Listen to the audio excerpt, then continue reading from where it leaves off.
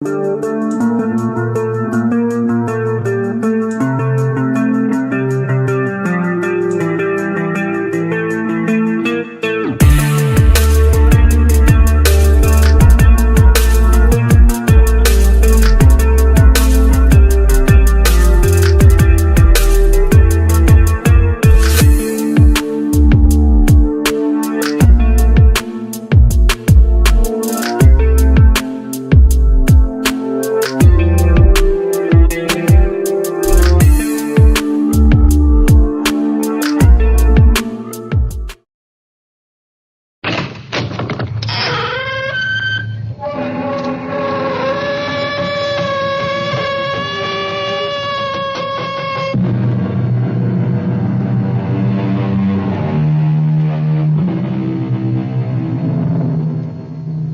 in.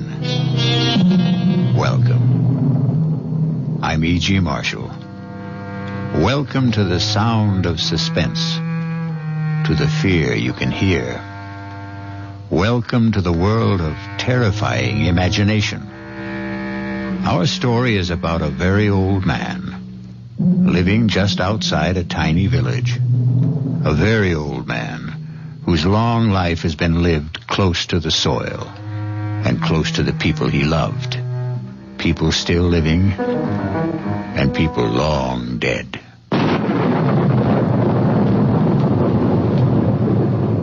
Lie still, girl. Is it very bad? I don't know. She's very dear to me. If I should lose her... She's trying to raise her head. She knows I want to help her. Do you think you can? Young man, I never said I was a doctor. But I thought... the way I'm just an old man. A very old man.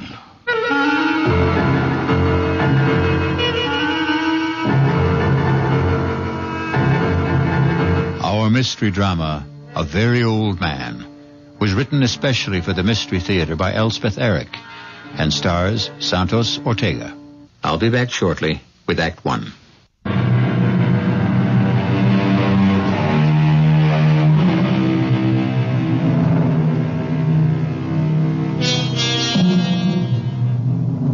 Look long and carefully at the face of a tiny baby. Look carefully and long into the face of someone who is very old. Do you see the wisdom in both? The very young and the very old have wisdom. In between, there is only accumulated information. Oh, you're home. Good. Well, he's done it again. Who's done what? Are you talking about my father? You know I am. I warned him. I said, Stefan, if it ever gets around, you'll ruin my medical practice. People won't believe in me. They'll only... Manfred, come sit down. Now, what's he done? Well, the same thing. Where is he? Isn't he home? Not yet. He went to the cemetery as usual. But you still haven't told me what happened. Well, Anna Brandt came to see me about a month ago. Severe attacks of pain in the upper abdomen. All the symptoms indicated appendicitis. I sent her to Carl Weiss for the operation. Of course, he examined her, too, and he agreed with me. No doubt about it, inflamed appendix had to come out. Well, he operated the next day, and that night, that same night, she had another attack. Well, so it wasn't... How could she have had another appendicitis attack when he'd just taken her appendix out? Well, he was as flabbergasted as I was. Yes, but what's it all got to do with my father? Stefan happened to be in my office the day Anna Brandt first came to see me. You know how he loves to hang around the office. Anna Brandt wasn't 10 feet out of the office when he told me there's nothing wrong with her appendix. Oh, not again. I can't have my father-in-law, who's been a farmer all his life, telling me, a doctor with a reputation, that I don't know what's wrong with my own patients. Of course you can't. For a minute, I did think back to that boy, the one with the asthma. What seemed to be asthma, anyway. The Rothberg boy. Father was right about him. I know. He made a lucky guess. Father went to see him every day. Talked to him, rubbed his chest, his throat.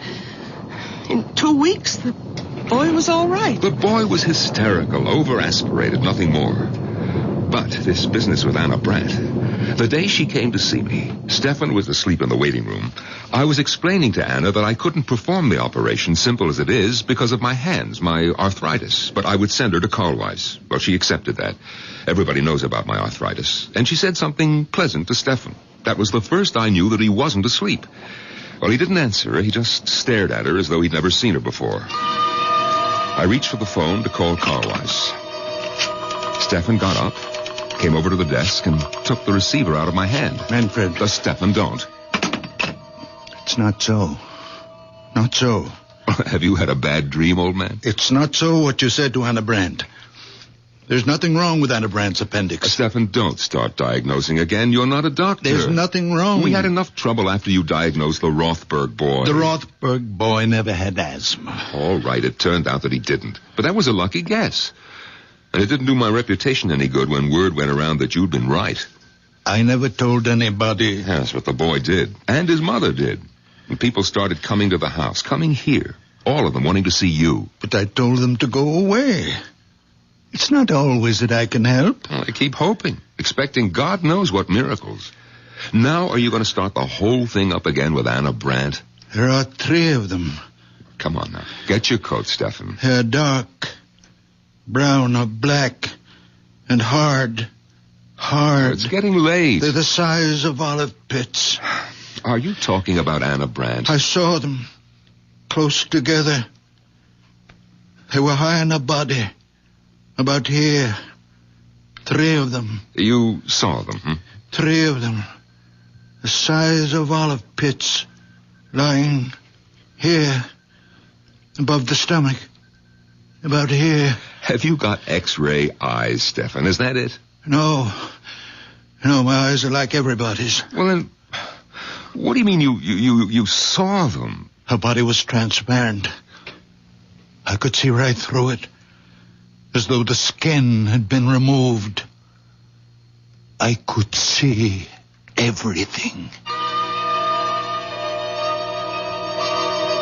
Carlweiss was as confident as I was before the operation, and he was as confused as I was after.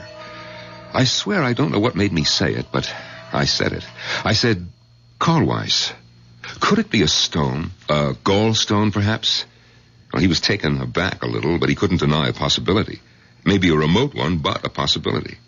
I felt like a fool, but I told him I thought he should go ahead. And he did. This morning. And he found? Gallstones. 3 of them. The size of olive pits.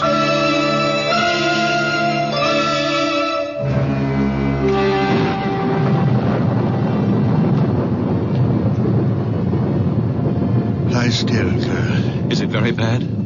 I don't know. She's very dear to me. She's trying to raise her head. She's trying to tell you something. She knows I want to help her. Do you think you can, Doctor? Young man, I never said I was a doctor. Well, but the way you... I'm just an old man. A very old man. Well, I took it for granted, the way you spoke. My son-in-law is a doctor. Manfred Gottlieb. I live with him and my daughter Bertha. Oh, then you know something. You've learned things from him. No, I know nothing.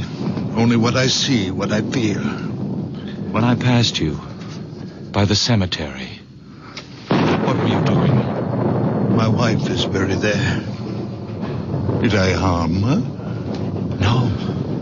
No, I even think she's a little better. Her eyes, they look brighter.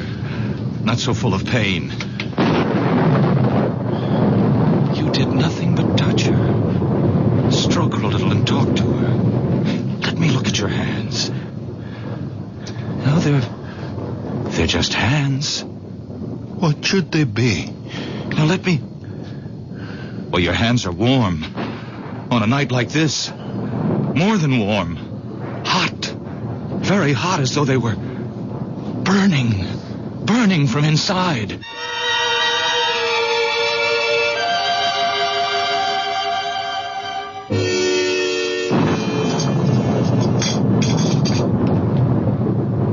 If it should get around about Anna Brandt... You don't think I'd tell anyone? Well, these things have a way of leaking out. Look, you're not going to tell Father, are you, that Carl Weiss found the 3 stones? You think I shouldn't? He wouldn't tell anyone. He didn't tell anyone about the Rothberg boy. It was the boy's mother who shouted it from the housetops. And look what happened. People showing up here. When he saw them, he hid in his room. And when they left, he went to the cemetery, sat by my mother's grave. You think that he's there now? Oh, I suppose. Sometimes he stays for hours. I wish he'd get home before the rain starts.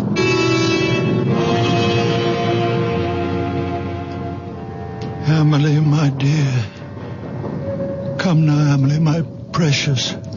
I need you. You are my strength. I can do nothing without you. Come to me, my darling. Come to me, my darling.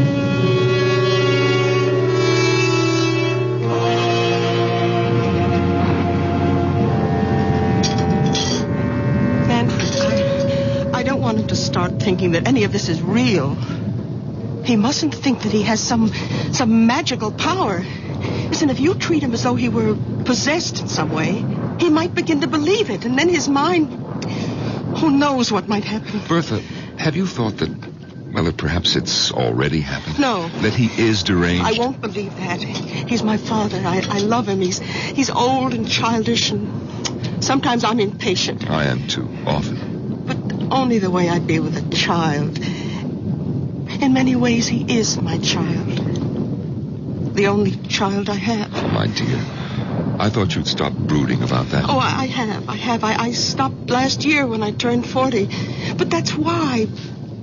Because I have no child, he's twice as precious to me. I understand. I do understand. You know that I'm fond of him. Then let's leave him as he is. Don't let him think he's different from other people. Whatever you say. You know, the Widow Holder has been asking for him. The Widow Holder? Why? They keep telling me in the village that she has this great swelling on her head, big as an egg. Yes, I've heard about it. And she's afraid of doctors. Bertha, you don't suppose... The rain, it started. It's coming down like crazy.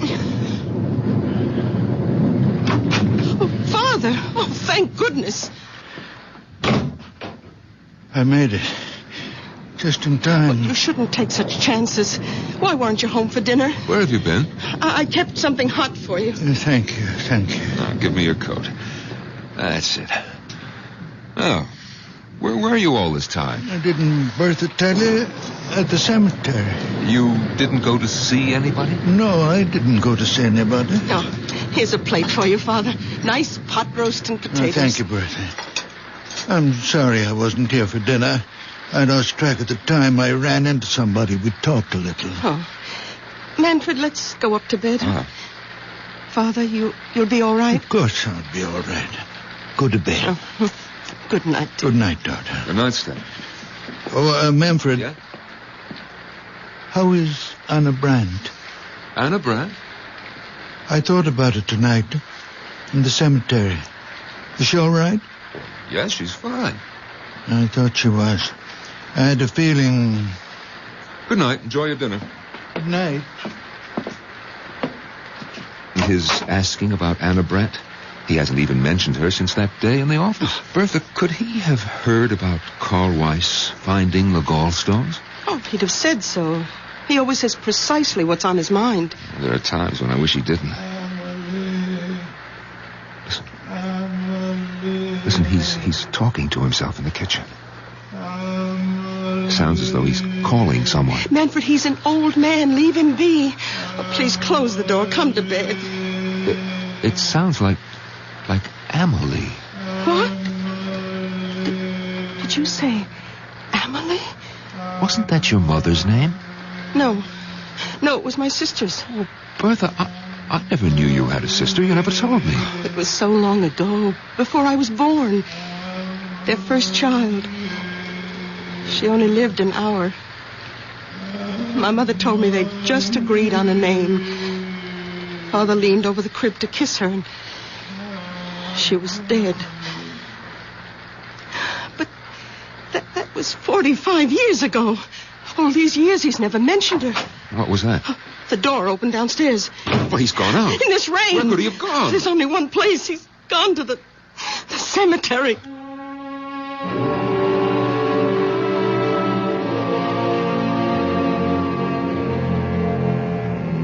When those around us cannot understand, where do we turn?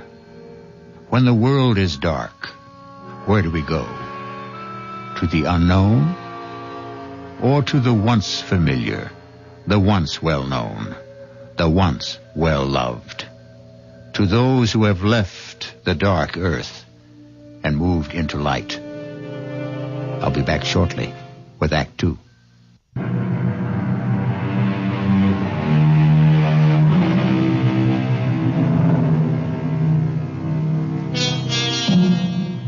Now come back with me to the story of a very old man and the people who loved him and could not comprehend him, or could not comprehend him because they loved him, or because they tried too hard. Breakfast on the table, Manfred. All right, darling. Oh, well, did you talk to him? He's still asleep. Oh, let him sleep. After last night. Yes, we're lucky if he doesn't come down with pneumonia. He was drenched, Bertha, soaked clear through. Lying across your mother's grave with the rain beating down on him, crying, Amelie, Amelie, as though his heart was broken. Amelie is buried next to Mother. Bertha, are you going to ask him about her? Oh, it's been so long, 45 years. You know, in all that time, I've never heard him say her name. Naturally, I never mentioned it. She died years before I was born. Your mother never talked about her? Oh, just that once. When she told me she wanted to be buried near her. And how she died. Manfred, she was only 1 hour old. Yes, crib deaths. They happen. We don't know why. Well, they thought of naming me Amelie at first, my mother said. It's a pretty name. Who's that? So early in the morning. Yes. Is this the Gottlieb house? Yes, it is. And you're Manfred Gottlieb, Dr. Gottlieb? Yes, I am. But I don't see patients at home. My office is... Oh, no, I'm not a patient. The patient's outside. Well, bring the patient to my office in about an hour. No, there's no need. She's quite well. Completely cured. Well, then what's the point of... I hoped I could see the old man. Your father-in-law, is he? Stefan? What's this about my father? Madame, good morning. Beautiful morning, isn't it? After last night, all that rain. You wanted to see my father? If I may. Well, what about? He's asleep. Oh, I'm sorry. Well, when he does wake up, would you tell him the patient recovered and is better than ever? Lively, frisky, enjoying life to the full, romping in the fields. What patient is this? You said she's outside. Yes, right there. Look, the picture of health. I don't see any... You don't mean... Well, not the horse. Yes, my prize mare, my favorite. I thought I might have to have her put away, but your father, madame. Oh, yes, it's all due to him. Well, when was this? When did you meet Stefan? Last night, just before the rain started. Didn't he tell you? Oh, well, come inside. Huh? Have some coffee with us. Oh, thank you. Sit down. Manfred, get another cup. May I introduce myself? Otto Kraus. Well, I'm Bertha Gottlieb. This is my husband. Oh, but then my father must have told you. He lives with us. Your father is quite a man. Your coffee. Oh, thank you. Yes, you see, I was returning to the village, and I was passing the cemetery. Suddenly the mare sank to her knees. Her legs seemed to give way completely. And there she lay on her side in the middle of the road. I was frantic. I thought perhaps a stone bruise, but I looked at all 4 hooves. Nothing. And there I was, half a mile from home, my precious horse stretched out on the road and a storm coming up. And then I heard a sound coming from the cemetery. Someone calling a name. Was it Amelie? Yes, something like that. I shouted for help. In a minute, an old man appeared. Stefan. My father? Yes. I asked him to help me, but I wasn't sure he even heard. He seemed very distraught. He went straight to the mare, knelt down and took her foreleg in his hands and started rubbing it very gently. He knew which one was hurting her. And after a while, the pain went out of her eyes, couldn't understand it. It was something about the way he touched her. I asked to see his hands, and he held them out. And even before I touched them, I could feel the heat spreading out from them. Heat? What heat? Haven't you ever noticed the extraordinary heat from his hands? Oh, I can't say that I have. Oh, but it's true. His hands give off a warmth. I can't believe you've never noticed it. Well, it could have been on such a wet, cold night. It only seemed that way to you. You imagined it. Oh, I suppose that's possible, but I didn't imagine it when the mare got to her feet. Well, she was all right? I walked her home. I couldn't quite believe it all. I bedded her down. And this morning, all I could think was I must tell the old man about it. There are stories going around about him in the village. Perhaps you've heard some of them? Well, I'm only here on a visit to see my aunt. I don't live here. Well, he doesn't really do anything. He's just around. And people love him. They like to think because he's such a sweet old man that he can do things doctors can't do. And because he's such a very old man, we wouldn't want him to start thinking that there was anything miraculous about anything that happened quite naturally. Well, you think it might affect him? Might affect his mind in some way?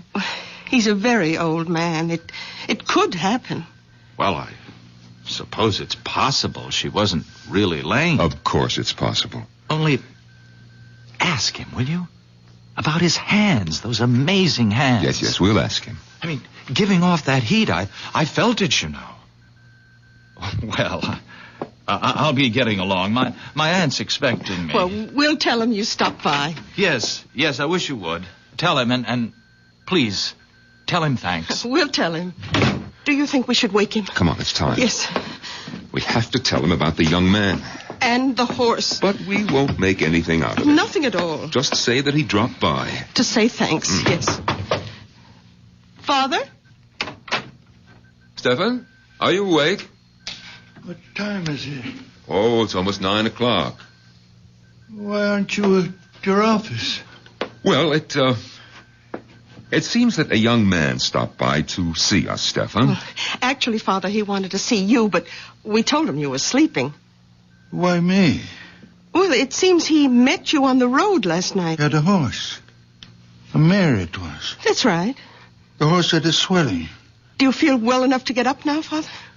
I think so. You're sure? After last night? I'm all right. All right, now just let me help you out of bed, Stefan. Yeah, I can manage. Give me your hand. Come on. That's it. Yeah.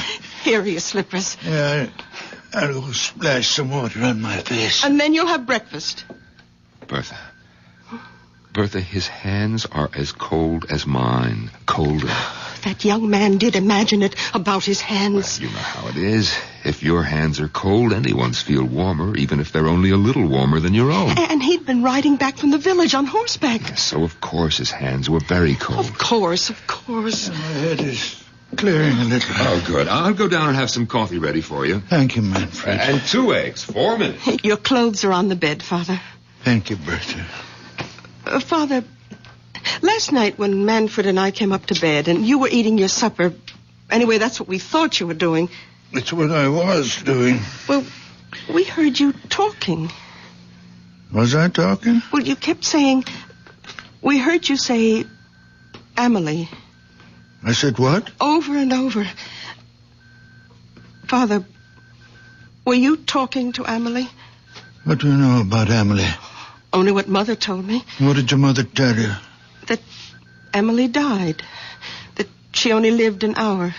She was our first child. 45 years ago, Father. She died in the crib. I remember her so well. Why do you talk to her now, Father? Why do you call to her? Because she comes back to me when I call her. Father, you don't mean that. She comes back to me. To me. Not to anyone else. Only to me when I call her. You don't believe in ghosts. Emily is not a ghost. Her spirit comes back to me when I call. Father, you can't believe I am this. the only person left on earth she remembers. Her mother is dead. The midwife is dead. When I am dead, there'll be no one for her to come back to.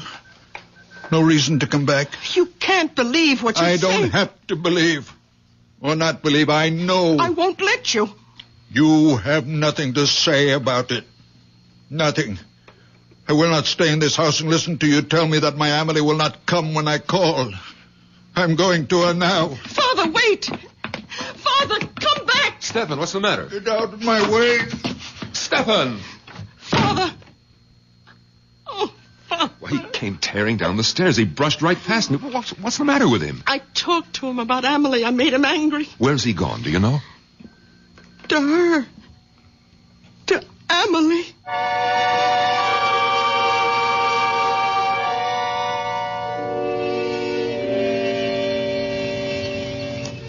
Emily, I need you, darling. Come be with me, my darling. Your father needs you. I need you, my sweet Emily. Old man? Oh, my Emily. Stefan? Emily. Stefan, can I help you, old man? No. You remember me, don't you? From last night? The young man with the mare. She was lame. Ah, you should see her now. They told me she's better. Better than better. Come have a look. Please come. Look there. Look at her. Oh, very much fine. Not a sign of lameness. I came to your house a little while ago. You were sleeping. They told me you were there to say thanks. There was no need for that. Oh, I'd like to do more than just leave my thanks. I'd like to invite you to my aunt's place. Oh, no, I couldn't. No, I'd like you to meet my aunt, please. Your aunt won't mind? No, not a bit. Come on, we'll both ride the mare. Here, I'll give you a leg up. You're sure about your aunt now? Oh, she'll be delighted. She doesn't get out much these days.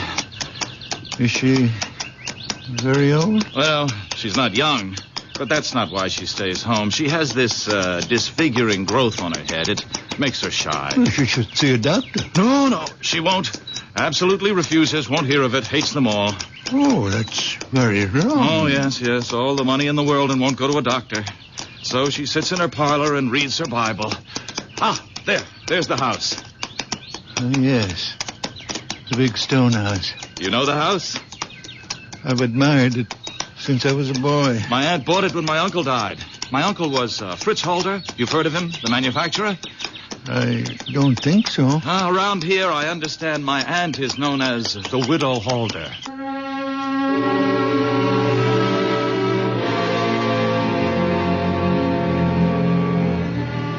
Some folks are afraid of one thing, some are afraid of another.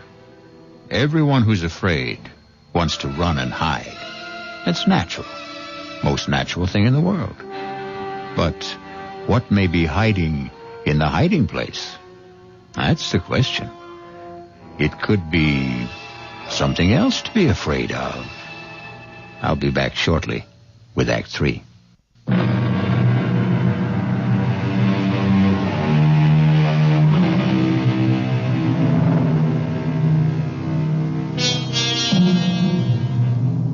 A very old man is mounting the steps of a big stone house in the company of a very young man whose aunt is known to the village as the Widow Holder. Listen now. My aunt is in. Otto? Ah, there you are, just where I knew you'd be. Come in, Stefan. Where have you been all morning, Otto? I missed you at breakfast and Oh, you brought someone with you. Yes, this is the very wonderful man I met near the cemetery last night when my mare went lame. Stefan, this is my aunt, Mrs. Holder. How good of you to come by. Madam. I don't have many visitors, not anymore. And I seldom go out because of this on my head. I don't like to be seen. I hope it doesn't offend you. No. Doesn't offend me at all. Well, it offends me. Perhaps I'm too sensitive, but that's the way I am. So I sit here and read my Bible. And that Bible's too heavy for you to hold in your lap all day. But it's the family Bible. It's the one I'm used to. I love this Bible. All right. Sit down, Stefan. I'm all right. I'll stand. Oh, both of you, sit down. And Otto, You tell me where you've been all morning and why you weren't at breakfast. Now, I told you last night how the mare went lame and how I met Stefan near the cemetery. Well, this morning, I let her out of her stall and she was dancing on her toes. I couldn't believe it.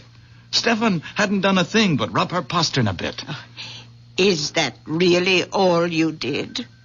I did nothing. Well, he talked to her, rubbed her foreleg, and talked to her. How remarkable. You're a remarkable man. No. Oh, you're staring at me. Oh, I apologize. It's this awful growth. Otto, fetch me my shawl. I'll cover my head. No. Please. It's in my bedroom. I am not offended. I give you my word. Otto, don't go. No, it's all right. I'll be right back. Mrs. Halder, I am not offended. I am sorry I stared so. I will not stare again. Please forgive me. It's quite all right. Please, be calm. Sit down. I can't. Otto mentioned that you live with your daughter. Is that right? My daughter, Bertha. And your son-in-law. Manfred. They have children. No children. How sad. Oh, here comes Otto with my scarf. Mrs. Halder, forgive me, but I must take the Bible from you and... Oh! Stefan, have you gone mad? Forgive me. I could not help myself. Aunt, are you all right?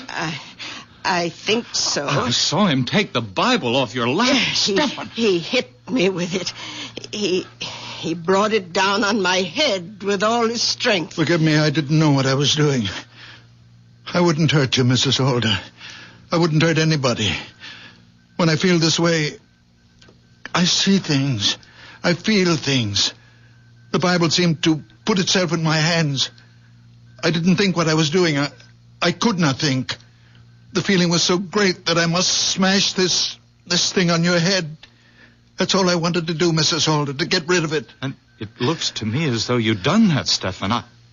Aunt, go look in the mirror. I know I'm not always in control of myself. I do things. I don't know why. I see things. I don't know why. But I would never hurt anyone. It's unbelievable. The growth is gone. Will you forgive me? And there's no blood. No blood at all. All the same, I'm going to get you to a doctor. No doctors, no. No, a blow on the head like that. No, I'm all right. My head is clearing now. It was just the shock. And that awful, ugly thing is gone. I don't need a doctor. Let me take you to my son-in-law. He's a fine doctor, a nice man. Maybe you've heard of him? Manfred Gottlieb? Gottlieb? You will like him. Manfred Gottlieb is your son-in-law. A wonderful man. A good doctor. But you must be Bertha Gottlieb's father. You cured the Rothberg boy. And I've heard talk about Anna Brandt. And look what you did for Otto's mare. Look what you've done for me. Oh. Why, you're the man I've been trying to find. I've been asking for you. It was God's hand let you here. Let me take you to Manfred's office. I don't need him. I only need you.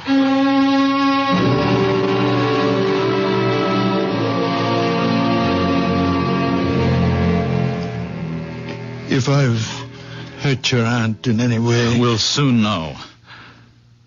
Otto, I don't want these spells that I have. I don't ask for them. Only sometimes the pain gets so great. What pain? Well, the pain of living. When it seems more than I can bear, I go to the grave of my wife and my baby daughter, my Amelie. And I call to her, my little one, who only had 1 hour of life. And she comes to me and gives me comfort and courage and belief. I believe that even though I can do nothing about the great pain of living, there are other pains, and I can do something about them. I know I'm not quite myself when I'm like that. I know I'm not really strong or courageous. But when the spell is on me, the people in pain, they become transparent. You mean you can see through them? I do see through them. How do you explain your hands? Just hands? Oh, no. The night you massaged the mare, I took hold of your hands and they gave off a glow, a sort of radiating warmth. I know, I felt it. They burned like a steady flame. Perhaps I grow feverish when Emily is with me.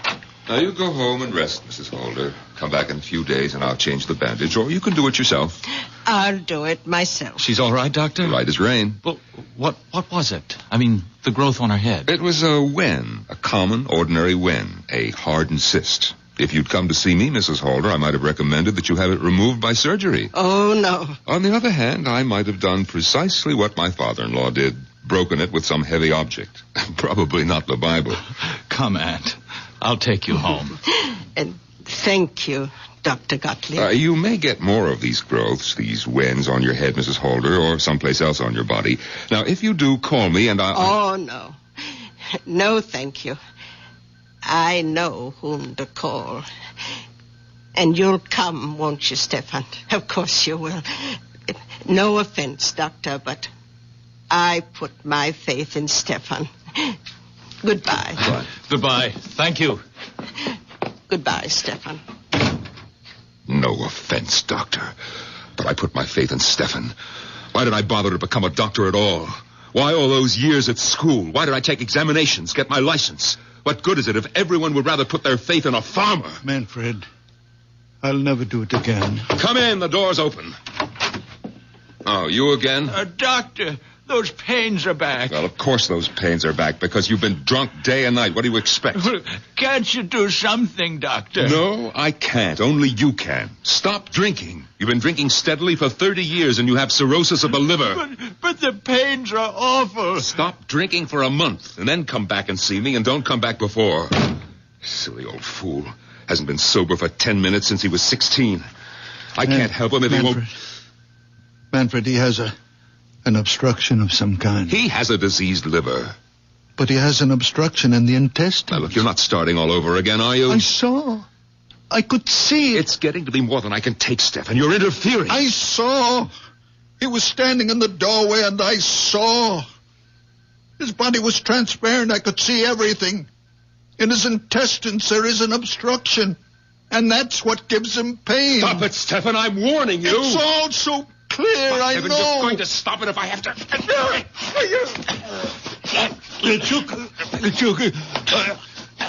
Manfred, take the hands on my throat. Stefan. Stefan, I'm sorry. I didn't mean to do... Stefan. I'm all right. Give me that gun. I'm all right. Let me loosen your shirt. Oh, Stefan, I don't know what possessed me. I lost control. It's all right. Stefan, look. Look at my hands. Look how they move. My fingers. No pain from the arthritis. What does it mean? It means... Well, it must mean the arthritis is better. It's gone, perhaps. Oh, Manfred. The way I unbuttoned your shirt. So fast. No trouble. No pain. Is it possible? It's true. Look. Look how I can move them, Stefan.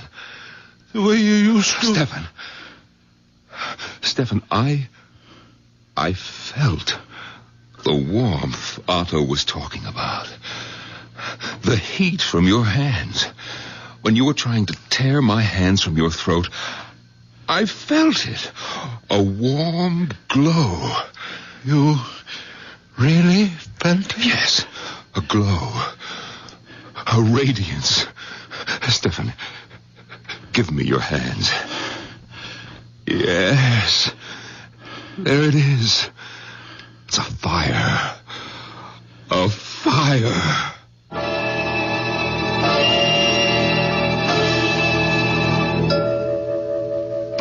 Bertha! Manfred, please. I think you're wrong. No, how can I be wrong? Look at these fingers. Look how they move. Watch me unbutton my coat. Oh, Stefan, I had to lose my temper. Try to choke you in order to touch you. I might have killed you. Oh, you wouldn't Where's have. Bertha? Bertha! Manfred, you're excited now. Excited? I'm delirious. I can go back to surgery. We'll be rich again. Our lives will change. Yours, too. I don't want my life changed, Manfred. It means my daughter thinks me mad, deranged. Oh, she won't. It's only when my Amelie is with me, my little one, that I see him. It's Amelie who gives me the power. Bertha, where are you? Are you upstairs? I'm nothing without Amelie. It's her innocent soul that enters into me. What are you doing home at this hour? Bertha, where were you? Oh, I was taking a nap. Bertha, look. My hands. Look how my fingers move. What happened? Your father happened. His wonderful hands. Bertha, you remember the young man with the mare? How Stefan put his hands on the mare's foreleg and the mare got up and walked? We don't know that. It's true. You haven't seen the mare? It happened to me, believe me. I can't. I didn't believe it either, but then Mrs. Holder came to the office. Mrs. Holder? Yes, she's the aunt of the young man with the mare. Stefan went to see Mrs. Holder. He didn't. Her nephew took him there, Bertha, and Stefan broke the wen on her head with a big Bible. Oh, no. He did right, Bertha, right. It was only a wen, and he was right. He didn't know what he was doing, and he was right. Manfred, you must stop this talk. Bertha, after Mrs. Holder left, an old patient of mine came in. The man has been a drunk for years. I was sure his liver was enlarged, diseased. But I sent him away. And then your father said, Manfred, you are wrong. The man has an obstruction. His intestines are blocked. You believed him? No, I didn't believe him. I was out of my mind with rage that he would dare to tell me that I was wrong. And Well, Bertha, I took him by the throat. He tried to tear my hands away, and it was then. Bertha, it was then that I felt the heat. The blessed heat from his hands entering into mine. And now look. Bertha, if he can use his hands, be happy. Father, how long will it last? How can I know? Your moods, your spells, they've bewitched us all. I never meant harm. Well, they've got to stop. I want you to stay away from the cemetery. I'll stay away. I watch you every minute. If you like. I won't let you out of my sight. I'll treat you like a child. As you will. Because you are a child. I am a very old man. From now on, you're my child. No. From now on, you will have your own child. A real child. Not me. What? I can see the child is growing inside you. Soon you'll know it yourself. Next spring, you will bear your child, and it will be beautiful. A little girl. And you will... I hope you will give her the beautiful name of Amelie. Father? Then my Amelie can rest. I won't have to call her anymore. She can rest.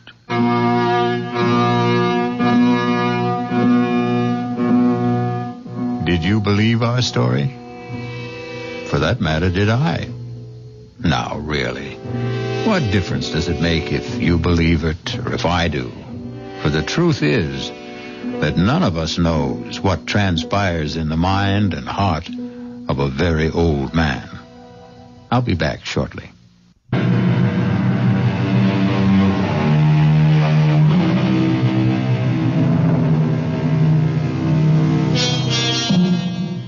Ever happen to look up the word murder in a dictionary?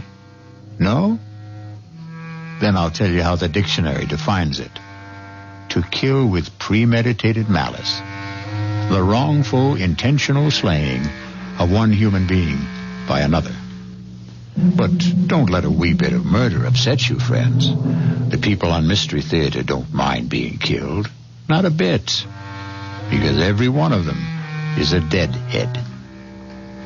Our cast included Santos Ortega, Norman Rose, Bryna Rayburn, and Billy Redfield. The entire production was under the direction of Hyman Brown.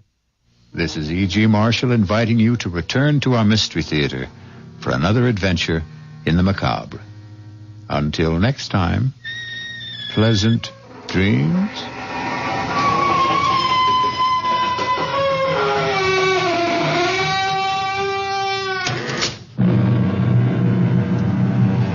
Wasatch Front weather, cloudy, turning cooler, widely scattered showers and a few...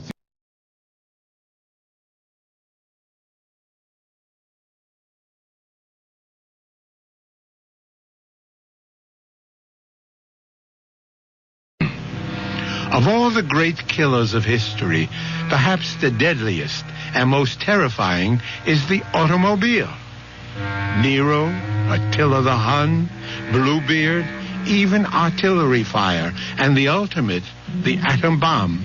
At least they have a purpose, a reason, a rationale. But the automobile maims and kills mindlessly, senselessly. For example... This is old Long Jack here in the studio on a lonesome, wet, foggy night. Saying if you're on wheels, real careful tonight. It's heavy, man, heavy. Oh, shut up, you fool. If you just let Big Daddy help you out, all you... You can't help me, Big Daddy. I must have hit something. Somebody. Split. I got a split.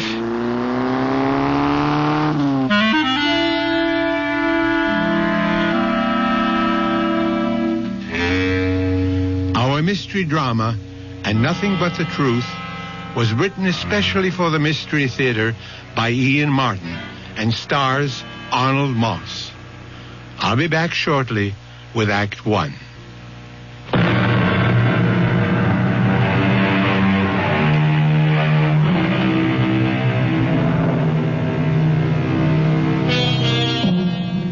Was the accident we heard a few minutes ago another statistic of the road?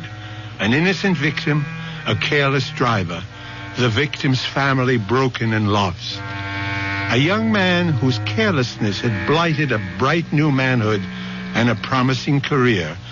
Or was the driver lucky this time? Lucky in a way far beyond his hope or expectation. We are about to find out with David, the young driver, as he paces his living room floor, waiting for his father to come home. Dad? David. David, what are you doing up at this hour? I didn't hear you come in. I thought you'd never get home. Where you been? Well, now do I have to start answering to you for my whereabouts? What? What? Oh, you mean like Mother? Yes, like your mother. I'm sorry, Dad. Well, for your information, I was working, correcting term papers. It wasn't that I... David, I'm very tired. You all right, Dad? You look like you had an attack or something. Well, don't be silly. I said I was tired. What's wrong with you? You've been drinking. Yes, I wish I hadn't, but I did. Oh, okay, son. Take it easy. Whatever it is, we'll work it out. Well, where's your sports car? Didn't you have it out tonight? Yes. I left it parked on the street. Well, you better put it away. There's no sense in leaving it out in this rain. Dad, I've got to talk to you. It's about the car. What about the car? I didn't know what to do. I hit the panic button. I ran. Well, what else did you hit? Someone. A man. I'm pretty sure. Down near the railroad. You know where the big curve comes around by the station opposite Franny's place? I think it was one of those old winos that hang around there. Dad, I swear I never saw him with all that rain and the fog. Was there anyone else around? I didn't see anyone. I should have stopped. But all I could think of was that I'd been drinking and the scholarship coming up, and if anything happened, it would kill Mom. And before I knew it, I was running away. I've been going crazy waiting for you to get home. I'm scared, too, but I guess I ought to go to the police. Does your mother know about this? No. Okay. When did it happen? 2:00, almost on the nose. 2 this morning? Yeah. By the railroad, you say? Yeah, I just came off Stratfield, and I took the corner into the big bend on Hills Point. I get the picture. Okay. Now go in the kitchen and wait for me. And no matter what, don't let your mother get involved. Where are you going? I'm going to have a look at your car. Well, I'll come with you. You'll do as I say from here on in. Now, you go to the kitchen. I'll be right back. What are you going to do? I'm not sure yet. But just... well, maybe there's a way to get off the spot.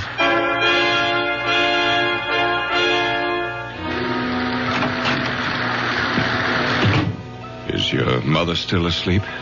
I guess so. She hasn't been down. There's a dent in your front right fender. Was that there before tonight? No. You sure? Yeah, I Simonized the car yesterday. Does it look bad? Well, not to...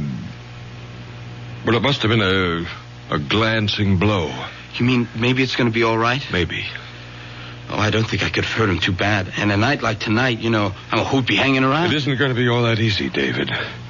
They might be able to trace the car. How? You're missing a front right hubcap. There aren't that many Harley 584s in this town. So I'll have to give myself up. No. Let's figure this out. Was your mother up when you went out tonight? I don't know if she was asleep, but she wasn't downstairs. Well, then she didn't see what car you took. No? Did she see me leave? I mean, did she look out of the window or anything? No. She was just sitting in the big chair by the fireplace, crying. Crying? You know, the usual. Well, that I was off once again to the arms of another woman, Like that. Well, you don't believe all that talk, do you? Look, Dad, we've been down this road before. I'm not making any judgments. I'm not asking you to sit in judgment on me. I asked for a simple reaction between a father and his son. I'm sorry, David. I didn't mean to blow up. I guess we're both a little shook tonight. But you ought to know by now where I stand. It's just, well, I know Mom gets a lot of screwy notions, but all the same, I'm sorry for her. She's so lost, and, well, I'm always afraid that any little thing might push her right over the edge. Like tonight. Oh, Dad, what am I going to do? That's what we're going to figure out right now. I got a few more questions. You say the accident happened at 2 o'clock or so, right? Just as I said, almost exactly. Now, how do you know that? I was listening to Long Jack, and he was just going into a last commercial before he went off the air. The disc he was spinning was just ending, and, well, when I hit the guy. What was the record? An oldie, Easy to Love. And you hit this man just after you turned off Stratfield into Hills Point. Yeah. He suddenly stepped off the curb. Like out of nowhere. How fast were you going? Gee, Dad, Now, come on, don't pussyfoot with me. Too fast. I took the corner pretty wide. Did you skid? Yeah, it was pretty slick from the rain. And there was no one else around? No. You're sure? Yeah, I opened the door to look out. There was no one. That's why I lost my nerve and cut out. Well, I better get down and find out. You stay right where you are.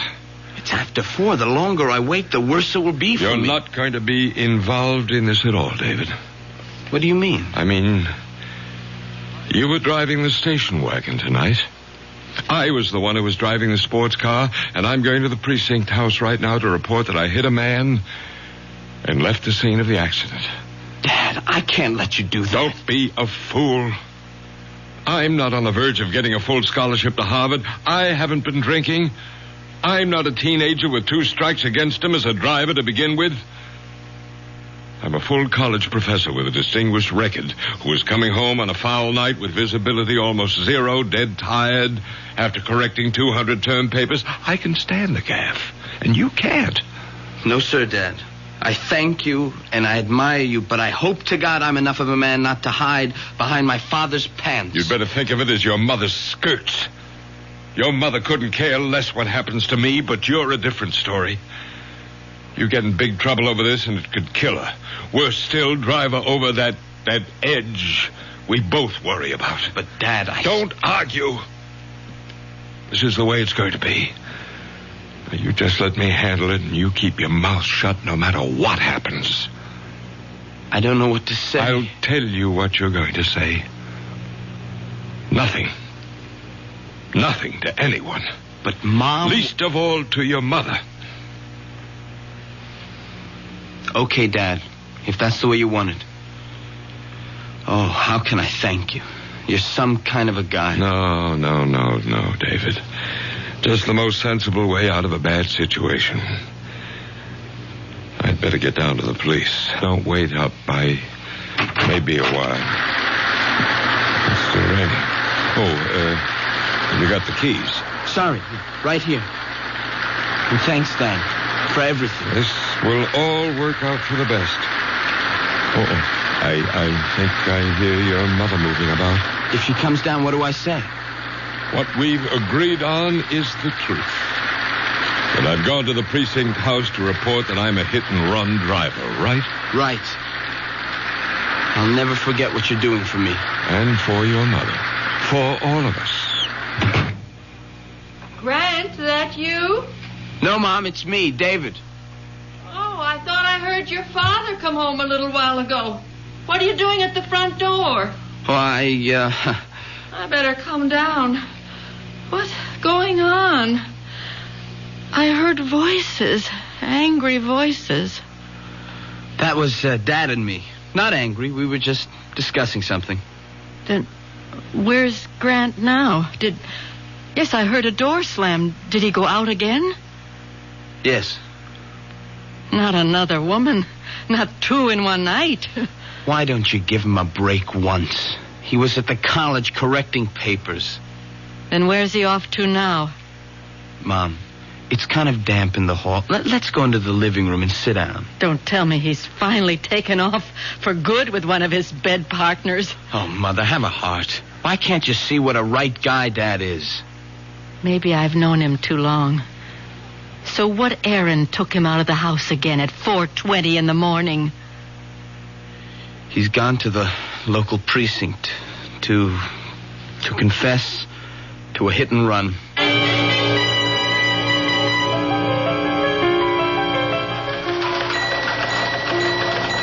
Yes, madam, I understand. I'll have some officers on the way immediately. Well, these are experts on the bomb squad. Oh, yes, ma'am. All the latest equipment. Thank you, ma'am. We do our best at the police department. Full moon time again, huh, Lieutenant? Oh, yeah, so the crazies are out on the broom tonight.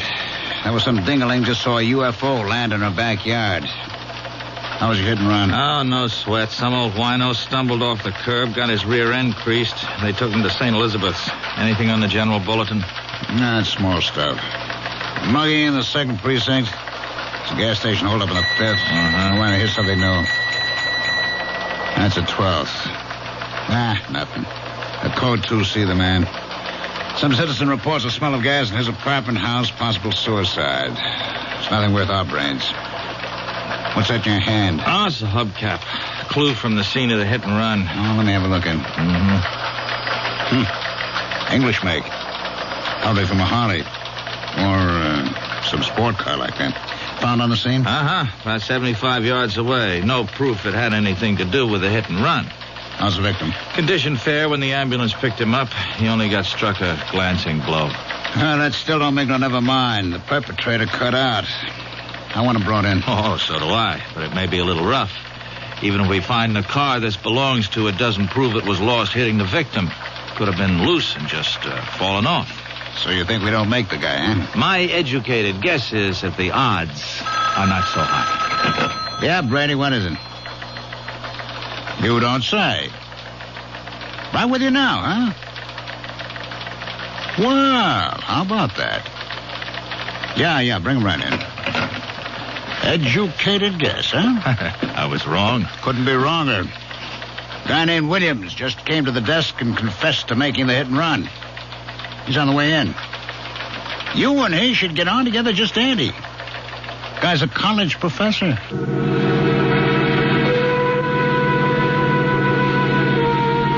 Your father hit someone with the sports car tonight? But that's impossible. How can you say that, Mom? Because he wasn't driving that car tonight. How do you know? You didn't see him leave? No, but I was awake when he drove in, and I could swear I know he was driving the station wagon. A father's sacrifice for his son. Surely a noble, if misguided, gesture. The question, of course, is, should a young man or anyone be encouraged to evade responsibility? And will the simple act of altruism remain just that? We'll find out shortly when Mystery Theater returns with Act 2.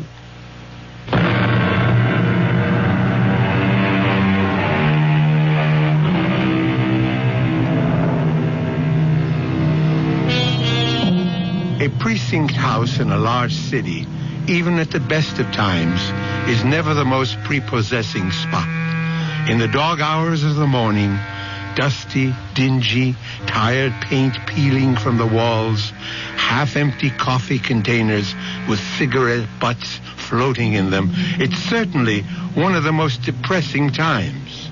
Or so Grant feels as he dictates his full confession.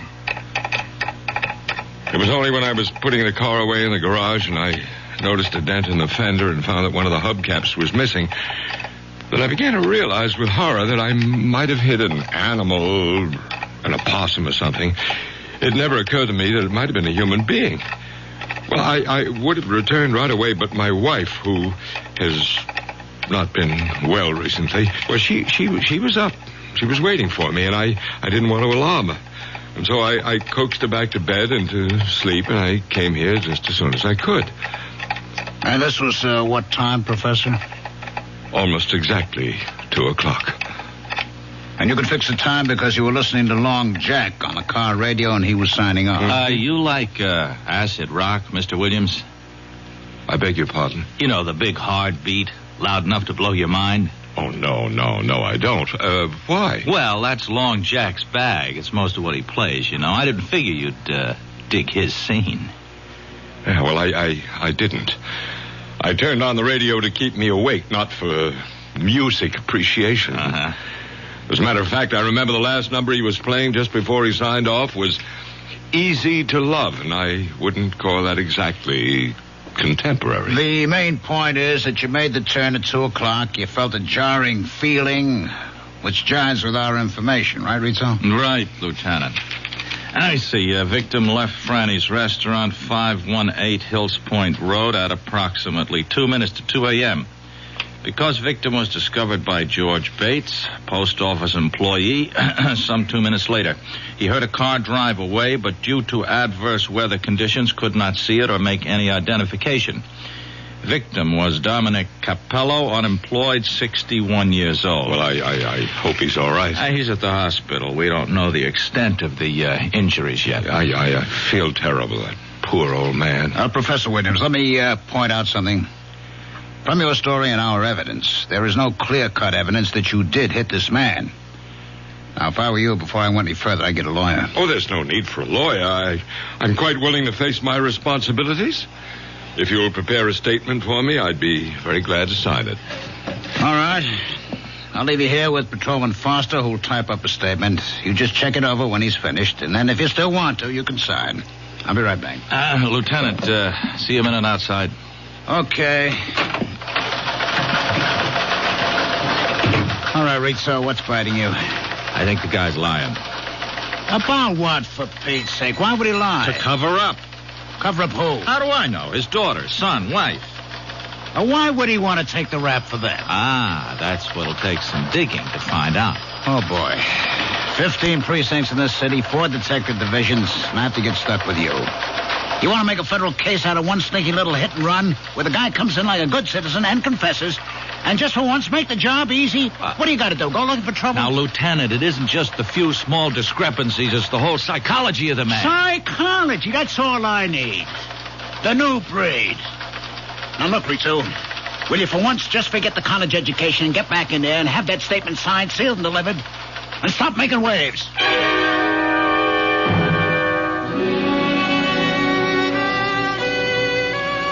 Mother, please, will you let well enough alone? I've kept quiet about too many things for far too long, but I can't let this go. I know your father wasn't driving the sports car tonight. Okay, so he wasn't.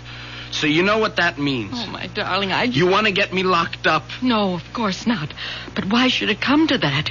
You don't know yet if you really hit anyone or hurt them. I'm not kidding myself. When I pulled away, I tried to tell myself nothing had happened. But now it's all on the table, and I know that guy got hurt. And I'm scared. I'm scared of what they could do to me. Darling, there's nothing to be scared of in being honest, owning up.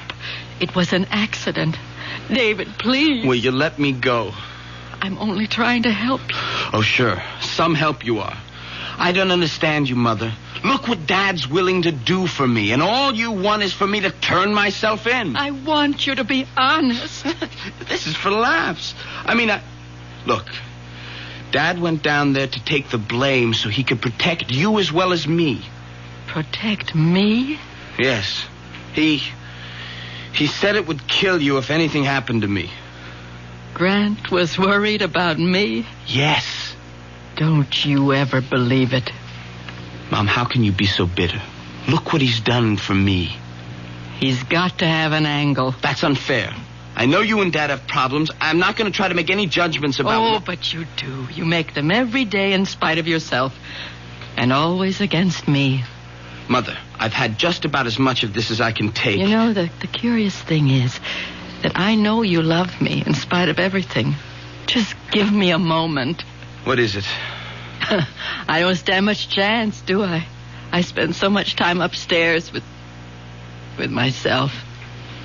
Very lonely with just yourself. I'm a woman not quite able to cope. A woman with hallucinations. It's something out of Dickens. Living among cobwebs of near insanity and the ghosts of what never was. Mother. Look, it's time I told you. Time I try to tell somebody.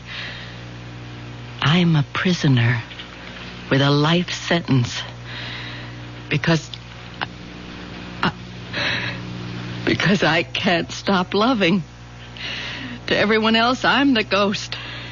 But the truth is that the real corruption lies rotting in the very man we both love. David, I don't want to ever see you become like him. I would rather see you dead. That's why I want you to take your own troubles on your own shoulders. Mom, don't you think you ought to lie down? You're not... It's easy, isn't it, to find a scapegoat, to make someone else responsible. Poor, mad, wasted Marion Williams, married to that intelligent, handsome man, respected by his faculty, worshipped by his students, particularly the girls. Oh, yes, particularly the girls. Oh, Mother, for Pete's sake. No, this time you don't stop me. I loved him so much I forgave all those early affairs. The young children invaded, cheapened. I saved him. I went to those girls. I begged them off. And after you came, the pattern continued. I began to retreat farther and farther. I had the money. That's why I could always keep him. And I couldn't stop loving him. That was the saddest part, wasn't it, David? What? I was the one who ruined him. Without me to cover for him, he'd have been found out long ago. So you see... I don't know what you mean, Mom. I can't discuss what you've been talking about. But that has nothing to do with what Dad is doing at this moment. I'd been drinking. I couldn't have gone to the police. Dad can handle this. Please, leave it alone. And let you spoil yourself just as he did. The rot spread so fast, David.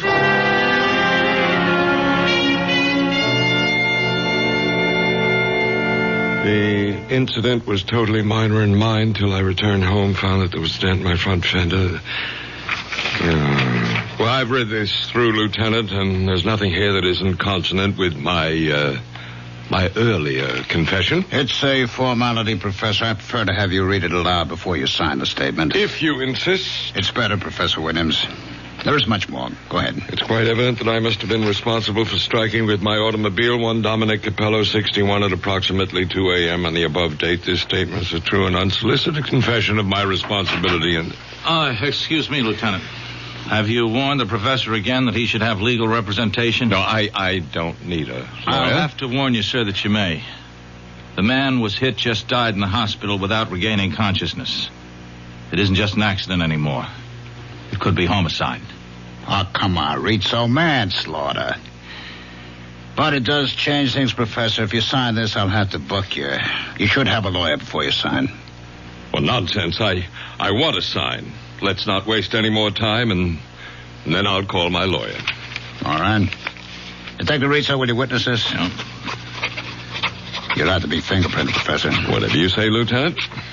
Foster will take you to a phone first to call your lawyer about bail. Thank you. And thank you, Detective Rizzo. Don't mention it. All right, now, Rizzo, don't say it. I've got to.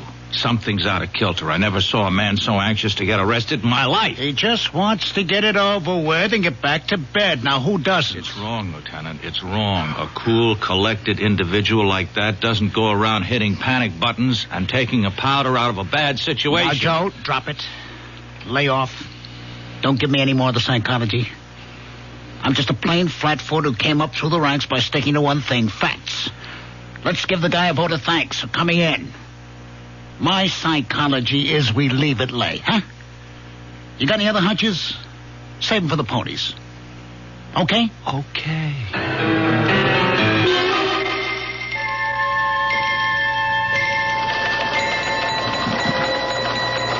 What's on the bulletin, Rizzo? Oh, same old noise, nothing special. They picked up that mugger in a second, a repeater. What's happening with Professor Williams? Huh? Williams, the professor. You remember the guy we spent most of the night with? Oh, yeah. Well, he got fingerprinted and his lawyer sprung him. He's going home. Hey, look at this, Lieutenant. What? That code 2. See the man in the 12th? That suicide was no false alarm. There was a DOA. Only now it looks like homicide.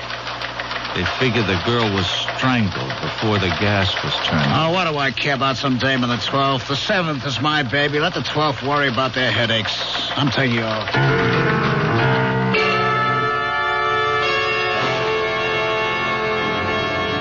Marion, for the last time, you stay out of this or I'll... You'll what, Grant? Kill me? You did that a long time ago. The only reason I clung to any shred of life was because of David. And a fine little mama's boy you made out of him. The moment my back is turned, he runs to you. He blurts out the whole thing. Oh, no, he didn't. I figured out what happened myself. I saw you drive away in the station wagon. Well, why can't you mind your own business? Because I don't trust you. And I want David to be a man and stand on his own feet. Will you get something through that bird brain of yours? The man who was hit is dead. David had been drinking. You won't be emancipating your son. You'll be burying him in jail. Is that what you want? You're hurting me, Grant. Is that what you want? Or will you keep your mouth shut and allow me to do something for my own son? Please let me go. Not until I get your promise to leave things as they are. I don't want David to go to jail.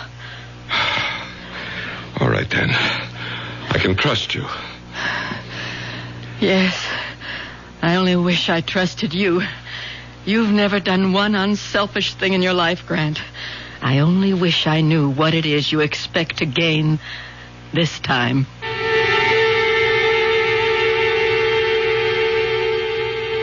A torturing dilemma for a mother and a father. Is the father right to protect his son, or the mother to feel it would be better for her son to take his medicine? So many other questions pose themselves. Questions which will be answered when Mystery Theater returns shortly with Act 3.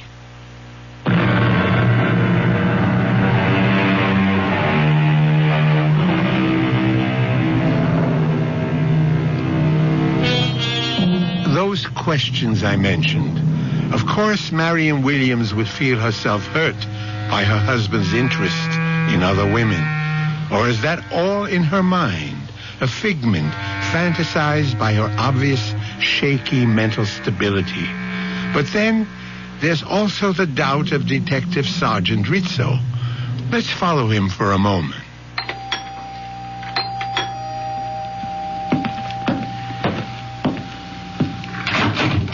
Yes? Is Professor Williams at home? No, he has classes this morning at the university. Oh, yeah, that's right. Excuse me, I'm Detective Rizzo. This is my shield. I wonder if I could talk to Mrs. Williams for a moment? I'm sorry, but my mother, she's still asleep. She's kind of an invalid. Oh, well, and I wouldn't think of disturbing her. You're Professor Williams' son, huh? Yes. Well, then how about you take the chain off the door and I step in and ask you a couple of questions? Have you got a warrant? Have a warrant? Now, what would I want a warrant for? Look, don't let me be in a cop scare you. Oh, I'm not scared. You, always keep a chain on when you open the front door? No, look, I'm sorry. You're wasting your time. My father told me not to answer any questions. Oh, then you know about the accident last night, huh? Yes, but I'm sorry. I've got to close the door. You drive, kid? Sir, your foot's in the way. Oh, yeah. Yeah, so it is. Anyway, I figure you drive since you got a license. I looked it up in the bureau. Would you move your foot, please? Hold it just a minute. Here's your newspaper, huh? You might want to read about the accident. Page 4. You know, check out the details. Thanks for the paper. Sure. Here. Will you let it go, please? You, were not driving yourself last night, were you? I'll take the paper. Yeah. And now I know my hunch is right.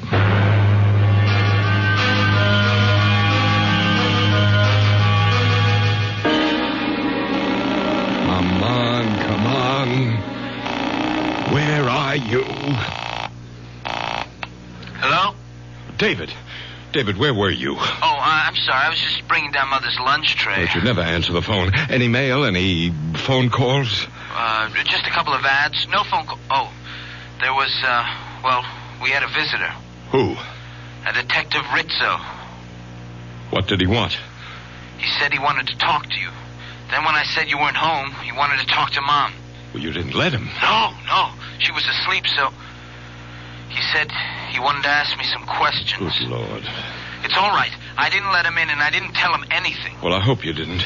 He had no right, no right to... David, you're sure you didn't... No, I didn't say anything, but I'm scared. I think he knows. I think he's guessed that Now, listen to me, David. I don't care what he knows or what he suspects. He can't prove anything if we just stick to our story. Now, you get this straight, David. I'll kill you if you let me down. No, I didn't mean that. I'm just thinking about you. I don't want your life spoiled before it begins. Now, you just remember, a man has been killed. The real truth comes out, you're in trouble. Bad trouble. I know. Just so you remember, both you and your mother. Okay, but supposing that detective turns up again... He won't. You just leave that to me. Just leave everything to me. I will. And don't think I'm not grateful. Oh, I don't know how I can ever pay you back. You just sit tight and stick to our story. That's all the payment I need.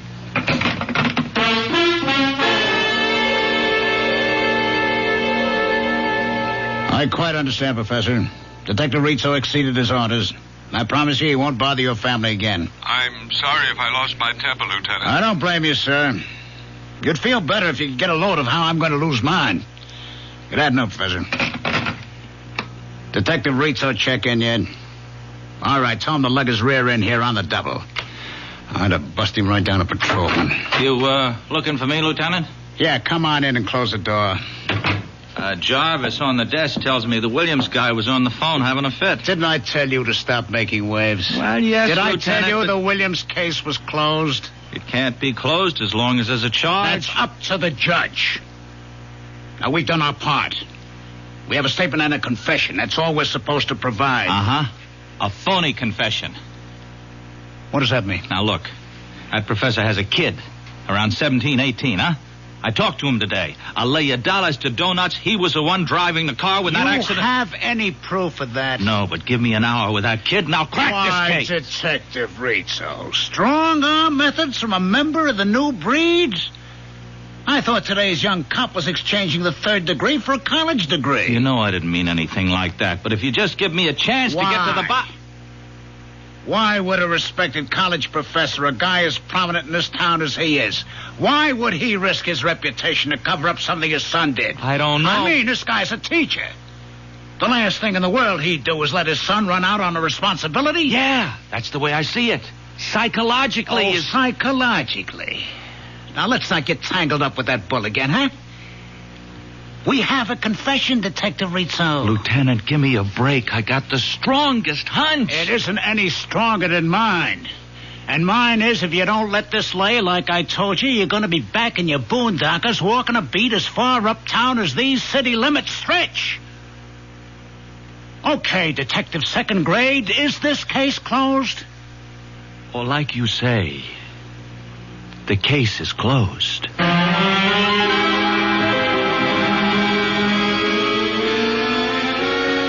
David? In the study, Mom. You all right? I just want to talk a minute. What are you doing? Just catching up on some homework. David, that man, that detective you said came here, are you sure all he asked you about was the accident? Look, Mom, I promised Dad I wasn't going to talk about it anymore. So did you. It's a closed book. We're going to have to open it again. Did he ask you about anything else than the accident? No, but... Look, David, you have got to go to the police and tell them the truth. Now, I promised Dad... David, don't make me go. You promised him, too. You don't understand. Everything's changed. He has to be stopped.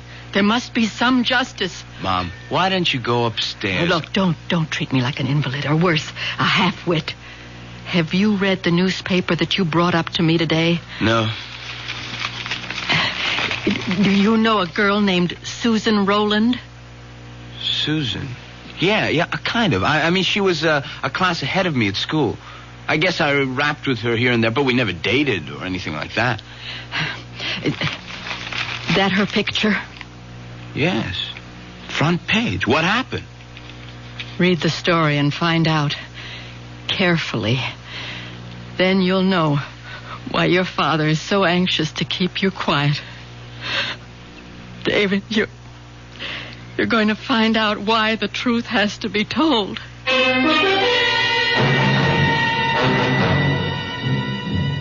Lieutenant Klamath here. How's everything with the 12th, John? You know how it goes with lieutenants in the police department, from bad to worse. A little favor, George. Name it, you got it. You see the DOA we had on the bulletin? Possible suicide, now definitely homicide. The picture in the morning paper? Yeah, that's the one. Susan Rowland, 19 years old, college student. We're running a routine check on all our acquaintances. You got a make on anyone? No. Fingerprints all over the place, but not even a warm lead. Uh-huh. What can I do? Well, I'm running down blind alleys. Like in her address book is the name of a guy, Grant Williams, domiciled your precinct. She seemed to have been in one of his classes at the university. Could you spare a man to check it out? John, I don't even have to. I'll close one lead for you. What time did your little student get strangled? Well, Emmy puts it at around 2 o'clock. At 1:55, she called her mother to say she was pregnant, and the guy who did it was with her. She started to give his name. The connection was broken. At 2:15, a prowl car responded to a code 2, suspicion of suicide by gas. They broke in, turned off the gas, but the girl had already been dead 10 or 15 minutes. So, 2 o'clock. 2 o'clock, eh? Yeah. Well, that lets out Grant Williams. 2 o'clock, outside of town, 45 minutes away. He was involved in a traffic accident. He's already booked. One down, how many to go? Thanks, George. Sorry to bother you.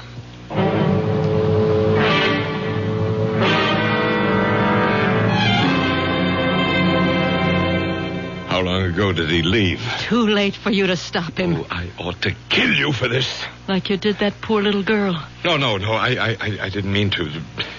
The little idiot refused to have an abortion. She wanted me to marry her.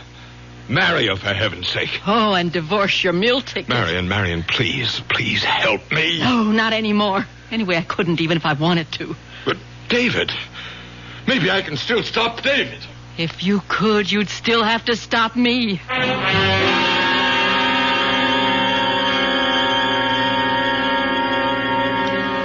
And everything my father testified to in his statement was true, except that it was me who was driving the car, not my father. I hit that man, panicked, and drove off. Well, don't look at me, Lieutenant. I have nothing to say. You wouldn't have to, Rizzo. I know the boy's telling the truth. Yeah, you were right all along. I had a phone call about a half an hour. I demand to see my son. It's all right, Sergeant. Let him in. What is it, Professor Williams? David, I don't want you to say one word until I've talked to you and we can get legal advice. It's too late, Dad. I've said everything I have to say. You don't know what you're doing. The first time in my life, I do. I'm taking care of myself. how could you do it, Dad, to a nice kid like Susan? I don't know what you're talking about. I can clear that up, Professor. We're booking you for the murder of Susan Rowland. Oh, you can't. I have an alibi. Correction. You had an alibi. But I'm not guilty, and you can't prove it. We will, with your help. What do you mean? It's ironic, isn't it? If you hadn't walked in here and made a false confession, we might never have had your fingerprints. That's what's going to nail you. You provided us with a whole set to match up. You were just a little too clever. You managed to hang yourself. All right, take him out and book him, Jarvis. Dad, Let him go, kid, huh? Let him go. There's nothing you can do for him. Now you go on with Foster. Let him type up your statement, huh? What's going to happen to him? He'll be found guilty, as he ought to. And me? You've taken a beating already. It's an accident. Won't be too tough. And things should be looking up from now on for both you and your mother. Go on, kid. Okay, Lieutenant. Well, I guess I ought to start to eat my heart, Rizzo, huh? But I'd rather just say I'm sorry. Oh, no. Me too, Lieutenant. This is one time I wish I could just have been wrong. When you're a cop as long as I've been, there'll be a lot more. I wish I could say you get used to it. Come on. Let's try the squad room coffee. All right. Bad as it is, it's better than the taste I got in my mouth right now.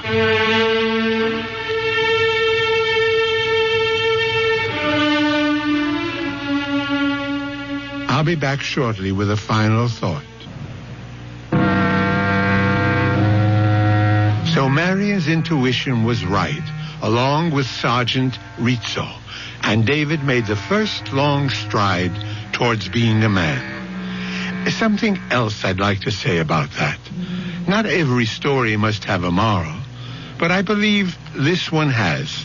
Not that crime doesn't pay, that's obvious, but that the acceptance of responsibility is a cornerstone of life. It is written, "You shall know the truth, and the truth shall set you free." Our cast included Arnold Moss, Ralph Bell, Clarissa Blackburn, William Redfield, and Christopher Tabori. Associate Director, Marlon Swing. This is Hyman Brown, Producer-Director, inviting you to return to our Mystery Theater for another adventure in the macabre. Until next time, then, pleasant dreams.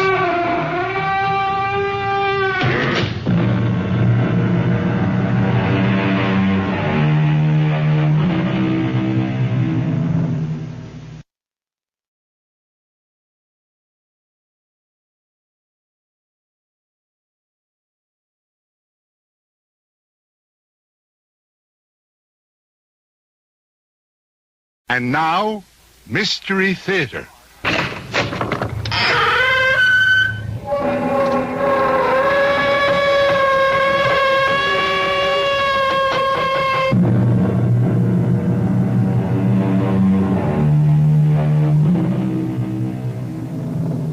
Come in. Welcome. I'm E.G. Marshall. Welcome to the sound of suspense. Welcome to the fear you can hear. But mostly, welcome to the world of terrifying imagination. The story you are about to hear is a love story. But a love story which begins at the point where many love stories end. It begins after the wedding march has been played, after the vows of love and fidelity exchanged. It begins on the honeymoon in a strange and terrifying fashion.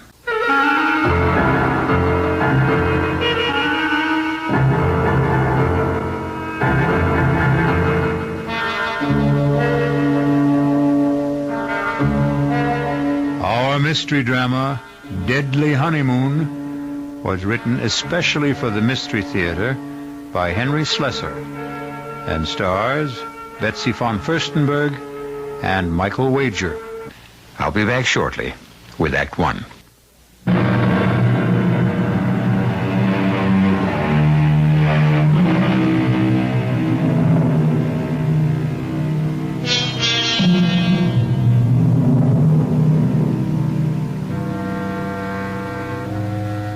Our story begins 36,000 feet in the air on a flight which departed from New York's Kennedy Airport and in another hour will be touching down at O'Hare Airport in Chicago.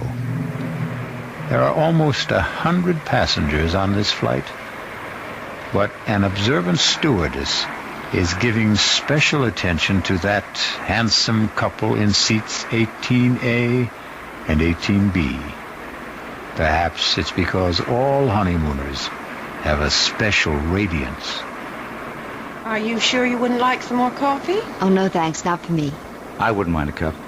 Here you are. Thanks. Just ring if you need anything else.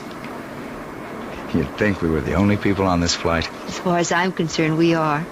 Oh, Dan, I feel absolutely drunk with happiness. Is that a funny word for the way I feel? No. It's a great word, Susan. I was flying hours before we got on the plane. Oh, what time did you say we land in Chicago? About 2:30. Is it far from the airport to the hotel? Oh, actually, it's only about a half an hour from O'Hare to downtown, about 16 miles. Still, I don't think we'll have time to make Evanston today, do you? Well, it might be better to go in the morning. You can call your aunt from the hotel. Dan, you sure you don't mind going to Evanston? I mean, I just couldn't possibly be a few miles away and not see Aunt Clara. Besides, I want to show off my new husband to somebody, and she's all the family I have. Was she your mother's sister? No, my father's. She came east when my parents were killed in that crash. Stayed with me for a month or so. That was about the most that either one of us could stand. She sounds like a holy terror. Oh, no, she's just crotchety, that's all. But she'll only be more crotchety if she learns that I passed through Chicago and didn't even stop by.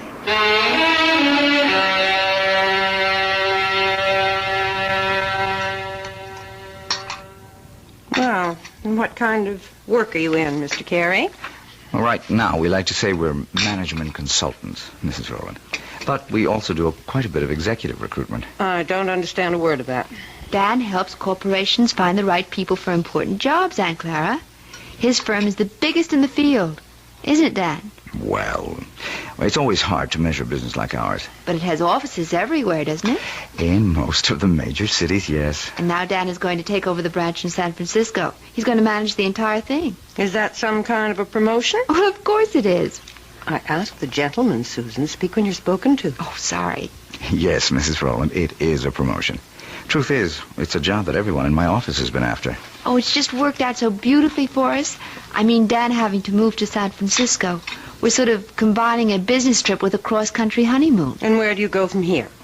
Well, we're planning to stay 2 days in Chicago, and then we're going to Dallas. We're going to cross the Rio Grande into Mexico. I know a great little hotel in Monterey. Then we're going to Las Vegas. To gamble, I suppose? Well, it's no fun going to Las Vegas if you don't gamble a little. Your father never gambled for so much as a dime, Susan. That wasn't the way he made his fortune. Well, I promised not to bankrupt the family, Aunt Clara. Anyway, we're just staying in Las Vegas overnight, and then going to Los Angeles. 3 days later, I report to work. Thoroughly exhausted, of course. Well, if that's your idea of a honeymoon, I hope you enjoy it. Susan, I suppose lunch is almost ready. You want to help me bring it out? Oh, yes, of course. Kitchen's this way, in case you've forgotten. The truth is, I have. I'm glad to be able to talk to you alone for a minute, Susan. Did you like Dan, Aunt Clara? Isn't he good-looking? Older than you, isn't he? What difference does that make? How long did you know him? Oh, we met at a party at the Williamsons. Do you remember my friend, Tracy Williamson? Didn't ask you where you met. I'm asking you when. Well, it was about 3 weeks ago. 3 weeks? Oh, for the love of heaven, Susan. Aunt Clara, the time you know somebody isn't always the most important thing. He's practically a stranger. How can you be sure of anything about a man you've known for 3 weeks? From the time we met, I saw Dan every single day. Susan, when a girl is all alone in the world, when she has independent means of her own... Please, Addie, don't start in about Dan being a fortune hunter. I don't have that much money, and it's all in trust anyway. And I assure you, Dan earns enough income to take care of us both very well. Well, I'm sorry, Susan. I know I don't have any control over what you do. You're too old for that. But I've seen something of the world, too, you know. And the most important lesson I've ever learned is never trust a stranger. Oh, Aunt Clara, that's ridiculous. Now, can we bring out the lunch?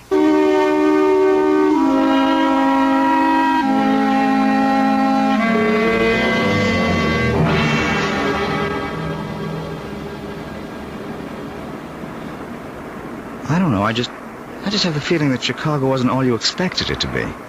Well, we weren't there very long, Dan. And don't forget, we spent half the time with your business associates. Oh, honey, I am sorry about that. I suppose I never should have called Bill Kincaid to say we're in town. Should have known he'd insist on getting together. Oh, it wasn't that bad.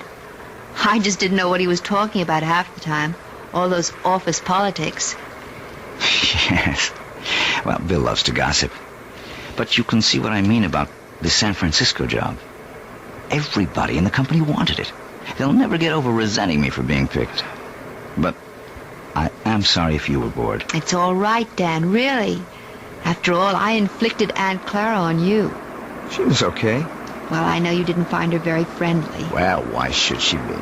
I think she's a very protective type. Anybody you married would get her jaundiced eye. Yes, I suppose that's true enough. Dan, how long did you know Terry Williamson? Who? Terry, my ex-roommate. We met each other at her house. Or have you forgotten that already? Tell you the truth, darling, I didn't know whose house I was at that night. Oh, so Terry wasn't the one who invited you? No, it was a man named Bob Chambers, one of the executive types. I got placed at General Utilities. Don't ask me who invited him, because I don't know. I see. So it was all sort of roundabout. What's the difference? Still turned out to be the best party I ever attended. Yeah. Hey, something the matter? Oh, no, of course not. Nothing at all. Dan, where did you say we were staying in Dallas? It's a little hotel called the Lazy Sea. It's kind of rustic, but I think you'll like it. Besides, we'll only be there one night. We'll rent a car in the morning and drive down to Monterey. You really know all the offbeat places, don't you? Well, when you travel around enough, I guess you begin looking for them. You haven't done that much traveling on the job, have you? Huh? Well, no, not that much. Say, do you know the name of the airport in Dallas? I forget. It's called Love Field. Isn't that a great name for honeymooners? Yes.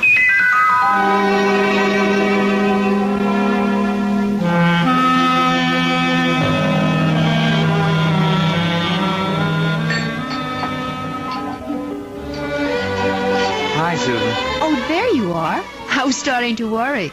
No, I had a little trouble with the phone lines back to New York, but I got through okay. Everything all right? Yeah, sure, everything's fine. Hey, you look a little strange, though. Oh, no, I'm all right. I had a drink while I was waiting for you. Say, you better watch that tequila. It sneaks up on you like a bandito. Actually, something sort of funny happened. What do you mean? Dan, when we were in Chicago in that restaurant, I forget the name of it. The place we went to with Bill? Yes, when you and your friend were talking about all the office politics back in New York, I saw this man looking at us. What man? Well, he was at the bar. I'm not even sure why I noticed him. He was wearing this plaid raincoat. I remember wondering if it had started to rain. I guess you were just bored with all our talk. Anyway, I saw him turn to look at us. Probably to look at you. Can't blame him for that. The funny thing is, as soon as you turned around, he got up very quickly and left. Susan, I don't remember seeing anyone in a plaid raincoat. And I'm afraid I don't see anything unusual about it. Well, I guess I didn't either. I probably wouldn't have given it another thought, but I think I saw that same man here again today. In Monterey? Oh, you're kidding. I can't swear it was him. I didn't get a good look at his face the first time. All I really noticed was the coat. And you saw the coat again? Is that it? Yes. He was carrying it over his arm. Oh, darling. You know the story about the airport truck? Airport truck? No. Well, this guy on a plane looks out the window and sees one of those little red airport trucks. You know, fueling the plane, bringing food aboard, something like that. Anyway, the plane takes off from New York and lands in Chicago. Another little red truck comes out to meet it. The guy next to him says, "Hey, we made good time, didn't we?" And he says, "Yeah, but that little red truck really made time." Well, I can see that I didn't marry a great audience. Oh, I'm sorry, Dan. It's just, it bothered me a little. Oh, forget it. And speaking of airports, next up, the City of Angels.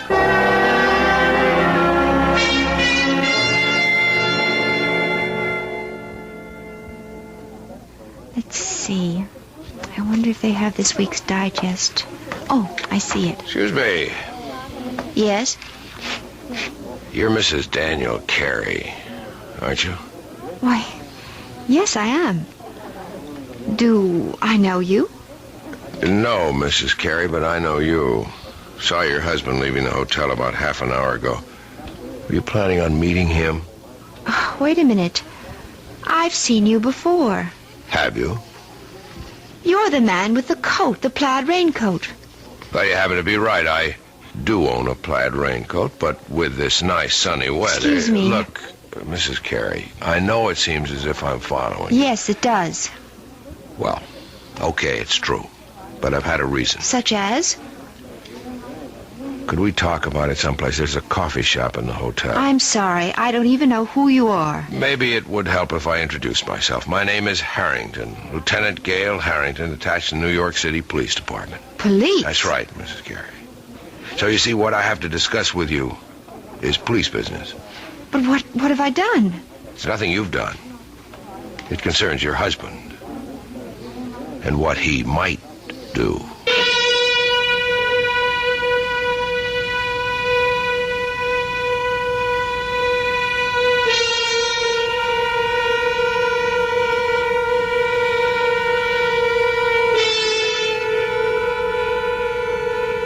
It looks like Dan and Susan Carey's honeymoon is in for a surprise. Or perhaps more than one. Maybe Susan will soon wonder if her Aunt Clara wasn't right about a number of things, including her cynical advice about trusting no strangers. We'll find out about the new stranger in Susan's life when I return shortly with Act 2.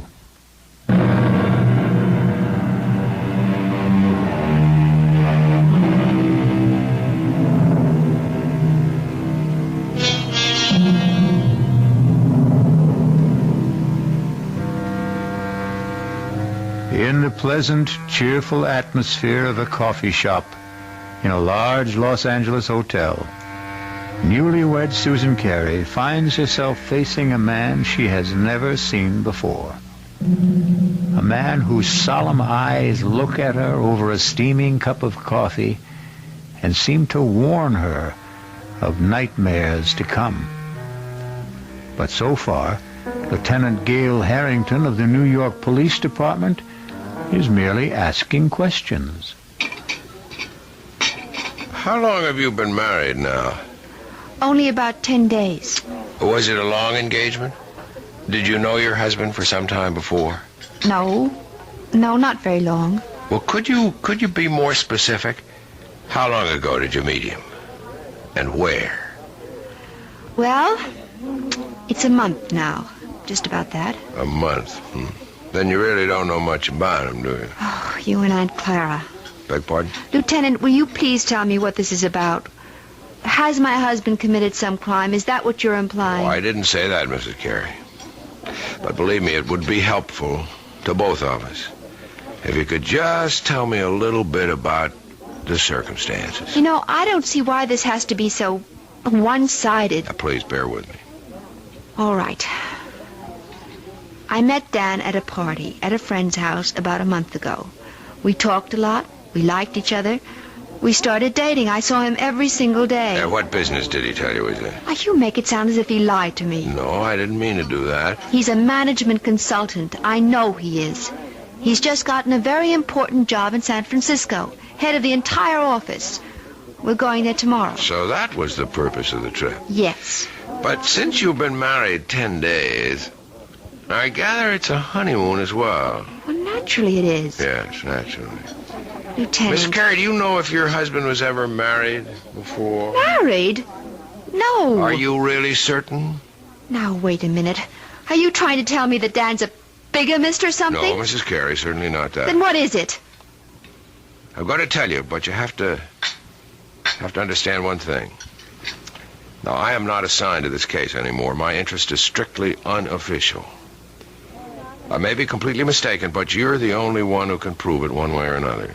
Prove what?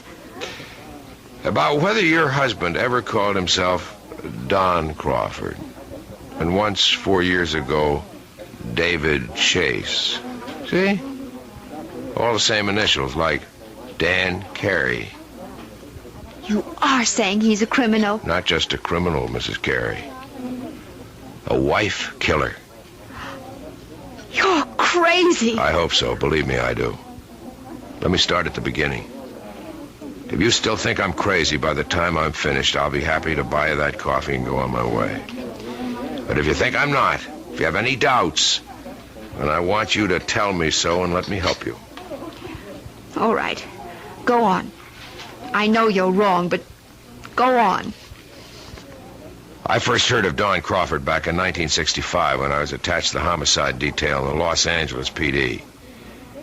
Mrs. Crawford was the former Edith Burbank. She was the youngest daughter of a wealthy family in Baltimore. Only when I saw her, she was never going to enjoy her money anymore. She was dead. Her throat had been cut by one of those, quote, mysterious intruders, unquote, that the papers liked to write about. Her husband, Don, was broken-hearted, naturally. Had only been married 4 weeks.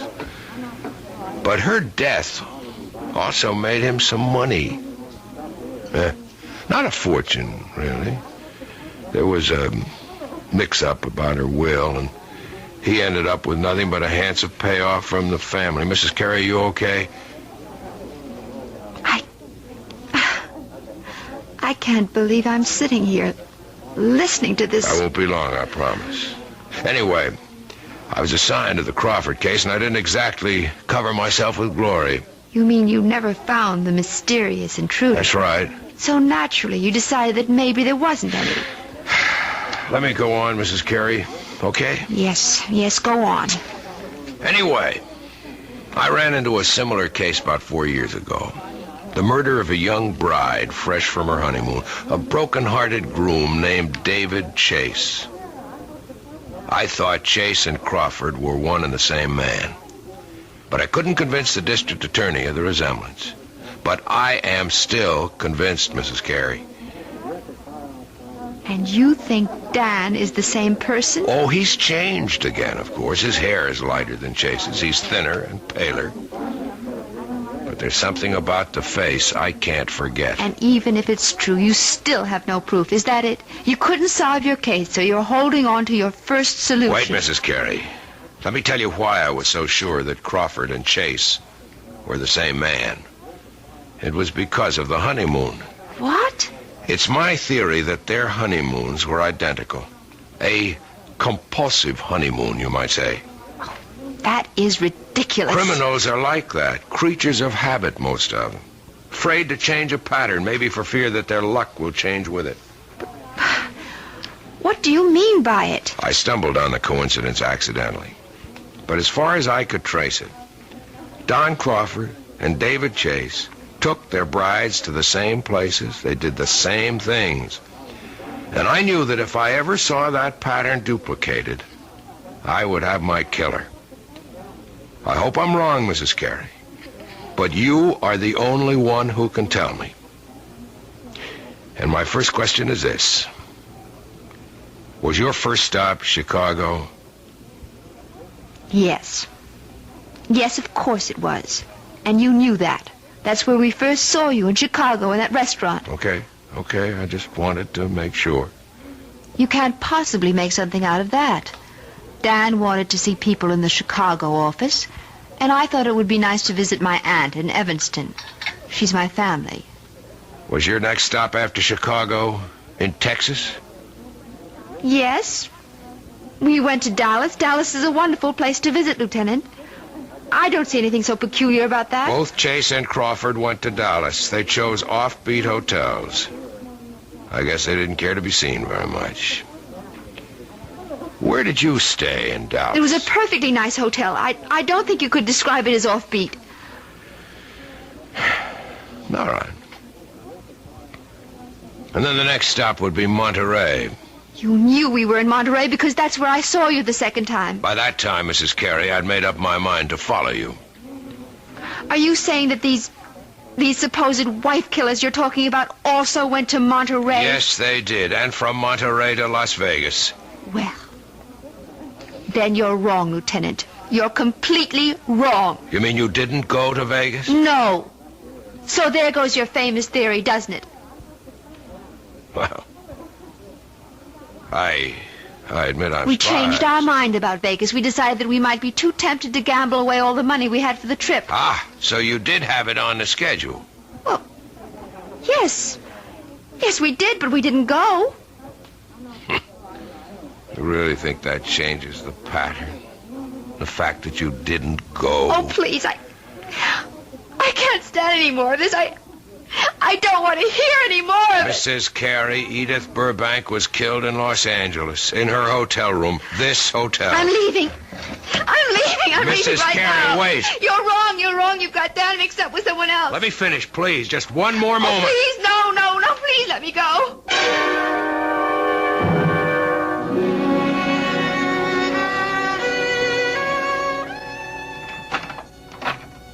Well, there you are. Oh. I didn't realize that you were back already. Yeah, I told you I wouldn't be gone more than half an hour. I thought you'd be in the room. I went downstairs to get a magazine. Didn't they have any? Well, I guess I forgot to buy one. I got to looking in the windows of the dress shops, and I forgot my original purpose completely. Susan, are you okay? Of course. Why do you ask? I don't know. You've got that funny look in your eyes again. Have I? Doesn't matter. They're still the two most beautiful eyes in the world. Hey, what is this? Don't tell me the honeymoon's over so soon. Why do you say that? That was like kissing a snowman. I guess I just don't feel like myself today. I think maybe all this traveling has worn me down a little. Oh, I'm sorry. Well, we don't have much further to go. Just one more plane trip to San Francisco. Yes. Look, maybe you'd rather not go out tonight. Maybe you ought to stay in, order some dinner in the room. I don't mind. But you wanted to go to that restaurant, the one you told me about. You've been looking forward to it. The Landmark? Yeah. Well, I did want to try the place. Food's supposed to be really spectacular. But you've never eaten there before. Well, no, how could I? I've never been in L.A. before.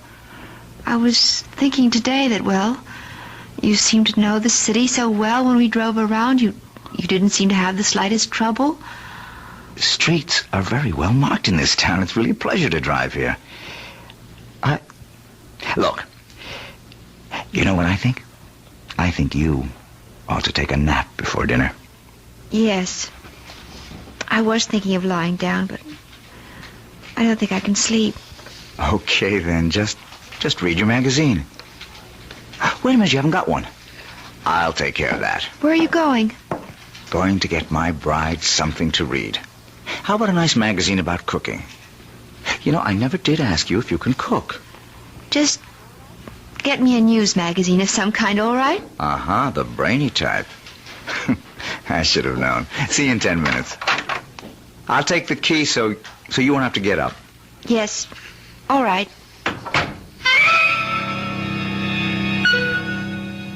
Oh, dear God. It can't be true. There just can't be any truth to what that man said. He's made a mistake. Terrible mistake. Dan's luggage. His initials, D.C. Oh, but anyone could have those initials. Anyone. I wonder if it's open. Oh, for heaven's sake, what am I doing? Searching my husband's luggage like some kind of hotel thief. No, I won't do it. I won't. I'm not going to believe any of it. I won't. Who's that? Hello? Mrs. Carey, it's Gail Harrington. Leave me alone. Stop bothering me. You shouldn't have run off like that, Mrs. Carey. You didn't give me a chance to finish what I was saying. I told you, I don't want to hear any more. It isn't true. You've made a mistake, Lieutenant. Your husband is at the newsstand right now, Mrs. Carey. I can see him from where I'm standing at the house phones. And the more I look at him, the more sure I am that I'm right. No, you're wrong. I want you to hear the rest of the story about Crawford and David Chase and what they did on their honeymoon. Maybe what I told you before didn't convince you, but if you heard a few more things... I'm going to hang up, Lieutenant, right now. I wanted you to know where Don Crawford took his wife the night she was murdered in a room. He took her to a restaurant called The Landmark. You ever hear of it? Mrs. Carey? Hey, are you listening? No. No, I'm not listening. I won't listen.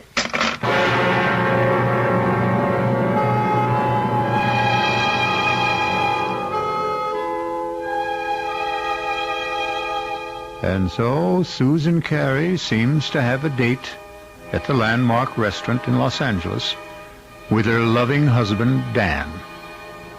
If she keeps the date, something tells me that she's not going to do their cuisine very much justice, because one needs peace of mind to enjoy good food. Fear affects the salivary glands, and terror ruins the taste buds. I'll be back shortly with Act 3.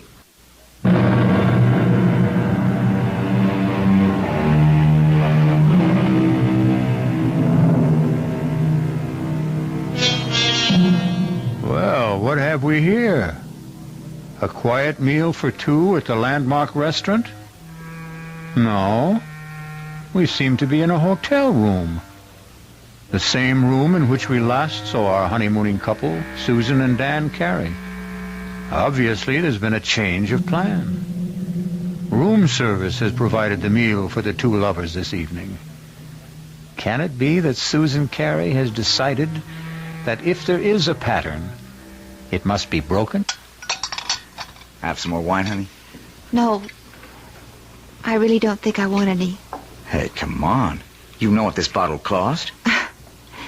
You shouldn't have been so extravagant. I just wanted to make up. Well, never mind. You mean for not taking me to the Landmark? No, it doesn't really matter. I told you, it's fun to eat in the room. It's very elegant. I'm sure you were disappointed at... No, I really wasn't. Look, we're not going to be very far from Los Angeles. We'll probably fly down from San Francisco a few times a year. There are dozens of wonderful restaurants in San Francisco, too, aren't there? So they tell me. I'll ask the guys at the office for recommendations. I think this food is quite good, don't you? Yeah, sure, it's fine. Tastes even better with the wine. Well, all right. I'll have some more, I guess. That a girl. Now, look, I'm not trying to get you drunk, you understand, so I can take advantage of you. Although, you look very delectable in that robe. Oh, did you really like it? Irresistible. I didn't take much of a wardrobe with me. Well, you said you were going to buy clothes in San Francisco. Yes, if I can find out where to go, I'll take you down to Union Square. I hear that's the place. Oh, I have told you about the weekend, haven't I? No. What about it? Well, I thought we'd get our first look at the town by taking one of those Circle Line cruises. That okay with you? Oh, yes, that sounds lovely. And? I love to see places by water. And if we can squeeze it in, we might go picnicking in Golden Gate Park. They've got this Japanese tea garden. It's supposed to be very nice. Yes. All sounds wonderful, Dan. Susan, I just wish you felt better. Listen, maybe you ought to check with the hotel doctor in case you picked up a bug or something. Do I look that bad to you? No. You look just great to me, darling.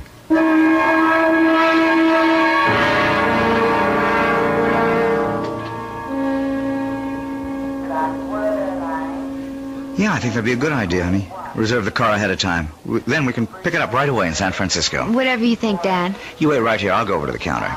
It's all right. Be back in 10 minutes. All right, Dan. Mrs. Carey. Oh, no. Not you again. I didn't mean to startle you. Go away. Please go away. I don't want to see you anymore or hear anything you have to say. Now, I know that I seem to be persecuting you or something. As you can see, Lieutenant, I am in perfectly good health. I was not murdered in my sleep in that hotel room. Look, Mrs. Carey, I've only got a few minutes before your husband gets back. I just wanted to finish my story about this other guy, this David Chase. I don't care if you are a policeman. I'll call someone and have you arrested for bothering me. David Chase's wife didn't get killed in Los Angeles. She died in San Francisco. Where? In her hotel room? No, not there. But they stayed at the San Remo. Is that where you're staying? Yes, but millions of people do. No, there wasn't any mysterious intruder this time. In fact, Mrs. Chase's death was listed officially as an accident. She had a little too much to drink at dinner, and her feet got tangled up on top of a very steep hill. The fall broke her neck. Oh, no. It was her very first day in San Francisco. She and her husband had quite a day, too. They took one of those boat cruises to see the city. Then they went to Golden Gate Park, to the Japanese tea garden. Miss Carey, are you okay? No. No, I'm not okay. How could I be? That night they went to a restaurant called the Vendome. That's where the lady drank too much, at least according to her husband. Oh, dear God. Listen, Mrs. Carey, I can't follow you anymore. I've got a job to get back to. I want you to take this. Gun. Quiet. Don't draw anyone's attention to us. Just take it. If I'm wrong and you don't need it, fine. Just throw it away. No. I don't want I it. cannot have you on my conscience, don't you understand? All right. Yes, all right. I'll take it. I still say you're wrong. I hope so. But I don't think I am.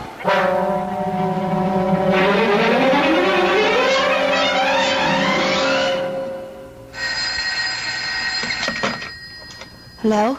Mrs. Carey? Yes? This is the message desk. Your husband left a message here for you at 4 o'clock. Oh, I've been out until now. Would you like me to read it to you? Yes, please. It says, we'll be at the office until 6. Should be there no later than 6:30. Love, Dan. Oh, yes. Thank you very much. Welcome. Bye. Bye.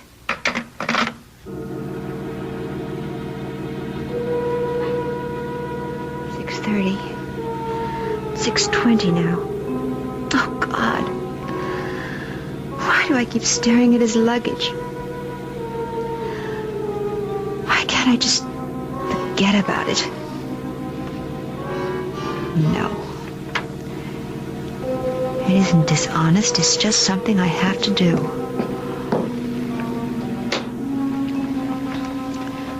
No, nothing in this one but clothing. This one has papers and things. All his documents. Birth certificate. Honorable discharge. U.S. Navy. Daniel Eldon Carey. That is his name. It is. That man Harrington was wrong. Doesn't this mean he was wrong? Or does it just mean that... No. I'm not going to start thinking that way.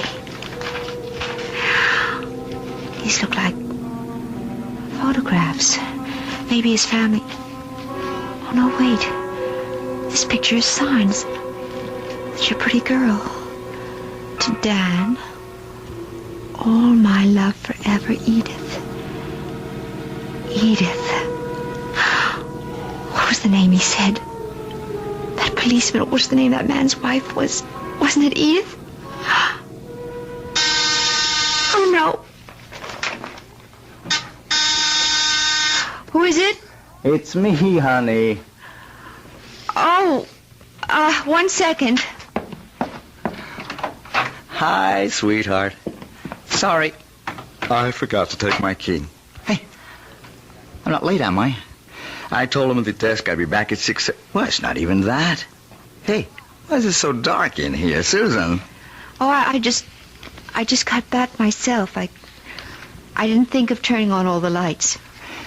Susan, I have a confession to make. I wasn't at the office at all. My new staff thought they ought to christen the new boss. I tell you one thing about San Francisco. It's a hard-drinking town. Susan, what's the matter? Dan, I found her picture. What? I found her picture. Your first wife's. What are you talking about? I was never married. Then what's her picture doing in your luggage? Hey, what's going on here? You must be drunker than I am. Don't come near me.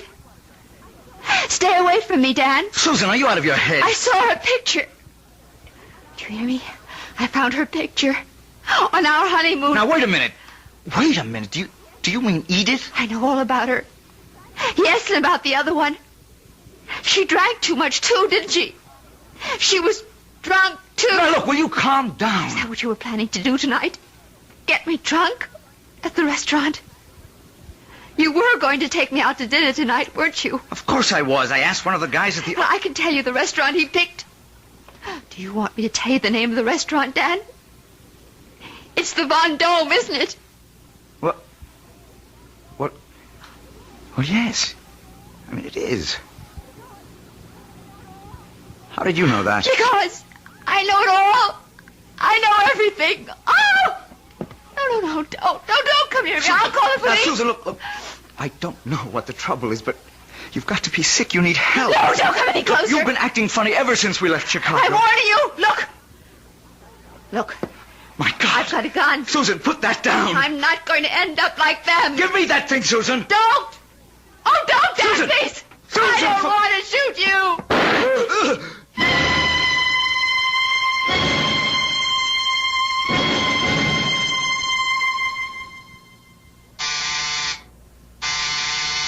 One second.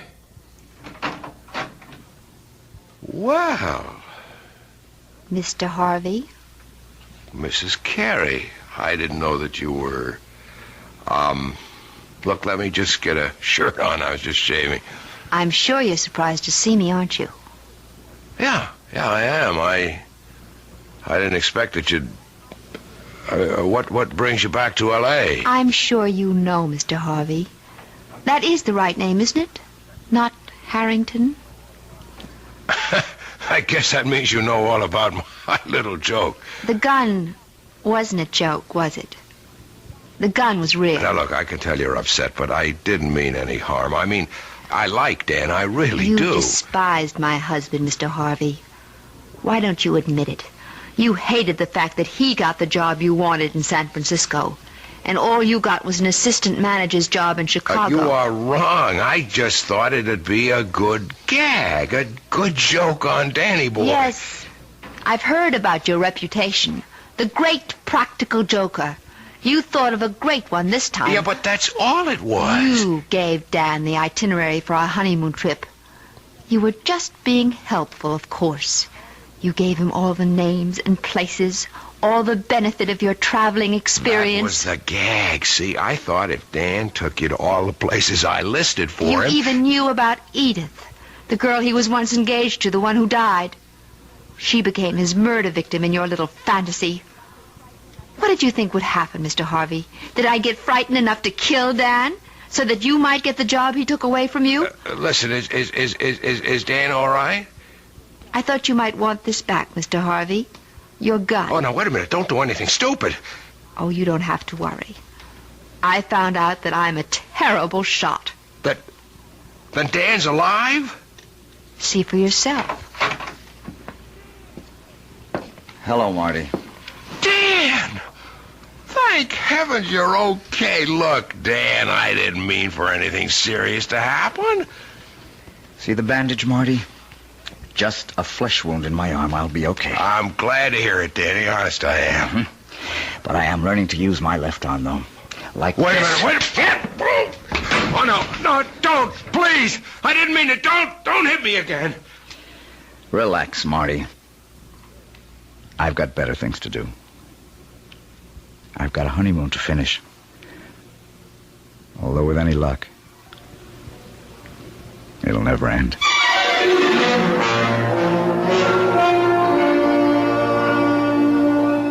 So you see, even murder stories can have happy endings. Martin Harvey may have spoiled Susan and Dan's honeymoon, but that doesn't mean he managed to spoil their marriage. No. If that's going to happen, Susan and Dan will take care of that all by themselves. I'll be back shortly.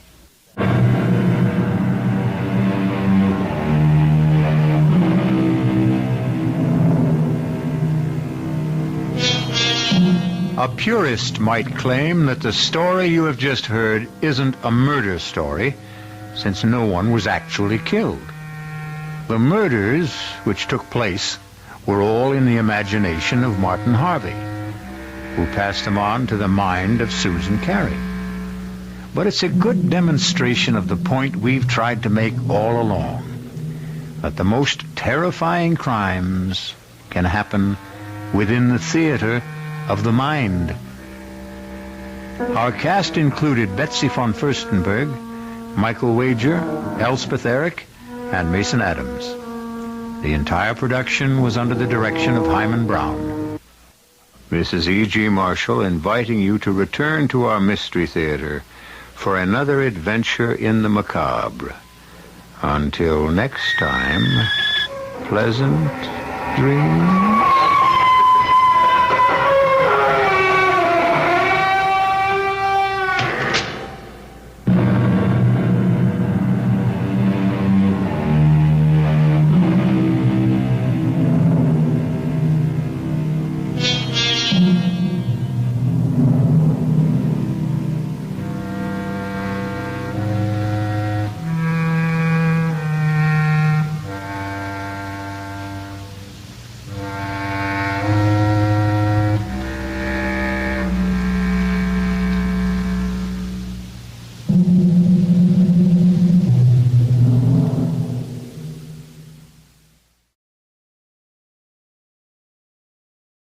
And now, Mystery Theater.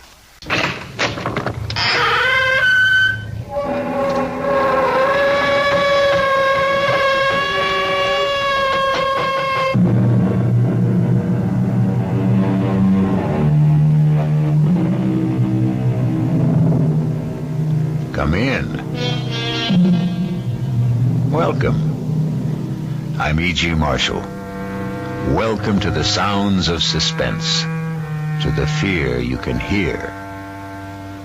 Make yourself comfortable, for there are ill winds blowing outside. This is a tale of a titanic struggle between two colossal forces, one natural, the other supernatural. The prize, a girl's soul. And in the clash, as fire and water mix, there is the very devil to pay. Come with me now to the Solway Firth in Scotland to meet the first of the forces.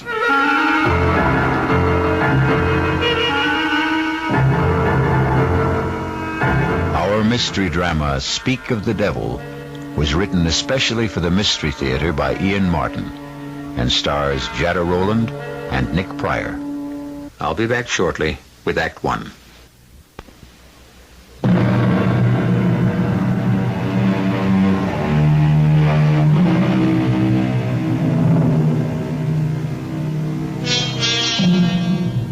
They say he who dreams on the Solway will wake in another world.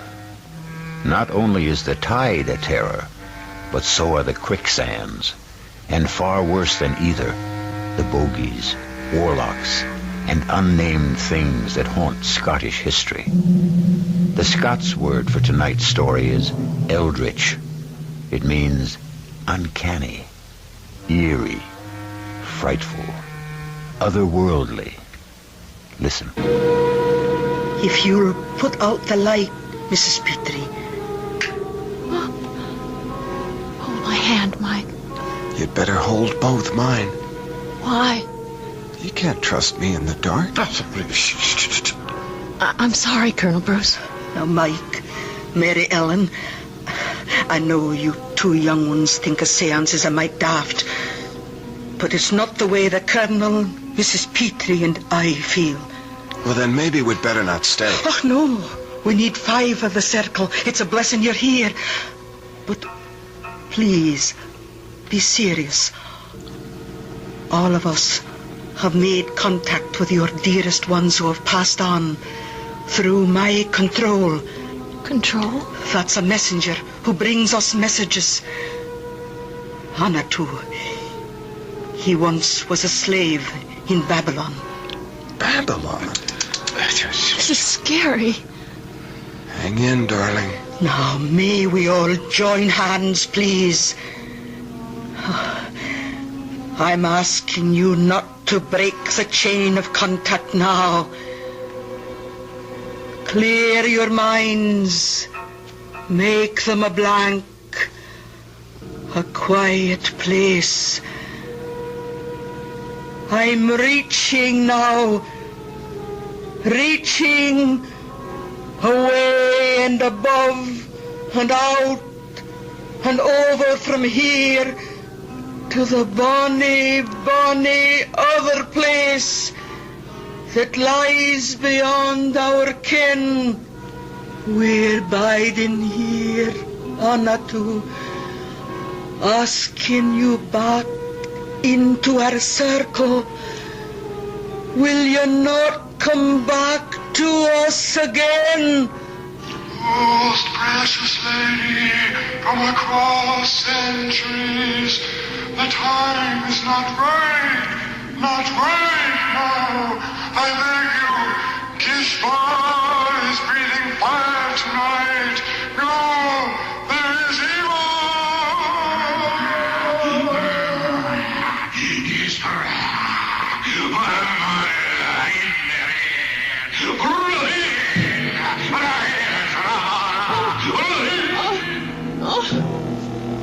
Stop it, in heaven's name! Someone get the light! Yes. It burned. It burned. Ellen, where's that damn light? Mary Ellen, are you all right? Yes, sir.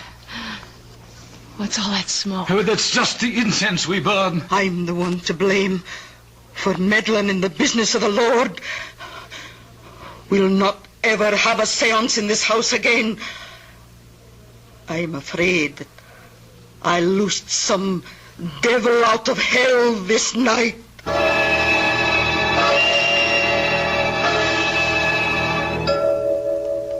Ouch! Oh, don't wriggle so much. You stuck the pin in me, Aunt Jeannie. Oh, I'm sorry, Ellen. Oh, but it'll take more than a pinprick to burst your happiness. Thank you, Aunt Jeannie, for letting me come home to be married. And for such a heavenly day. Oh, well, I'll accept the thanks for bidding you back to where you grew up. When Dad died so suddenly, I was lost. I didn't know what to do. Well, you did just the right thing. You came home. You're two modern young people who are a lot smarter than we old people are. And it's proud I am to be part of the gamble you're making in your lives. I am all goosebumps. I'll get back into my jeans and sweater. I've got a skin. just like I had last Wednesday night. Oh, don't mention it. I should never have had you children in that circle. It was so scary. What happened? I don't know. It was some kind of trick, wasn't it? I don't play tricks. Well, it was Maggie, your mother, who had the second sight, you know. That wee wisp, so delicate and so vibrant. When she died, it tore the heart out of me. But Will went off to America and left me to bring you up. Well, it put my heart back. And then when you were 15 and almost grown up and he wanted you to join him, I was left alone again. How could I stop you going? I didn't want to go. I know, but you were his flesh and blood. I found a way out of my loneliness. Nights when the roar of the tide used to come boiling up the firth outside the windows there, I thought I could hear Maggie calling to me. Or when the wind was skirling out of the northeast, I'd hear her voice on the wings of the blow. And I began to think maybe I had the call too. That's when I started the seances. Until the other night? Yes. I'll never hold a seance again, so the subject is closed. I realize I'm just a foolish old woman. I've never been so scared. Well, promise me to put it out of your mind. What's past is past. Your future is all that matters. It seems so right to be back. As if something were calling me. Oh, you're cold. I'll stir up the fire. No, don't bother. I just miss my American central heating. I think I'll go outside in the sun for a minute or two. Oh, go take a good brisk turn down the road while I finish this hem. That's a good idea. But don't go down the Firth road. Take the high road. Why? Well, I saw your Michael off this morning for the Solway. You don't want to run into the bridegroom on the wedding day. It's bad luck.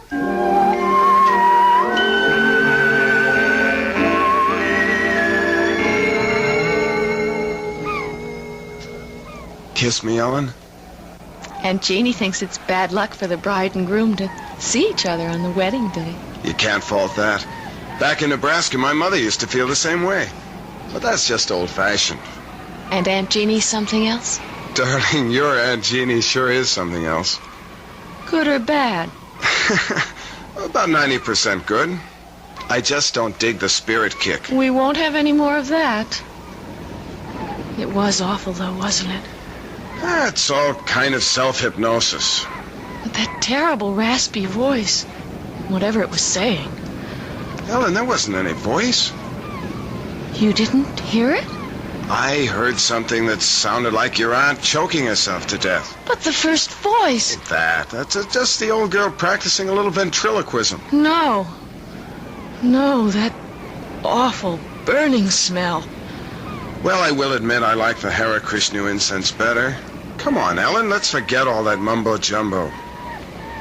Hey, dig that crazy character out there. Fishing in those little pools on the flats. What's crazy about that? On horseback? But everyone does because of the tide. The tide? I forgot. If we hadn't been up in Glasgow wedding shopping, I'd have shown it to you. Look out there to the west. If that Gilly is up on his horse, it must be... Oh, yes, here it comes. And there he goes. You'd think the devil was on his tail. What's his hurry? Look, the tidal bore. It's coming. You mean that big wave down at the mouth of the estuary? Yes, it's the tide. It comes in faster than an express train. Listen. Holy Maloney. Is it always like this? Twice a day. Worse in the autumn and in the spring. Doesn't it ever break? It will when it gets just about abreast of us. Isn't it exciting? That's one word for it. That's why you don't dare go out on the flats on foot. If the tide was due, you'd never make it ashore. Oh, Michael, it's so thrilling and so good to be alive. I love you. What'd you say? I love you.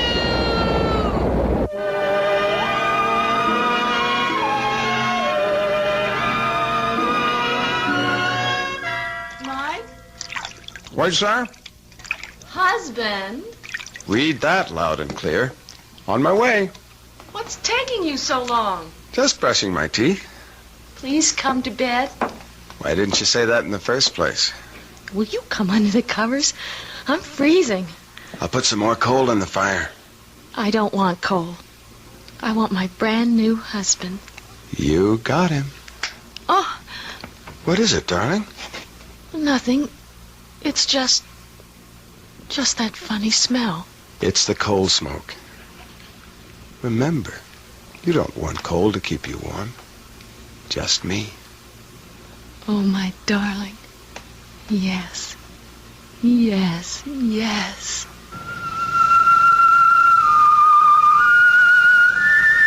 My husband. My darling. My husband. You. No. No. Please. No. No. Don't touch me. Go away. No. Oh, no. Michael. Your breath. Oh,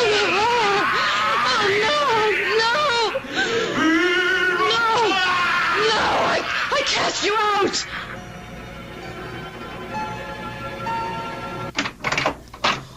Michael, is there anything wrong?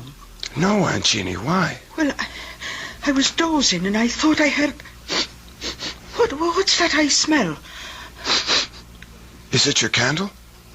Oh, I guess I let the fire go out.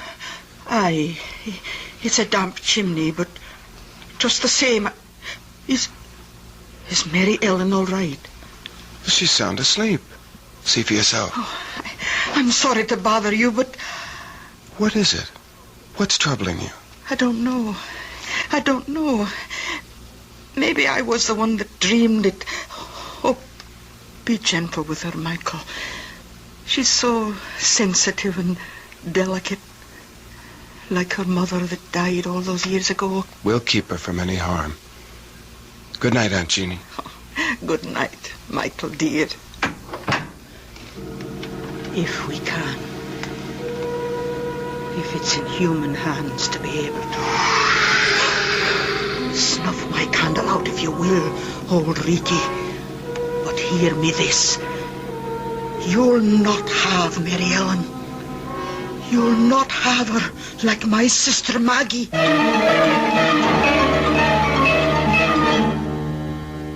Old Reekie could be translated Old Smoky. It's a Scots name for the devil. Jeannie should know better than to mention him, for the old proverb says, "Speak of the devil, and his horns appear." Let's see when I return shortly with Act 2.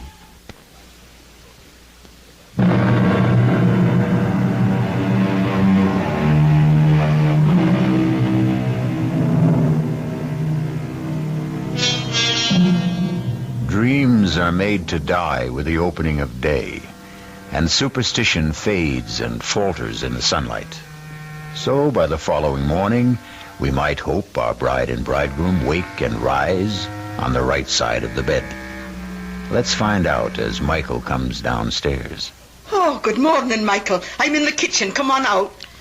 Morning, Aunt Jeannie. Well, and how is the bridegroom today? Well, the bridegroom's first rate. It's the bride who's not.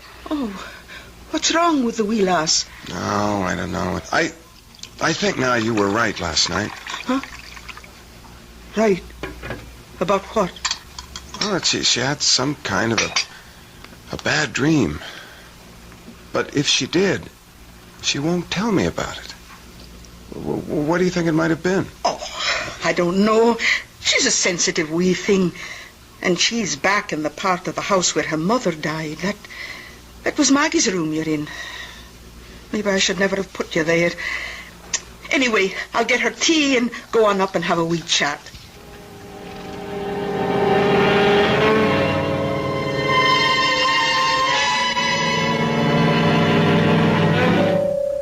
And I couldn't tell Mike. I couldn't. Not after my wedding night. How could I dream anything so So vile and hideous. That great, gross presence bearing down on me. Breath so sick. The lips slavering. And that awful fur. Fur all over. Oh! And the fire burning me. And that scorching smell. Oh, Aunt Jeannie. What a nightmare. Oh, wished now. And that's all it was. But it seems so real. Well, it wasn't. Because when I came by, you were sleeping sound. Oh, drink your tea now. Oh, it's a good thing you married that nice American boy with his head screwed good and tight. Mike. Oh, he'll blow all the cobwebs out of your head. And he's going to have a good chance to. What do you mean? I mean, you two are going to have a nice honeymoon all alone for a big, long month. Where are you going? Oh, I've got an old girls' school chum who lives just outside Blackpool at St. Anne-on-Sea. For years she's wanted me to visit. I'm not going to drive you out of your house. Oh, you're going to do more than that, Mary Ellen. You and your handsome, bonny husband are going to move downstairs to my room, away from this drafty old flue. And while I'm gone, I'm going to get it fixed so the fire will burn clean. But... And I'll not take no for an answer.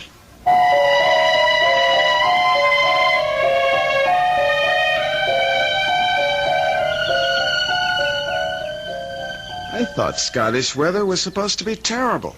Rainy, damp, no sunshine. This has been a very particular May. Our honeymoon. Yes. Sorry it's over? Desolate. Still, with Aunt Jeannie back, maybe you'll get a little more work done on the book. Darling, I have been busy in research. It is a love story. Speaking of that, do you think... Look down the road. I can't. Your front's in the way. That's Dr. Ferguson bringing Aunt Jeannie back. Our month is up. Speaking of your front, do you know how you've blossomed in the last 4 weeks? All right, Playboy, let's concentrate on other physical problems. How do we get out of a hammock without breaking a limb? Welcome home, Aunt Jeannie. Oh, Mary Ellen, precious. You've turned into a real Scots lassie. You've got the bloom on your cheeks. It's happiness. And those warm spring winds from the west. Hello, Dr. Ferguson. Hey, well, Mrs. Tilson. As a physician, I can only concur with your aunt's diagnosis. You're a picture of health. And how are you, Mr. Tilson? Never better, sir. Oh, I can believe that. Well, I really have to be back on rounds. Thank you for meeting Aunt Jeannie at the station. It should have been me. Without a car? Oh, you'd have had hard shrift getting me aboard Old Bess since the carriage broke its wheel. You know, Jeannie, you should put that old horse out to pasture now she's nothing left to pull. Oh, I couldn't do that. We're too used to each other, poor old soul. All right, Dr. Ferguson. Away you go. Right you are. See you soon. I'll take your bags up to the house, Aunt Jeannie. Oh, give me a hug first. That's right. Now, off you go, and me and Mary Ellen will have a week's chat on the way up to the house. Goodbye, Percy. Oh, I should never have said that. He hates the name. I'm not sure I blame him. Oh, well, that's not what's on my mind. How are you, dearie? You can see for yourself. Oh, don't say anything to Mike yet, but I just have to tell someone.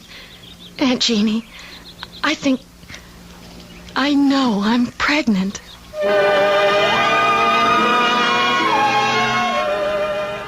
Well, Mrs. Stilson. Tell me, am I pregnant? Oh, the tests will prove it, but I'll bet on it. And let me say that you're the loveliest expectant mother I've ever had under my care.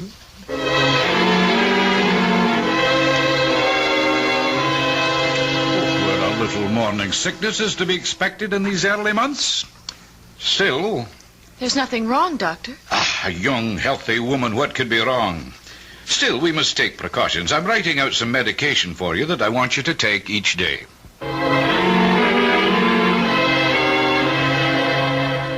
But what does Dr. Ferguson say is causing it? It's nothing, dear. Just some little hitch. Honey, we both had thorough physical checkups before we came to Scotland.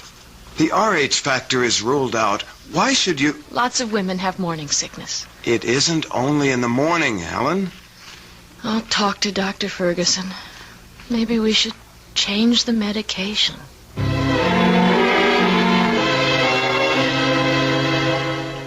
Mary Ellen, dear, I talked to Dr. Ferguson, and he's completely puzzled. I'm not sure that I am, though. Is there anything you want to tell me? What can I tell you, Aunt Jeannie, that I haven't told him? Are you in pain? I've talked to the doctor about that. It isn't pain. I don't know. Ellen, are you dreaming again? Of what? Of the presents. I don't want to talk anymore. I just want to sleep. Only I don't want to. I don't want to sleep at all. It's just that I'm so tired. So tired.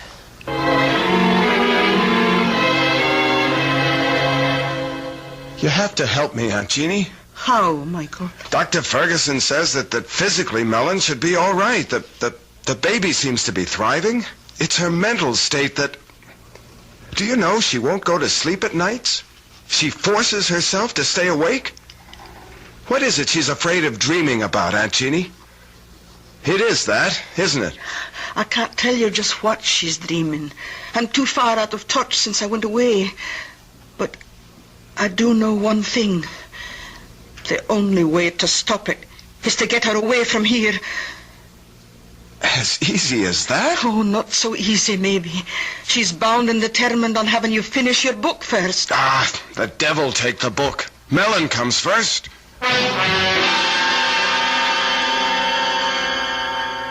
You sure you don't mind, Michael? I'm very sure. We're going home to have your baby 3,000 miles away. Oh, darling. I don't know what to say. It can't be too soon for me. Well, it's sooner than you think. We're booked out of Glasgow tomorrow afternoon, home for America. I don't know. I should be feeling all sorts of things, I know, but the only one I can really feel is relief. Oh, such blessed relief. Oh, for the first time as long as I can remember, days, weeks, I just want to go to sleep. Good night, darling. Rest. Sweet dreams. You'll keep me safe. You won't let me come to any harm. For better or worse, in sickness and in health, until death do us. Sleep, poor baby. Rest. I love you, Michael. I love you. Keep our baby safe. Don't let...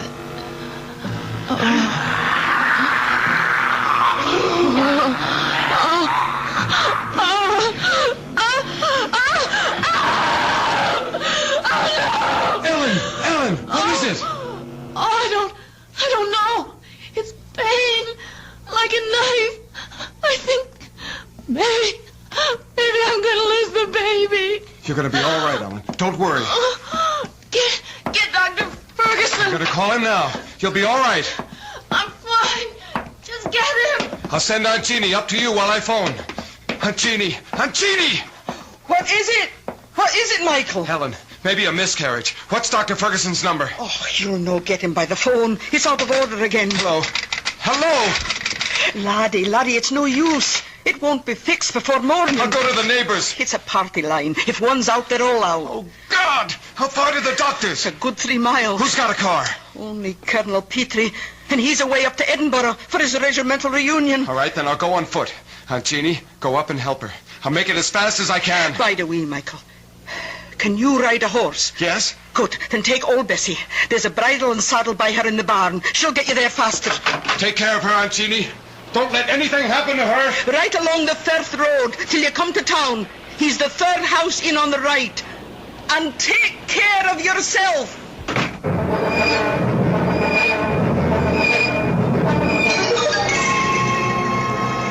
What's taking Michael so long? Oh, just lie still. Don't bring back the pain. It's funny. I thought it was going to tear me in two. And then within 10 minutes after Michael left the house, it just stopped suddenly. As if... What's that? Oh, there's a car. That'll be the doctor. I'll let him in. Bide quiet now. Oh dear. Oh, come on in, Doctor. What took you so long? Oh, I tried to phone you the moment I found out, and I got here as soon as... Yes. Oh, then you know. Of course I know. Who do you think's been taking care of Mary Ellen? Now you get on up to her and... What? Where's Michael? Oh, Jeannie, Michael is dead. Dead? How? Oh, here, let me close the door. Was Michael riding to try to fetch me? Of course. She thought she was losing the baby. What happened to him? Bess must have thrown him. Oh, she never threw a body in her life. She was as gentle as... Something must have frightened her, driven her frantic. Jeannie, this is a terrible thing to tell you, but I examined the boy, and his body was covered with hoof marks. He was literally trampled to death.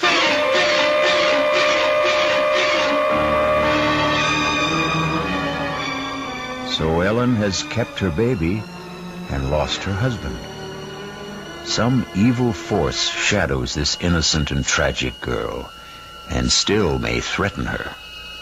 Those hoof marks, were they from the horse? Or in some dark, unfathomable way, were they supernatural? A demon's footprints?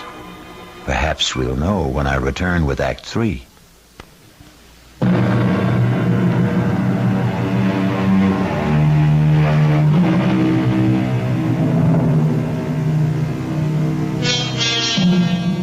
For 2 weeks, Ellen, after her first wild emotion when she heard of Mike's death, has retreated into herself, her face white and drawn, her eyes black and empty like 2 holes burned in a blanket. Now, as the doctor comes down after examining her... How is she today, Doctor? No change. Listless, unreachable, hopeless. And her health. The baby. The baby. Yeah, there's no doubts of its vitality. Oh, I have a terrible time getting her to eat anything. Well, you must be more successful than you think, Jeannie. There's nothing the matter with Mary Ellen physically. No, it's her mental health that concerns me. The poor bairn has been through a terrible shock, Percy. Yeah, I know. You don't think there is any chance of her losing her mind? Jeannie, Mary Ellen is beyond me and my knowledge. Somehow we've got to call in a psychiatrist. Oh, Percy, what is it you're afraid of for Mary Ellen? Well, you don't like my medical terms. I want to know. Very well, then.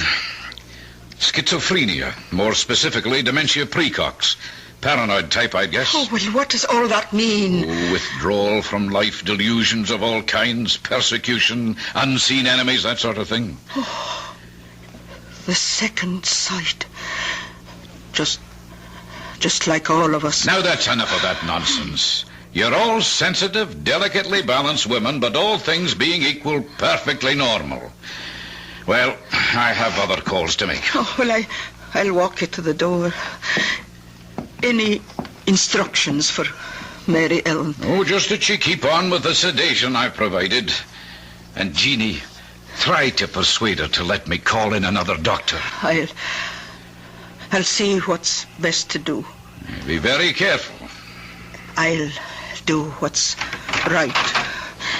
Hey, I think maybe tonight I'll take a run up to Glasgow and have a consultation with a friend of mine there, Dr. Engel. Good man.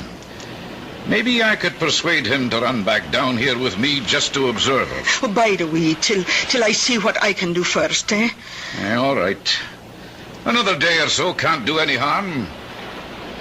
I hope.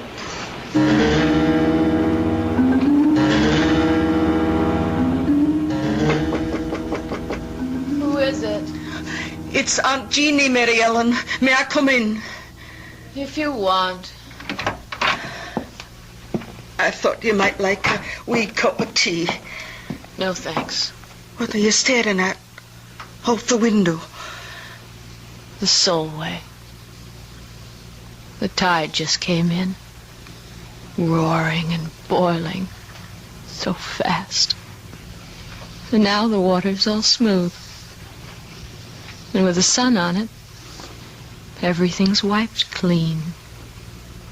I wonder if it heals as it washes over. What are you thinking about, child? I'm thinking about the first time I showed the tide to Michael. The day we were married.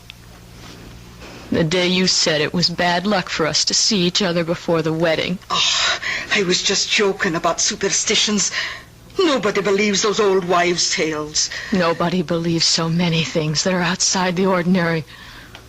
So many things they say don't exist but might be. Did you see Michael's body after? What? Did you see the marks of the hooves? Oh, don't talk about that, lass. I know they said the horse trampled him. I asked Dr. Ferguson about the hooves and he wouldn't tell me. You'd tell me, wouldn't you, Jeannie? Oh, tell you what? Were they like horseshoes? Or were they cleft in two? Were they cloven hooves? In the name of God, what are you saying? I'm not speaking of God. I'm speaking of the devil. Or some demon that haunts my dreams. Now, this is no times for foolish fancies. You mustn't let dreams spill over into your real life. Or is it the other way around? Oh, Mary Ellen, I don't know what it is you have on your mind, but you can get me to Michael. Let me talk to Michael. He'll know. He can tell me what to do. Take me to Michael and Jeannie. Take me to him. Oh, can I, Mary Ellen? You know I know he's dead. I know he's passed beyond. But you can reach him. You can hold a seance. Oh, no. I swore I never would again after what happened that night when something got loose? Some evil presence? Something from... Auntie, you let him loose. The least you can do is help me undo the harm. I can't. I won't. I'll get the doctor. You dare to bring him here and I'll kill myself. I swear it. Child, you're out of your... No. Not yet. But if you don't have that seance and let me find out from Michael what to do, I will be. I'll lose my mind. You've got to promise. Promise. Oh, calm down, child. Calm down. Tonight. Now. That isn't possible. There have to be more than two to form a circle. Then call in the colonel and that other woman, anyone. Just promise me. Promise. I need him. I need Michael. Promise, Aunt Jeannie, promise. May God forgive me. I promise.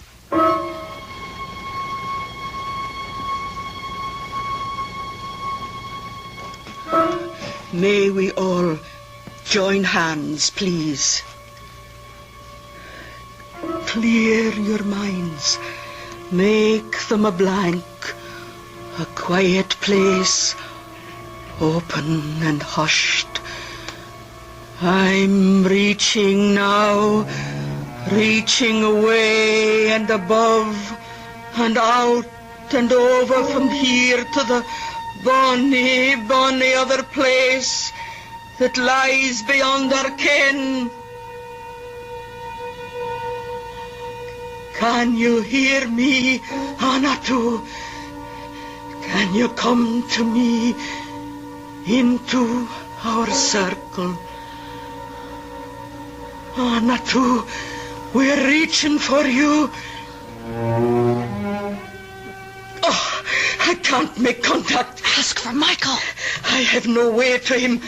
Then let me. Oh, try it.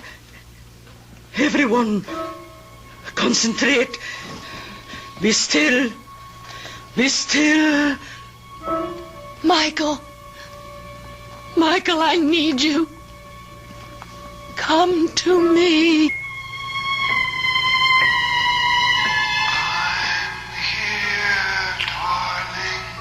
Oh, Michael, I love you. I love you. We'll be together again. Michael. It's not our child you're carrying. Get rid of it. Michael! It's no use, child. There's no contact tonight. We can break the ring. Will someone turn on the light, please? Oh, I'm that sorry, Mary Ellen. It's all right, Aunt Jeannie. You gave me what I wanted. I found out what I needed to know.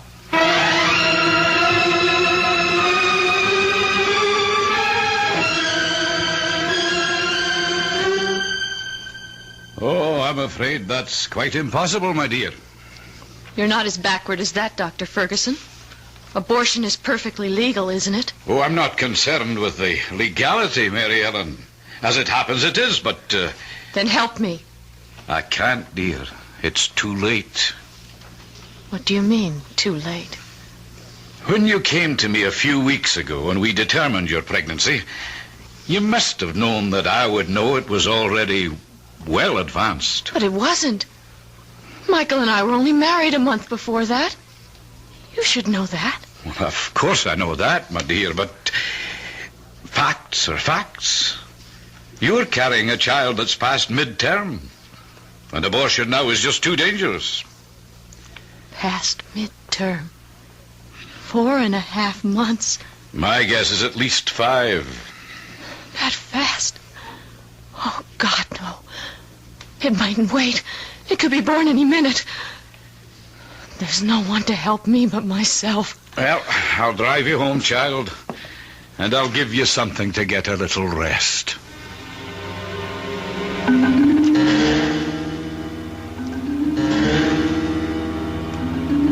She's sound asleep now, Jeannie. Let's go downstairs and talk. Poor wee angel. So thin and pale and haunted. Hey, come away. Let her rest.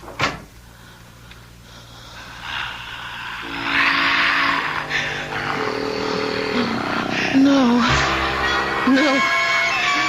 What you gave, you'll never take away. Never? It's never going to be. Help me. God, help me. The tide. The tide. Yes, that's the way. Full moon. The time was right. And for our own protection, I see no other way, Jeannie. But to lock her away... Well, we're not locking her up. It's a sanitarium. It's a really lovely place. I don't think I could do it to her. I'll care for her. Jeannie, dear, if Ellen had preeclampsia or a threatened miscarriage or any one of a number of other diseases of pregnancy, she would have to be hospitalized. Now, think of it that way. All right, Percy, if you think it's best. It's the only way. Oh, no, Doctor. Mine is the only way. Oh, that sounded like the front door. Ellen, no, I'll check upstairs. You look outside. Oh, but I thought you said she... Oh, dear Lord, I got the premonition. Mary Ellen? Mary Ellen! Are you out there? Jeannie, it's Mary. She's gone. No. I gave her enough sedation to knock her out, but she's gone. Oh, but where? She's out on the first. Come on, Jeannie. We've got to catch her before the tide.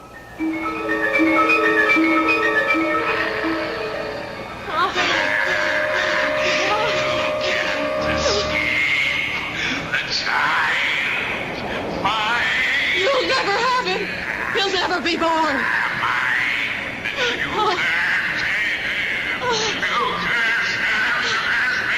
One way, you filth from hell. One thing you cannot stand against. The ancient enemy. Look, listen.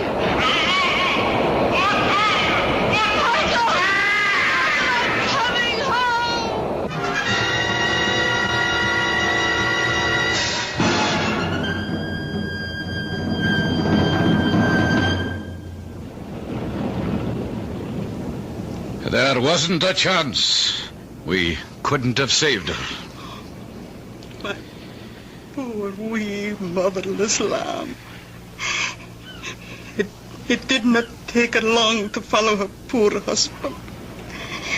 But the child... It hadn't been born, and she didn't want it. It wasn't Michael's, you know. Are you sure of that? Oh, yes, it was 5 months old at least from the size. A monster. No, I didn't say that. Still, I was thinking of x-rays. There was something strange about that embryo.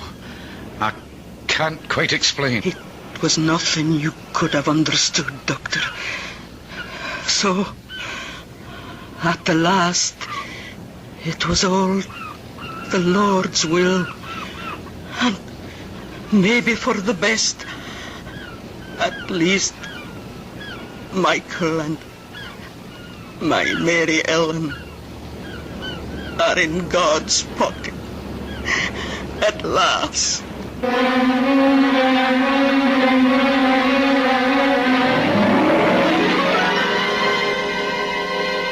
Who dreams on the Solway will wake in another world. Our story has come full circle. For us, it is the end. Let's hope that Jeannie is right. And for Ellen and Michael, it is only a beginning.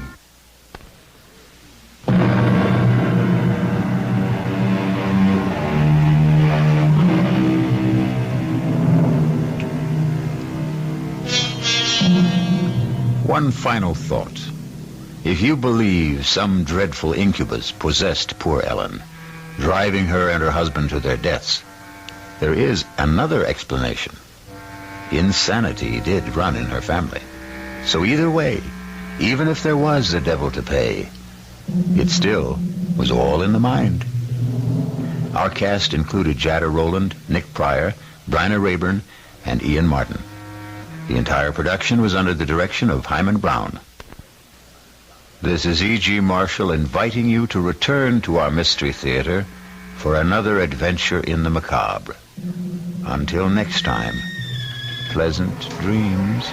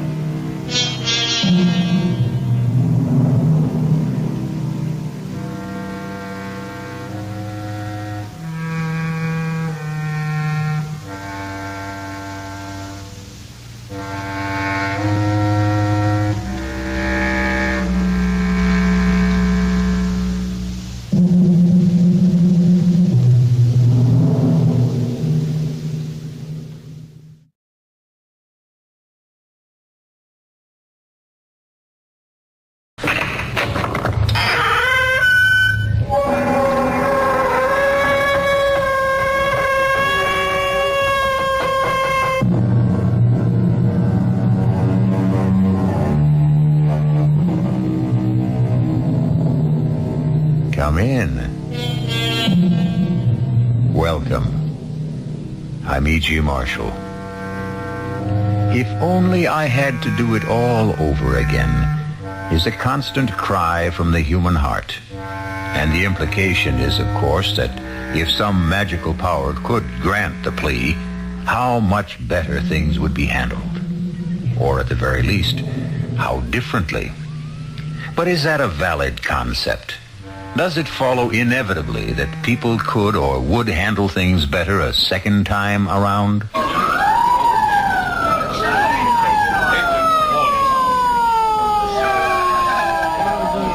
Brain injury, boys.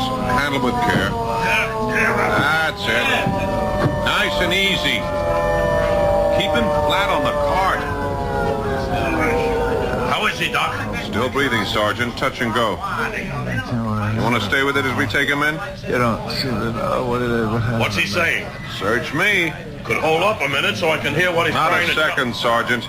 Anything this guy has to tell you will be after he's operated on, not before. If then. Sounds like he's talking with someone. Ask him for something. Yesterday. There. Something about yesterday. What this baby ought to be worrying about is tomorrow.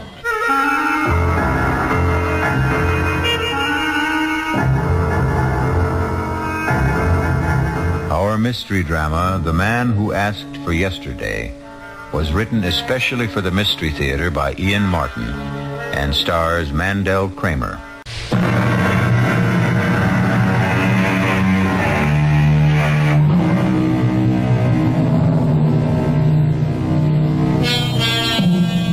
An almost always misquoted quote by an obscure poet is the theme of tonight's Spine Tingler.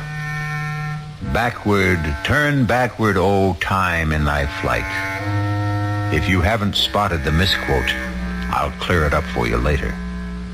Concentrate first on the fascinating problem of a man with fatal brain injury who still finds time to talk to himself. Are you taking him straight to surgery? No, not yet. Pre-op first. And an operating team has to be assembled. Can I hang around? On the chance while he's talking to himself I can get a lead? Be my guest. But with that bullet in his brain, I doubt if even subconsciously he can track anymore. But he's still trying to say something. To who? Us? Himself? Hey, Daddy in the sky. I don't know. He may be louder. Oh, if you could But he sure ain't clearer. I'd give a lot to know if he's really making any sense or what he's trying to say. I never had a chance. I should have had a chance. Somebody should have given me a chance. What kind of chance, Mort? What? What kind of chance should you have? Well, the cards were all stacked against me. I mean, how was I to know? The cards were stacked. So? Don't you see, if I'd even suspected for a moment, if I thought that my own wife... What's the use? Don't give up yet, Mort. Look, mister, I don't know who you are, and it's like I'm wasting my breath. But I can tell you something. If I could have yesterday to live over. Suppose you could. What would you change? You'd have to know what happened to me first. Suppose you could convince me that yesterday should be lived over. Would you be willing for me to give you that opportunity? If it were only possible. Well, tell me why you'd like to ask for yesterday over again. What have I got to lose? That's quite a leading question. One you'll have to answer for yourself. Do you want to tell me about yesterday? It started like any other day. The tight pull behind my eyes. The furry tongue, the shivery feeling of insecurity. Not just because my legs and my hands were shaky, but because my mind was sticky and not quite tracked, and because I had that sick feeling that I'd failed Cherry again, that I was less than a wife should expect. Crying out loud, Mort. Your alarm to wake you up. Turn it off. Oh. Sure, honey. Sure. Do you have a bad night, baby? What'd you expect with you turning and twisting and moaning? I didn't sleep. I'm sorry, honey. It's just that I'm going crazy. I don't know what I'm going to do. I thought you said your horse had to come in today. It has. 15 straight days. The favorite has run out of the money. The law of averages has got to catch up. So today you'll win. And everything's fine again. There's only one hitch. What? To put down a bet, you got to have the scratch. I haven't got any. So, you'll borrow some? Where? Well, Uncle Joe wouldn't give you some. Oh, come on, Sherry. You know my partner wouldn't lend his mother a dime without good security, and I'm not even real family. Well, he always says you're like a son to him. Yeah, that's because he let me buy a piece of the business so he could have a diamond cutter's salary and work me 10 hours a day for free. I don't know why you let him get away with it. Look, it's the carrot on the stick, sweetheart. He dangles it in front of my nose every day. Like a son you are to me, Mort. Someday this is going to be all yours. I wish he'd die already. Don't get your hopes up. He's as tough as an old shoe. I got to get going. No, wait a minute, Mort. What? About the bet. If you don't want to ask Uncle Joe, why don't you borrow from a bank? Sherry, you know I've got no credit. Well, you've got the piece of the business. I've used that as collateral. Your insurance. That's tied up, too. Then you're really flat, huh? I'm up to my ears in hock. I'm worth nothing. Only thing I've got left that's worth a cent is my body, and I wish to God I had the guts to fall out a window so at least you'd be able to... Hush! Hush, honey. Don't you dare talk like... We'll work it out. You'll see. I don't deserve you, honey. Now, let's not go into that. Look, why don't you take your shower and shave, and you and me will get our heads together over breakfast and see what we can figure out. That's a good idea, honey. I won't be long. Take your time. You know you're the best wife a man ever had? Just you keep thinking that way. Sherry? Whatever it is, it'll wait till breakfast. Now get in the shower. I thought he'd never move. Oh, gee, come on. Come on, take it this. Come on. Yeah? Herb, it's me, Sherry. Hi, sugar. Why so early? I just want to tell you we finally got a little pigeon right where we want him. Did he leave already? No, he's in the shower. But he finally admitted it this morning. He hit bottom. So do we go ahead? You know the deal, sugar. You can count on me. Then we move.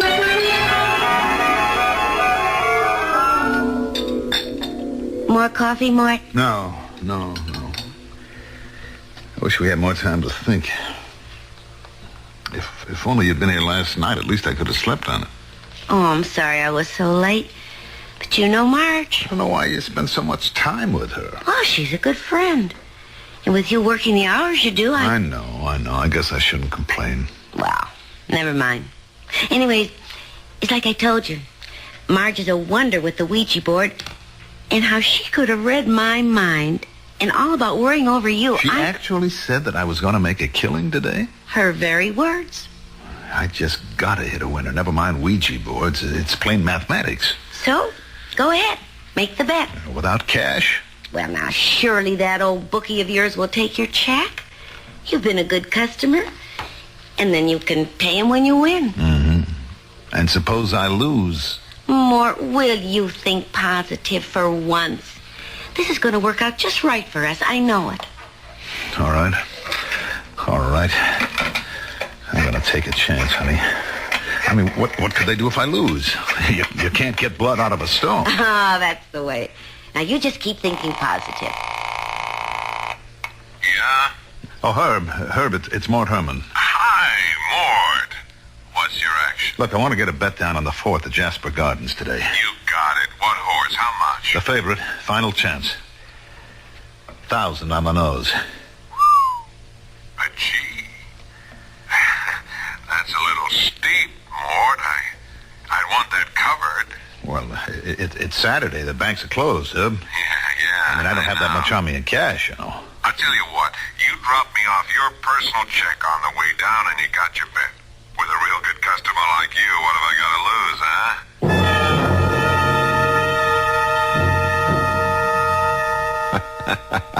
Sherry, baby, I'd like to die laughing. You should have seen him writing out this bum check. His hand was shaking so bad I thought he'd never be able to sign. But you got it. And he is hooked. Oh, not so fast. He is playing a favorite. You know, that horse could win. No, you and me are going to go with better odds. What do you mean? Pass me that slip of paper with that number on it, huh? This? Well, that's Mort's direct phone line at the store. Yeah, I asked him how I could reach him this afternoon after at the race in case my phone should be tied up. Now, look, don't make a sound. Don't make a sound while I sell a real bill of goods. Hello? Hi, is that you, Mort? Yeah? Hi, this is Herb. Now, listen, I got your bet down, and then I started to get cold feet about that check. Well, look, if you want to cancel out... Now, I said, listen, now, don't interrupt me. And that bet's up the line by now. I can't cancel out, but I can do you a favor. Now, we're playing with rough boys, Mort, and like I said, you've been a good customer. I don't want to see you hurt bad. But the favorite can't lose. The favorite ain't gonna win. The fix is in. The winner is Tidy Lady. She'll go up at 100 to 1. Now, I'm gonna stick my neck out for you. Give me another check at anything up to 2,500, and I'll see you get down on Tidy Lady. 100 to 1. A sure thing? A lead pipe cinch. You can't lose. I'll be right over. And that sews that up, Sherry, baby. Herb, there isn't any chance that Tidy Lady could win. She'll be lucky to get out of the gate.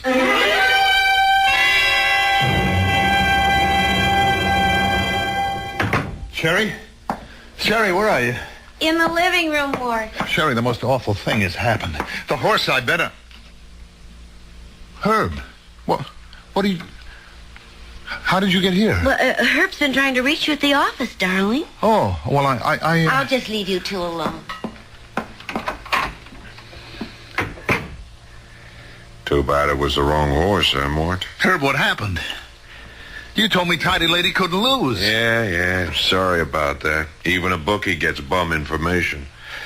Well, let's get our business settled. I got $1,000 for you on final chance. She went off at even money. So that means you owe $1,500 on the other bet. But you said Tidy Lady couldn't lose. That's the Phillies for you. Can't trust them. And I can't trust you more. Can I? Now, look, Herb. You know and I know these checks ain't worth the paper they're written on. If I dropped them, they'd bounce out of sight. Now, what are you going to do to make them good? Now, Herb, give me a chance, will you? Give me a break. Oh, yeah, sure, I might, Mort, but the men upstairs, not a chance. I'm only an errand boy. These are hard cases, Mort. You better pay off. How can I? Well, there is one way. Let me show you the only out you got.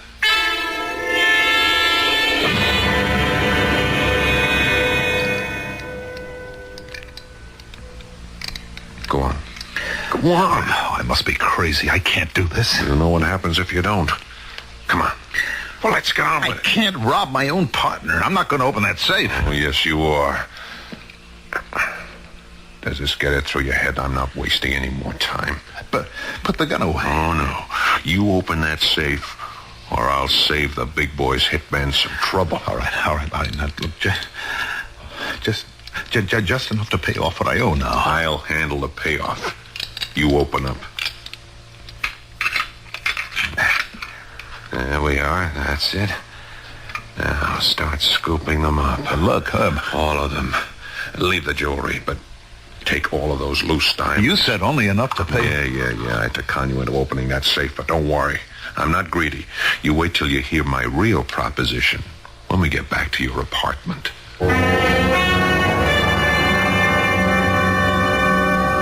There's nothing else we can do, Mort. I'm really being very generous. $50,000 in diamonds and the seats I booked for you to South America. Well, it's time to go if you're going to make that plane. How can you be sure I won't refuse? For the same reason I know you won't be back. One thing I'm not paying off are your gambling debts. That'll keep you away from home. Well, Mrs. Herman, are you all packed as I requested? Yes? And I'll drive you to the airport, just to make sure you get off all right.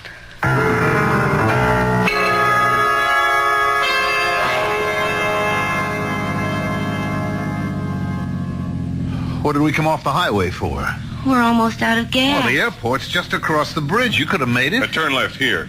Right here, under the bridge. There's no gas station down here. This road goes right to the river. It's a dead end. You are so right, Mort.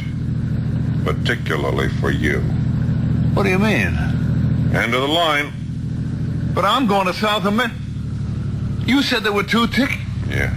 For Sherry and me. What? Didn't you ever think it was funny? My dear friend Marge never came to visit us. You mean it was always Herb and you? Sure. It takes someone as stupid as you not to guess. Where's your car, Herb? It's on the other side of the wharf, honey. But don't go yet. I'll need you to help me get this car rolling into the river. Oh, I don't want to be here. No.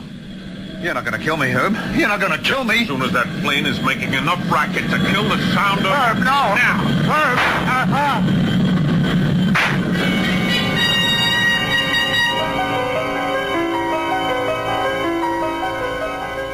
I tried to jerk my head away frantically at the last moment, but I could feel the bullet smash into my skull and then burst in a fountain of searing sparks.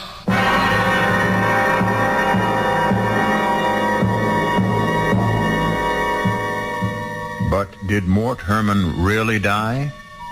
If so, how could he be able to ask his mysterious partner in conversation to borrow back yesterday? Well, we'll find that out when we return shortly with Act 2.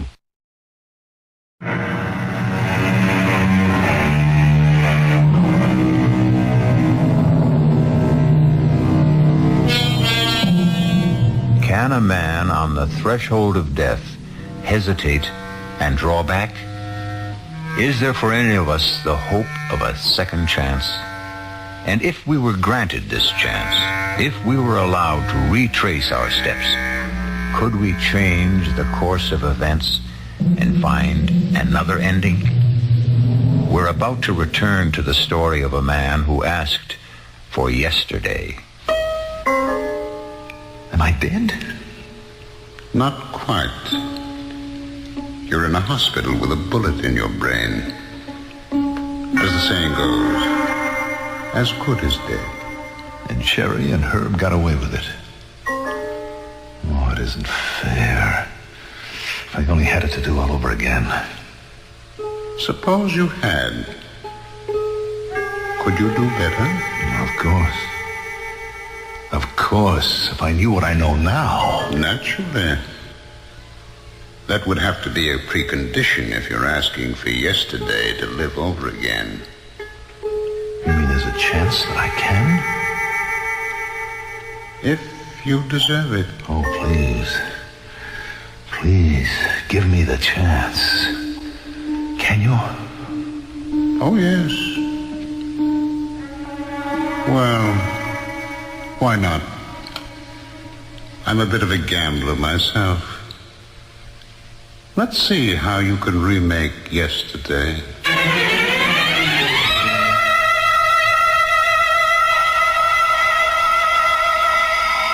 Oh, for crying out loud, Mort.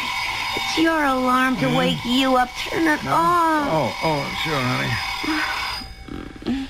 Wow.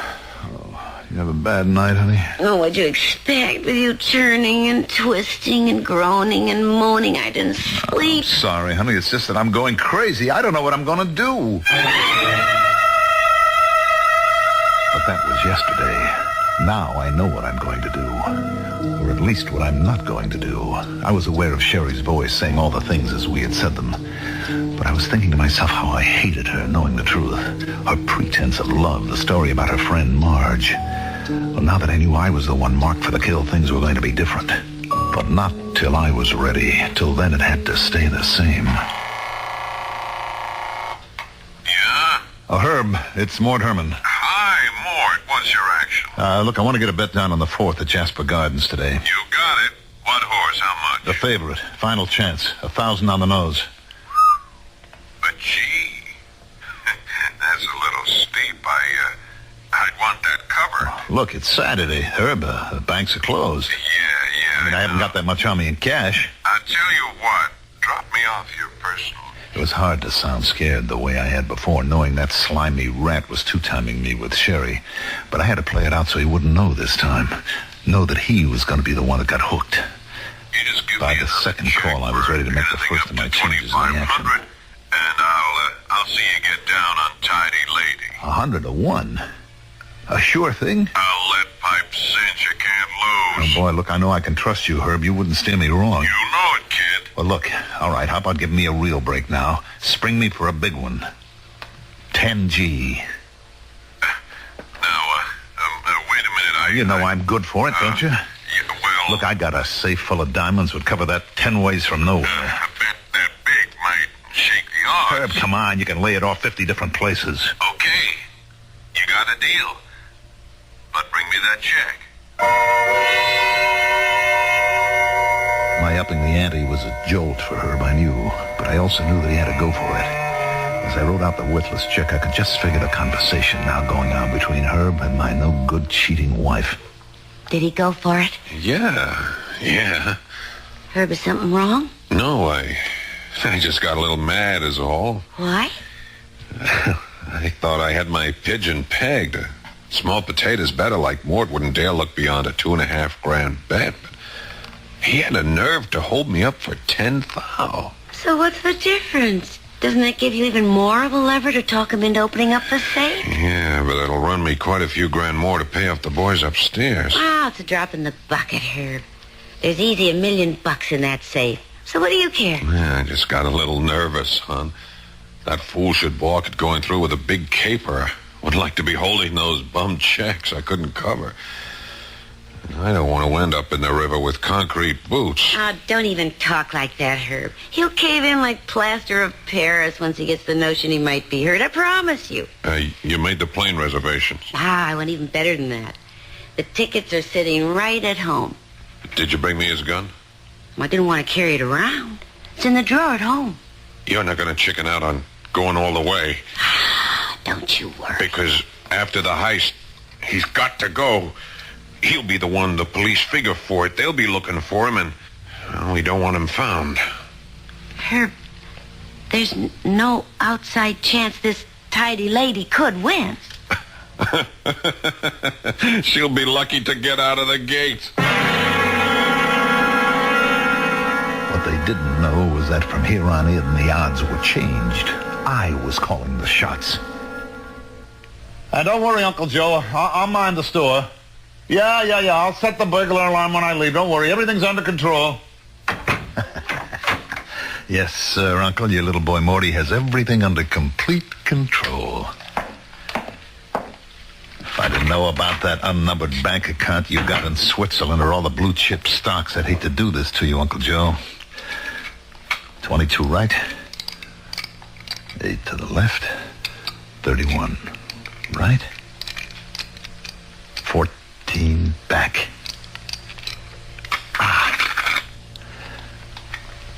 A real nephew, maybe you could have trusted, but a made-up one, you got only yourself to blame.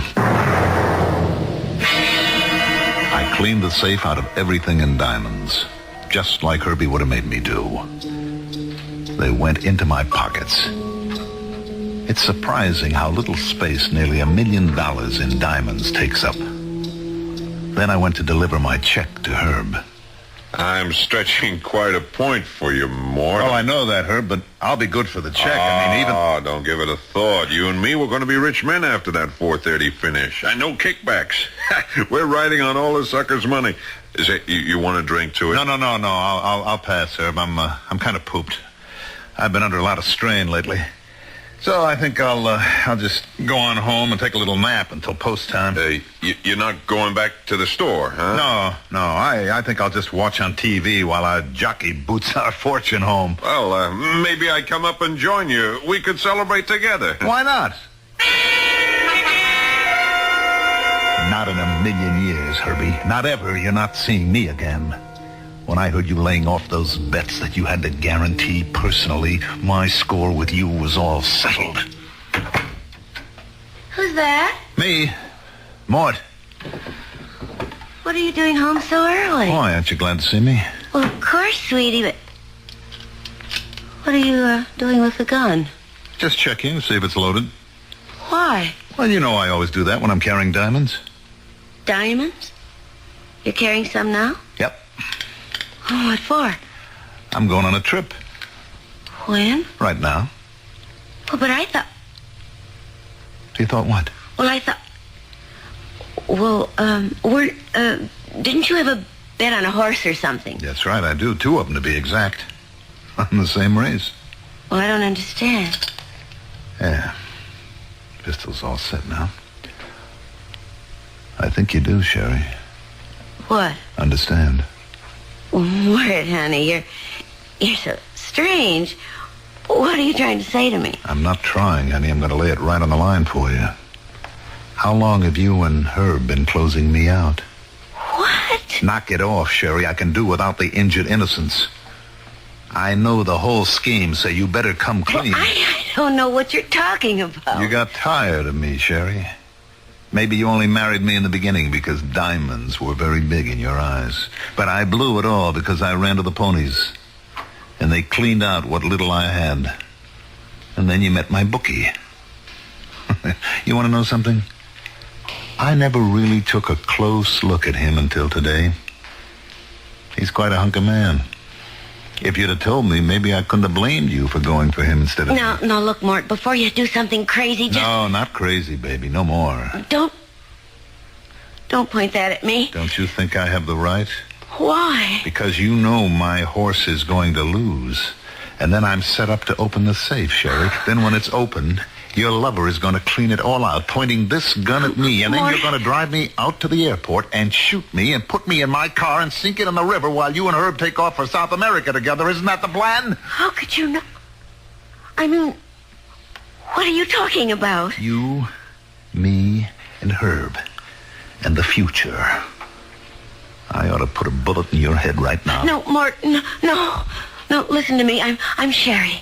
You're Sherry. Your wife. Someone who'd do anything for you. Or to me. No, Mort, please.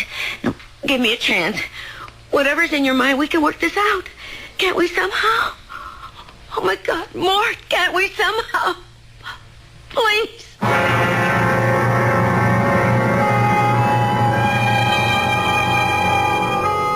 So the worm has turned with a vengeance.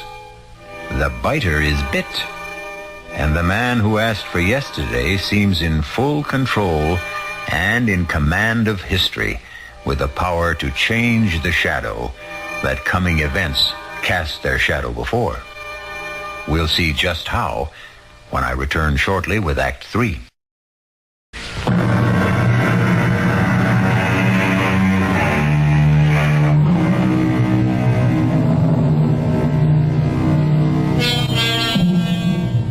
A woman has begged for forgiveness. A woman we already know deserves none. And what about her husband? A man with a miraculous second chance. Has he the humanity to be forgiving? Can he change the already preordained course of fate? In the first playing out of this particular chain of events, who was the ultimate victim? And who escaped? The answers are waiting. Please, Mort, give me a chance. I think we can work it out, Sherry, with your cooperation. Well, just tell me how. It'll be just the way you and her planned it. Except that I'll be using the other ticket that you've already reserved for South America. But what do we use for money? Just what you and Herb would have used. I already have the diamonds. We can leave immediately. Yeah, but the horse race. That doesn't matter anymore. Doesn't matter. When you've already bet Don't 10,000. look so guilty, Sherry. I'm aware that you know about that. Mort, you're scaring I'm me. also aware that the bet means nothing to me. That the horse isn't going to win. How can you know all these things? Let's just write it off to the strange fact that I have suddenly acquired second sight. Now you're scaring me even more. Maybe that's the object. Come on, let's pack and go. But Mort, if you're going to lose the bet, how is it going to be paid? Oh, that's the beauty part. That's going to be your ex-boyfriend's problem, Herbie. But he hasn't The money? done... Well, like he threatened me, then he can pay for it in blood. Now, do you want to hang around and do the same? You couldn't leave me. I know too much. That's how it goes, sweetie. That's why my offer to come along isn't exactly take it or leave it. Let me put it another way. I've already reserved an earlier flight. And I'm leaving on it with or without you. Now it's now or never. Make up your mind.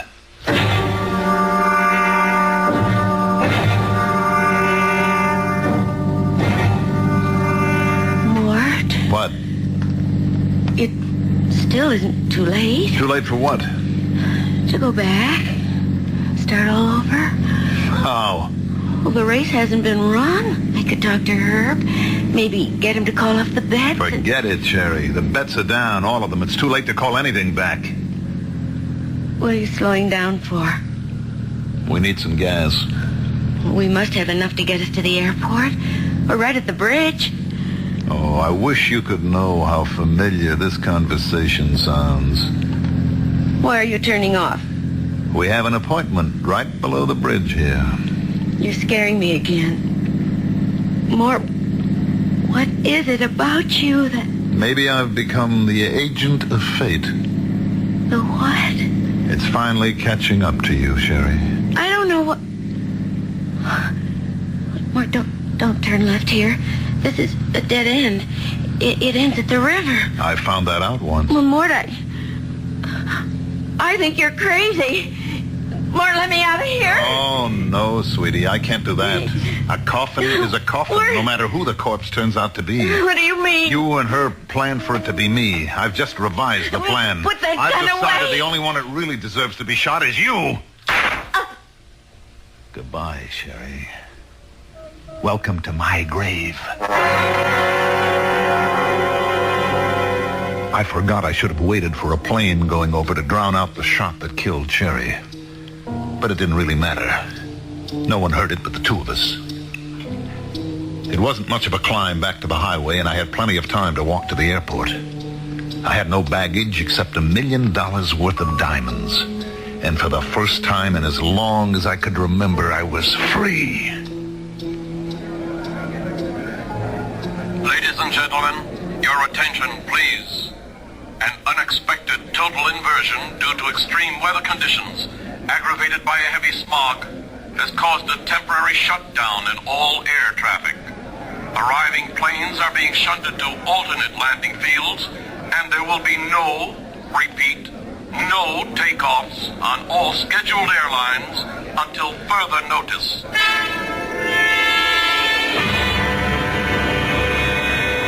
The stunning announcement caused me my first twinge of terror. I had to get away. With a deep breath, I took hold of myself. I mustn't give way to panic. I was safe till at least Monday as far as the diamonds were concerned. Their loss wouldn't be discovered until then. But I had to get out of town before the race was run and lost. I knew Herbie would be looking for me. I could head for the nearest airport that was cleared and take a plane from there. The answer was just across the terminal building. Your attention, please.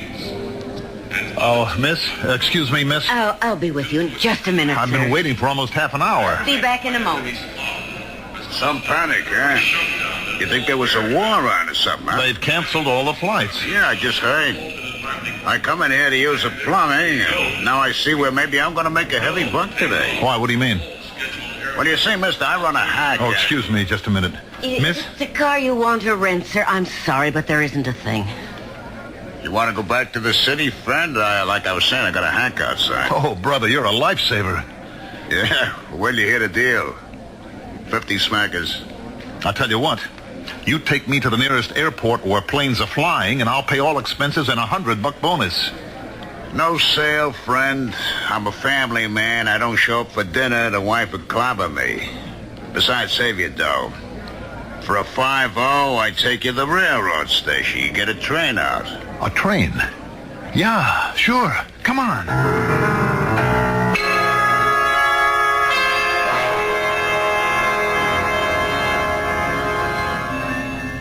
Oh, what's the matter, driver? You got me. Some traffic jam. Looks like fire trucks up there at the station. Well, there's a cop over there. See if you can get his attention. We got it already, Bubby. He's on his way already. You headed for the railroad station, buddy? Yeah, officer. I got a passenger going. Yeah, you got nobody going nowhere. There's a fire in the tunnel. There won't be a train out of here for several hours. Turn over at the next corner. Now, wait a minute, Sergeant. You don't understand. I've got to leave. Do yourself a favor. With the airport shut down this fire in the tunnel, what you should be worrying is find yourself a room for the night. Well, the bus station. I can get a bus. That's where the laugh is on them. I mean, the business they could be doing tonight, and their drivers had to pick this weekend to go out on strike.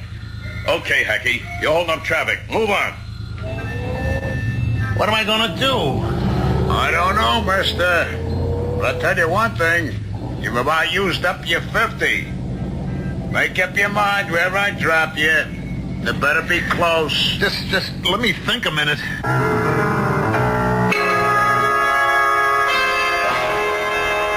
It was a nightmare. The bad dream to end all bad dreams. You know the kind. Where you have to escape, but you can only move in slow motion. Your feet are buried in mud like glue. You're caught. You're trapped. You're helpless. You know there's no way out. Okay, Mac. This is it. End of the line. I don't take you no further. Hey, watch it, Bobby.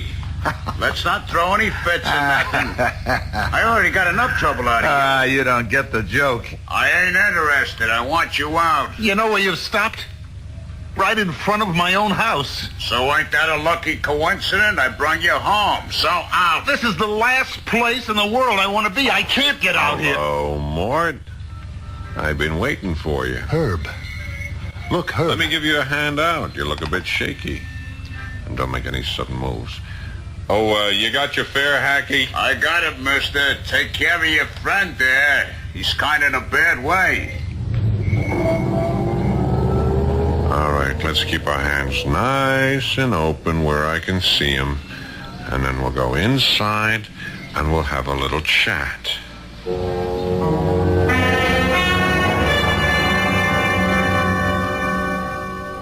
So when you heard the race results, you came back to pay off your debt to me, and you left Sherry waiting for you at the airport, right? That's right, Herb. And you want to pay me off in dimes. Well, like I told you this morning, I don't have the cash on hand. Yeah, I'll get that. Yeah. Oh, yeah, this is Mr. Herman. Oh, they are? Oh, that's fine. Yeah. Yeah, I'll be there to pick him up. Right away. Yeah, thank you for calling. What was that? The airport. Ceiling is lifted. They're flying again. They wanted to confirm your reservations. You're on the next flight out. Well, how am I going to get there?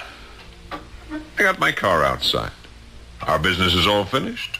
I'll drive you out to the airport. Come on, Mort. We don't want to keep Mrs. Herman waiting.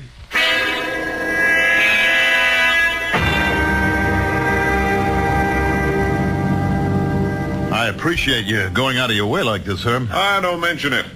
As a matter of fact, it just fits in with my plans. What are you doing? Don't turn off here.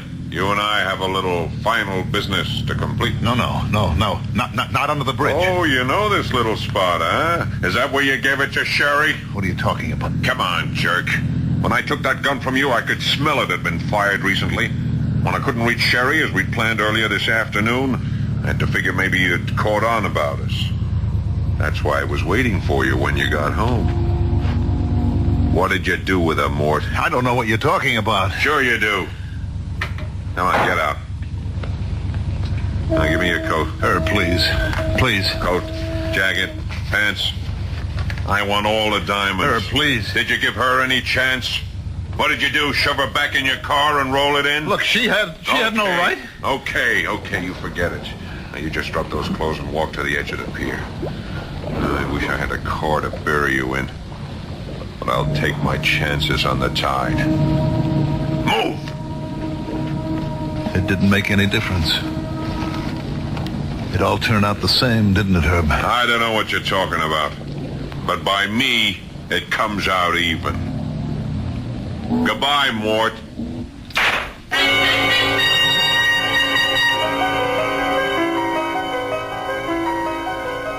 Where am I? Right back where you started. But I didn't change anything. Did you really think you could? But Herb gets away with everything. And I killed Cherry. At least she could still have been alive. Well, don't worry about that. Think back to the first of your yesterdays. Remember a second shot? Herb sent Cherry with you into the river, locked in the car. Well, then how did I... Well, you were in the back seat. The door wasn't closed completely. The water pressure opened. You surfaced and drifted on the tide to the bank, where a police sergeant found you and brought you here. Where? To the hospital. They're operating on you right now. Then I lived? Do you think you should? I could prove it to you. If you'd just let me have yesterday again. Oh, no. No, I'm quite satisfied now. About what? That you belong to me. Now I pick up my part of the bargain. Your part? Tomorrow. I'll take care of all your tomorrows.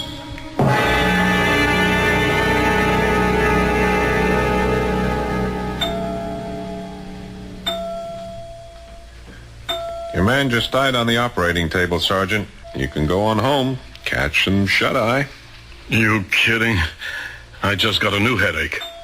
Know that cutoff by the bridge to the airport? Yeah, the one that goes down to the docks? Yeah. Guy coming up from there got creamed by a trailer truck. Killed him. Busted his car to nothing. And get this.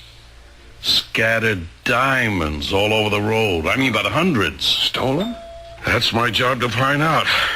Well, sorry about your patient. Funny thing, I saw that little guy earlier today by the railroad station. Frantic to get out of town. With all the communication jam-ups we had today. Wonder what he was trying to run from. I guess we'll never know.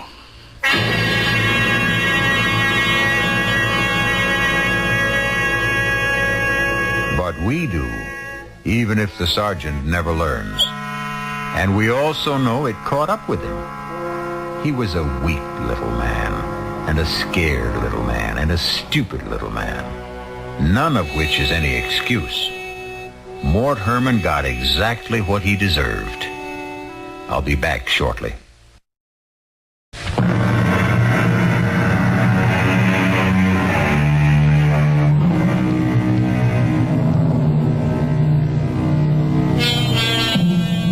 In the beginning, if you remember, I mentioned an often misquoted line. Backward, turn backward, O time, in thy flight. It was written by a lady named Elizabeth Akers Allen, and the misquote is one word. Not thy, it's your flight. But the preposition is of minor interest. It's the adverb that really matters. Backward. To turn time backward.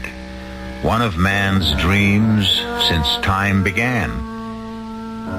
An idle dream, as we know now, because even if we could, in the end, it turns out just the same.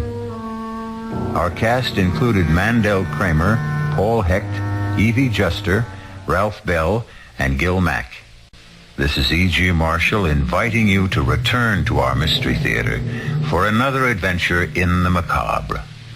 Until next time, pleasant dreams.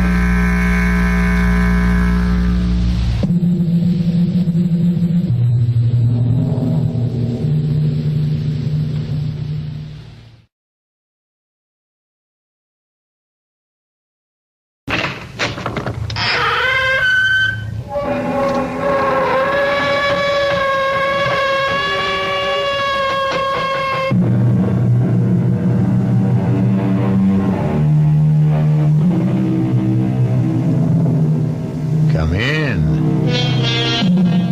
Welcome. I'm E.G. Marshall. Welcome to the sound of suspense. Welcome to the fear you can hear. But mostly to the world of terrifying imagination. In the next 52 minutes, you'll hear a story about truth. Everyone is in favor of truth, of course. It's a word which produces immediate reverence and respect. But sometimes the truth can be a terrible thing, even a shattering thing.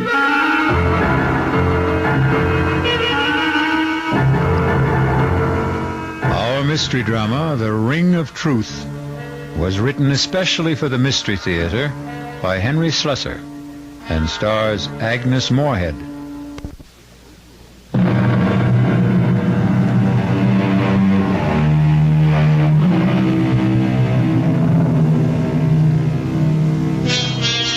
Now here's Act One of The Ring of Truth. The place, a charming college town in New England. The people you're about to meet, young Lorna Kittredge and the special man in her life, Mark Kramer. His driving speed, a comfortable 30 miles an hour. I'll tell you what I resent most about your father, Lorna. It's the fact that he deliberately keeps forgetting my name. Mark, don't be so silly. Daddy has a genuine problem about names. No, I'm sorry. No. I can't buy this absent-minded professor stuff. It's too corny. Corny or not, that's exactly what my father is sometimes. Absent-minded. His mind is always up in the stratosphere somewhere, communing with Socrates or Schopenhauer on the meaning of truth. You just don't like my father very much. I hardly know your father. Look, I want to get along with him, Lorna. After all, he's going to be my father-in-law, isn't he? You're almost home. What can I do to put you in a better mood? That's easy, darling. You can promise to tell him tonight. Oh, Mark. Tonight? Why not? But I told you that the Pryors are going to be at dinner tonight. Harold Pryor's Daddy's publisher. So, after they leave, you can tell him. Lorna, we've been engaged for almost 3 weeks now. Nobody knows about it except you and me. Well, isn't that enough? Not for me, it isn't. No. I'm the kind of guy who wants to shout it from the housetops. Yes, I do, too. I really do, Mark. I love you so much. All right, darling. And prove it. Tell him tonight, Lorna. Tell him you're going to marry what's-his-name.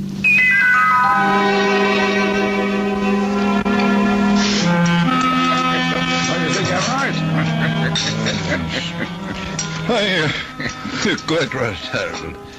What the book needs is a much sexier title. Well, of course, there isn't a word about sex in it, but what's the difference as long as it sells, huh? What's the latest book about? Why, truth, of course. Daddy's favorite subject. Should be everyone's favorite subject, in my opinion. You know, if you really want a suggestion for a new title, Professor, I think I have one. Do you, Mac? Daddy, the name is Mark. Oh, yes, of course. I'm sorry, Mark. Well, go on. Let's hear your suggestion. Why not call it The Ring of Truth? Well, I think that's a very good name, but, of course, that's up to Professor Kittredge. It's not a bad title, Mark, but, well, it does imply a lack of sincerity, doesn't it?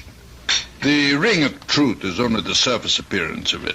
What I'm examining in my book is the necessity for stark truth, for truth unafraid. Of course, there's a fairly good argument against stark truth sometimes, isn't there? I mean, there's still a necessity for a white lie now and then. You mean in the real estate business, perhaps? No, not just in my business, in everyone's. I mean, there are times when tact, and courtesy, and general goodwill call for a shading of the truth.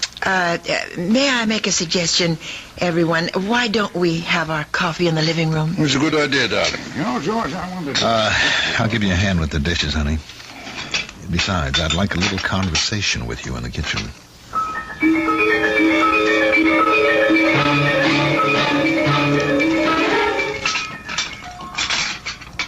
All right, Mark. I know what you're going to say. Daddy was impossible tonight. Now, your father's a great scholar, man of ideals, the Albert Schweitzer of New England. I'm only a poor schnook of a real estate man, but I'm perfectly willing to put up with him for your sake. Put up with him? Won't be easy. A crass, materialistic guy like me marrying into all that saintliness?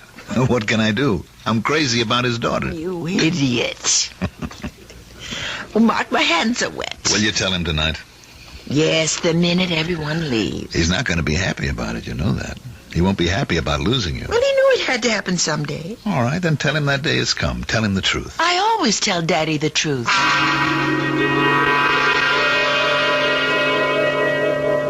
Daddy, can I come in? Yes, darling, of course. I didn't want to interrupt your reading. Oh, I can't really read this book. I don't understand the language. Have you seen it, by the way? Still another edition, German, of the 7 Secrets of Shakespeare. It's lovely. What a beautiful binding. Yes, I'm pleased with it. I suppose an author never loses his affection for the first book he writes. Well, it's more than just that. This book made you famous. In very limited circles, yes. And I hope you've enjoyed the evening and that your friend did too. The only thing Mark didn't like was being called Max. Oh, I'm sorry about that, Precious. I hope he wasn't offended. But you have to admit that you do bring home a lot of young men. Daddy, that may have been true once, but Mark Kramer is the only man I've seen for the last 6 months. That long? And the reason I've seen him so much is that, well, I'm in love with him. Well, that isn't an entirely new phenomenon either, is it? Daddy, Mark asked me to marry him. I said yes. Marriage? You know that word, don't you? It's English, not German. Yes, I know the word, but, well, it's just that I never supposed you'd want to marry now. I mean, before your doctorate, before you've done all those things we plan to do together. Marriage wouldn't put an end to our plans. And as for your lecture tour, but you don't really need me along. I don't know if I'd want to go without you. I'm getting a little old to gallivant around Europe by myself. Well, it's the first time I've heard you complain about being old. For some reason, last 10 seconds, I began to feel old. Of course, Mark and I could go with you to Europe as a sort of honeymoon. No, Lorna, he's not going to want that, I'm sure. In fact, my guess is that your young man is going to want to see as little of me as he possibly can. No, Daddy, that isn't so. He knows that I won't just abandon you. I couldn't be that heartless. That's the last word I'd use about you, Precious. I know your heart only too well. I know what a tender, beating little thing it is. I've always been afraid of the man who would trap it someday. I just wish you knew Mark better. He's not a I'm not scholar. saying anything against Mark. I'd feel this way about any man. I'm like the tired old king of the fairy tale, darling, forced by the condition of kingdom to give the hand of his princess to a commoner. Oh, Daddy, Daddy.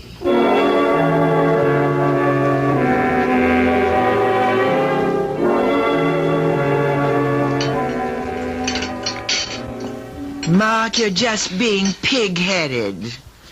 It won't even be 6 months. And by that time, I'll have my doctorate, and Daddy's lecture tour will be over. Oh, that's great. Just great. Waiter, where's that drink I ordered? Mark, I've never seen you have more than 2 martinis in my life. Oh, you're wrong, my love. I had one before you got here. The one coming up will be number 4. Mark, please, don't be so upset. I'm not breaking our engagement. I'm simply asking for a postponement. How long did he take to talk you into it, Lorna? Well, it was something I decided to do, Mark. All by myself. Because you realized how important it was? To get your Ph.D.? To make sure Daddy was taken care of on his lecture tour? But it is important to me. You know, you're a lucky girl to have a father like that. Now, you take my old man, good old Charlie Kramer, real estate. I don't think he ever heard of an ethic or an ideal in his life. Probably told a dozen lies a day, old Charlie. I guess that's why he turned out so badly. You're drinking too much. You always do when you're angry. Just another flaw in my character. Hardly noticeable in the general ruin of my personality. Please, Mark, I don't want you to be drunk to drive me home. Oh, don't worry. I won't even have that 4th drink. See what a nice guy I am? I want to make sure you get home to Daddy safe and sound.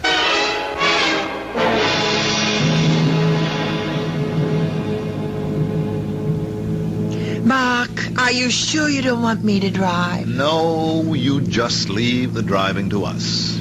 It's starting to rain. I think you should turn your wipers on. That isn't rain, precious. Those are tears in front of your eyes. Please, Mark. All right, all right. Do you have to drive so fast?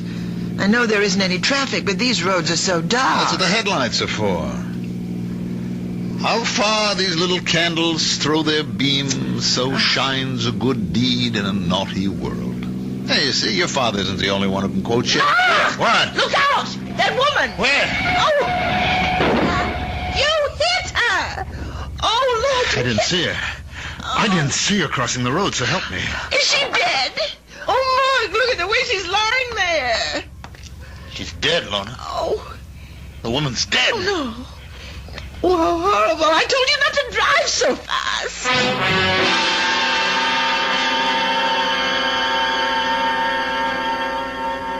Oh, Daddy, it was so awful. And it was my fault. My fault that Mark drank so much. He really doesn't like whiskey very much, but when I told him about what we decided about postponing the wedding... I mean, what you decided, darling. It was your decision. He was driving so recklessly. He must have been going 60 miles an hour on that road. The speed limit there was only about 30. They haven't arrested him, have they? No. But the police were called, weren't they? Yes, yes. They know Mark, of course. He's lived here all his life. Didn't they give Mark a sobriety test? No, nobody even suggested it. I mean, Mark didn't seem to be drunk at all. Not after it. And of course, he didn't say he'd been drinking. He didn't mention the speed he was traveling at. Well, they asked him. Mark said he was going 35, and that the woman just stepped out in front of him. I see. He had to say it, Daddy. I mean, otherwise it would have been a crime, wouldn't it? I think it's called vehicular homicide. Well, he could go to prison for that, couldn't he? Perhaps.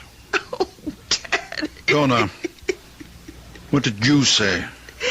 What? What did you tell them when the police talked to you about the accident? They didn't. They didn't ask me anything. They said there would be an inquest to determine the facts. I suppose I'd have to answer questions then. And what will you say then? Why, I don't know. I mean, I have to corroborate Mark's story, of course. Is that what you're going to do? Oh, well, if you could have seen his face, Daddy, it was like a child. Like a little boy, afraid to be punished. He said, "You'll stand by me, Lorna, won't you?" And so you're going to stand by him. You're going to forget all you ever learned about truth. You're going to lie. But, Daddy, what else can I do? I can't advise you, my darling. All I can do is remind you that you and I have always loved truth as much as we've loved each other. Are you going to change now?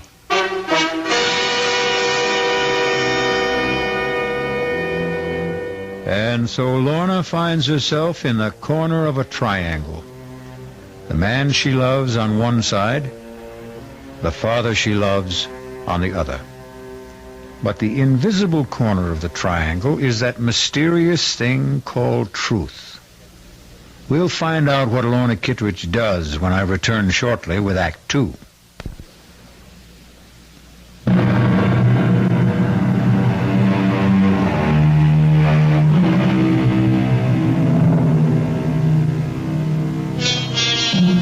Ye shall know the truth, and the truth will set you free. Will that familiar saying work in the case of Mark Kramer?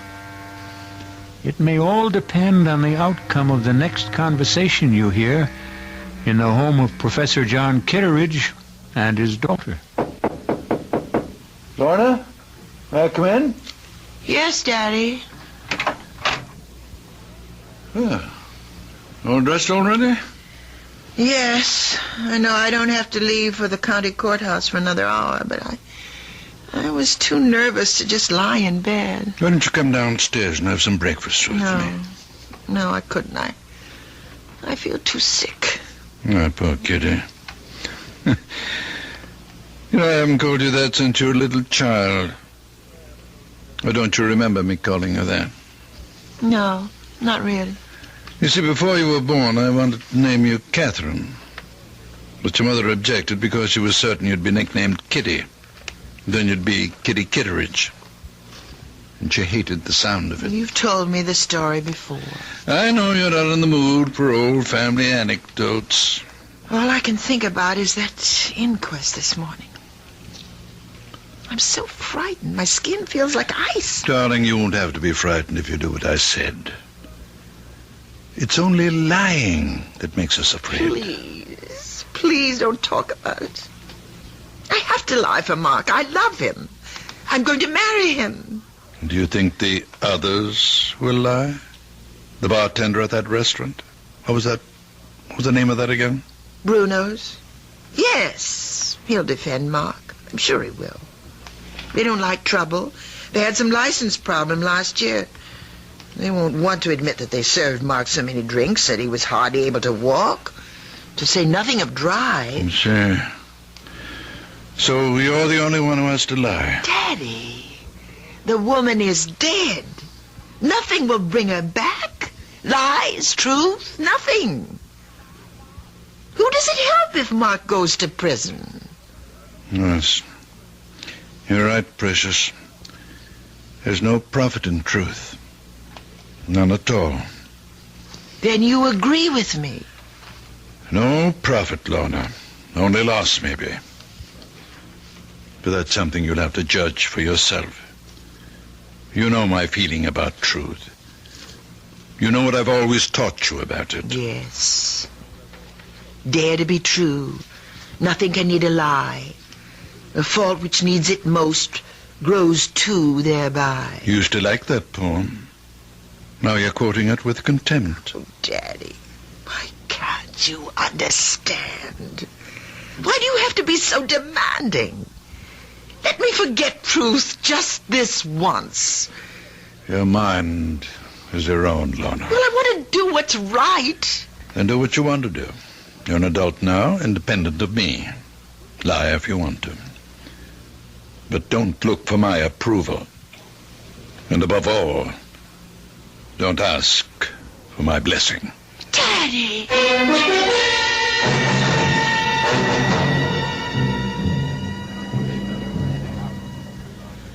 Let's have some quiet.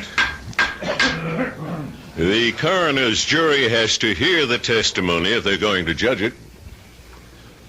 Sergeant McKeon, was any investigation made of the skid marks at the scene of the accident with a view to determining the speed of the vehicle?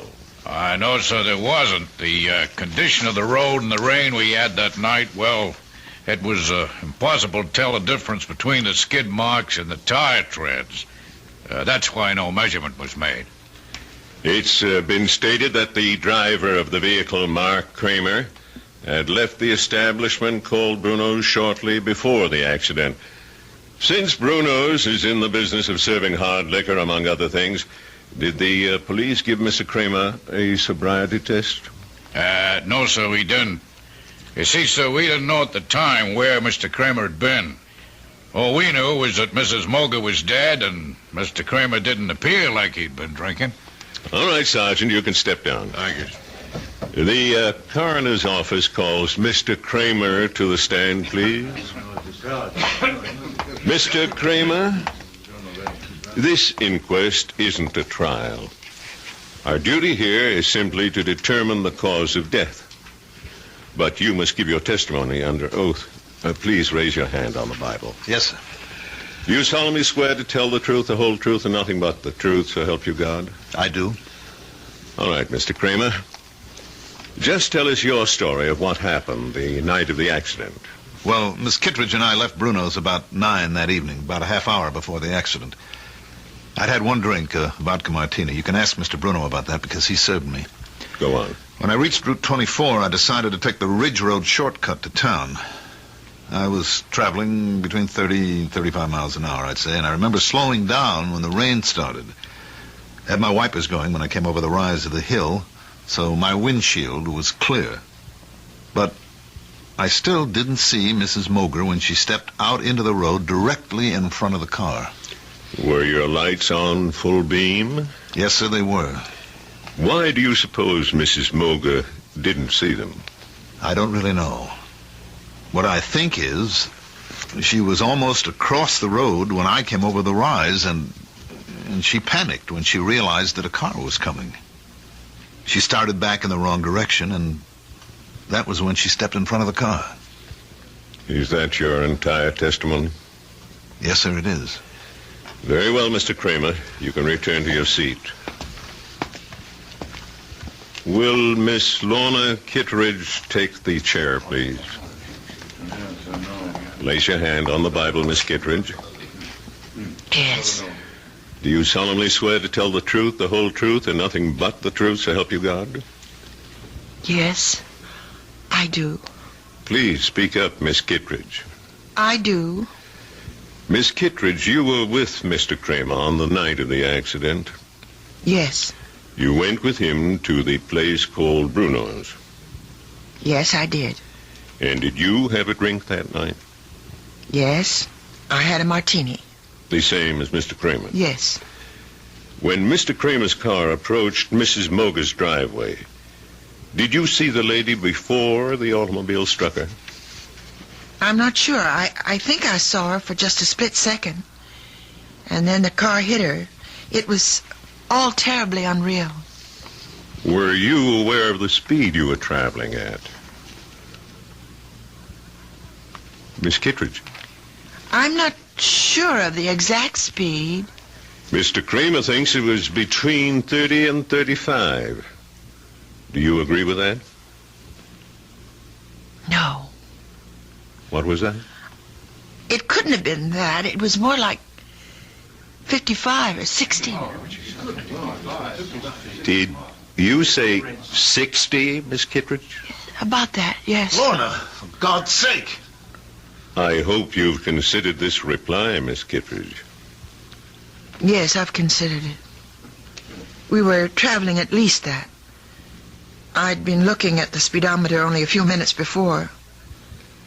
I was complaining to Mark about his speed, but he wouldn't listen to me. He wasn't in any mood to listen. He was angry, and he was drunk. Lorna!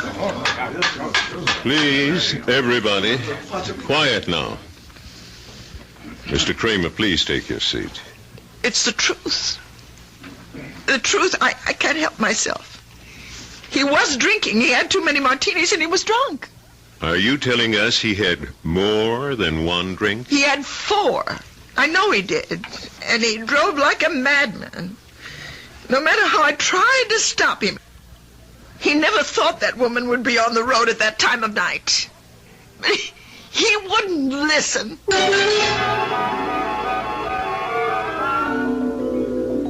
I couldn't believe it was really happening. It was like hearing someone else say the words. Please don't cry, Kitty. I tried not to look at his face. I tried so hard not to see him, but I couldn't stop myself. How can you blame yourself for telling the simple truth? How can you think it's wrong? But don't you realize what'll happen to him, Daddy? He's going to be indicted. He may go to prison. I'm sure Mr. Kramer will hire himself a very smart attorney. Who's that? I have no idea. Oh, I can't see anyone now. I just can't. Yes, of course. You go to your room and I'll answer it. Go on, darling. Go lie down. Yes. Oh, it's you. I want to see Lorna. Mark, please listen to me. I know exactly how you're feeling at the moment. Thanks for remembering my name, Professor. That must be the very first time. I'm sure you realize that what Lorna did this morning was extremely difficult and painful for her. That it was an agonizing decision. Only who made it? Lorna's lying down right now. I suggest you try telephoning her later. I'm not leaving until I see her. I had hoped we wouldn't get violent about all this, Mark. Frankly, I don't think you're in a good position to commit any other rash actions. Daddy, it's all right. Lorna, I thought you were in your room. I'll talk to Mark. Very well. But don't ask me to leave, because I won't. You don't have to leave, Professor. I'd like you to know this, too. Know what? What the town gossips are saying. Lorna, they're saying that we had some kind of fight. A lover's quarrel, and that you wanted to get back at me. Oh, you know that's not so. Yes, I know it. But the other explanation makes even less sense. That you just had to tell the truth. Well, it wasn't easy for me. Lies would have been easier. One small lie, Lorna. That was all you had to say. You're so afraid of hell that you wouldn't lie for me? I can't expect you to understand. But I do understand. Better than you do, maybe. It was your father's idea. Now, just a moment, Kramer. Well, you remember my last name, too. I think I made more of an impression on you than you were willing to admit. There's no need to be nasty. Lorna, you're so stuck on the truth. Tell it now. He told you what to do in that courtroom. Professor Kittredge's little girl always listens to Daddy, and she never lies. Please, Mark. He insisted that you tell the truth, didn't he? He gave you a lot of high-flown ethical reasons for telling the truth. Nothing but the truth. Every reason but the real one. You're wrong. I made up my own mind. Your father knew what would happen. It would split us apart, and that's what he really wanted, Lorna. That's the truth that he didn't mention. I think that's quite enough. If you don't leave right now, I'm calling the police. Don't bother, Professor. You've done a very good job. On Lorna and on me.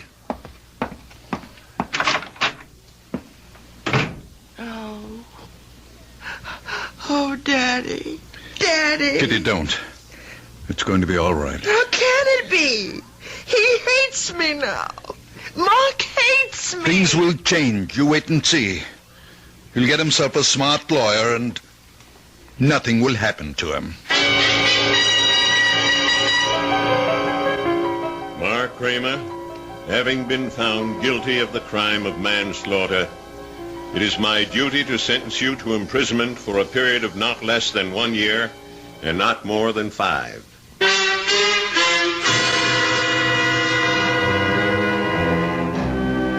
And so the truth has not set Mark Kramer free. It sent him to prison, where he'll have plenty of time to ponder the complexities of ethics, justice, and human nature. Or perhaps he'll ponder something else, like revenge. We'll find out when I return shortly with Act 3.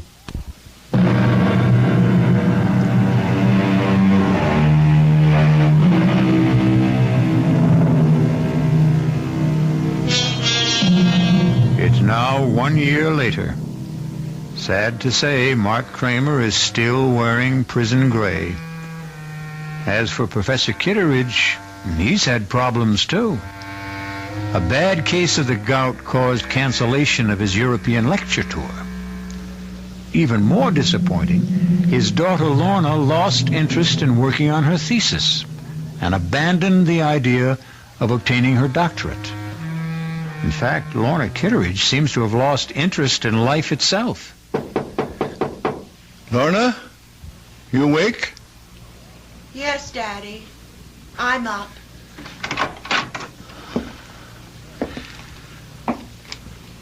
Darling, it's almost noon. It's not like you to be in bed so late. Well, I just didn't feel like getting up. Did you sleep badly again last night? Last night, the night before that. Oh, Lorna. If you don't see Dr. Isaacs voluntarily, I may have to drag you to his office. You know there's nothing wrong with me. What's all this paper for? All those little crumpled balls. Can't you guess? Oh, Lorna, no. You haven't been writing Mark again? I keep thinking that I might hit on exactly the right words. The magic formula that would make him answer one letter. It would be so much better if you forgot him, Lorna. Do you know that I even thought of sending him a disguise letter? Making it look like some important document that he would have to read? Isn't that ridiculous? What's ridiculous is the way you've tortured yourself over that man for so many months. Who's tortured who, Daddy? Which one of us is really guilty? Oh, Kitty. Stop calling me that name. My name is Lorna. Can't you remember my name? Darling, you're just not yourself. Is that why you can't remember me? Because I'm somebody else? Well, you may be right, Daddy. Every morning I look in the mirror and I can't recognize the woman I see. Lorna, you're just not giving yourself a chance to forget. You'd start getting out into the world, start meeting new people. You become a hermit. I thought you liked having me here, Daddy. I thought you couldn't live without my company. I honestly believe you need medical attention. If not from Dr. Isaacs, then from somebody else.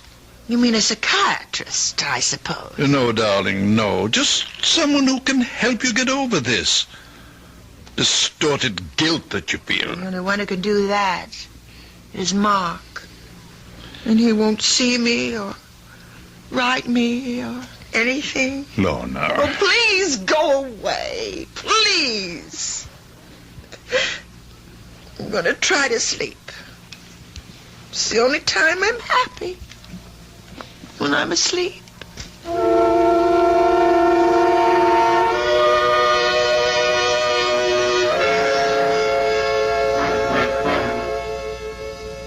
All right. Step right over here, Kramer. Anything you say, guard. Remember, visiting time is limited to 15 minutes. Look, I don't want the 15 minutes. They're being forced on me. Sit down and behave yourself. Yes, sir. Anything you say, sir.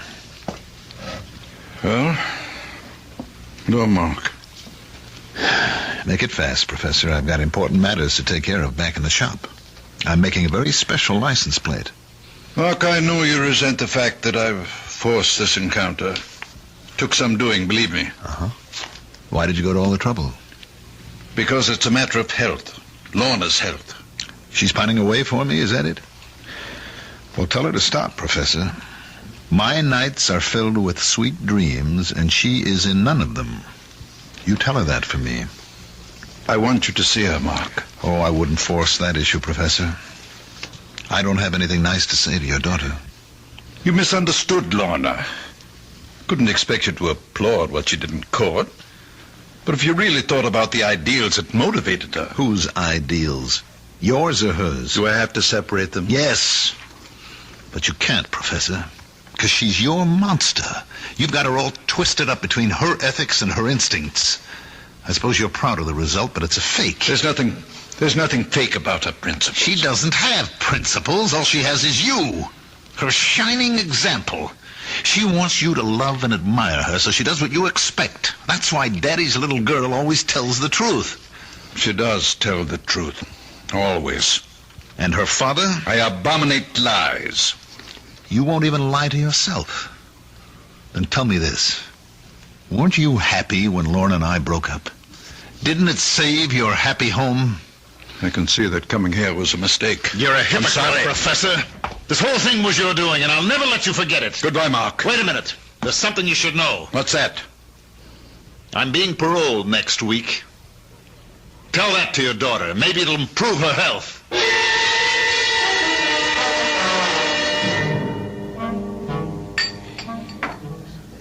Of course I'm pleased, Harold. It's just that I'd much rather see a new book of mine published than a new edition of an old book. Well, you can't argue with success. People never seem to tire of the 7 Secrets of Shakespeare. I suppose I shouldn't complain. It does buy the groceries. Just cash the royalty checks and be happy. Now, tell me how Lorna's doing. Feeling any better? Oh, still a bit run down, I guess. Well, that's too bad. I suppose you know that young man Kramer, that he's out of prison. For about 2 months now, I gather. He, hasn't been in touch with Lorna? No, and I don't think he will be. Funny thing is, he's been in touch with us. With you? What's that before? Well, actually, it seems he went to Merritt Bob's first. My first publishers? Yes, talked to everyone who would talk to him. Then he approached members of my own staff. He even tried to get an appointment with me, but I put him off. What do you suppose he wants? He's an embittered young man, you know. Well, I spoke to George Merritt. He didn't know about Lorna and this fella Kramer. He thought Kramer was an article writer looking for biographical material. George said that he seemed to know an awful lot about you already. I don't much like the idea of someone like that snooping into my life. Why do you suppose he's doing it? Hard to say. Rancor, I suppose. Hopes he can find something unpleasant in my past.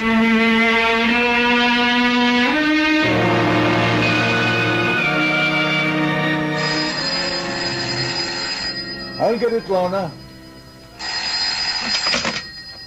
Hello? Professor Kittredge? Yes? Mark Kramer, Professor. Oh. Yes, I was just speaking about you the other day with my publisher. I'd like to see you, Professor, this evening, if that's possible. See me? Or Lorna? No, just you. If Lorna wants to be there, that's her business. Something tells me she'd rather stay away. Can you give me some idea of why you want to see me? You might say it's a business matter. Who is it, Daddy? What time would be good for you, Professor? Make it, about 9. I'll make it exactly 9. Daddy, you look so strange. Who was that on the phone? It was Mark Kramer, Lorna. Mark? He's asked me to see him at 9 tonight. I have no idea what he wants to say, but whatever it is, I'm sure it won't be anything pleasant. I'd rather not be here. I didn't think you would. Mark blames me for what happened in court, not you. He refuses to admit that it was your own love of truth. My love of truth? Daddy, you never understood me yourself. How could you explain me to someone else? I didn't love truth. I loved Mark. You did what you had to do. What your conscience told you to do. My conscience? Is that what I was satisfying? That small little voice inside me? It can be a loud voice, darling. A very compelling voice. But I still hear it. It's still talking to me. And you know what it's saying? You fool. You fool, you fool. Lorna. I think I'll go out now, Daddy. Right now.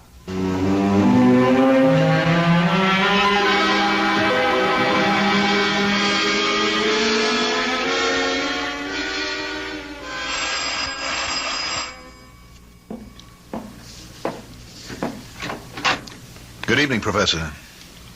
Hello, Mark. Come in. Thank you. Nice of you to see me. I wasn't sure of my reception after the last time. So you're using a cane these days, Professor? Yes, a touch of gout. Mark, I hope you weren't expecting to see Lorna. She's not here. No, I didn't expect to see her. Would you care to come to the point of this visit? Yes, Professor. I'll come to the point. I've come to see you about truth. Oh, must we, Mark? Really? I mean, these philosophical discussions are meat and drink to old campus fogies like me, but I'm rather tired of the subject right now, very tired of it. Frankly, I'm a little exhausted by it myself. I've just spent 2 months in search of it, and I didn't even know what I was looking for. You've been digging up things about me, haven't you? I hope you enjoyed yourself. No, I didn't. You see, I made the mistake of talking to your enemies. The publishers you dropped, the friends you no longer see, the scholars you had disputes with. What did you get out of that? Nothing. Your enemies didn't have the truth about you, Professor. Only your friends did. Like Avery Hayes. Avery Hayes? Oh, I'm glad to see you remember the name. Strange how few people do. Even though you dedicated your 4th, or was it your 5th book to him? George Merritt knew him, of course. Mr. Merritt called you Avery's benefactor. Said that Hayes was an alcoholic that you took care of for many years. He was my friend. Yes, he was a good friend, and you were good to him. That was one chapter of your past that you had every reason to be proud of, wasn't it? Avery's been dead for 10 years. What did you want from him? Nothing, Professor. I just thought a man like that deserved a little recognition, if only for his past association with you. So I talked to people who knew him, his old pals, his family. He still has a brother alive, you know, a crotchety old fellow in the terminal ward at the county hospital. His name's Ezra. Perfect name for the old boy. And you know what? He still has the junk Hayes left when he died. That pitiful collection of books and papers. You don't expect me to believe that? About Avery's papers? Avery never kept anything, not a thing. He was a foolish, drunken old... He was also brilliant, wasn't he? Went to the university on a scholarship. You only beat him out for top honors because of his drinking. You're talking about 40 years He ago. was drunk and he was dishonest, too, wasn't he, Professor? That was how he sustained that wild life of his, by selling his scholastic services to anybody who could pay for them. It's not different today. Yes. That's what Avery said in his letter. The one he wrote to a woman named Jean. I didn't know who Jean was or why Avery never mailed the letter, but there it was. Avery said he was cleaning up $100, $200 a month and would surely be able to pay back all he owed before the end of the semester. And then he mentioned the thesis. The big job he was doing, that he expected $300 for that job alone. You know which thesis I mean, Professor? Please go. Get out of here. I've had enough of this lying filth. The 7 Secrets of Shakespeare. Sounds like a mystery story, doesn't it? But it was quite a piece of work. And it became more than just a college thesis. It became a world-famous book. It made your reputation, Professor. You're a liar. A liar. You know nothing about it. You paid Avery for his work and put your name on it. You might have done as well yourself, but you were young and lazy and you had the money to pay for it. Then you discovered how good it really was, and it was too late for both of you to change the course of history. Get out of this house now. Get out! I'm going, Professor. I just wanted you to hear this little story about truth. And also to tell you that I have Avery Hayes' letter. What did you say? I have his letter, Professor. It tells the whole story. Good night. Mark! You told me to go, and I'm going. You filthy animals! Get rich! Get! Kill you, monster! I'll kill you! Kill you, you animal! Daddy! Kill you! Daddy! Like a wild beast! Oh, my God! What have you done? Lorna! Daddy! Lorna! Oh, thank heaven you're here. Oh, thank heaven. Look at his head. Oh, dear Lord. You saw what happened. Oh. What the crazy fool did, he attacked me. You killed him with your cane. He attacked me, Lorna. You know how much he hated me? I had to defend myself. No, I saw what happened. I saw you strike him from behind. No, Kitty, no. He tried to kill me. That's why I hit him. Daddy, I saw everything. You killed Mark. You did it deliberately. That's the truth. You always taught me to tell the truth. It's the only important thing. The truth.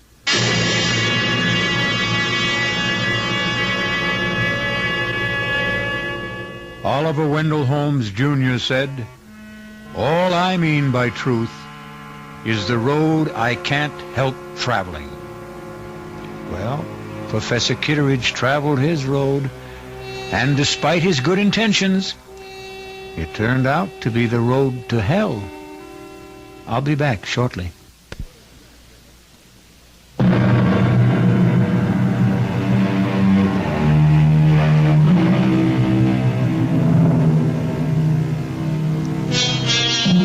If there is a moral to the story you've just heard, it's not that truth is so bad.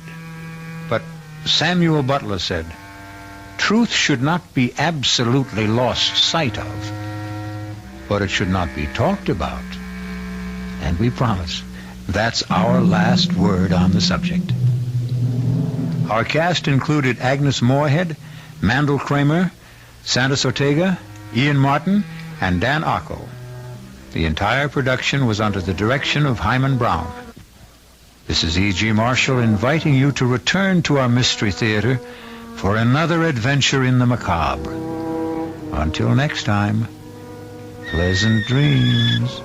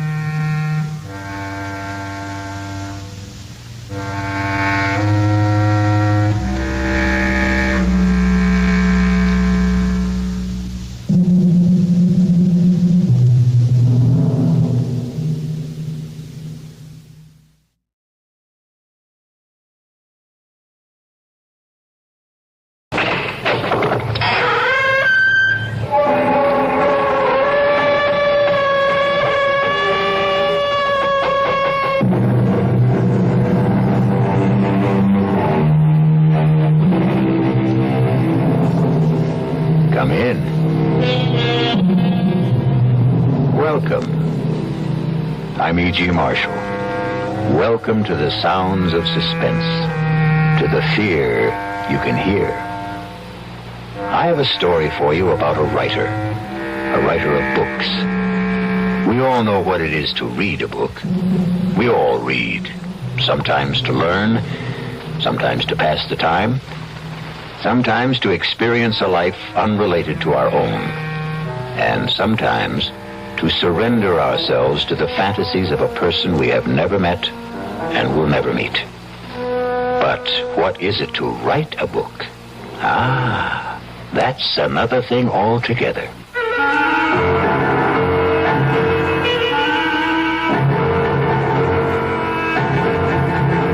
Our mystery drama, 3 Women, was written especially for the Mystery Theater by Elspeth Eric and stars Ruth Ford.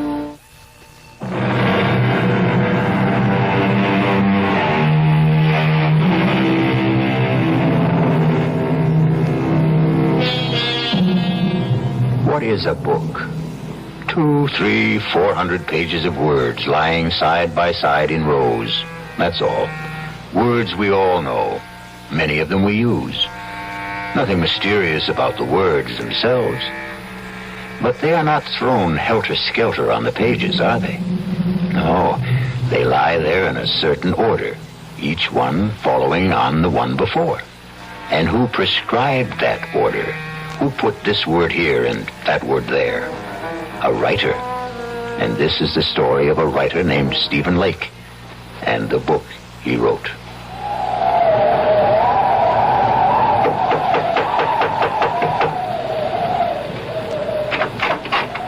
Yes? Does Mr. Lake live here? Yes? Is he home? Yeah, he's home. Could I see him? Well, he's working. Could you tell him, please, it's Mr. Higgins to see him? Higgins? I'm a publisher. Look, could I step inside? It's terribly cold out here. Yeah, I guess so. He really is working, isn't he? I mean, I hear him, his typewriter. You're a publisher, you say? Yes, that's right. If you just tell him... You can go on up. Up? Yeah, up that ladder. That's where he works, up there. Oh, thank you. If you get to the top, just bang on the trap door. Well, yes, thank you. Bang hard so he'll hear you. Yes, all right. He heard you. Mr. Lake, I'm Albert Higgins. Albert Higgins. Not from... Yes, from Higgins and Hart. All right to come up the rest of the way? All right. Well, I should say. Can you make it? Can I help you? I think I can. Yes. There we are. I can't believe it. Mr. Albert Higgins. Very same. This where you work? Yes, it's the only place I can get away. I live with my wife and my mother-in-law. That was my mother-in-law who let you in. Well, it's nice and secluded up here, anyway. May I take your coat, Mr. Higgins? Oh, thank you. No, actually, I think I'll keep it on. You're cold. Well, it's awfully cold outside. Well, I think it's even colder in here. I get where I don't notice it. You have a stove, I see. Yes, but sometimes I forget to put wood in. Just a second, I'll get it going again. That's a real old Franklin stove, isn't it? Genuine article. I haven't seen a Franklin stove in years. They're great, if you remember to keep them lighted. Please sit down, Mr. Higgins. All right. Well, now, I'd better explain what I'm doing here. I'd sure like to know. My secretary handed me your manuscript just as I was leaving the office for the weekend. We have a little ski lodge up here, my wife and I, right up the road from you, as a matter of fact. Yes, I think maybe I've seen it. Right off Route 7, about a mile north. Yes, that's it. Well, I was coming up by myself, and on the train I read your book. When I got to the lodge, I read it again. I like it a lot, except for one thing. What's that? You've made one grievous error, Mr. Lake. Or may I call you Stephen? Call me anything. What's the mistake? You've killed off the most attractive character in the book. You mean Clarissa? You can't do that, my boy. Why, 9/10 of the book's appeal is the charm of that girl. She's another Scarlett O'Hara. You can't spend 200 pages making us fall in love with this marvelous creature and then, poof, just like that, have her die on us, go out of our lives. You just can't do that. But I have to. Well, you don't have to at all, Stephen. You've written a marvelous book. I want to publish it. All I want from you is 10 new pages, the last 10. Write me 10 new pages at the end and let Clarissa live. I can't. I can't. Now, Stephen, that isn't asking much. It's everything. I can't do it. She has to die. She has to. Why does she have to die? Because if she doesn't die, I don't know what'll happen to me.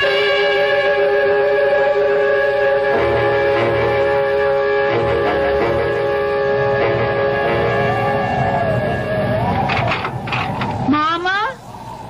That you, Loretta? It's me. Well, get your boots off. Is dinner ready? Just about. Have you called Stephen? He gets so wrapped up in his writing. Well, he's not wrapped up now. Listen to him. He's thinking, Mama.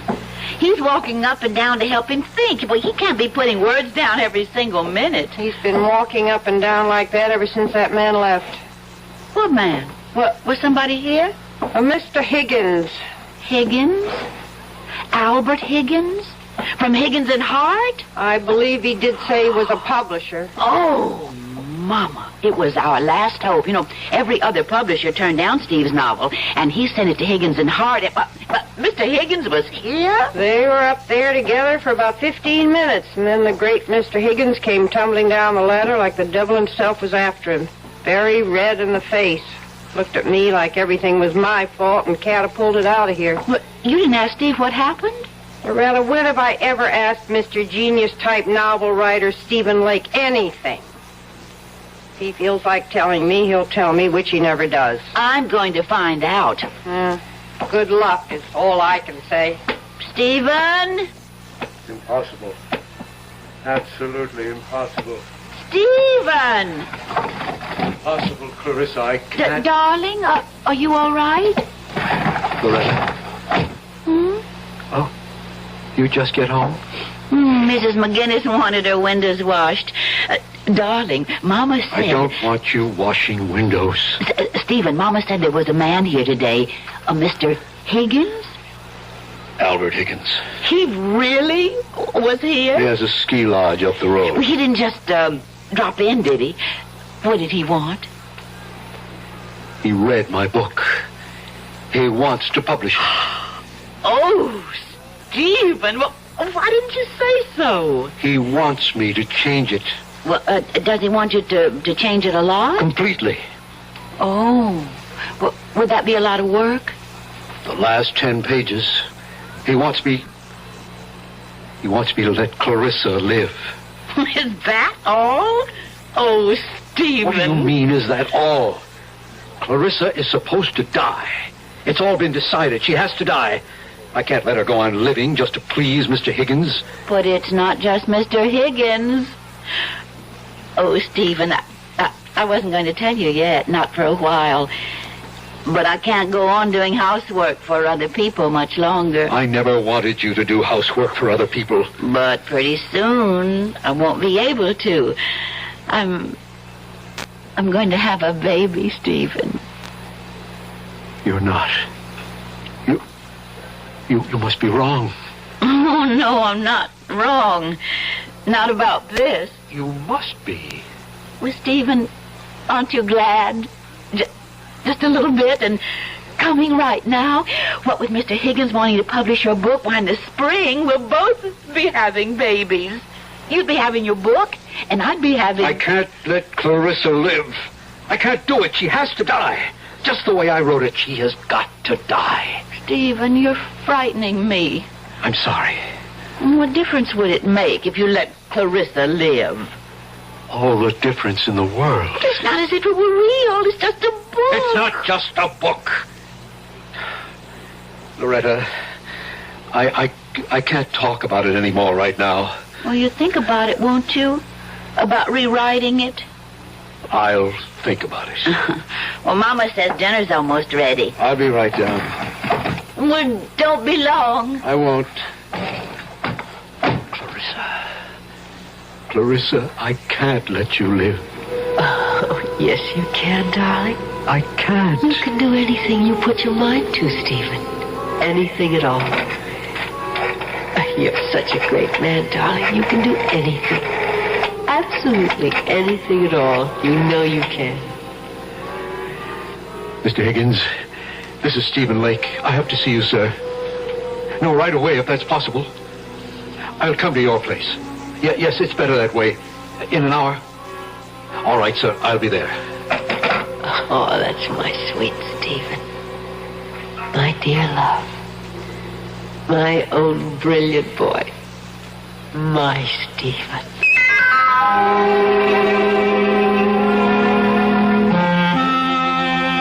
I'm glad you called me, Stephen. I must say I was a trifle perturbed at your outburst this afternoon.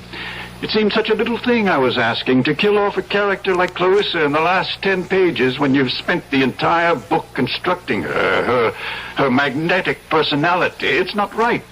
I have to do it, sir. But it's cheating, leading your readers up the garden path. I'll tell you something which perhaps I shouldn't, but anyway, I discussed with my wife the possibility of a sequel to this book, using the same central character. Clarissa? It's a shame to waste a character like that on one book. There should be another, and perhaps another. How can we do that if you kill her off at the end of your first book? Mr. Higgins, I've been writing for 7 years steadily. I've never sold anything. 6 years ago, I got married. My wife, Loretta, has been working as a domestic all these years, and her mother goes out every day to do other people's laundry. I haven't brought in 1 red cent in all that time. But now you will. Lots of red cent. The house we're living in, that's an abandoned 1-room schoolhouse. We bought it a year ago with every cent we had in the savings bank. $400. At a county auction. The room where I work used to be the place where they stored supplies. We got the Franklin stove from a junkyard. If you want the truth, we stole it. Young writers never have it easy, Stephen. My wife has never complained, never once. She's scrubbed other women's floors. She's washed their dishes and dusted their furniture and scoured their bathtubs and polished their silver. Well, in view of all this, I should think you'd jump at the chance to have your novel published. I do jump at it. I am jumping at it. Only I can't let Clarissa live. She's got to die 10 pages from the end of the book. But that's unreasonable. Don't you think I wanted her to live? Don't you think I kept her alive as long as I could? You think I wanted to kill her? I had to. I can't for the life of me see why. Because I'd fallen in love with her. Oh, come now, Stephen. Deeply, hopelessly, irrevocably in love. Now, my boy, I've been a publisher a long time. I've talked to dozens of authors. They all fall in love with characters they've created. It happens all the time. Clarissa isn't just a character. Well, of course she is. She didn't exist before you created her, did she? She exists now. Good heavens, man. She came out of your mind. She has no life except the one you gave her. Maybe she did come out of my mind, but now she's got a life of her own. Well, in a manner of speaking, of course she has. And I want to prolong that life, Stephen. I predict great success for Clarissa. And for you. You and Clarissa are one, you might say. No, we are not one. We must never be one. I want her dead. And out of my life. On my word, I can't follow you. Mr. Higgins, if Clarissa is allowed to live, I shall desert my wife. Desert your wife? My wife is going to have a baby. Well, then, why on earth would you desert her? Because I love Clarissa. I love her with the kind of love I never knew existed. A love that has more power over me than I have over myself. I can't fight it. I can't escape it. It haunts my waking hours and my dreams as well. Those last 10 pages of the book weren't easy to write, Mr. Higgins. But I had to write them. I had to free myself somehow from a love that was destroying my soul, my life. I don't think you're quite sane, Stephen. Neither do I.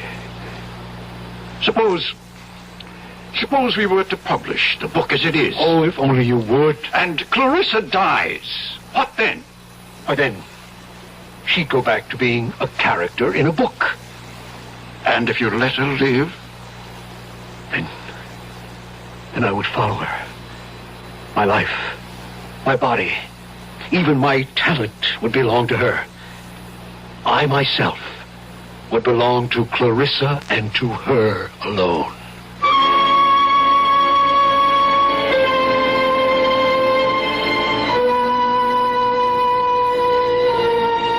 Everybody talks about love, but nobody does anything about it. Now here, for the first time, we have a man who wants to do something. He wants to kill the lady. It may not be the perfect solution, not one to be universally recommended. Still, it's something. We'll be back shortly with Act 2.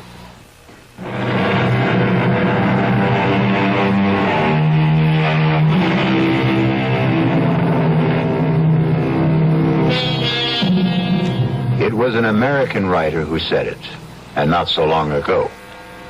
Novelists, whatever else they may be, are also children, talking to children, in the dark. Listen with me now to the second act of Three Women. Stephen is talking to Clarissa, a character he created in one of his books, in the dark. Clarissa, I can't let you go on living. But I want to, Stephen. Of course you want to. We all want to. But I want to so badly, and it's your fault, Stephen. Why is it my fault? Because you gave me such a wonderful life in your book. I enjoy it so much. I can't bear the thought of giving it up. Neither can I. Neither can I. To have had a life like that and then to die 10 pages from the end of the book. I know. When the book is published, you'll be dead. I don't see why, Stephen. I really don't. Because till now it's just been you and me and this room and words on paper. But after the book is published... What will it be then? It'll be something that sells for $7.95. $1.50 in the paperback edition. My goodness, you're counting on a big sale, aren't you? Just hoping. But it won't have a big sale if you kill me off, sweetheart. It might. What was that? Who came in? Probably my mother-in-law. She gets home early to get dinner ready. Will she come up here? I don't think so. She hardly ever does. Oh, then let's talk some more about how much you love me. She is coming up here. Oh, bother. Well, we'll talk some more later. I am not going to let you kill me off, Stephen. It's too cruel. Just a minute. All right to come up? Of course, Mother. Give me your hand. What a place. How do you stand it? I like it. It's cold, too. Your fire's gone out. You been working? Oh, no, not much. Well, what have you been doing? Figuring something out?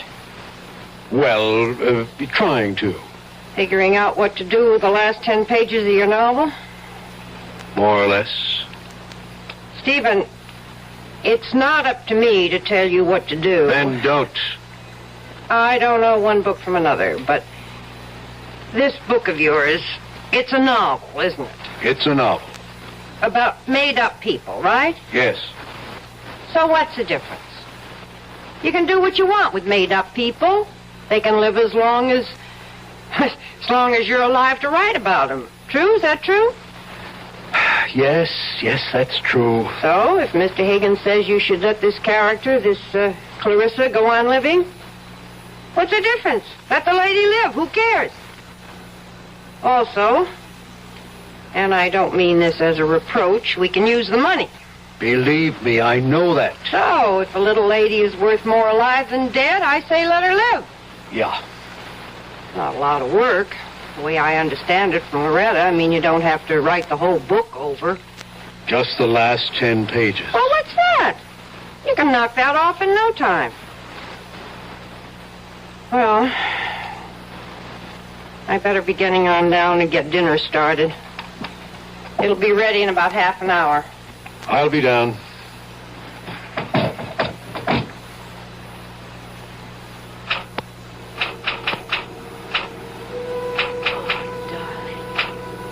Darling, yes.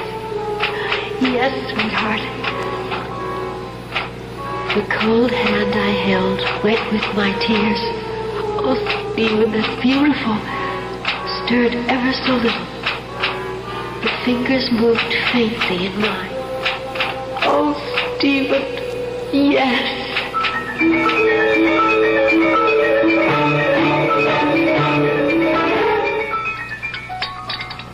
That was a very good dinner, Mother.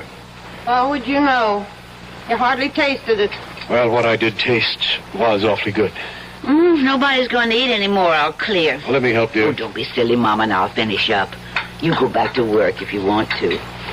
Well, all right. I guess I will. Poor Stephen. He looks awful. He hardly eats anything anymore. I had a talk with him today about changing a book. What did you say? I said, what's the difference? Character in a book can be alive or dead. Who cares? Stephen cares. Well, why should he? Oh, Mama. He's a writer. Writers care about these things. It has something to do with, artistic integrity. You think maybe somebody's putting things into Stephen's head? Artistic notions, things like that? Who would do that? Mr. Higgins wants him to change the book. I wasn't thinking of Mr. Higgins. I was thinking of some woman. What woman? I don't know what woman. I don't suppose I should say this, but lots of times I hear him talking up there. Oh, Mama. Steve talks to himself all the time when he's trying to work things out. This isn't talking to himself. This is talking to somebody. There's a big difference. And another thing, that mattress he has up there, it looks to me like there's two people been lying on it. Mama! All right. I told you I shouldn't say it. Now I'm sorry I did. He didn't seem very happy about the baby. I should have kept my mouth shut. Oh, that's all right. You finish up the dishes. I'm going up to talk to him. Don't say I said anything. Don't tell him we've been talking. I won't. Yeah, just a second. I'm not disturbing you, am I? Of course not. Well, I didn't hear the typewriters, so, Stephen, do you love me? What kind of a question is that? It's the kind of question wives are always asking, even if they never say the words. Yes, I love you. Are you glad we're going to have a child? Yes. Yes, I'm glad we're going to have a child. Well, ask a straight question, you can get a straight answer. That's the way it should be. So, I'll ask you another one. Why don't you want to change the book? Loretta, I just don't. Well, it's not a straight answer. I know it isn't. I just can't. Stephen, I'm going to ask you another straight question.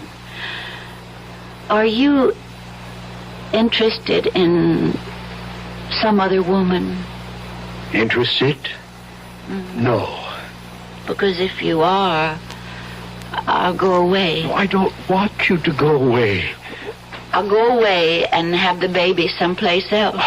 Till you get over this other woman, then I'll come back. Or if you don't get over her, I'll stay away. Oh, Loretta. Stephen, can you swear to me that there's no other woman in your life except me? Can you promise me that? Loretta, I swear to you, I promise you that I love you. That I love you, that I want you for my wife for always, for as long as we live. I guess I'll have to be satisfied with that. It's the truth. All right. I'll let you work now. Oh, I thought she'd never leave. Please, Clarissa, I don't feel like talking to you right now. Why didn't you tell her about me? How could I tell her about you? She wouldn't believe me. Nobody would. Darling, you know what I was thinking while Loretta was going on and on about herself and you and the baby she's going to have? I was thinking, why don't I have a baby? Oh, not in this book, of course, but later on in some other book. I'll have this perfectly gorgeous child who'll have my sweet disposition and your marvelous brains. How about that?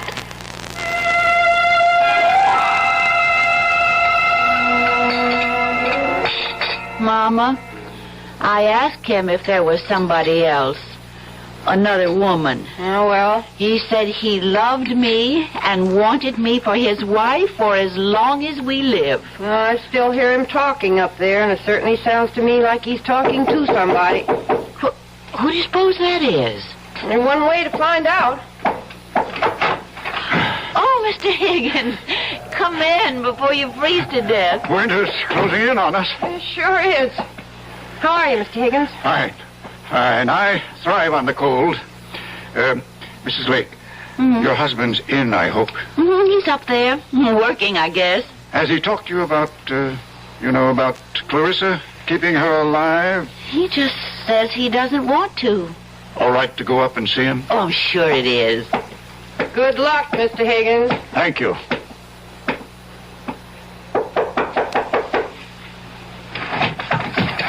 Oh, Mr. Higgins. Okay to talk to you for a few minutes, Stephen? I guess so, sure. I thought I'd like to see how you're getting along. I'm not. You haven't done any work? None at all? Oh, a few pages. They're over there next to the typewriter. Okay to have a look? If you want to. Mr. Higgins, if you're here to talk to me about letting Clarissa live... I most certainly am. I'm not sure I can take it anymore. My mother-in-law's talking to me about it. My wife talks to me about it. Stephen, this is very good so far. The hardest thing of all is Clarissa talks to me about it. Do you know what she wants now? She wants a baby. My baby. We could probably work in a baby later on. Mr. Higgins, if Clarissa has a baby... am I going to love it more than Loretta's baby? Stephen, these pages are very good. Now write the last couple of pages. I've got to kill her off, Mr. Higgins, and never write about her anymore. Never. Oh, now, Stephen, stop it. Calm down and try to be reasonable. I can't be reasonable. I love my wife, Mr. Higgins. I want to live with my wife and our child. I can't live with her and Clarissa, too. No, Mr. Higgins. Clarissa has to die just the way I wrote it in the first place. If she dies in this book, and I can't write about her anymore, and if I don't write about her anymore, she won't exist. Stephen, I won't publish the book if Clarissa dies. I've put it to you straight. Don't you think you owe it to your wife, to your mother-in-law, to yourself, to make this little concession? Concession? What will happen to them if you don't? What will happen to them if I do?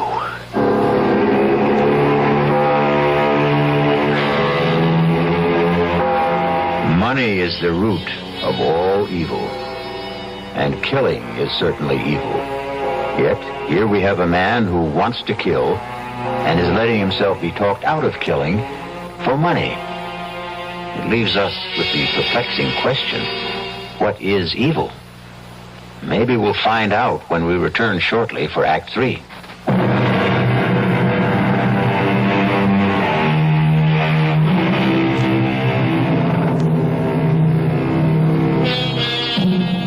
Pity the poor novelist, alone with his thoughts, his visions, his conceits, his fancies, his only solid, substantial companion, his typewriter.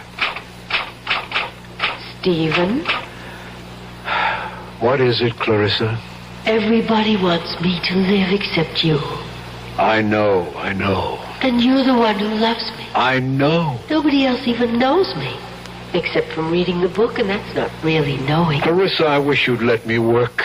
How am I doing? You're living. Oh, Just barely, but you're living. I thought I was. Because I was feeling so warm and loving about you.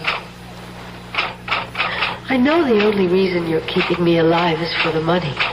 You can't fool me, Stephen. If there was a way to kill me and still make the money, I bet you'd take it.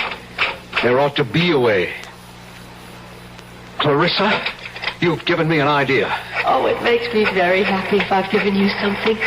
You've given me everything. It's about time I gave something back to you. Mr. Higgins, Stephen Lake. Yes, I have an idea. I have to talk to you about it right away. Can I come to your house? Oh, that's all right. I have snowshoes. I'll be there in, say, half an hour. Thanks, Mr. Higgins. What kind of an idea have you got?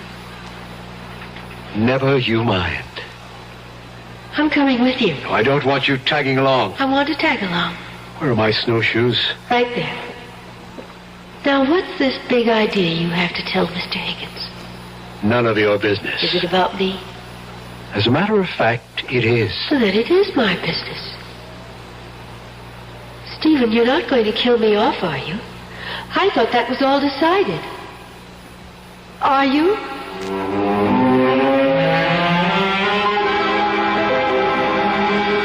Now, my idea is this, Mr. Higgins. I'll finish up the book just the way you want it. Good. Clarissa stirs and comes to life. Whatever it was she was dying of, she only went into coma, etc., etc. I'll work it out. I'll give you the book in a couple of days, maybe by tomorrow. Good. Then, if you still like it... Oh, I like it. It's yours. Only, I want it in my contract that whatever money the book makes goes to my wife. I want her to get all the proceeds. But it's your book. Well, I just happened to write it, that's all. And writing it... I nearly ruined my wife's happiness and my own. I don't want any money for that. Stephen, it seems to me that you're simply feeling guilty about your feelings for Clarissa. I am. Guilty as hell. And about the other books, the ones after this one. You're not going to tell me you don't want any of that money either. I want somebody else to write those things, not me. You're joking. Mr. Higgins, I've got to get Clarissa out of my head. And the only way to do that is to put her into somebody else's head. Let somebody else keep her alive, not me. Well, I suppose we could find a ghostwriter, but at least let me have those last 10 pages with Clarissa alive. Mr. Higgins, you'll have them. Tonight.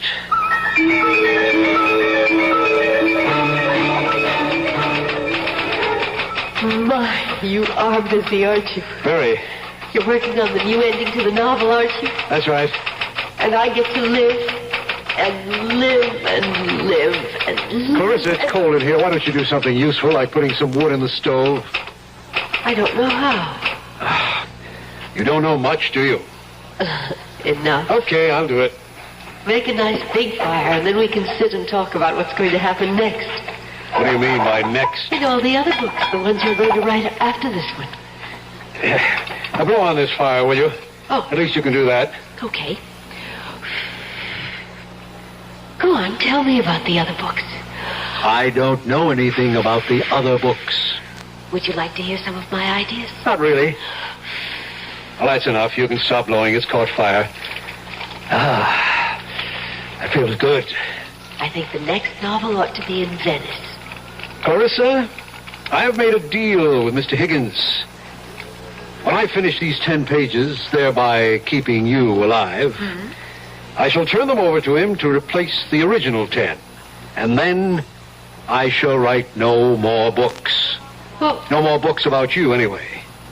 But Mr. Higgins thinks I'm wonderful. He wants lots of books about me. He's going to get lots of books about you, but they won't be written by me. But who'll write them? A ghost. A ghost? I don't want to be written by a ghost. I'm part ghost myself. Oh, he'll be a real live man. A ghost writer. That's what they are called in the publishing business. But it won't be you? Definitely not me. But it will be a real live man. Yes. And now, if you'll excuse me, I'd like to get back to work. I wonder, will he be as handsome as you? Handsomer, probably. I wonder, will he love me the way you do? For his sake, I hope not. I wonder, will I love him? Why should you love him? Why not? You never loved me. Oh, that's the way you wrote it. I couldn't love anyone. Except yourself. But he might write me differently, mightn't he? He shouldn't. He should follow the character exactly as I've set it down in the first book. But if he falls in love with me, he might want it changed so I could fall in love with him. It would be so much more convenient for everybody. Clarissa, you wouldn't. Wouldn't what? Fall in love. Fall in love with the ghostwriter. Would you? How should I know? Well, you wouldn't have his child. You wouldn't do that. I think I'll put another piece of wood on the fire. Or would you rather do it? Clarissa, would you have his child? There. Oh, look. That's a nice fire. Lovely. Answer me. Would you have his child? Well, Stephen, if that's the way he writes it, I guess I'll have to. Stephen, what are you doing? Oh, no. You're not going to have his child. No. Stephen. You're going back to where you were in the original. You're going to die 10 pages from the end of the book. You're not going to burn the new pages, Stephen. You're not. Help! Help! Someone help me! I'm on fire! Help me! The quilt! Get me the quilt, please! Help me!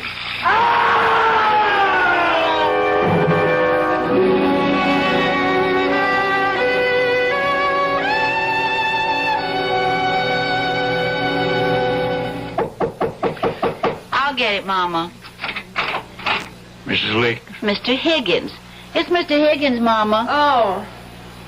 I haven't seen you since the funeral, Mr. Higgins. Thank you for the beautiful flowers. May I come in for a minute? Why, of course. Come in. Would you, like a cup of tea, Mr. Higgins? I was just about to put the kettle on. Thank you, no, Mrs. Lake. I haven't wanted to intrude before this on your grief. Such a terrible accident. Mama and I can't figure out how it happened. You know, Stephen knew that Franklin stove so well. He'd used it for years. And then... It was like it sort of blew up in his face. Mrs. Lake, he was working on the new ending for the novel when it happened. At least I think he was. Well, I don't know for sure, Mr. Higgins. He promised me I'd have the new pages that same night. He acted as though he couldn't wait to get started. Well, then I imagine that's what he was doing. Mrs. Lake, would you mind if I'm not intruding? Could I go up and take a look? You see, if I can find them, I can just substitute them for the original last 10 pages, and we can go right to work. I think we might be able to publish the book this spring. Why, that would be wonderful. At least you'd have a little money coming in. Stephen would have liked that. So is it all right if I take a look? Why, surely. You don't mind if I don't go up there with you? I haven't wanted to somehow since the fire. No, that's quite all right. I'll go up by myself. Trapdoor's not locked, Mr. Higgins. Make it all right? Yes, thank you. Fine. Oh, I suppose I should have cleaned up that place, but I just couldn't. No hurry. When the time comes, I'll do it. It never entered my head to look for those 10 pages. No, they're mine. Mama, if he finds the pages and publishes the book, and if it's a success, that'll be nice, won't it? Mrs. Lake. What is it, Mr. Higgins? You found them? I found something. I found these 10 pages. Oh, thank the good Lord. All neatly stacked beside his typewriter. Oh, I'm so glad, Mr. Higgins. Glad? Have you read them? Why, no. Well, listen. Lovely, gorgeous Clarissa lifted her beautiful head. She wasn't dead after all. Well? But that's That's not the way Stephen writes. I could hardly believe my eyes. That creamy complexion was beginning to pinken.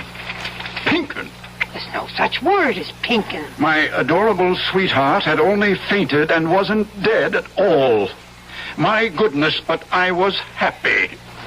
Now, I ask you... Stephen didn't write that way at all. Nothing like that. And who did? Who did write this awful trash? Mr. Higgins, you don't think that... Well, somebody wrote it. It's typed on his typewriter. You don't suppose it is possible that Stephen went mad and wrote this awful stuff while he was unbalanced? Mr. Higgins, if Stephen was a certified lunatic, he couldn't write 10 pages like those there. Do you want them to keep for any reason? Oh, I don't think so. Well, I'll take them home with me and burn them. Mr. Higgins, does this mean that there won't be any book at all? Why, I hadn't thought... I would so like to have a book of Stephen's published. Tell you what we'll do, Mrs. Lake. We'll go ahead and publish the original version, the one where Clarissa dies. You say something? No. Sounded like a ghost, kind of.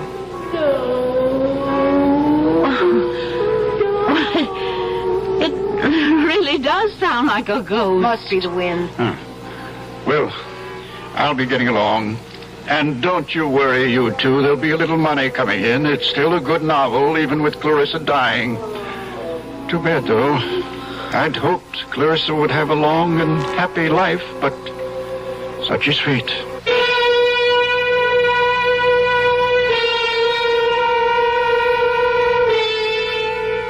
And the moral of the story is... What is the moral of the story? How's this? Lie if you like, but never believe your own lies. Or, the man who fools himself is a fool indeed. Well, something like that. You figure it out. I'll be back shortly.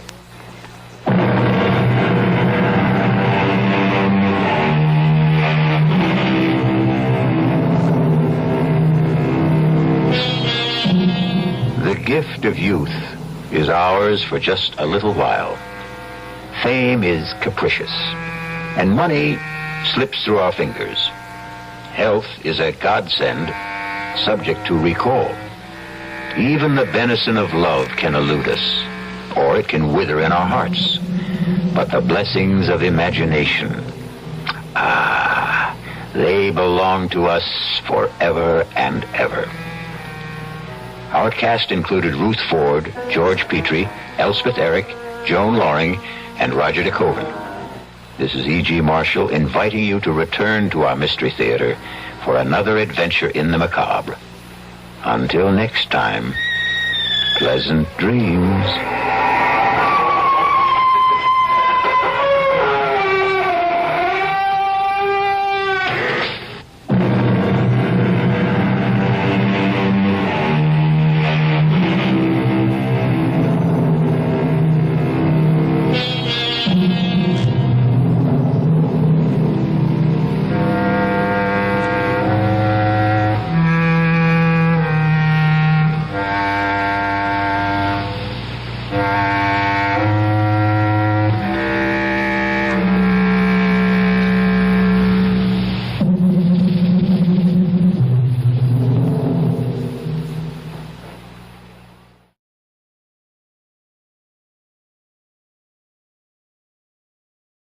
The CBS Radio Mystery Theater presents...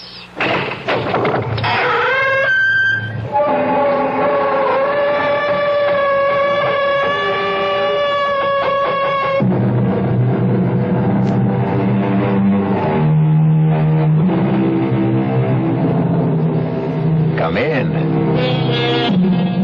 Welcome. I'm E.G. Marshall. Welcome to the fear you can hear. Welcome to the sounds of suspense. It was the ill-fated Prince of Denmark, Hamlet, who lamented, "The time is out of joint. O cursed spite, that ever I was born to set it right." Many people before and since have echoed the same cry of despair, but none with more compelling justice and reason than Ethan Vigil, clockmaker and destroyer. Ethan Vigil, for whom a special clock struck a magic and an evil hour.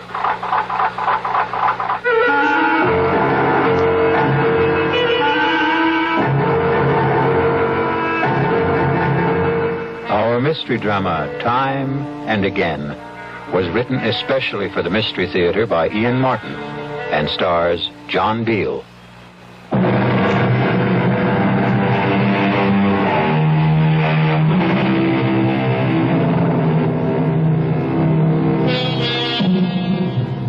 Few of us can resist the fascination of an auction, and I'm no different than most, which is how and why I happen to possess this curious document, which reveals a bone-chilling account of how many lives were lost so uncannily and eerily to the inhuman demands of what Ethan Vigil called that damnable machine. The tale I'm about to tell... No, wait. If you can manage to decipher his cramped longhand, let Ethan Vigil confess for himself. I, Ethan Vigil, clockmaker by trade, am writing this in case, when the moment comes, I fail to destroy the hourglass clock. For if I fail, someone must destroy it. Kill it. End its ghastly existence before God knows how many innocent people will die to satisfy its insatiable thirst. The clock itself came into my possession more or less by accident. I was working late at my shop one night about a year ago, and I heard a tapping on the closed glass door. Tarnation, some people can't read signs. Darn fools like to break that glass. Stop that! Can't you see I'm closed? Hey, Governor, please. Let me in. Oh, get on with you. You won't be sorry. Give me a chance. I'll give you the chance of a lifetime. Look. It was raining heavily, the water streaming down the glass, but the object he had drawn from the cover of his pea jacket drew my eyes like a magnet. It was a clock, the like of which I'd never seen. It was shaped like an hourglass, with a strange appearing pendulum hanging in the lower half and the face in the upper half. And in the place of the figure 12, at the top of the face, was the numeral 13. I had to see that clock more closely. Oh, bless you, Governor. You're a lifesaver, you are. What do you want? Oh, I want you to have a look at this here clock. The clock is the only reason I let you in. I'd like to have a look at it myself. Let's take it over to the bench. You want this clock repaired? I want to sell it to you, is what I want. I hope I don't regret this, but come on to my place in the back. There's a fire in there to dry you up a bit. You better back up to that fire. Where'd you get this clock? Why, it came into my possession when its owner died. Does it run? Well, now, that there clock, it doesn't run. I'd be the first to admit it. I'll give you $20. Oh, now, look here. $20. Take it or leave it. Well, I may be down and out, but I know a good thing when I see it, and I don't intend to be taken advantage of by somebody Doesn't seem to be any question of who's being taken advantage of. Harriet. Ethan, who is this person? He's a customer, more or less. This is my sister-in-law. It's near on to midnight, and my poor sick sister is pining upstairs for her husband to bring her a little faith and consolation. Oh, now, Mom, I certainly am sorry to intrude on family problems. Then don't. Ethan, get rid of this man. You better go. Yeah, well, what about our business and the clock? Well, $20 is all I have to my name. I'll take it. Don't you do it, Ethan. Oh, mind your own business for once, Harriet. I had little doubt my sailor, who called himself Harry Stubbs, had dubious title to that strange clock. But like all collectors, to own something totally and unreservedly unique is an overriding obsession. Is he gone? Yes. Oh, just look at this place after you had that derelict in here. Lights on all over the place, eating up money. To say nothing of good hard cash thrown away on that piece of junk on the table. It was my own money. What own money? You and Henrietta wouldn't even have a roof over your heads, let alone a piece of business if it weren't for me. Oh, no, it's my money that keeps you going, and don't you forget it. Now, you lock the door to the shop. I still have some repairs left to do. You'll have to get up early tomorrow and do them. I just wanted to have another look at this clock. You'll waste no more time or light or fuel down here tonight. If it wasn't for good money paid out, I'd take that piece of junk on the table and dump it in the rubbish. How I wish she'd done just that. Let the city collect it with the morning trash and bury it forever. But fate hadn't planned it that way. So I went upstairs from Harriet to face another problem I didn't know how to solve. My ailing wife, Henrietta. Ethan, is that you? Yes, Henrietta. Where have you been? Working, dear. Are you hurting? Oh, when don't I hurt? I know.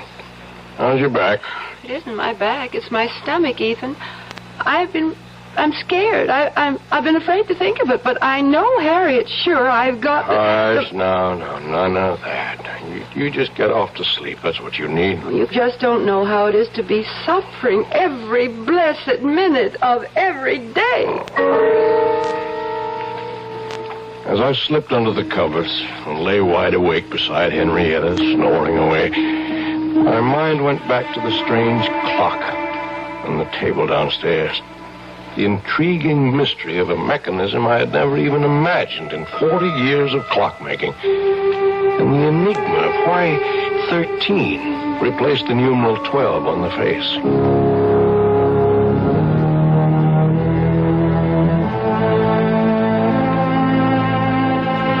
All the next morning, between my infrequent customers, I puzzled and poked and pried to reveal the workings of this bizarre clock.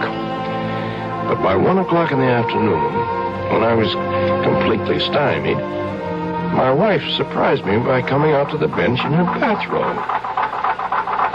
Henrietta, what's wrong? I've been calling for someone.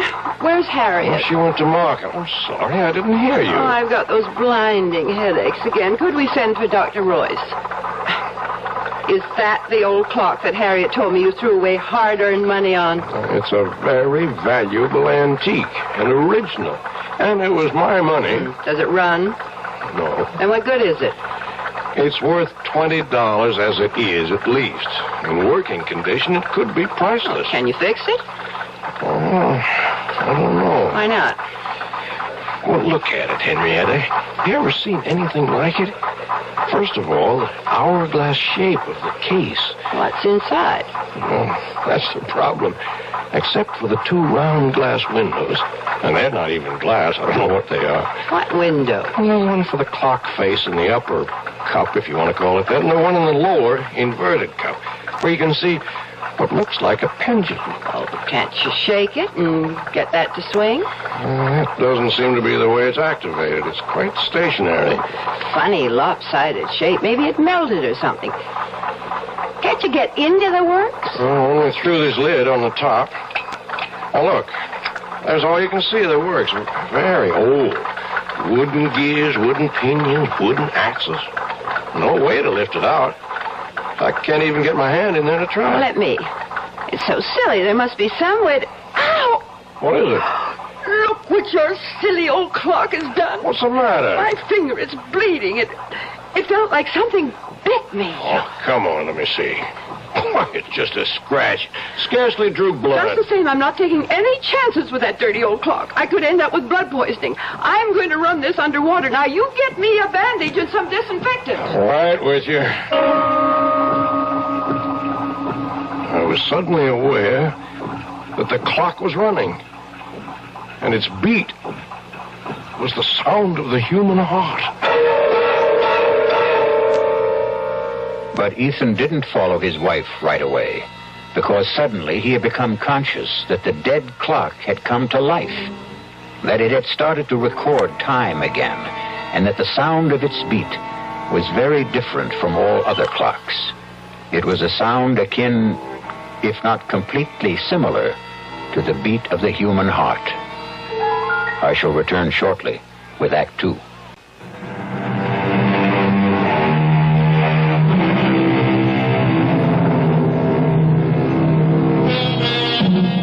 Whatever his wife had accidentally touched, the clock had begun to run and remained running steadily, without any sign of stopping.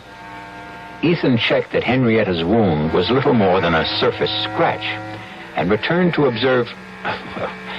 But let him tell his own story for himself, as he wrote it in his confession.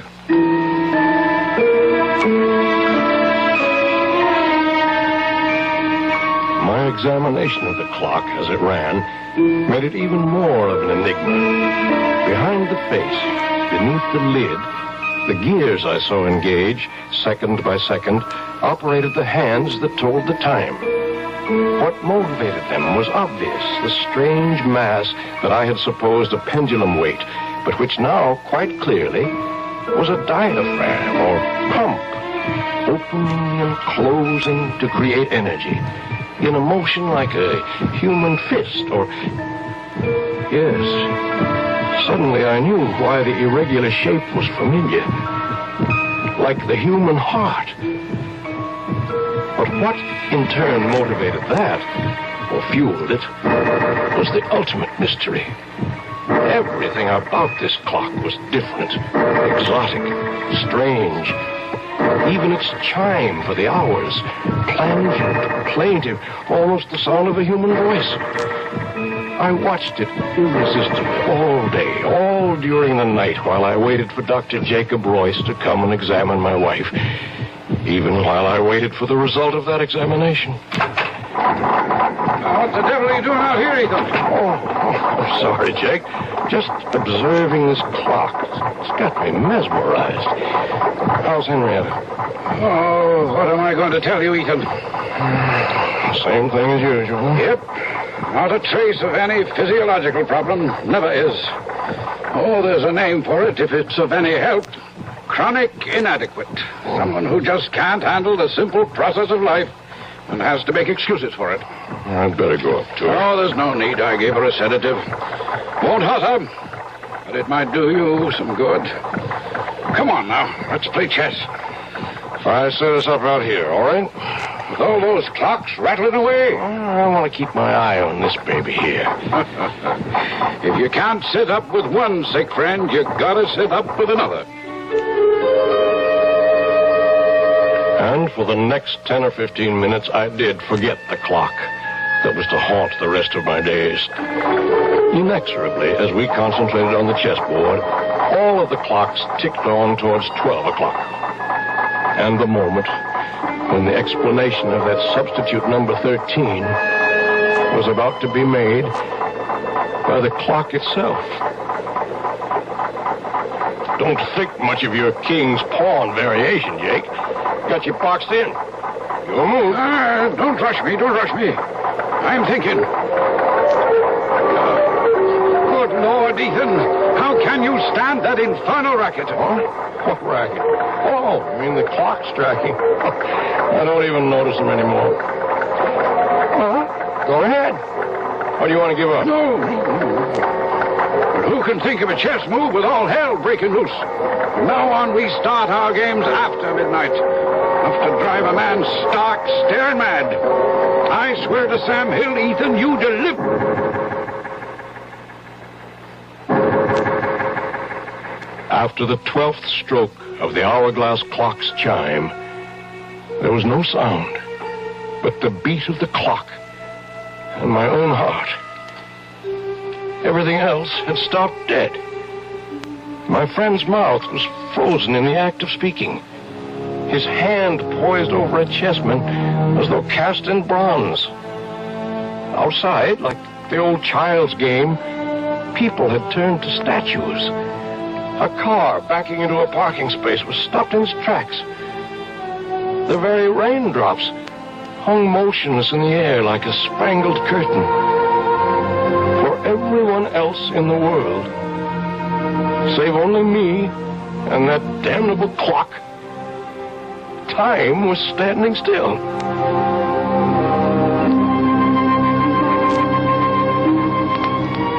The next hour was a strange delirium. My brain raced with new ideas for achieving my lifelong dream, a perpetual motion timepiece. My legs were as supple and tireless as an 18-year-old's as I climbed the stairs to look at my wife, frozen in the act of turning in her sleep. My sister-in-law caught in the middle of a snore. Towards the end of the hour, I returned to the shop. A quick stab of terror prodding at me. Was this to be forever? Poor Jake still sat in the middle of the move he had started almost an hour ago. The hands of all the clocks pointed to exactly 12, except the hourglass. There, the small hand stood directly at 13, while the minute hand swept closer and closer to join it. With a sense of mounting excitement, I waited for their junction. Like the other clocks, my strange new one had only struck 12 before. Now I felt I knew the reason for 13. The extra magic hour of precious time that twice a day it offered to its owner. With bated breath, I waited for the proof. The missing chime. And then it came. Directly set us up here tonight to get me off my game. I concede. Don't you want some more time to think it over? Oh, it wouldn't matter if you gave me an hour to consider it. Tonight I'm too bushed to think. It's just 1 minute after 12. We've only been at the game 10 minutes or so, and I feel as if I've been here for 70. Is it really only 10 minutes? You're the clockmaker, Ethan. Look all around you at your little markers. Yes, you're right. So it's true. You feeling all right? Never better. Why? You look a little strange for a minute. Matter of fact, Ethan, I've been meaning to mention it. I'd like to have you drop around to the office someday soon. What for? Well, you're not as young as you were, you know. And you've been pushing yourself pretty hard lately. Want to make a date now? No, I'll call you. Don't forget. Now, there's something I wish all my patients were as healthy as. 20 years since I started that old avocado tree in the window. And like Topsy, it just grew. Don't you believe it? Oh, it took a lot of tender, loving care. Watered just right, pinching it back, bringing it along to grow up right. Just like the child. I love that old tree. Well, Ethan, man's got to have something to love. Yeah, I reckon. You don't think there's anything really wrong with Henny, do you? No, I don't. Just another of her eternal spells. Well, night, old friend. Rain stopped. Good night, Jake.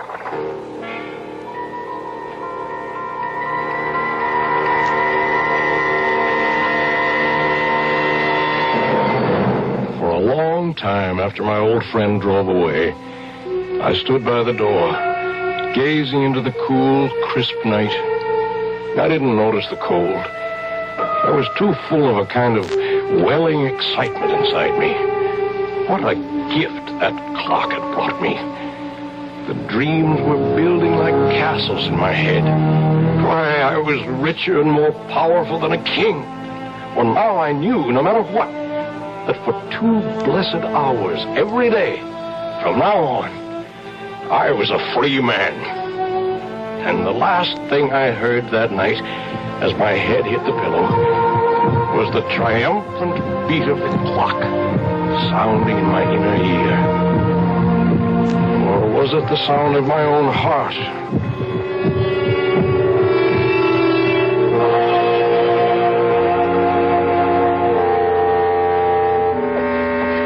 How is she, Doctor? I don't know, Harriet. Now, I don't mean to alarm you, but I think we'll put your sister Henrietta in the hospital for a few days for observation. What's the matter with her? Well, that's what I wanted to put her in the hospital for. Find out. Well, what do you suspect it is? I don't suspect it's anything. I just want to reassure myself. Now, why don't you go up and keep her company while I talk to Ethan? Oh, you won't have any trouble convincing him. I don't see why I can't take care of her. Well, you can't this time, Harriet. If you want to help, go sit with her. I'll make the arrangements with Ethan. How's Henny? I want to put her in the hospital for a few days, Ethan. Oh, she's that sick? I'm not sure. Whatever it is, this is not just one of her spells. I want her under observation for a while. Well, whatever you say, Jake. I wish I knew what to say. I feel a little guilty. Ever since that night a few weeks ago when we were playing chess. What do you mean, guilty? Well, damn it, for 20 years I've been medicating her imaginary ills.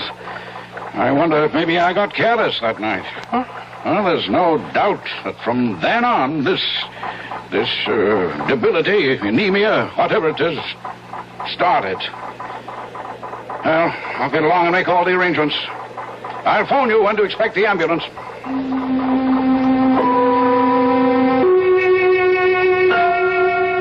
I had my own guilt nagging at me.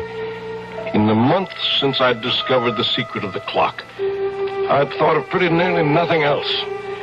I waited as eager as a child for those 2 stolen hours every day. Not only for the relief from Harriet's nagging and poor Henrietta's everlasting complaints, but for the lift, the joy, the youth and vigor that they brought me. For I'd gone one better than Ponce de Leon. For part of a day, anyway, I had found the fountain of youth. But a wave of shocks was about to jolt me back to reality. The first was Henny's being taken to the hospital. The second was the morning the clock stopped.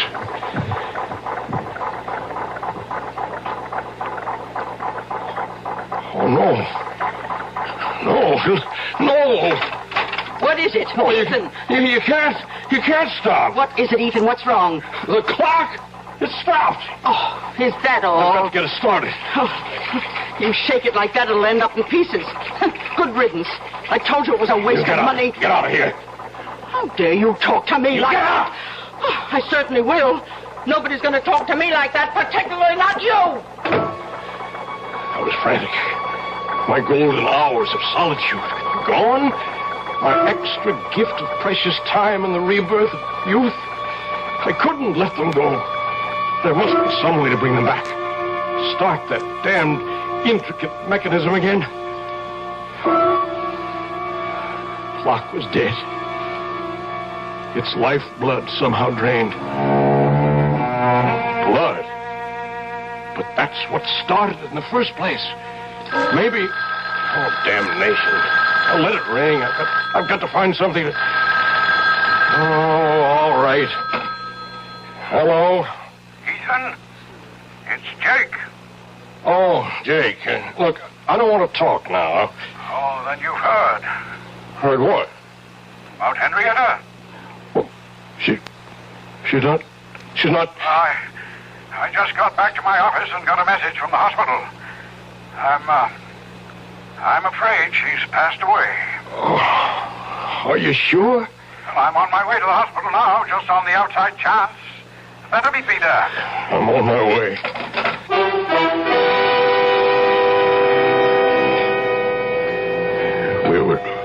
We were too late. And he was gone. With no goodbyes. I sat by a nurse's desk, waiting for Jake to complete arrangements and drive me home. A young nurse came down the hall with a tray of blood samples, putting them on the desk. She came towards me. Mr. Vigil? Yes, nurse? Dr. Royce asked me to tell you he'll only be a minute or two. Oh, thank you, nurse. As she walked away, my eyes following her blindly, then I was looking at that tray of blood samples. Blood. It was Henny's cutting her finger that started the clock. Would that be the answer? I acted without thinking. In a moment, I had slipped one of the tubes into my pocket. and I was back in my seat before Jake came striding down the hall.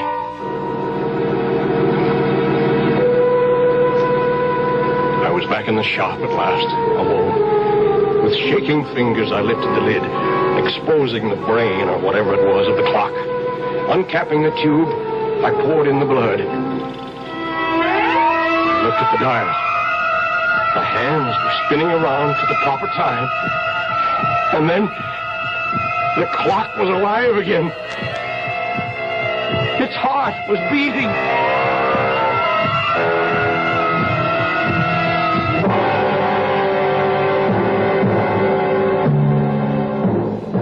It would have been better, far better, had Ethan left it for dead, as we shall see when we return shortly with Act 3.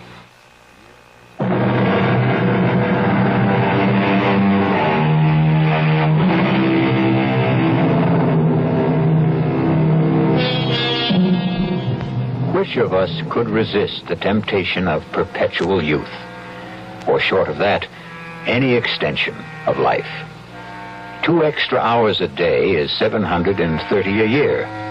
Almost exactly an extra month. In a lifetime, 6 whole more years. But what Ethan Vigil forgot is that for every action, there is a reaction. For every gift, a recompense.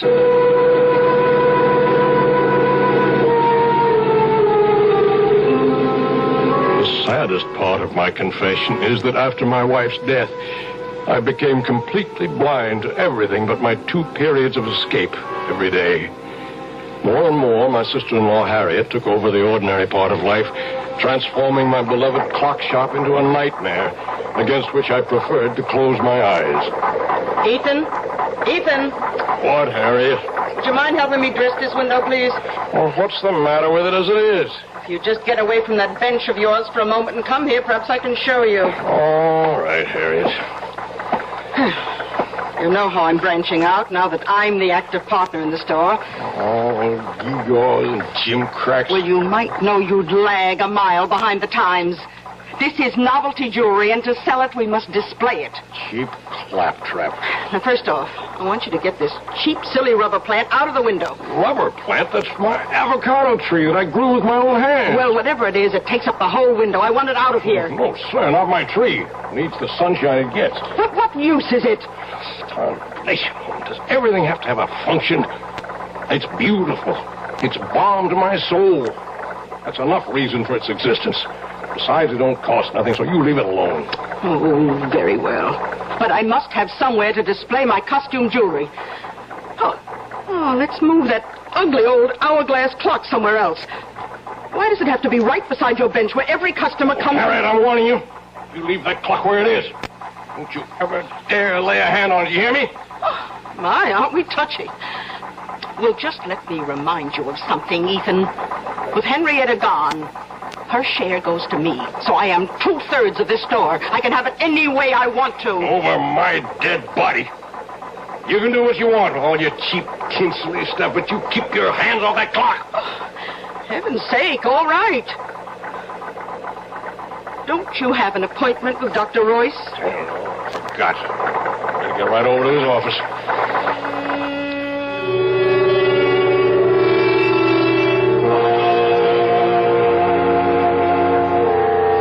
Okay, Ethan, you can put your shirt back on. I'm all finished examining you. Oh, what's the verdict? I couldn't be more pleased. Oh, you approve of the shape I'm in, huh? Well, before Henrietta died, I don't mind telling you, I was plumb worried about you. Oh. Your heart was acting up. I didn't like your blood pressure. And there was a lump in your belly I could palpate big as a grapefruit. And now? Now I don't even need the x-rays I took. Know it before I see him. Practically noon. Now go on, you don't need a doctor. Get out of here. Let me get around to the sick people outside who do.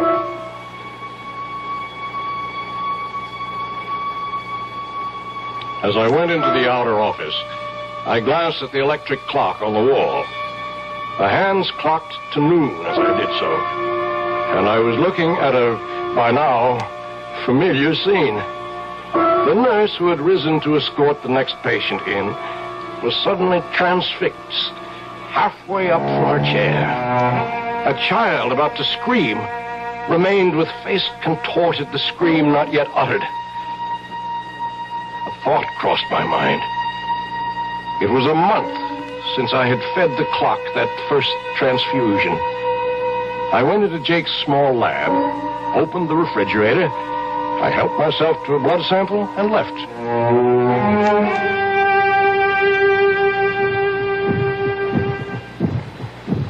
Back at the store, the only sound was the beat of my clock. It seemed a little labored to me, but for the moment I was too furious to see what Harriet had been at since I left. Draped all over my avocado tree were festoons of cheap tin and glass jewelry, and Harriet, the superior smirk on her face, was caught immobile in the act of adding more. I choked back my anger because suddenly, before I could move, the clock beat died. Why, Ethan, how'd you get back so soon? What are you doing to the avocado? Well, since I can't take it out of the window, I thought I'd just use it as a display tree. You leave that alone. As long as it's there, no one moves that or touches it, except me. You understand that? Well, you certainly don't have to be so abusive Get about... away. Get out of here. Leave me alone. Oh, when you're in a mood like this, I'm glad to. I'm sorry to tell you that your precious clock seems to be out of order again. I hope this time it's broken for good. Good riddance. Poor old tree. But first, some special oil for the magic lamp. Please, God, you'll still run again.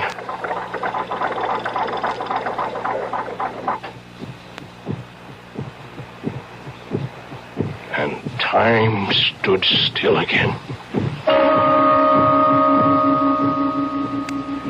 The pattern for the next months of my life was set. The part of it in my waking moments was only a necessary bridge between the long hours of infinite relief and accomplishment my clock brought me each noon and midnight.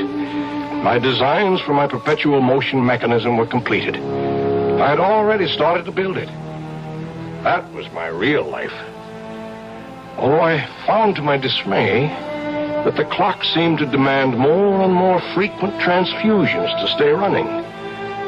But these were easy to steal from Jake's office in the hours when time stood still. Then once again, events caught up with me. Oh, Jake, just a moment. What are you doing here this time of night? Well, the evening's young. I thought a chess game might get some things off my mind. What were you frowning at in the window when I passed? My plant there. Avocado? Oh, yeah. Looks a mite peaked. I can't understand it. It's been wilting and drooping day by day. No reason. Are you any good at diagnosing vegetable life, Jake? No. I'm beginning to think I'm not much better with humans. I wish I knew the secret of your spurt of youth. I think I'm getting old. You're not yourself, Jake. What's wrong? I don't know. In a way, it goes back to Henrietta's death, or seems to.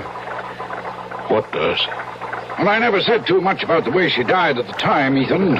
Congestive heart failure, you said? Well, that's true enough. That's a condition that produces an end to living. But what caused it? Are you asking me? No, I'm asking myself. And I have no answer. Oh, tests were run and the pathological evidence was clear enough. But in spite of massive transfusions, we couldn't stop Henrietta's blood from simply disintegrating. Quite literally turn into water. And that's unusual. Abnormal. Never seen a case like it before.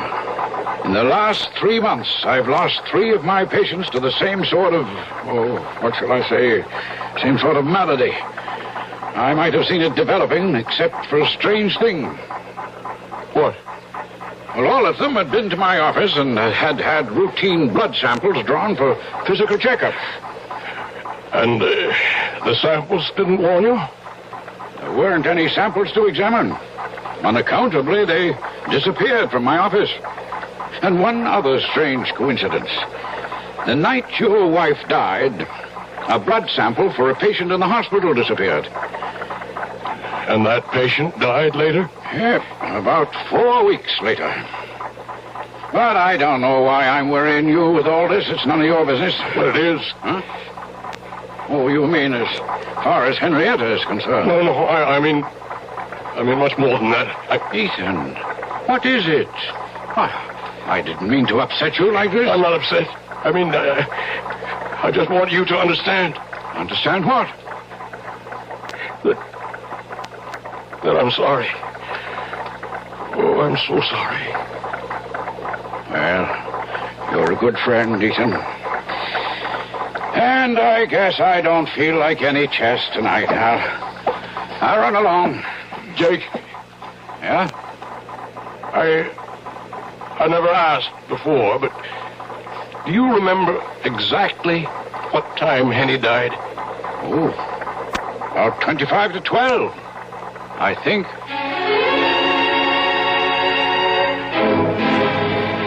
I didn't have to think. I knew it all now. That was the precise moment that evil clock first stopped. So it was a monster, insatiable, that once having tasted blood, continued to suck on its victim till it had drained all life away. And I was no better, no less evil. I had been feeding this mechanical vampire at the cost of other human lives. In a daze, unable to explain to him, I saw my old friend Jake out and turned to face what I had to face.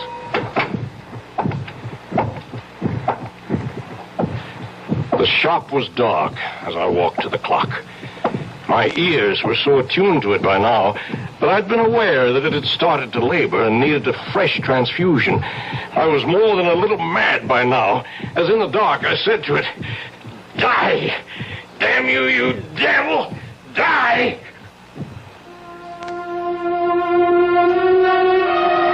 My moment of triumph was brief. I still had my own expiation to make.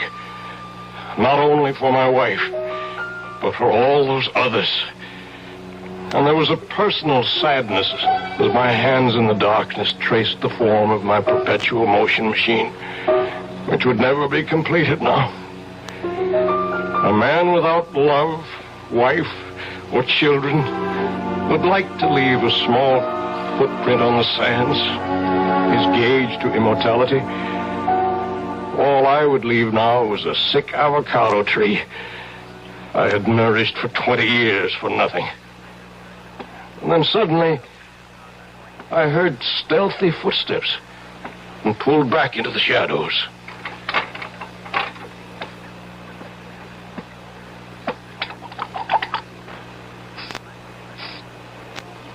Harry. Oh, I thought you'd gone to bed. What are you doing to the plant? Oh, why, it's just some food to make Let me see.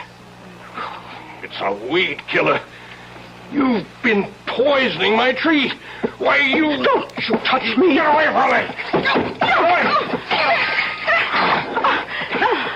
Look what you've done. I've cut my hand. It's your fault. But finally you've smashed up this ugly old clock for good. It's dead. Just as dead as your precious avocado tree is going to be. And don't think you can save it. I knew you'd never agree to take it out of the window. So I've been poisoning it for weeks. It's as good as dead right now.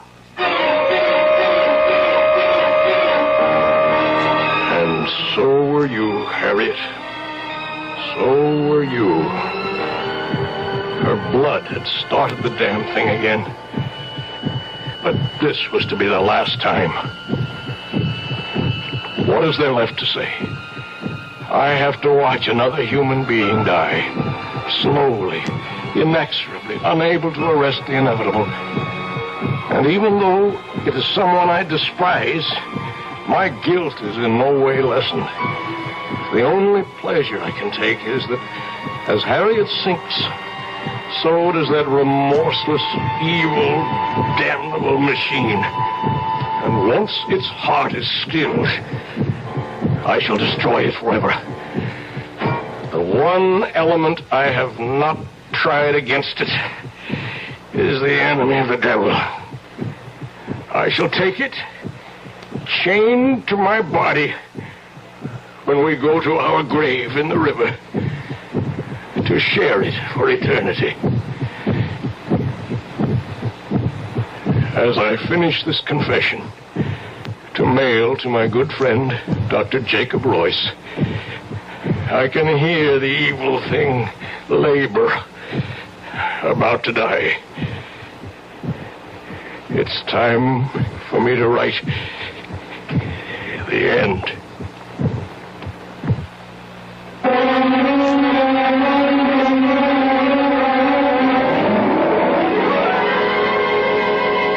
So be warned, if you should by any chance come across a clock in a curio shop shaped like an hourglass with a dial that bears the number 13 instead of 12, shun it like the plague.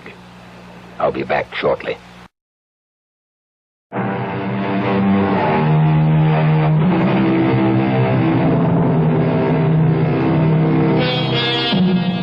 Oh, the fascination of time and man's never-ending quest to hoard it, to stretch it, to borrow an extra portion for himself alone. As I sit watching the clock ticking away, I too have that irrational impulse all of us have felt sometime to hold back the hands and bring time itself to stop. And then I remember Ethan Vigil, and I decide that once around is enough for all of us. Our cast included John Beale, Grace Matthews, Bryna Rayburn, and Ian Martin. The entire production was under the direction of Hyman Brown. This is E.G. Marshall inviting you to return to our Mystery Theater for another adventure in the macabre. Until next time, pleasant dreams.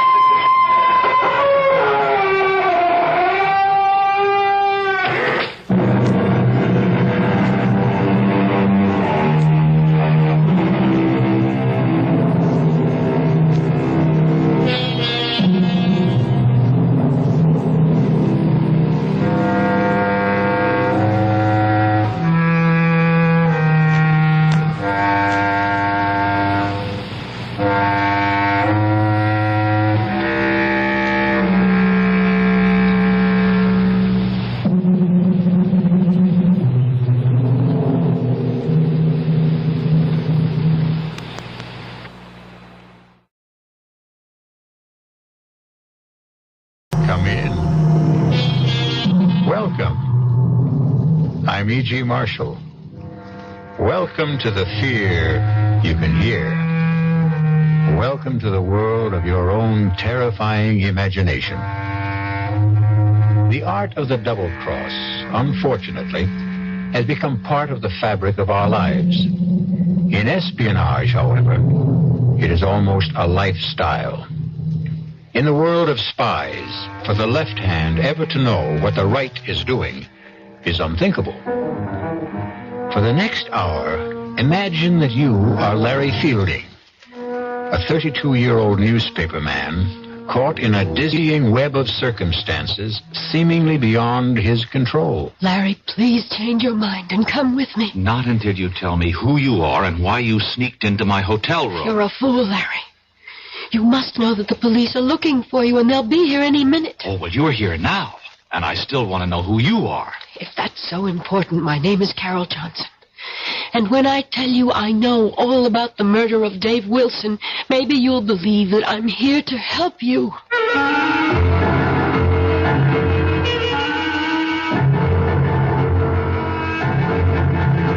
Our mystery drama, The Lady Was a Tiger, written especially for the Mystery Theater by Murray Burnett, stars William Redfield. I'll be back shortly with Act One.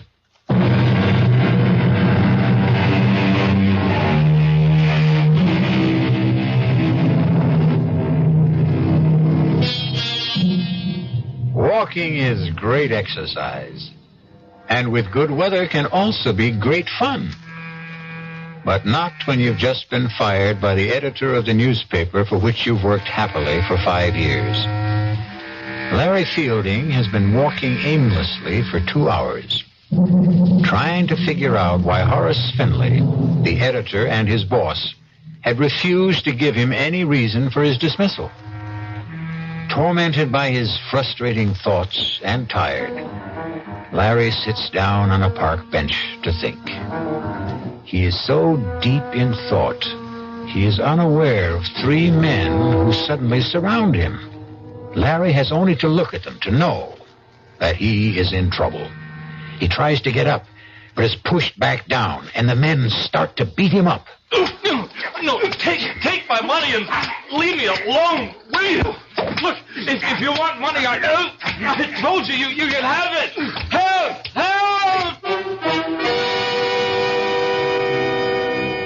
Calling for help when you're being mugged in a big city park is sometimes as helpful as trying to catch hold of a windowsill in a 30-story fall.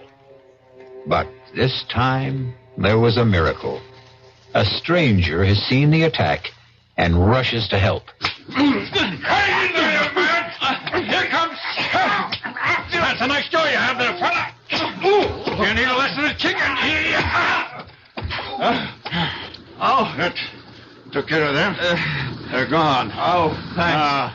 Let me help you up. Thanks, mister. Thanks a lot. I tell you, I was in real trouble. My pleasure. Did they get your wallet? No. I got a lot of bruises, but they didn't get a thing. Say, you're a pretty good scrapper for a guy my age. Well, yeah. Hey, what are you, a karate expert? Oh, just keep myself in shape. You sure do. Listen, can I do something for you to show you I really meant thanks? You certainly can. How about coffee? Oh, sure, but that's nothing. What I meant was... I know what you meant. My name's Dave Wilson. Oh, good. I'm Larry Fielding. Oh, come on, Larry. Let's have a cup of coffee.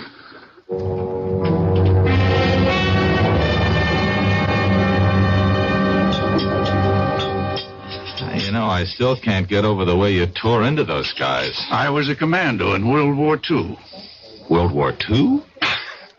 Did you think I was in the Civil War? No, I didn't mean that. It's just... But a young fellow like you, World War II might as well have been in the last century. It was only 30-some-odd years ago, you know. Oh, I know. After all, I was in the newspaper business. Yeah, that stuff which you told me about losing your job. What are you going to do? Oh, I don't know. Look around for another one. What bothers me is the way my editor let me go. No explanations. You know, we were friends. You'd think he'd at least tell me why he fired me. Those things happen. Stop torturing yourself and begin making plans. No, not until I get this thing straightened out in my own mind. I think I'll call my editor at home tonight and... I've got a better idea. Go out and get drunk, huh? Nope. How about a trip to Paris? Are you putting me on? I'm serious. Well, what are you? A scout for contestants for some kind of TV quiz show? No, I am a man sitting on $200,000. What? And I need a guy just like you. Now, look, I'm a newspaper man. Anytime a stranger starts talking about a trip to Paris and $200,000, I... Walk away without even listening? Yeah. Even if the man just happened to maybe save you from being mugged, robbed, and beaten up? Okay, all right, I'll listen, but believe me, that'll be it. Fair enough. First, here's my card. Oh, David Wilson, Calridge Imports. I never heard of him. You can call and check me out. I told you I was in World War II. Oh, look, I'm grateful to you, but you're wasting your time. Why don't you shut up and listen? You've probably heard about the millions of dollars in artworks and precious jewels that the GIs liberated during the last days of the war. Liberated, sure, yeah. Well, I've heard stories. Well, most of them are true. One that I know in particular certainly is. Did you ever hear of the Lancer collection? Lancer. The Comte de Lancer came from an old French family. And the Lancer collection is a fabulous assortment of diamonds, rubies, emeralds, and other precious stones, which were seized by the Nazis when they swept through France in 1940. A pal of mine, not a commando, happened to come upon the collection when the Americans were driving the Germans back in 44. Wait a minute. And he liberated it? Exactly. He and a distinguished Frenchman named Henri Thiel. Oh, Professor Henri Thiel? The archaeologist? That's the man. Oh, come on. He wouldn't... You were saying something? No, nothing. You were about to say he wouldn't get involved in anything crooked, weren't you? Yeah, something like that. You're right, he wouldn't. But he was younger. The world was quite different then. And my GI pal was a most persuasive guy. They decided to bury the Lancer collection. They did. They drew a map. And today, Professor Thiel is the only possessor of that map. Uh-huh. And, what happened to your nameless friend? He's dead. Professor Thiel wants to return the jewels. But that's easy, isn't it? Not if the professor doesn't want embarrassing questions asked about how he came by that map in the first place. Oh. What about you? Calridge Imports is a highly respected and reputable importing firm. I want to keep it that way. Oh, so do I, even though I've just been fired. You haven't heard what I'm asking you to do. Well, what? Come with me to Paris. You're writing a story on Professor Thiel. He's good material. You'll grant me that. Yes, yeah. You'll interview him, naturally. During the course of that interview, he'll give you a slip of paper, which is a map showing the location of the jewels. You'll later deliver it to me. And that's all you have to do. You, mentioned something about sitting on hundreds of thousands of dollars. That's right. The Lancer collection is worth that and more. I'm sitting on it. I intend to return the jewels and collect a reward. If you want to share in that, you deserve it. Mrs. Wilson, the report is positive. Fielding has agreed to go to Paris with me. He bought the story about picking up a map showing the location of the Lancer collection. Operation successful.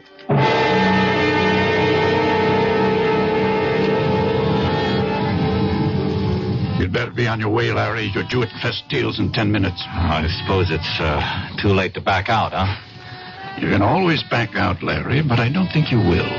There's really nothing to it. Make it look like a normal interview. Take notes. The professor will give you the map. Slip it in with your notes. Bring it back to me here. I'll be waiting. Okay. Larry. Yes? Relax. Oh, sure thing. I'll see you.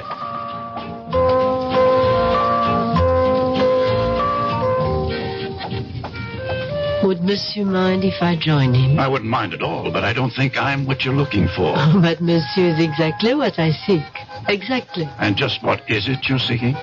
To warn you that you are in grave danger. Why don't you come off it with that phony accent? If you've got something to say to me, say it. Would Monsieur buy me a Pernod? Sure. Garçon, Pernod, please. Monsieur, it is very difficult for me. I do play a role, as you have guessed. And I am not here by chance. You must leave, and quickly. Your Pernod, monsieur. Not for me, it's for the lady. And for you, I have a knife. No. Go, mademoiselle, go. But he's going to die. Do as I say. There'll be no problem. Simply put his head down gently on the table. So. And people will see another drunken tourist.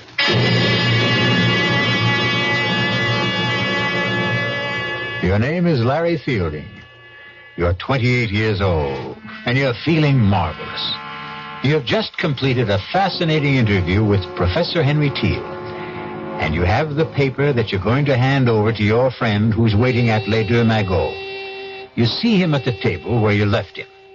His head is down, but you're not concerned. Dave, wake up. I saw the professor. What? Monsieur, what has happened? Well, I don't know. I came back to meet my friend. I guess he's passed out. A moment, monsieur. Look, this man has been murdered. What? Stabbed to death. You will wait here for the police. I will not. I'm getting out of here.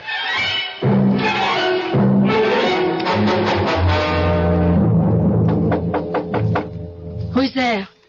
It is I. Open up. What's the matter?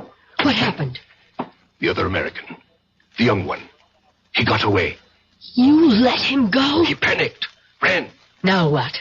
He'll probably go back to his room at the Dauphine. You will check. But aren't the police looking for him? I hope so. I gave them a complete description. And what do I say to them if they find me in his room? Calm, a beautiful young lady like yourself. Get to him and find out where the paper is.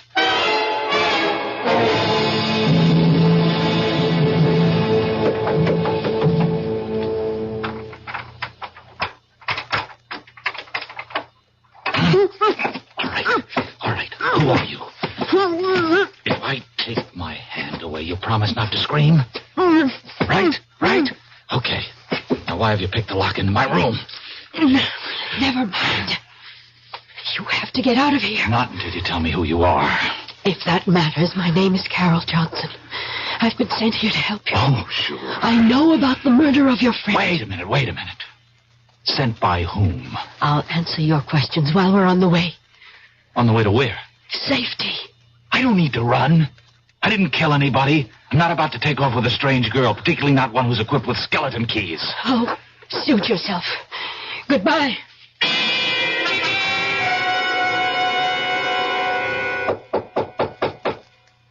Come in.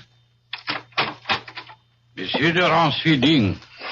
Yes? Inspector Victor Roux, Sûreté. Oh.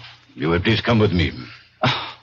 What for? Suspicion of murder of another American? Monsieur David Wilson. Inspector, listen. Why would I kill Dave? I've already told you I had an appointment to meet Dave at the cafe. He was waiting for me. Would I have walked up to a man I just killed and shake him so that he'd fall down and make a big scene? That is your explanation. There is nothing to support it. Well, there's nothing against it either. There is the word of Louis Goret. Who's he? The waiter who attended the table at which Monsieur Wilson and you sat. The only reason that you are not, as of this moment, charged with murder is because you did return. That much the waiter's testimony supports. Only he says that Monsieur Wilson might very well have been dead shortly after you returned, and that you had time to kill him. That's a lie. So you say. Oh, just check with Professor Teal. He'll tell you what time I arrived, what time I left. We have been trying, and there has been no answer. We may have him on the telephone now. Hello? Eh? So? Voilà bien. Merci. All right, well, what'd he say? That was not Professor Teal. That was his apartment. And his servant. His servant? There was nobody there when I saw him. Don't you mean if you saw him, monsieur? Oh. According to the servant, Professor Teal left for an extended holiday early this morning, and it is not known when he is expected back.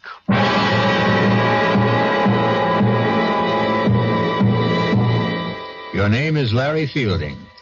You're 32 years old, and you find yourself in prison in Paris, accused of murder. You know you've been had, and you're dealing with forces that seem beyond your control. You have a million questions, and the only man who could answer them is the man you're accused of killing. We'll be back shortly with Act Two.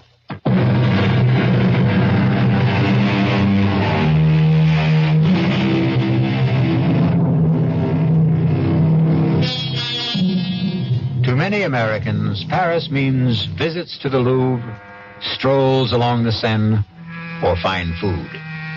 But to Larry Fielding, it means the inside of a prison cell, where he sits accused of a murder he didn't commit.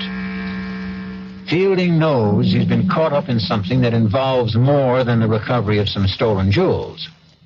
However, what he doesn't realize is that he's the key pawn in a deadly game, and the players are about to make some moves. Come. I don't think it's smart to have me come here so often. I would not have sent for you if it were not necessary.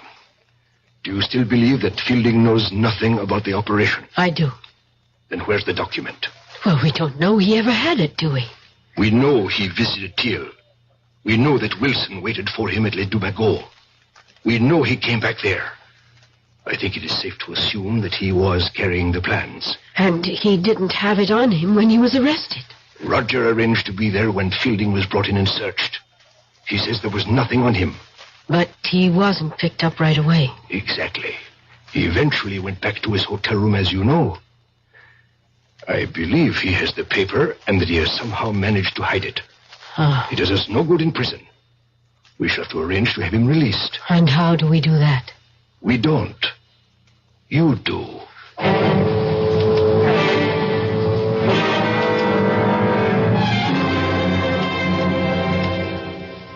Sit down, mademoiselle. Your passport says Carol Johnson. That's right, Inspector. And I am told you are in my office because of the unfortunate incident in the Café Les Deux Magots. Yes, Inspector. I just had to come here to tell you you have the wrong man. Ah? And how do you know that? I'm studying at the Sorbonne. I visit Les Deux Magots all the time. I was sitting right there when that man was murdered. Formidable. You saw a man murdered and you did nothing. Oh, at the time I didn't know it was a murder.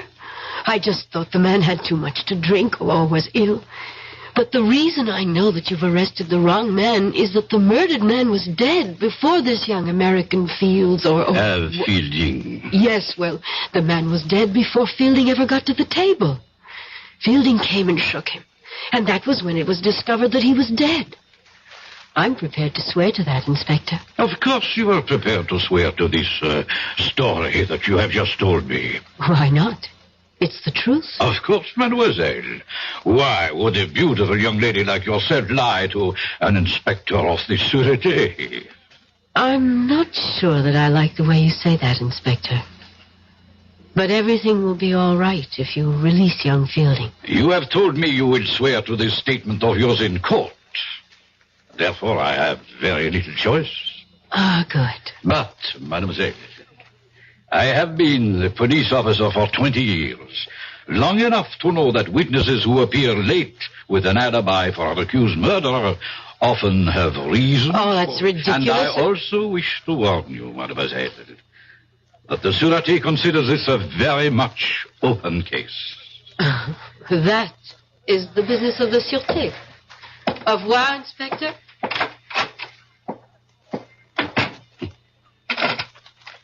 Gérard, you will follow the young lady who just left my office, and do not lose her.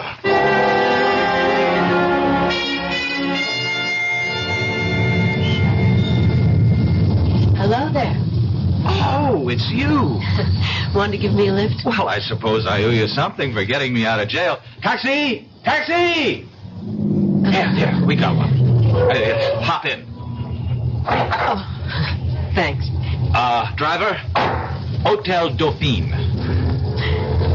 Well, you look pretty good for a jailbird. You look pretty good yourself for... Come to think of it, what are you? An American girl in Paris trying to make a living.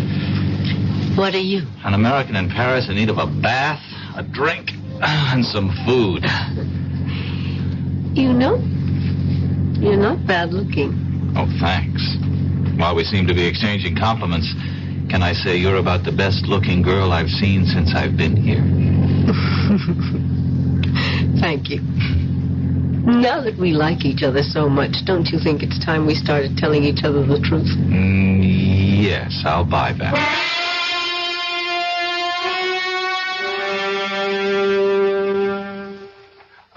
Écoutez-moi, operator, well, never... You speaking? Okay. Well, look, I phoned the desk about an hour ago to get this room straightened up, and so far nothing's happened. Now, can you please just send someone up so I can sleep here tonight? Huh? While you're at it, where's our food? Wait a minute. That's a different department. Oh. I'll have to call room service again. Oh. Maybe you won't have to bother. Entree. Your dinner, monsieur. Madame? Merci. Monsieur would like me to serve. No, thanks. No, I think I can handle it myself. As monsieur wishes. Wait a minute. Don't I know you? I think not, monsieur. Now, I've seen you before. I'm sure I've seen you. Paris is a large city, monsieur. One passes people on the streets and... The streets, that's it. You're the same guy who was at the Café Les Deux Magots. Monsieur is mistaken. What? Hey, wait a minute. Come back here. I want to talk to you. Oh, now don't go chasing him down the hall. Why not? Listen, Carol, I'm positive he's the same waiter. You just deny it and you can't prove it. But... Even if you could. What do you think it means? Well, it means... Well, I don't know. But if I get him to talk, maybe I'd find out something. I thought you were going to clue me in. Oh, yeah. Listen, have you ever heard of the Lancer collection? Of course. It's in the Louvre. Oh. The family of Comte de Lancer gave it to the museum after it was recovered when the Nazis fled Paris. What? Well, why does that shake you up so much? Because it can't be true. Come with me to the Louvre and I'll show it to you. Well, that changes everything. Come on. Where are we going? To the American consul.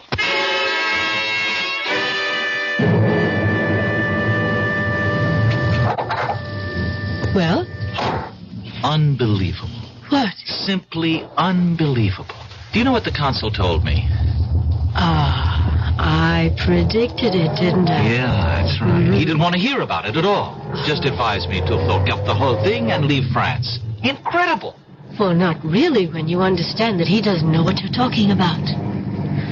But you do. Some of it. Okay, take me back to the hotel. Any reason? I'm taking the consul's advice. If nobody's interested, I'll go back to the States. Well, now that they've cleaned up the room so nicely, you're leaving. Well, do you have a better idea? More than one. I think I'll take them one at a time. Number one. Give me the paper Professor Teal gave you. Well, it looks like we're finally going to level. Where is it? Well, first you tell me something. What is it? I don't know. End of conversation. Larry, listen to me. I work for Colonel Blake, military intelligence. I was assigned to this operation. What operation? All I was told was that Dave Wilson, who also works for us, was coming over here with you, and that you were to get something from Professor Teal and give it to Dave. Teal worked with you, too? He did. But now his cover is blown, and I don't know where he is. Who killed Wilson? I don't know. It could have been any one of 3 or 4 foreign powers. And the only reason I'm alive is because somebody wants the paper. That's right. And if I give it to you, then there's really no reason not to kill me. Oh, give it to me. I'll get it to Colonel Blake, and we'll get you safely out of the country. No, hold on. I got a better idea. I'll go with you to Colonel Blake, and we'll give it to him together. No, that would be too dangerous. To whom? Will you please trust me? Give me a reason. Please, where is the paper? I burned it. You expect me to believe that? Why not? You expect me to believe everything you tell me? You admit you had the paper. And somehow, between the time you ran from Les Deux Magots, you managed to hide it in a place where experts have been unable to find it. I told you I burned it. And you know that's a fairy tale that no one will believe. I don't care whether you believe it or not. Now, are you coming with me?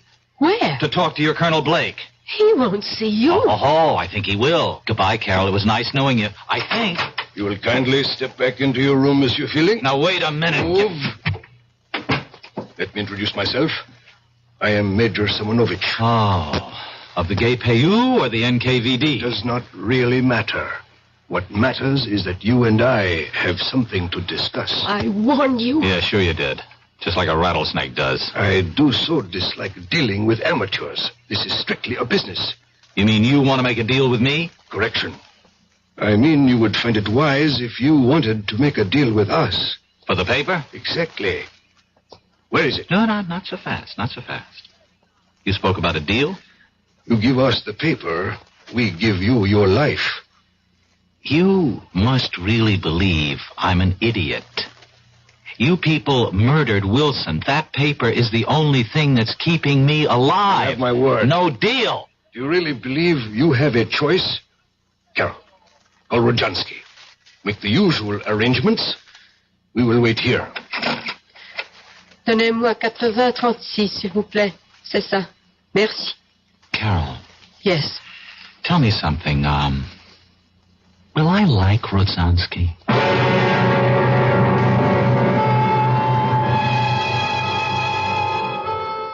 By this time, Larry Fielding realizes that he's been used. That he was never supposed to bring Dave Wilson a paper telling the location of the Lancer jewel collection. But his discoveries have only added to his dilemma. He was quick-witted enough to realize that his only hope was to hide the paper, because that slip of paper is his last resort. We'll be back shortly with Act 3.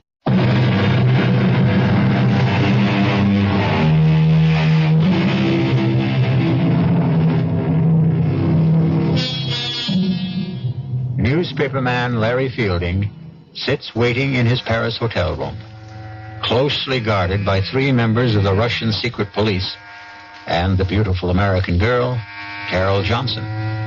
They are waiting for a man named Rozansky, who might very well be, for all Fielding knows, his executioner. You know we mean to obtain the paper. Rozansky is a doctor and a chemist. He'll be here shortly. You will be put to sleep painlessly. You'll be taken from here in an ambulance to a safe place, and there you will be injected with sodium pentothal, Fielding. You will tell us. Look, I don't suppose you'll tell me what's so important about this piece of paper. You have heard of the SAM-6 missiles, the surface-to-air weapons with deadly accuracy that we have developed and which were used so successfully in minor wars in Asia and the Middle East? Yes, I've heard of them. Good. We learned that someone whose identity we still seek has invented a jamming device which would render the SAM-6 almost worthless. We don't believe that any such system can be invented, but we do not take chances.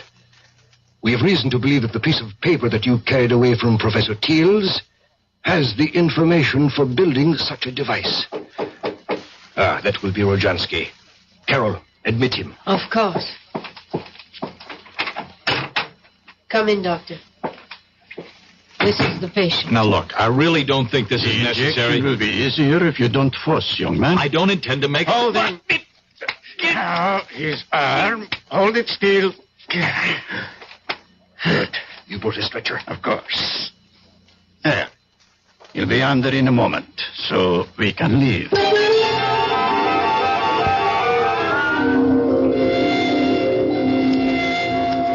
What is this? Gendarmes? It has nothing to do with us. We are taking a sick man to the hospital. Put this stretcher into the ambulance. Quickly. I must apologize, but we received a report from the hotel concierge that there was a dead man here. Absurd, Inspector. This is Dr. Rozansky. The doctor will explain this to you, Inspector. This man became suddenly quite ill. I gave him a sedative to quiet him, and we're now taking him to the Lefebvre nursing home, as you can see by the ambulance. You say he is alive? Very much so. See for yourself. Mon Dieu. I know this man. Inspector, he must receive medical attention. Of course. But I suggest that instead of taking him to the nursing home, he go instead to the police hospital. Well, that's ridiculous. He's my patient. I am afraid I must insist. This young man has most recently been released from jail, where we were holding him on a charge of murder. If he has been released, then Released, yes. But he has not been completely cleared, so... Laurent, be gone. Take this man to the police hospital.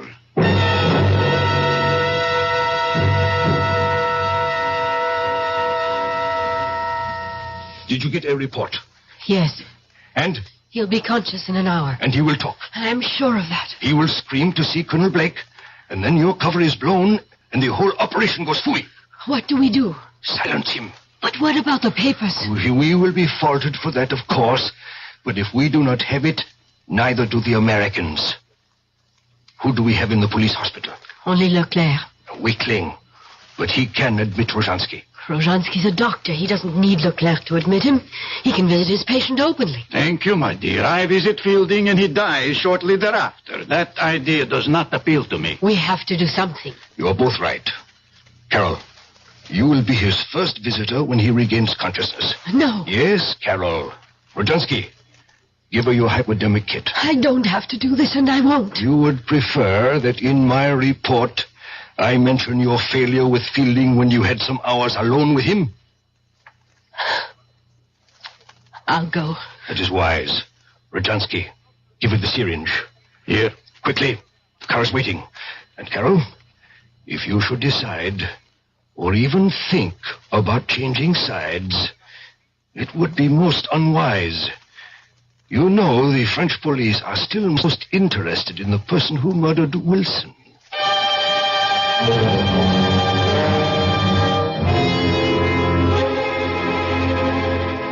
You awake now, Larry? Oh, no. Wake up and listen to me, Larry. What? You've got to listen. Try to understand me. Wait a minute. What kind of a place is this? You're safe. It's a police hospital. All right, but how did you get in here? Where's, Rodzansky? Look, I can understand how you feel and why you don't trust me, but the truth really is that I am a double agent. Oh. Do you understand what a double agent is? As near as I can figure out, a double agent is somebody working for two different sides. Yes. And neither side trusts them. Oh. You know, that fits you to a T. You might just be telling the truth. I am. I really work for Colonel Blake, as I told you. The Russians know it. They think I've infiltrated the U.S. military intelligence. But in fact... Yes, I know. You've really done just the opposite. Yes. Worked your way into the Russian apparatus. Exactly. Oh, Larry, how can I make you believe me? You can't. Listen, you were deliberately recruited. The reason you lost your job was because we got in touch with your boss. He agreed to go along. The men who jumped you were part of the setup so that Wilson could save you. Hey, now, wait a minute. But that doesn't prove a thing. You could have learned all that working for Blake and still be with the other side and... Oh... And wait, now, speaking of Wilson, how about getting him killed? I tried to warn him, but there wasn't enough time. It was either go along with that or blow my cover and endanger the whole operation. And when I wanted to give the plans to Blake, you objected. Same problem if I went with you to Blake or you went to him after we had talked. My cover was blown. Now, and suppose I had given you the plans. How would that have changed the situation? We would have had a phony copy that I would have delivered to Igor and everything would have been fine. And there's still time for me to do that. If you will just believe me and tell me where the plans are. I'd like to believe you. I really would. Please. Where are they, Larry? Get me to Blake. It's too dangerous. Look, you see this? Yeah, it's a hypodermic. It's death. Igor sent me here with this to kill you. Now, do you believe me? Wait a minute. If you don't kill me, and I guess you don't intend to, what will Igor and his friends think? Isn't your cover blown then anyway?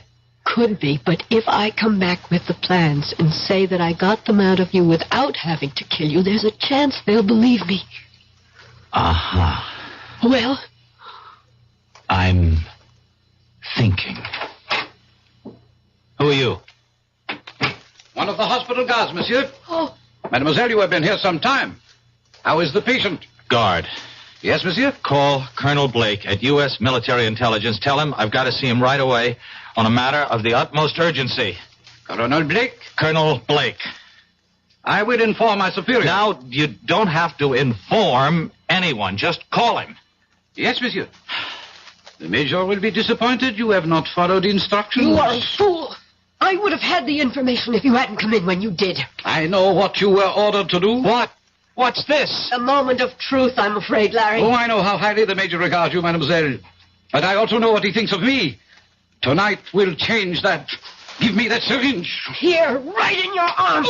Oh, you traitor. I knew. Carol, you were telling me the truth. Yes. Yes, I was. And I had to kill him. To make you see it. Where is the paper, please? In my hotel room. Oh, aren't you ever going to stop playing games? You know your room was searched. Let me get dressed and I'll show you.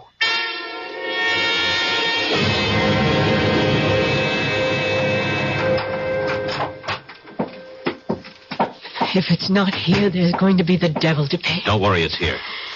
Now I'm the one who has to be shown.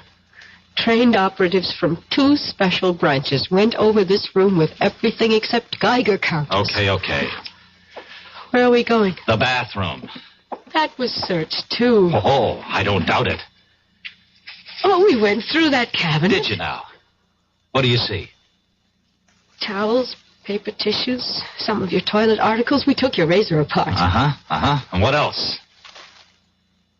A roll of toilet tissue, unopened. And as the French say, mademoiselle, voila. Oh. And now we unroll this toilet tissue and keep unrolling it, and... Oh, my God. Where did you learn to open a package and reseal it like that? When I was a kid, I was the best clerk in Roscoe's shipping department. Oh, thanks. It was nice knowing you. I really mean that, Larry. Hey, wait a minute. Surely I've earned the right to buy you dinner. I'd like to. Well, you'd better, or I'll start doing some talking. Blackmail? You said it. All right. I'll meet you at Les Deux Magots at 10:30. No way. Let's try the right bank, La Rotonde. That's a date. I'll see you. You better be there. Shirts, ties. Yes, I think that's everything. Come. Oh, it's you, Rojansky. Are you coming with me? I am staying. And we shall say goodbye. I do not have much time. The plane from Moscow leaves at... I do not think you'll be taking the plane. Are you insane? You know I've been recalled. Not precisely.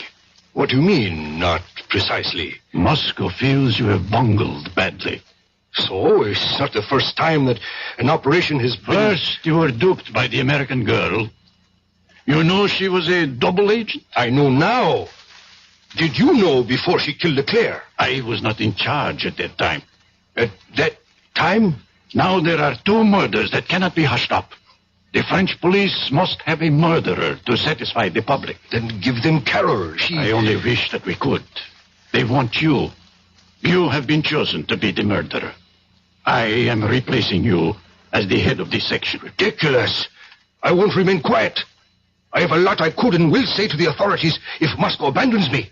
Now you listen to me, Rojansky. I have no time to listen. Rojansky, wait. That hypodermic. Don't... Igor, you should be pleased to know that your dying will serve a good cause.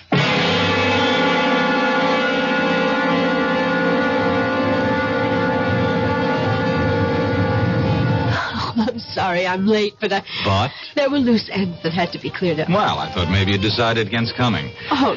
After all, your job here is finished. Well, yes. Sit down. Now that the Russians know you, there's nothing for you to do. It would be suicide to try to, huh? Oh, well, there are other things for me. Sure. Like getting married to a lovesick newspaper man, settling down, raising a family.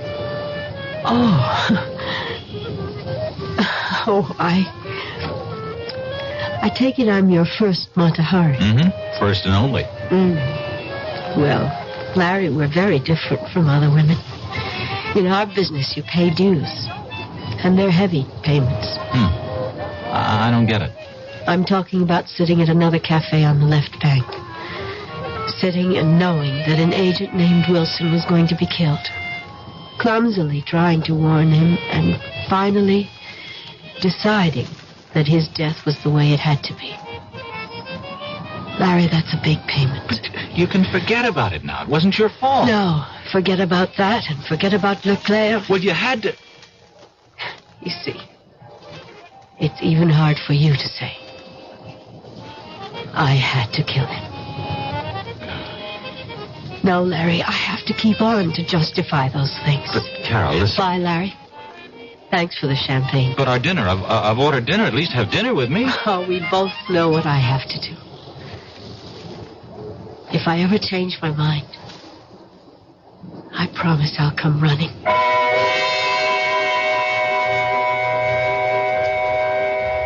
Larry Fielding sat in La Rotonde and watched her walk away. He knew she was walking out of his life. For a moment, he toyed with the idea of running after her and joining her world of spies. He flirted with the idea that he might even be some sort of an American James Bond. But then, the waiter brought the dinner. And to his surprise, he was hungry. And that realization made him wonder about whether or not he was truly in love. I'll be back shortly.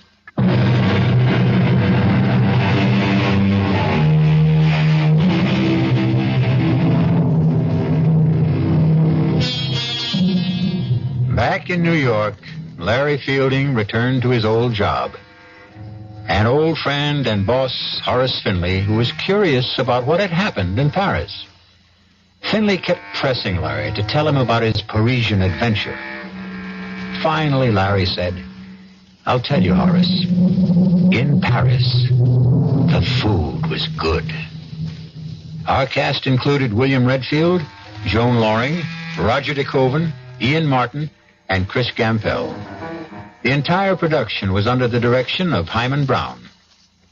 And now, a preview of our next tale. I really killed that boy, you know? What did you say? I killed him, Mr. Murray. I waited for him in the hallway the next day, and I grabbed him. He was a scrawny kid. It was like wringing in the neck of a chicken. I'd do the same thing again, Mr. Murray, to the next guy who bothers my wife. They gotta learn. You lied to me. Every stinking word you told me was a lie. Don't be sore, Mr. Murray. I couldn't tell you the truth, could I? I mean, you wouldn't have taken the case, would you? Yes. I would have taken the case and told you to plead guilty with cause. No, I wanted you to get me off, and that's what you did. Look, I've got to go now, Mr. Murray. I just want to say thanks again. Oh, you think it's that simple? You think you can just walk out of here? Melanie's waiting for me. She likes to eat dinner early. The girl's always hungry. So long, Mr. Murray. Radio Mystery Theater was sponsored in part by new sugar-free Diet 7-Up. This is E.G. Marshall inviting you to return to our Radio Mystery Theater for another adventure in the macabre. Until next time, pleasant dreams. The CBS Radio Mystery Theater presents...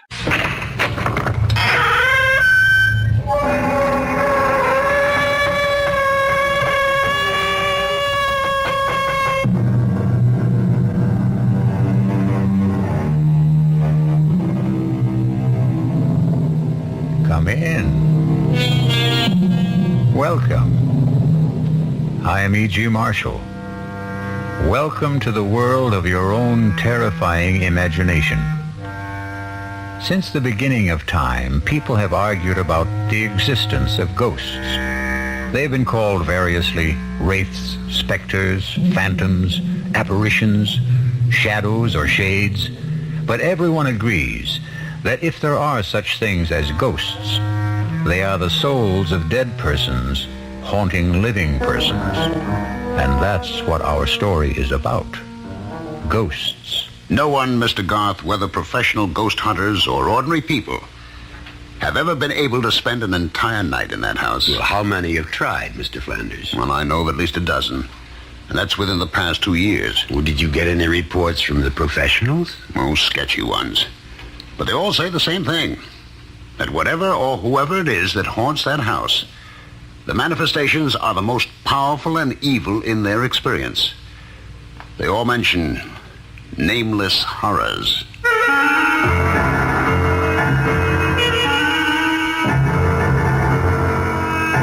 Our mystery drama, A Ghostly Game of Death, was written especially for the Mystery Theater by Murray Burnett and stars William Prince.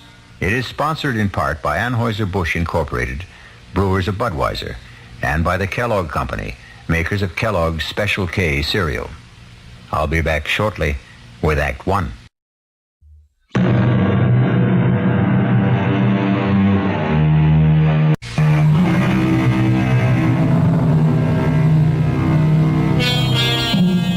Nameless horrors. A nice phrase.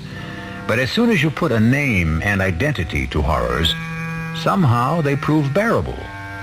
In the last century, people have shown that they can and do bear up under mass genocide and atomic bombings, but the horror that is nameless, that is the most fearful of all. And our spine tingler will try to put a name to one kind of horror. You are not real. There are no such things as ghosts. I'm just imagining things. But I see you. I see you. No, don't hurt me. Whatever you are, please, stay away from me. You want me to leave the house? I will, if that's what you want. Just please let me by.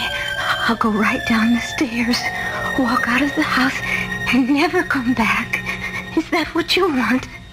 Please. No! Don't touch me! Let me out!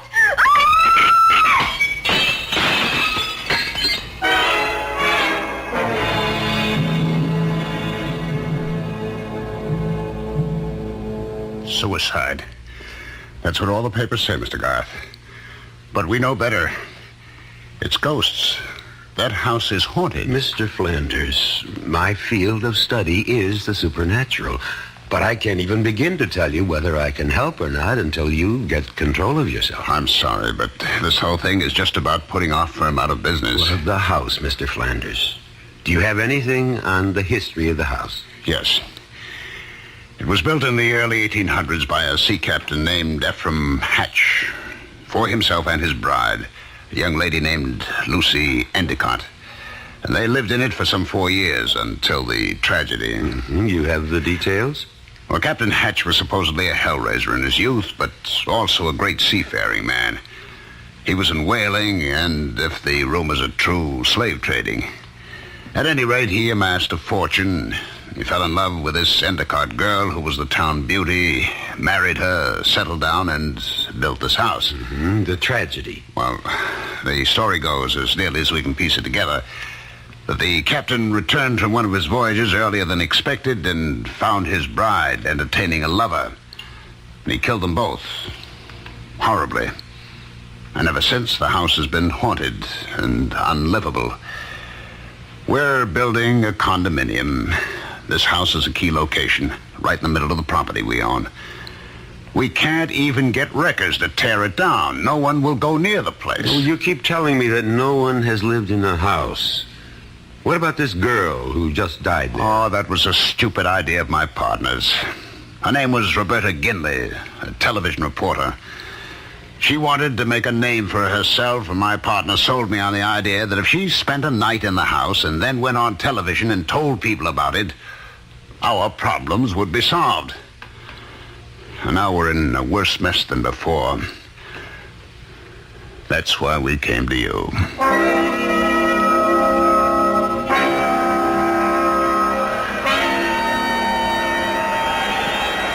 Well, there you are, gentlemen. The haunted house. Well, is it always this windy, Mr. Flanders? No, Mr. Kelly. Only when the wind blows from the east off the ocean. Well, for a haunted house, it looks substantial enough. Well, shall we go up to the house, Mr. Flanders? Why don't you two go? I'll wait for you here. You'll be quite safe, Mr. Flanders. It's broad daylight.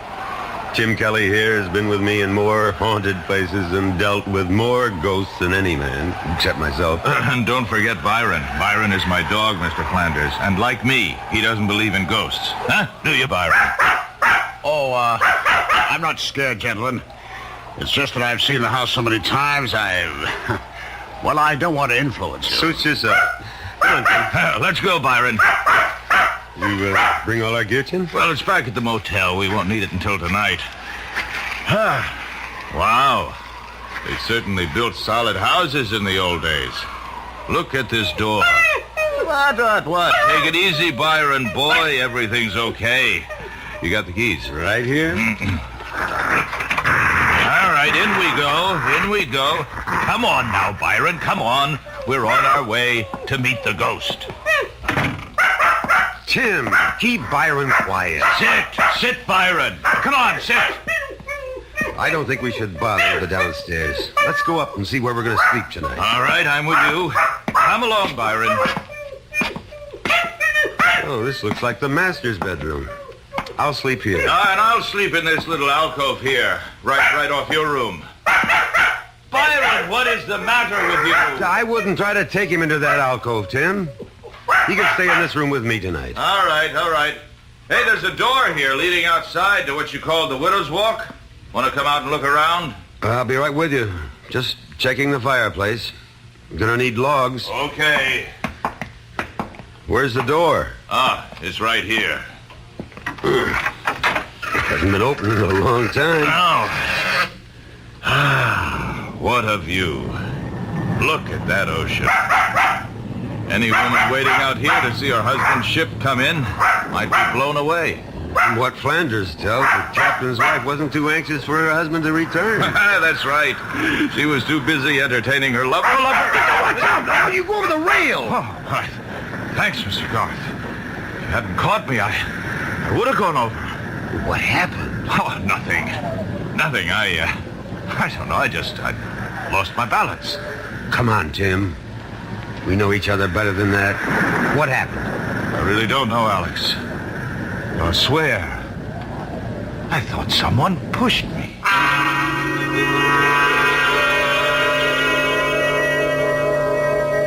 Mr. Garth, I'm not at all sure I'm doing the right thing, and I'll understand if you don't want to go through with this. I'll pay all your expenses to date. You're concerned about my safety? Yes. A real estate deal is important, but not that important. Mr. Flanders, you'll have nothing on your conscience. Tim and I will spend tonight in the house, and by tomorrow, the ghost should be at rest. And you think there is a ghost? Well, of course. I just don't believe in its malevolence. Have you taken care of the wooden logs for the fireplaces? The men wouldn't go into the house, but you'll find plenty of firewood outside the door. Fine. Then I'll be on my way.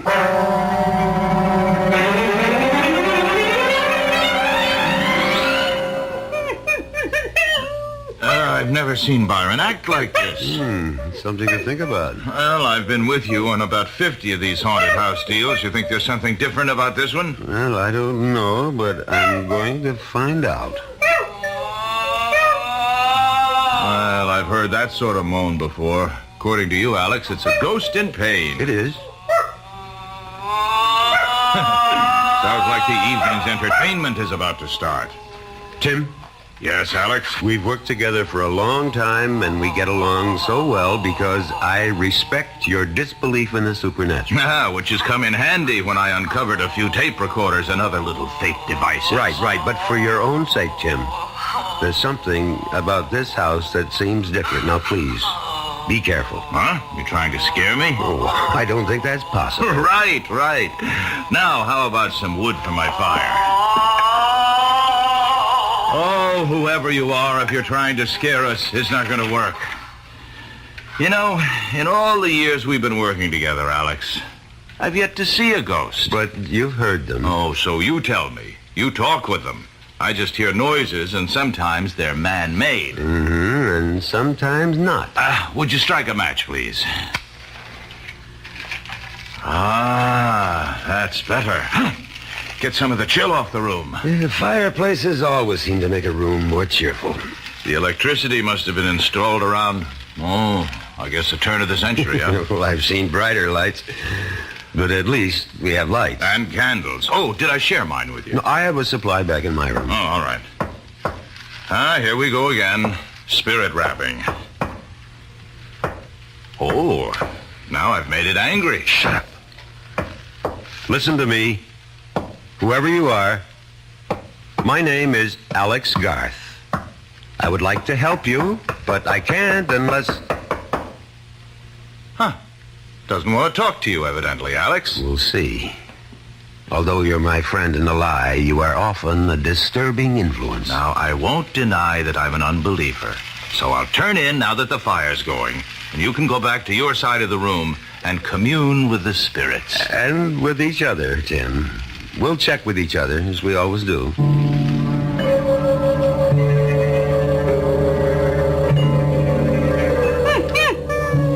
Oh, quiet, Byron. It's all right, boy. It's all right. Now, trust me, Byron. You like your ears rubbed, huh? Oh, no. You expect me to sleep with all that racket going on? Has Byron gone bananas? Well, I'm trying to quiet him. Easy, boy, easy. It's all over. Tim, is there any way we can get Byron out of here? He's beginning to froth at the mouth. He's covered with perspiration. Well, I don't want to let him out now. He'll just get lost. He'll get over it when he sees nothing's happening. Hey. What? My lights just went out. How are yours? Going. Gone. Easy, boy, easy. I know you're in trouble. Please, let me help you. If you'll show yourself, I could help you. I've helped others. Believe me. Is your name Lucy? Lucy Endicott? If you are Lucy, would you rap twice? Can you? Byron, come here, I said. Lucy, you're frightening a dumb animal. You're not frightening me. I'm sure you don't want to terrify a beast who's never done you any harm. Byron, come here. Come out of that corner. Come to me. Come on, good God, do good. Come on. Alex, the fire's going out in here. So we go to the candles. You've plenty of matches, haven't you? Yeah, I'm fine, but I'm really worried about Byron. Oh, somebody's playing games. I'd try to find the fuse box if I could, but... Hey. What is it, Tim? Well, whoever's at the controls is pretty good. A nice cold gust of wind just blew out the match I was using to light the candle. Well, I've got a couple of candles lit. You want one? Oh, no, thanks. I'm not scared of the dark. That pounding, that's a new one, isn't it, Alex? It's new to me. It isn't spirit rapping. Sounds like someone wants in. You want to go down and open the door? Oh, no chance. Hey, Alex, is your side of the room rocking like a boat? I'm steady as a rock. Was that Byron? Yes. Well, what happened? I'm not sure. He's dead, Tim. What? His neck seems to have been broken. Tim, did you hear me? I said Byron is dead. Tim, are you all right? Tim, what is it? Run for your life.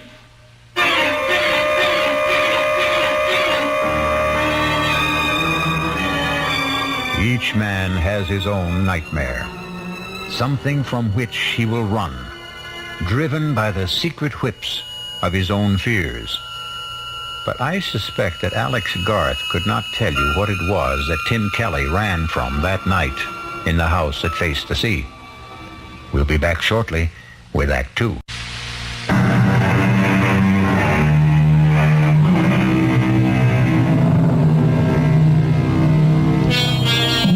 Alex Garth, authority on the supernatural, has undertaken to spend a night in a house so demon-ridden that workmen have even refused to tear it down.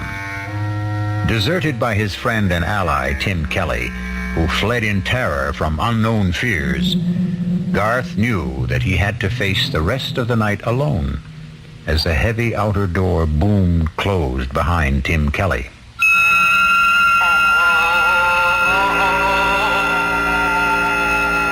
Will you show yourself now? I promise not to run away like my friend. You'll never find peace unless you let me help you. There can be no rest for you except through me. Do you think you're being punished for some sin you committed when you were alive? That isn't you. Is it, Lucy? Please, let me help you. I will not let you in, and I will not leave this house. talking. The room doesn't frighten me. I'm not afraid. Mr. Coggins! We've split a top gallant. Keep her steady or I'll kill you! That letter I received in Trinidad tells me that my Lucy, my wife, is carrying on under the roof of the house that I built for her with young John Rogers. So, Mr. Coggins, we're going to drive for home and to hell with the storm! Nightmares. We've all experienced them. But I venture to say that none of us has experienced the horrible sights, shapes, and sounds that Alex Garth saw and heard in that dark room of the haunted house for the next hour. And when he still held hard to his sanity and what remained of his courage, the apparitions changed in character. Garth no longer knew what was real and what was fantasy. He later told me that he may even have fallen asleep, hard as that may be to believe. Alex? Alex Garth? Lucy? I am Lucy. Am I not fair, Alex Garth? Yes. Even beautiful? Very beautiful. Would you not like to touch me, Alex? Even if I wanted to, I could not. You think I am cold and repulsive. That is what you think. John, tell Alex how nice I am to touch. You are very nice to the touch, Lucy. Was John your lover? You do nothing but ask questions, Alex Garth. What should I do, Lucy? Make me feel once more the touch of a man you love. And... Lucy, you're in torment. I can only give you peace. Torment? Why should I be unhappy? I live here in my house and... Of course, we were naughty, John and I. We tried to frighten you. But that was only because I don't like strangers in my home. Apologize to Alex, John. This is a childish game you're playing, Lucy. But I adore games. I love games. Come, dance a minuet with me, Alex. Isn't the music lovely, Alex? I don't dance the minuet, Lucy. John, you dance with me. This was how John and I first met. Doesn't he dance beautifully, Alex? Very beautifully. Remember, John? Remember how you looked at me that night? Yes. And that old witch Hannah saw it and wrote the letter to your husband. Oh, not then, John. It was much later. Look at me that way again, John. Oh, you're no fun. No fun anymore at all, John. Alex, you come and dance with me? No, thank you. You are afraid, Alex. Yes, I am afraid. John, you heard. He is afraid. I said I was afraid, Lucy, but not terrified. Fiddlesticks. You play with words, Alex Garth. And you want me to play ghostly games with death, don't you, Lucy?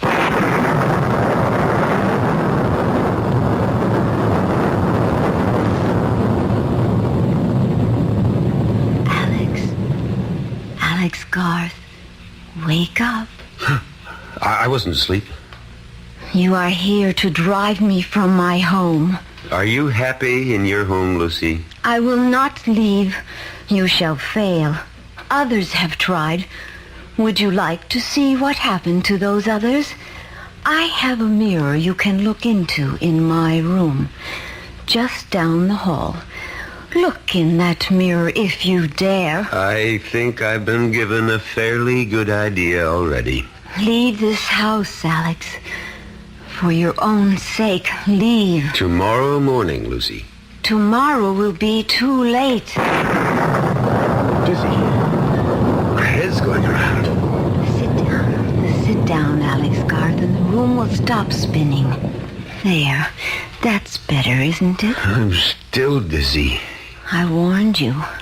Now, Alex Garth, now, look at me. Good Lord. You do not find me beautiful now, Alex Garth. Not now with the blood flowing from the wounds inflicted on me by my husband when he murdered me. Not murdered. Executed. You would not like to kiss me now, Alex Garth. Stay where you are. You need not worry about my blood staining your clothes. It will not even show. Stay away. Stay away. I warned you, Alex Garth. You think no one would wish to embrace me now, with the cuts and wounds and blood disfiguring me. Is that what you think? I am not listening. Someone will wish to kiss me. Someone who loves me. I will kiss you, Lucy. I will embrace you. And I will embrace you, John, my love, even with the blood flowing from your poor I dear. can't look. I can't. It will do you no good to put your hands over your eyes, Alex. You will still see the bloodied lovers kiss. No, I won't witness this horror. My thoughts are mine, and they're real. You're phantoms, and you don't exist. For many we don't. But you know that we do.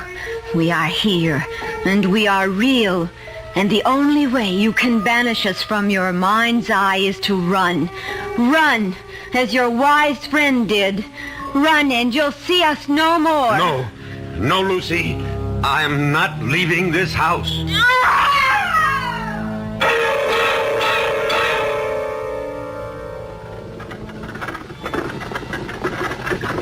This is the carriage bearing me to the burial ground, Alex.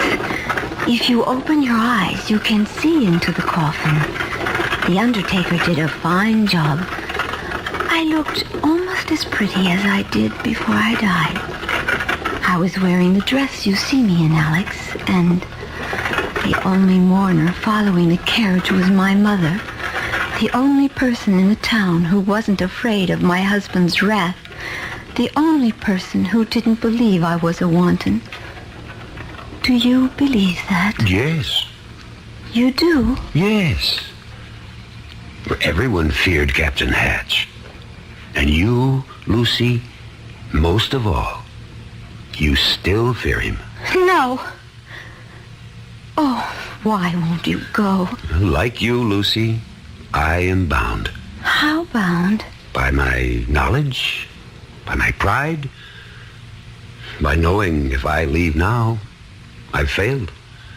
You have stayed longer than anyone. Not long enough. You mustn't stay. What you have seen is... it will be worse and dangerous for you. Even more dangerous. And you're afraid for me? Yes. Why? You really don't know? Of course not. But you've seen John. Have you not noticed that you are very alike? Well, I really hadn't looked that closely. Would you? No, I believe you. Then you must see how dangerous it is for you now.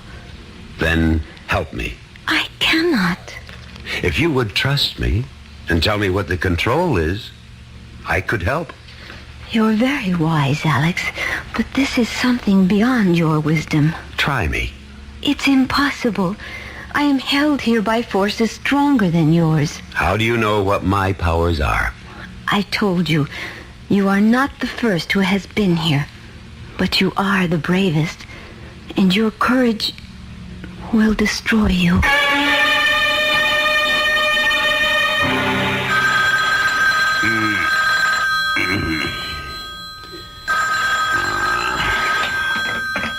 Hello. Mr. Flanders? Who's this? Kelly. Tim Kelly. Where are you? Boston. What are you doing? Mr. Flanders, I owe an apology, but I owe Alex a lot more than that. Mr. Flanders, you've got to get Alex out of that house. What happened? Just get him out. It's 4 o'clock in the morning, Kelly. You woke me up. I'm not quite functioning yet. What did you see? What's in that house? Demons. Well, I thought you didn't believe in ghosts. No, but I believe in evil. And Mr. Flanders, in that house, you can actually feel the presence of evil. It's all around you, and it's dangerous. Now, listen, Kelly, Garth knew what he was getting into. It's up to him to handle it. I tell you, his life is at stake. Well, if you're convinced of that, then it's up to you to do something about it. Not to run away.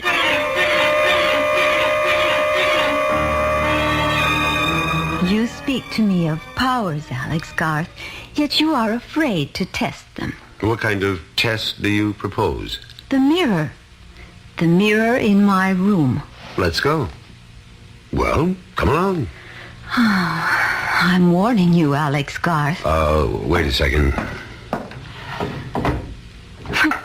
Your death machine will not help you. Death machine? Oh, you mean the revolver. Call it what you like. It spits fire and noise and has been used stupidly by stupid people against us. Surely you know better, Alex Garth. No, it gives me something to hold on to. Come on. You could try to hold on to me. This is your room? You fear to go in? Well, I'm wondering what it is about this room that... This is the room Tin ran out of, isn't it? The mirror is over here. Now, look in the mirror, Alex Garth. Look well. See, Alex Garth? Is that you, Lucy? It is I, Alex, as a very young girl. And your schoolmates? Who are they? Schoolmates. Is John among them? Look. Look in the mirror. I can't make out the faces. Now you're grown. I can't. Oh! No! No!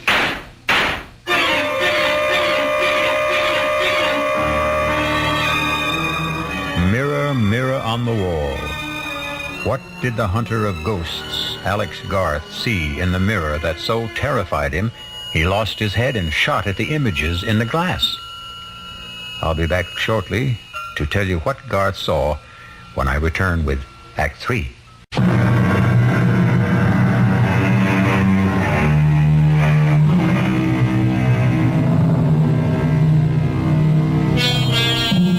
Some people believe in ghosts, some very thoughtful people. There are others who say if you believe in ghosts, you will see ghosts.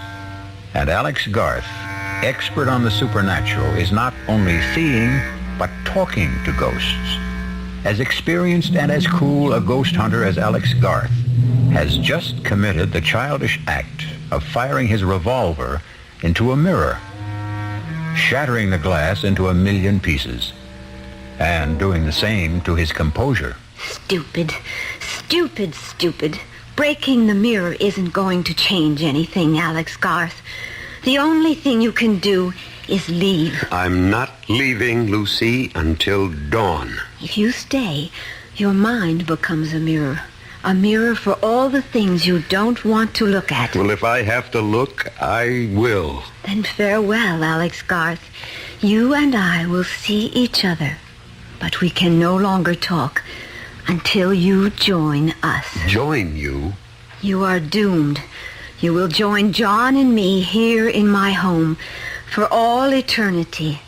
And God help you, Alex Garth, because I no longer can.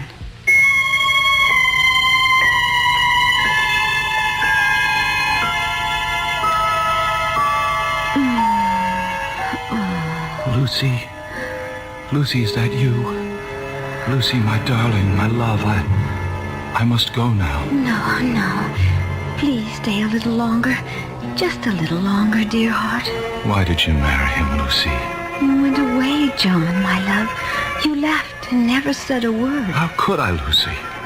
You know I didn't have a penny. You could have told me you loved me. You knew that. You knew it all the time we were growing up. Sometimes when people grow up, they change, John. And I was afraid you no longer cared for me. That's why you married the captain? I didn't want to be an old maid. Oh, There was no chance of that. I was afraid. I was afraid, John. And he was so strong. John, I'm going to have a child. What? I'm going to have a baby, John. You're a baby. You're sure? I'm sure. Then we have to leave. You must come away with me, Lucy. Where will we go? West. To a new place. For a fresh start. Somewhere where Ephraim can't find us. There is no such place. Of course there is. Lucy, you know what will happen if Ephraim discovers that... Ephraim won't be home for at least a week. He was in Trinidad the last I heard... Lucy! Lucy, it's me! Your husband! Come on down and unbolt the door! No. What do we do? Hide! I'm not letting in. Where? Anywhere. Quick! There, in my wardrobe, behind my gown. Lucy! Coming, Ephraim! Just getting my robe. Don't be wasting your time, Lucy. It's been 4 months since I've seen you last. All right, Lucy. Where is he? Who? John Rogers, your lover. Have you gone mad, Ephraim? Aye, maybe. Mad with jealousy.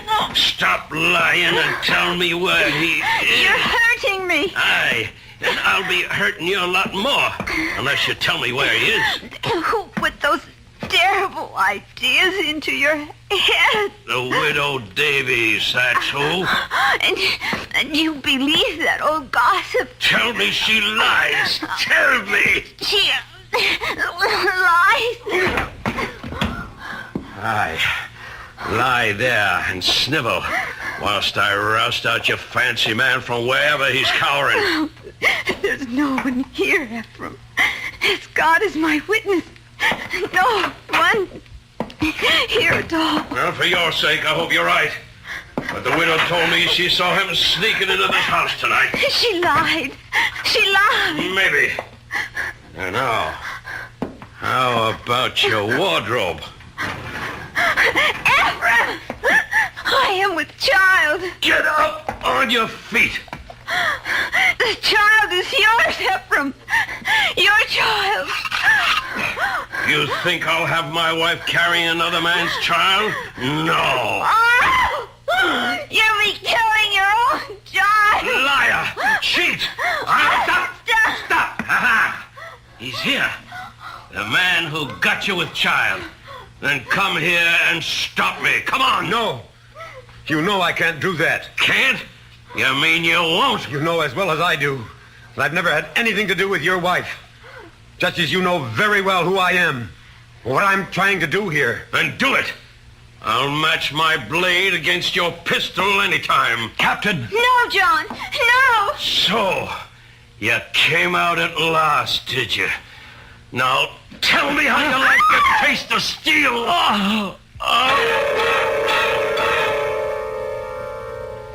Here, have another drink, Garth. You look as if you need it. Flanders, there isn't enough liquor in the world to warm me. Not after what I saw at your house. Then it is haunted. By ghosts beyond anything in my experience. Can you help me? I hope so, but I'm not sure. I managed to stay the night, and I barely managed to survive.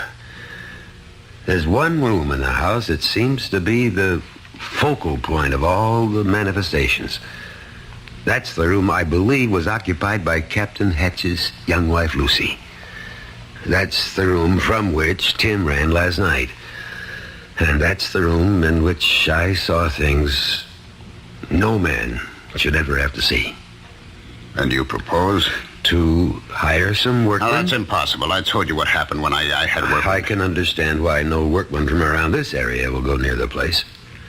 I intend to import a couple of men I've used before. Well, you could try it, but what would you want them to do? To dig into and around that room and see if we can find something that will account for the hauntings. We? Well, you and I will be with them. Correction. I hired you, Garth. You'll be with them. And report back to me.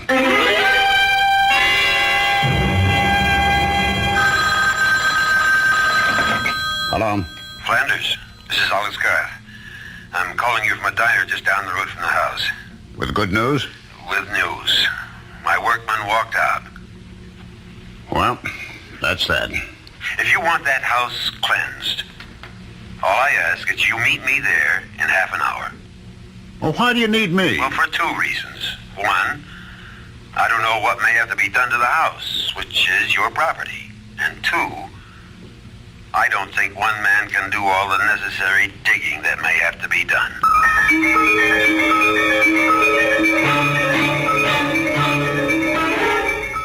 Oh, I see what you mean about this room, Yeah, we'll try not to think about this house or the stories about it. Just hand me that hammer. What do you want with a hammer? I want to test these walls and floors. You think there's a secret passage or some nonsense like that? Well, I don't know what there is, but there must be something.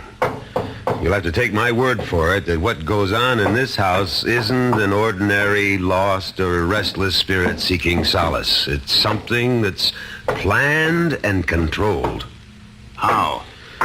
That's what I hope to find out. Ah! Here. You found something? I think so. Listen. That sounds hollow. Yes. And the further down you go towards the floor, the hollower it sounds. Hand me that crowbar. Well, maybe we should let things be. Not if you want to rid the house of the ghosts. But what will we find? Lord knows. Here goes. I know. Wait. Can't you handle this without me? You scared? Well, I think I'd feel better if I stepped outside. Be over in a minute. I don't think I'm going to be able to stand this. Well, just think of something else. You get a thought, you hold on to it. Well, I can only think of the sea and the storm and the ship driving and a woman. Flanders, hold on to me. Hang on. And look. Look, there's nothing down there but a room.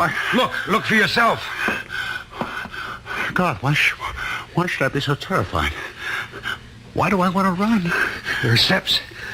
Come on. No, you want me to go down there? Come on, it's only an empty room. I'm not so sure it's empty. Come on. No. Steady now. What's that? It's a table. There's something on it. I know. Let's see. It's just a plain saucer. Yeah, the saucer's plain. But look what's in it. What is that stuff? Well, I'm not sure, but it looks to me like... or something like mercury. I'll bet there's mercury in it. Now we'll have to have it analyzed. What's that on top of it? A needle. Look at it spin. I see. But don't you see anything else? No. Well, look under the saucer. Looks like a slip of paper. It does indeed. Let's have a look at it, if I can get it out without disturbing the... There we are. There's writing on it. What does it say? As moves this needle, so moves my will.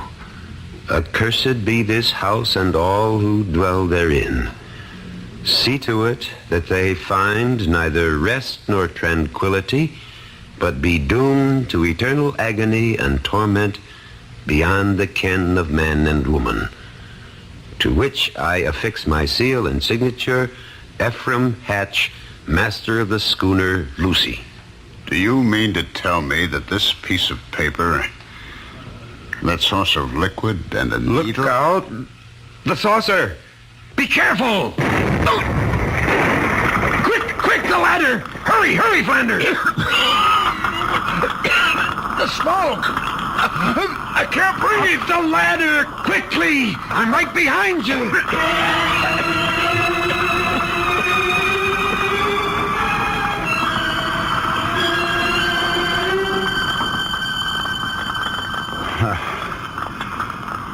How do you say thanks to a man who saved your life? Oh, don't bother.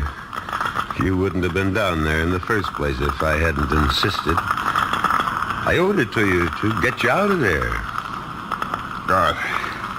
Yes? I want to explain about my upsetting the saucer.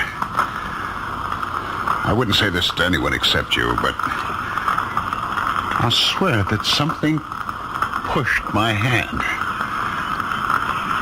Do you believe that? Yes, Flanders, I believe it. And now your house is cleansed. The fire will see to that.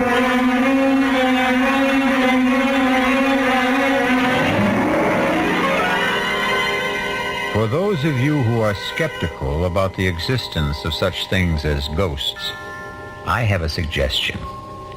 Find a house reputed to be haunted and spend a night there. And then let me know about it. I'll be back shortly.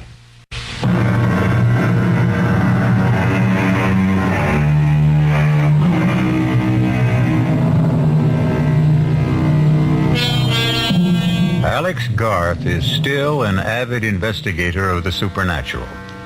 However, he has a curious reluctance to tell people about what he saw during the night he spent in that house on the New England coast. And he never admits that many times in the dead of night, he sees again the face of Lucy, her lover, and the terrible sword of Captain Ephraim Hatch.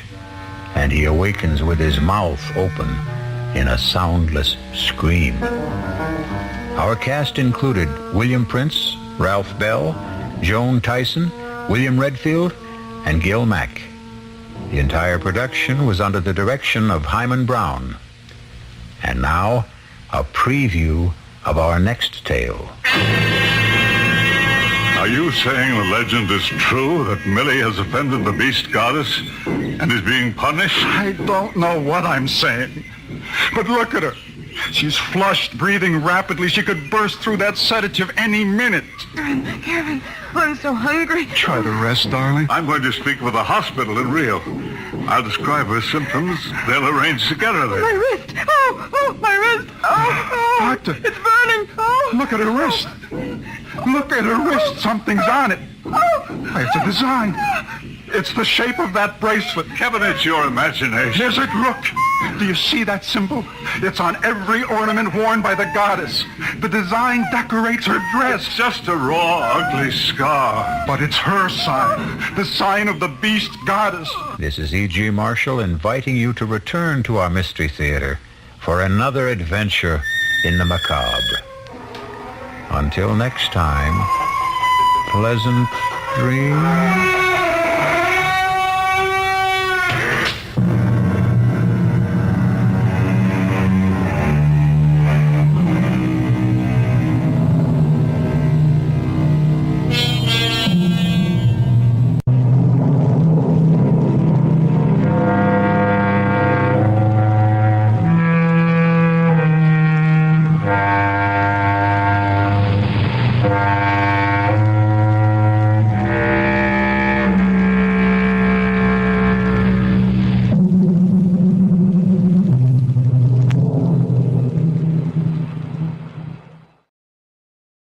CBS Radio Mystery Theater presents...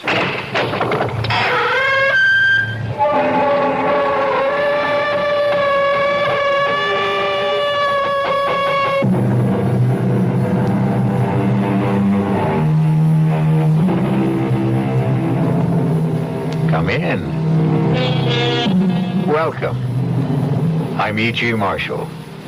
Welcome to the fear you can hear. Welcome to the sounds of suspense. Have you ever noticed the similarity between night driving and making your way through life? Driving at night, you can only see as far as your headlights show you the road. You never know what's over the next hill or around the next curve. And even on a straight road, your vision only extends as far as your lights. Life is very much the same. None of us really knows what lies ahead. You look exactly like my husband. A dead ringer. Here, Here, take a look at this picture. Hey, that's scary. I didn't know two guys could look this much alike. How would you like to be my husband? No way. I like being who I am, Al Grissom. But don't you see how easy it would be to take his place? Yeah, you bet. But it's easier to stay away from murder. Well, who said anything about murder? You did, my lovely. And my answer is no way.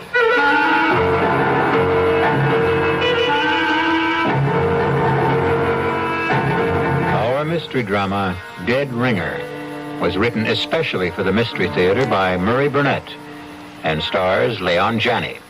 It is sponsored in part by the Kellogg Company, makers of Kellogg's Special K cereal. I'll be back shortly with Act One.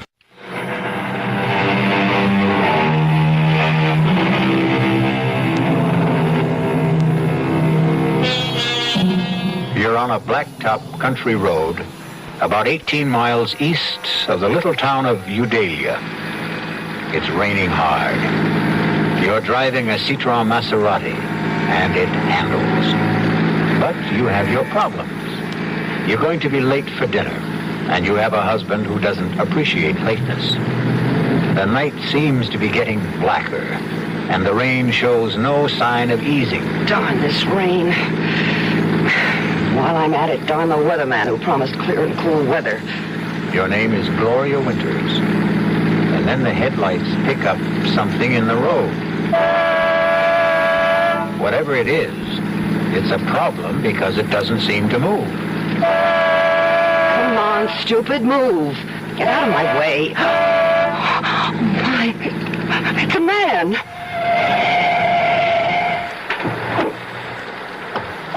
What happened? A car hit me and drove off.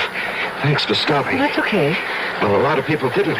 Do you think you can make it to my car? Yeah, with a little help. Okay. There we go. That's it. Steady now. Yeah, I guess I better. Just here. Just slip into the seat. Yeah. There you go. Thanks. I'll close the door and come around the other side. Watch yourself. There's some crazy guys driving this road. You're soaked. And you're hurt. I'll take you to the Hermitage. What's that? The hospital. Oh, no. No hospital. You're bleeding. Now, looks worse than it is. It's sure playing hell with your car, huh? You must go to a hospital. Oh, no way. But why? Because hospitals are for dying. Oh, that's crazy. Well, that's what everyone tells me. Well, I don't care what Look, I can't ever thank you enough for picking me up, but I have this thing about hospitals. But you're I really... promise you, I'm not going to die. Okay, but where to? The Three Coyotes Motel. It's just outside. I know where it is. Oh.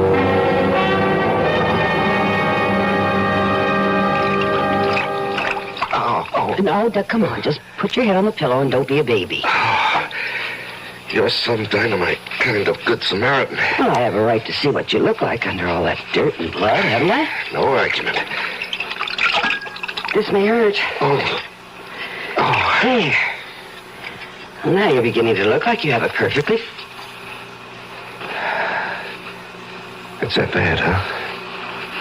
Oh, no. It's nothing. I just thought of something. Like what? You look exactly like my husband. But I mean exactly. You could be identical twins. You don't believe me? No, I believe you. Well, that's why I got such a shock when I cleaned you up and got a good look at your face in the light. You're a dead ringer for Leo. Oh. Why does that shake you up? Leo and I are having our problems. Isn't everybody? I suppose. I'm just wondering... Yeah. Well, I'm wondering what you were doing walking down Route 38 in the rain at 6:15. I missed the bus. There is no bus on Route 38. Oh, I didn't know that. I did. Okay, I suppose you've got a right to know the story.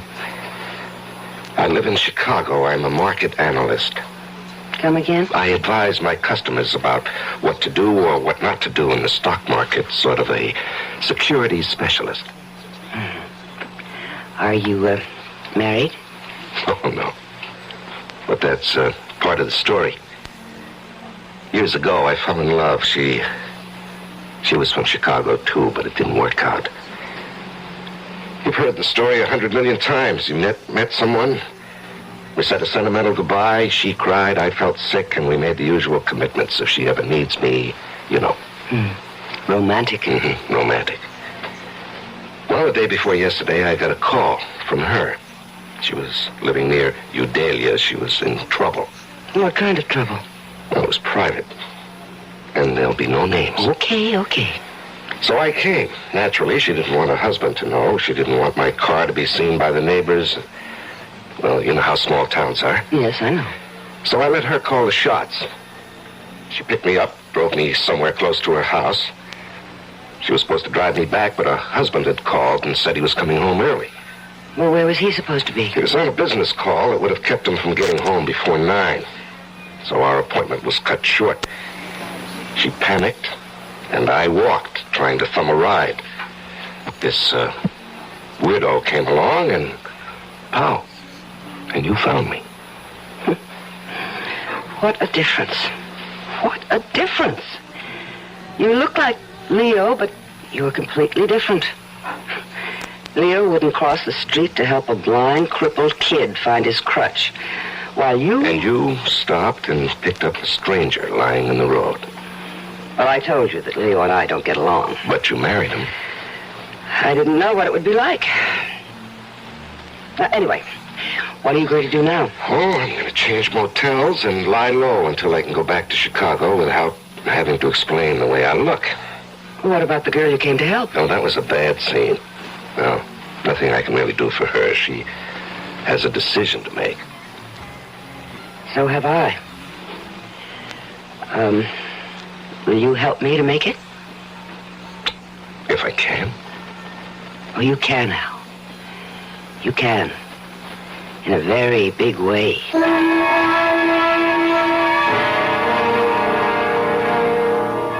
I don't like it, Gloria. I don't like it at all. You have been saying that for a whole week, Leo. When's he going back to Chicago? When the skies heal and nobody will ask questions. How about the name of the girl he came to help? He won't tell me. I don't like it. Oh, Leo, trust me. Why? Because I'm a woman. If you could give me one good reason... I've given you 1,000,000 reasons. $1 million. And Al is the man who can do it for us. You really believe he's leveling about the securities market in his background? Maybe he's conning you. Why? Take a look in the mirror. All right. Suppose he is playing me for a sucker. And we're still all right, maybe even better. Just trust me. Do I have a choice? You always have a choice. Don't ever forget that. You made one the day you married me.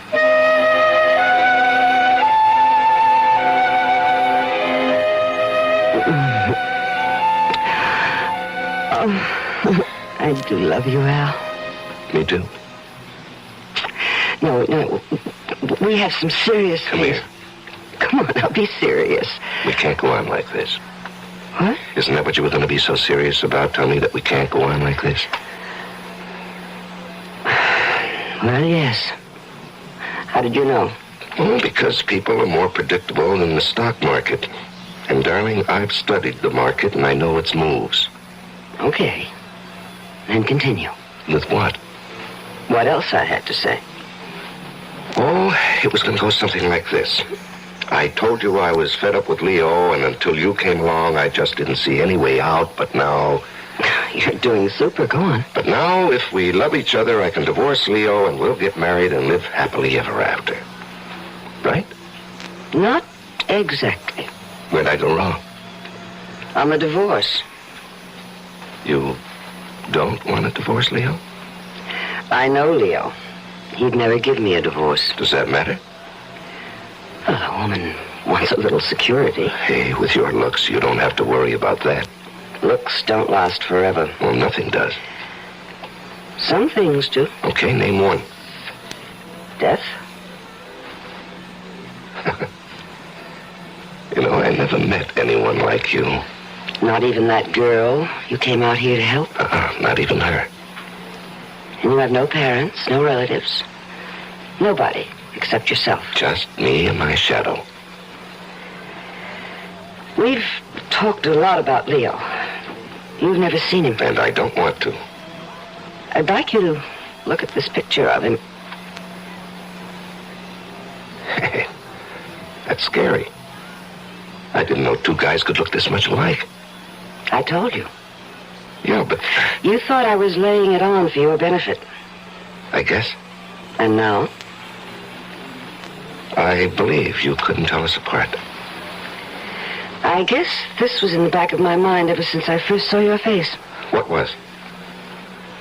How would you like to be Mr. Leo Winters? Oh, no way. I like being Al Grissom. Then you can't be married to Mrs. Gloria Winters. I thought we were talking about divorce. You'll have to believe me that Leo won't give me a divorce. Go back again to me being Leo Winters. That was where you lost me. Well, you've seen his picture. Don't you see how easy it would be to take his place? Yeah, fine, but what happens to him? Well, that's the problem, isn't it? Yeah, that's the problem. I thought maybe you could think of a way out. Yeah, I can, but I don't like it. Try it on me. No, I think you've already tried it on, and you like it. Maybe. Not maybe, positively. That's what you wanted to lay on me when you said you wanted to talk. You're not only sexy, but you're smart. Yeah, you bet. Smart enough to stay away from murder. Well, who said anything about murder? I did, my lovely, I did. I said murder. And I also said no way. But that's stupid. You don't even know Leo. You're really serious about trying to get rid of him. Oh, think of what it would be like. Mr. and Mrs. Leo Winters, you and me, happily married for the rest of our lives. Now, you've jumped about 3 tracks in a couple of miles. You're too far down the road. Why? How did you get Leo to let you come and see me? Did you tell him we were playing backgammon or chess? Oh, I told you about Leo. Well, tell me more. Well, you know how greedy he is. He thinks that you're going to make him a lot of money with your connections in the Chicago markets. He does, huh? Oh, he's drooling about it. Okay, but we've still got a little problem to solve about his, departure. Ah, then you're interested. Lady, if I hadn't been interested, either you or I would have been long gone from this room. You must have been thinking about this for some time. I have. And you must have come up with some ideas. I have. Well, I'd like to hear them before I commit myself. You will. But I promised Leo I'd be back at 3:30 sharp. That doesn't give us enough time to discuss it now. No, but it does give us enough time to... Seal the bargain?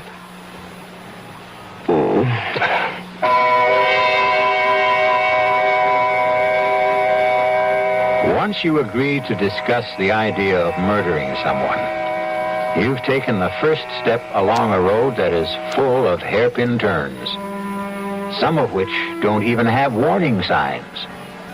We'll be back shortly with Act 2.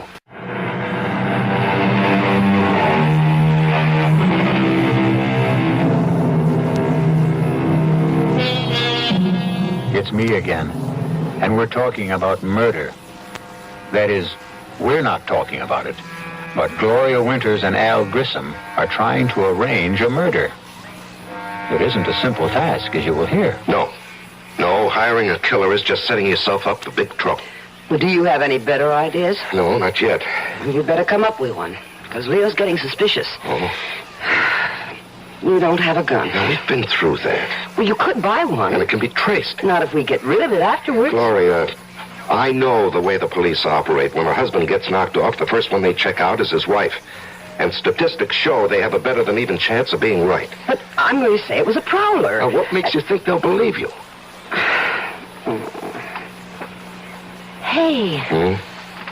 I've got it. Why didn't I think of this before? The same thing that happened to you before, only this time it'll be fatal. Hit and run? Of course. You know, the more we talk, the more I'm beginning to think we ought to forget about the whole thing. No. All right? What car are we going to use? Well, we'll rent one under a false name. Mm-hmm. And who's going to rent it?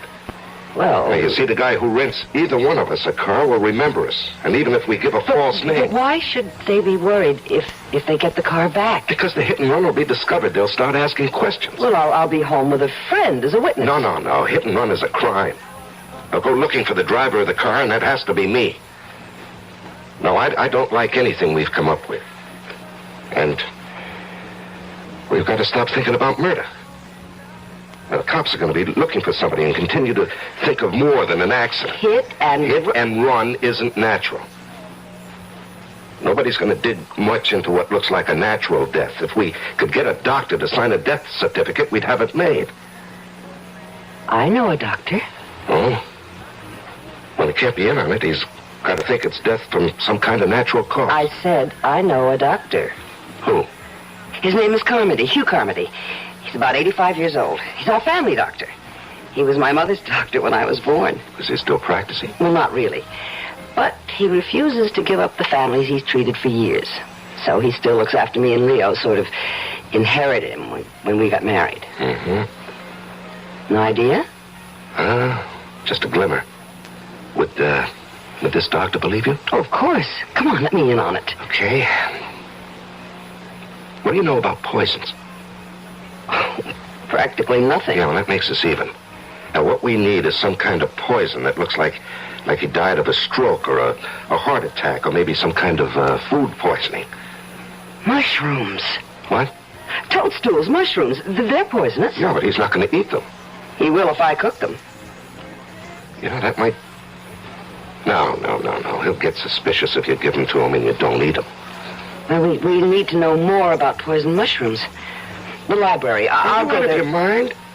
You go asking for a book about mushrooms and then call in this doctor to look at Leo who's just eaten some bad mushrooms. All right.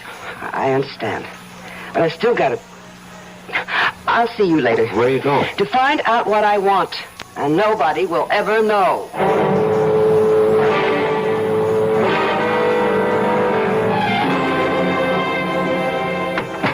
Al? It's me. Where have you been? To see Dr. Carmody. Of all the dumb places. Relax, darling, and give me a kiss. I think I really have something. What did you do? Toadstool. A fleshy fungus that is poisonous or inedible as distinguished from an edible mushroom. Oh, great. We knew that before you left. But we didn't know that aconite, which was formerly much used as a cardiac and respiratory sedative, is the poison that comes from toadstool or monkshood and can be deadly. You didn't ask? Of course not. I know that Dr. Carmody always visits his few patients between 3 and 4, so I went to his office, told the nurse I wasn't feeling well. Yeah. She knows me and let me in to wait in his office. And he has a lot of books. So I read. Yeah, and what did you tell Carmody when he came back? Oh, he's such an old love. I made up a story about being tired and not feeling well, and he gave me a tonic, which I'm going to get. You know, maybe we're getting somewhere. Oh, we're there, darling. We are there. All right, slow up. Now, first, where can we get the aconite? Aconite. Yeah, that's it. Suppose I told you we don't have to get it. Well, I'd like to hear why. Okay. My dad had a bad heart. Oh, how long ago was that? About 7 years. And you're telling me that this Dr. Carmody prescribed aconite? Right. Well, how do you know the stuff's still good? I don't. Well, it doesn't seem to be. Well, this is the only way we can handle it. If it doesn't work, we won't get into any trouble. And if it does, we won't get into any trouble either. So what have we got to lose? You know, when you put it that way... Do you know any other way? No. Then let's try it. Okay, let's work it out. Okay. Day after tomorrow, Thursday. That's Eileen's night out. Right. I'll buy the mushrooms tomorrow. Then I'll cook a great steak dinner with all the trimmings. And Leo and I will eat it. And you too? Of course, I'll have to. I won't eat too much, though. but enough to make me a little sick. Yeah. Then when Leo begins to feel sick, I'll suggest we call the doctor. Carmody. Of course, Carmody. He'll come and ask about what we ate, and I'll say steak and mushrooms, and he'll say, mushrooms? And right away, diagnose mushroom poisoning and give us something. Yeah, I'm with you so far. And then? And then after he leaves, I'll tuck dear old Leo into bed, tell him I have to go to the drugstore to get something. I'll go down and let you in. Wait a minute. What do you need me for? We're in this together, my love. And I want you there. Yeah, I damn well better disappear after Leo dies. That will be just fine. And we'll set up a very, very romantic meeting place.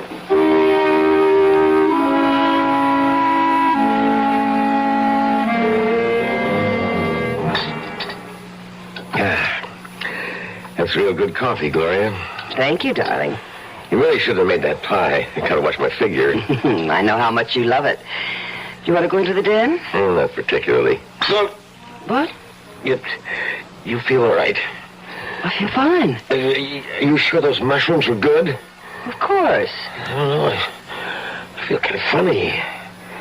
Even if they weren't, it's too soon for them to act up. How do you know? Oh, I've known about mushrooms since I was a kid. Well, all the same, I've got pains in my stomach.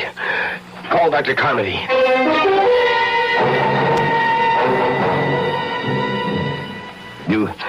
You really think it's the mushrooms, Doctor? I know it's the mushrooms. It has to be. Both of you ate them, and you tell me, Leo, that you ate more than Gloria. Yeah, that's right. That's what I get for being a pig. Well, you're going to be all right. Just stay in bed, and Gloria, you get this prescription filled. What about the pain? I'm giving you a sedative also. What I can't understand is how you cooked those mushrooms in the first place, Gloria. Your mother told you about those things when you were a child. Well, I know, and I feel just awful. I can't explain how it happened. But I'm sorry. I have no excuse. Yeah, no use crying over spilt milk. Yeah, I better get home to bed. You get that prescription filled, young lady. Oh, I will. Let me take you to your car.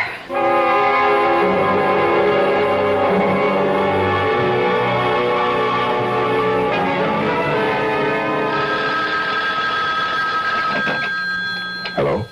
Are you ready to come over and sit with a sick friend? It worked? Like a charm. How was Dr. Carmody? Just as we planned.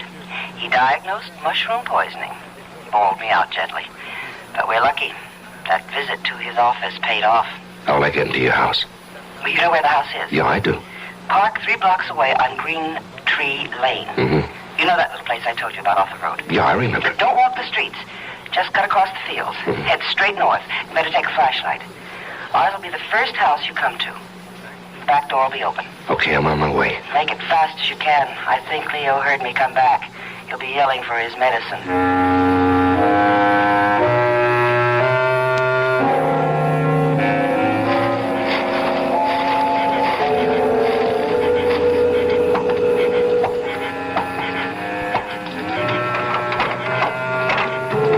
Gloria? Come in and shut the door. Okay. Did you lock it? No, that's a good idea. Here, let me. I'm waiting for the kettle to boil. Why? Well, you don't think I can give him this stuff straight, do you? Well, why not? He's expecting medicine, isn't he? He won't taste it in his tea. He likes it sweet. And I am going to make it very sweet. There. Hand me the cup. You know, I could do with a cup of tea myself. How about something stronger? Oh, you got something? Oh, we're completely equipped. Oh, don't forget to wash out the glass and put it away. Don't worry. All right. Hey, that's plenty. Have to be able to walk straight. Drink as much as you want. I'll finish what you leave. Gloria! Yes, dear? What happened to the medicine? I'd better get upstairs. I'll be right back. Save me a drink? Yeah, how long will it take? Oh, don't ask me, Al, darling. It's the first time for me, too. This liquor. Tastes funny. You know, I'm imagining things. I better finish before she gets back. Hey, I feel funny. better sit down.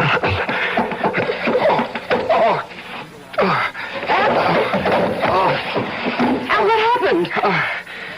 I'm sorry. I made so much noise. I don't feel too good. Don't worry about the noise, Al. It's all right with me. What? Well, I guess the aconite wasn't too old, Al. Stupid. This was a setup all the way. All the way. I must admit you did make it tough. Not as tough as you made it for me. You know, you're a hell of a Dame. You're right, Al. No, not dame. I was going to say a hell of a liar. It wasn't all lies, Al. I'm expensive. And there is $1 million life insurance policy. And when I saw your face, I realized that this was just too good an opportunity to miss. You know, there's a little something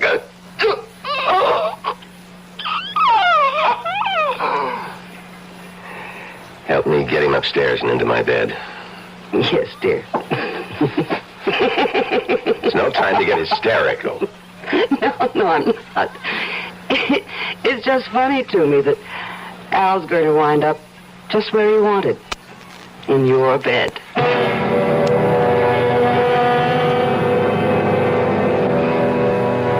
murder has been accomplished. The happy couple, Leo and Gloria Winters, still have a way to go before they achieve their goal.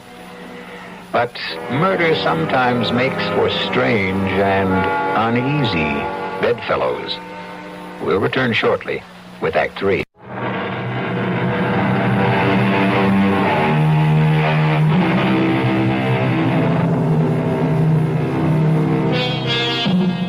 The Scottish poet Robert Burns' oft-quoted line, "The best laid schemes of mice and men oft gang a glee," doesn't seem to apply here. Leo and Gloria Winters have successfully killed Al Grissom, a man who looked enough like Leo Winters to have been his twin. They've carried him up to Leo's bed, and now at 4 o'clock in the morning, a frantic Gloria has summoned her sleepy and bewildered family doctor, for whom she plays the distraught and bereaved wife. I don't understand. Neither do I, Doctor. I gave him the medicine you prescribed, and he seemed to feel better. And he dropped off to sleep, and he... I think you'd do well to take that sedative yourself. You can't go on this It's all way. my fault if I hadn't given No, him... it's no one's fault, Gloria. If there's any blame attached to this tragedy, it's mine. But certainly his symptoms earlier didn't seem to warrant more action than I took. Oh, Leo's gone. I killed him. Oh, God. Gloria? I'm sorry, Doctor. It's all right. It's perfectly understandable in this situation. Now, I want you to take this sedative and go downstairs and lie down.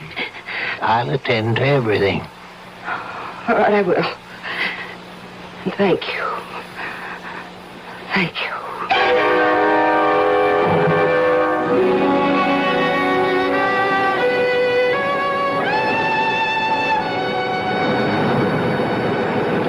Gloria, have I ever told you how clever you are? Not more than 1 million times in the last week. That's an exaggeration. So? So I love you. You should. Without me, would we be here on Riviera and Traps, living the way we've always wanted, with $1 million, and the whole world waiting to see that we enjoy ourselves? Do you think we can ever go back to the States? Oh, I don't want to. Do you, Leo? Watch the Leo. I'm sorry. I've been pretty good, though, lately, haven't I, Al? You've been great. You must have really been good with old Doc Carmody, too. Oh, he was so upset and so confused. I threw the most beautiful fit of hysterics you ever saw. Wish I could have seen it. Oh, so broken up. So he insisted on handling everything, even the insurance people. He never gave them a chance to question anything. He signed the death certificate and had the body out of the house and into the crematorium before they ever got there. What about returning to the U.S.? Oh, I don't think we should for a while. Maybe in a couple of years, but never to Udalia. Maybe San Francisco, New York. We'll see. How about a dip? Al! Al Grissom. A pleasure to see you again, Al. How you doing? Now, that's a silly question. I can see you're doing great. No one stays at a class hotel like this unless he's doing great. But I always said you had class, Al. Yes, and style. Oh, you want to introduce me to the girl who's hanging on to you? I'm afraid you've got the wrong man. Don't you mean you're afraid I got the right one, Al? Look, I don't know you. I've never seen you before in my life. Now, you're not being smart, Al, and you were always very smart. That is, until 3 months ago, when you made your first mistake. Hey, come on, darling. Let's get away from this. You forget it. You're finished with that getting away stuff. Well, how can I prove to you that you've made a mistake? My name isn't Al Grissom. You're registered under a false name? Come on, Al. I'd recognize you anywhere. But I still can't figure why you didn't try some kind of face job. But like I said, you haven't played this very smart from the beginning. Look, mister... Oh, the name is Grafton. Lou Grafton. And I'll meet you at the Promenade Cafe in an hour. 1 hour, Al. And you be there.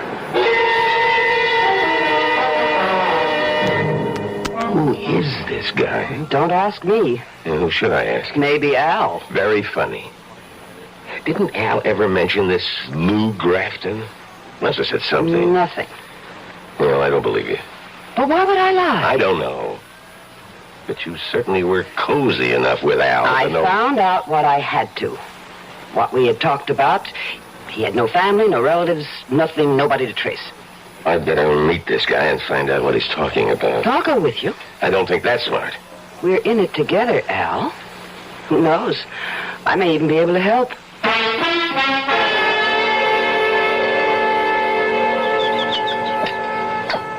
Glad you could make it, Al. Sit down. This is Gloria. Nice meeting you again, Gloria. Tell her you'll meet her in a little while, Al. She's in on this. On the whole deal? Yes. You certainly changed, Al. You never put a dame on the spot before. On the spot? Oh, well, look. All I meant is that she's with me. You've made a mistake, and I don't even know what you're talking about. Darling, why don't we listen to what he has to say? Smart. Al, this is the only time I'm going to go soft. The only time. And because we've known each other so long, and... well, because we didn't pull it off the first time. Now, I've talked to John. I got him to agree that if you give us the whole take, we'll forget about what happened. The whole take? The whole $2 million, Al. All of it. Well? Yeah, I'm trying to think. What's there to think about? What's your alternative? You gonna try to run again? You know we'll get you. You've seen it happen 100 times to other guys who've tried to cross us. You just tell us where and when we can pick up the cash. And just thank God that I could make the deal for you. It isn't all that easy. What's your problem? It's no use. You wouldn't believe it. You got a problem, you know we can help, but don't give me any fairy tales. Any time. For what? To think. There's nothing to think about. Well, from what you say. How much time? Another day. Oh, no deal. Look, if you want to do business with me, you'll just have Tonight. You'll be in your room at 10. There's plenty of time to think. And while you're at it, think about doing it our way. Or this time, you'll really end up very dead.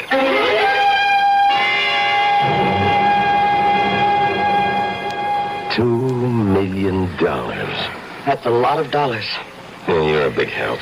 Well, I might be if you'd stop repeating the figures over and over again. There's no way we can get $2 million. I've got to prove to them that I'm not Al Grissom. Then they'll leave us alone. And how do you do that? Of course. Fingerprints. I'll have absolute proof. Even those guys will leave fingerprints. And who's going to tell them? You? No. I've got to arrange somehow for the police to send my prints to Washington or somewhere. And the police will get word back that these aren't the fingerprints of Al Grissom, but really the prints of a man named Leo Winters, who supposedly died 1 month ago, and whose widow collected $1 million in life insurance. You're right. That's the only way to go. How do we convince him I'm not Grissom? I don't know. We went to a lot of trouble to prove to the world that you were. Who was this Grissom? He must have been awfully big to get into a deal like this. I think he must be calling you. Me? Who else? Well, I don't want to answer it. Well, that's not smart. They know we're here. Now, don't start talking like Grafton. Hello? Al, it's me. What do you want? Al, I was wondering whether you'd made up your mind. Not yet. It's 9 o'clock. Who said 10? I did, but, John's not happy. What do I care about John? You should, Al. After all, he's got a real legitimate beef. You worked for him for years. You were always clean. You took the hot stocks and you cashed them. You made money and so did we, but, I guess the $2 million got to you. Look, I've got some more thinking to do, and I'll see you at 10. Well?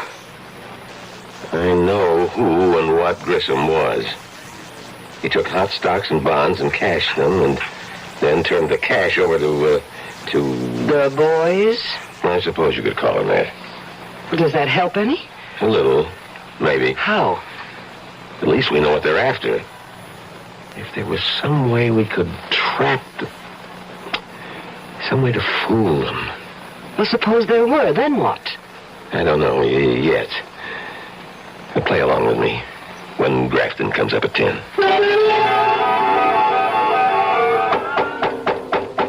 Yes? Grafton.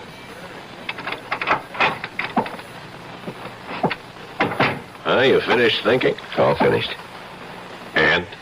I'll go along with you. Now, why couldn't you have told me that this morning? You had to get John's blood pressure up. Forget John. I told you I had problems. And I told you it would help.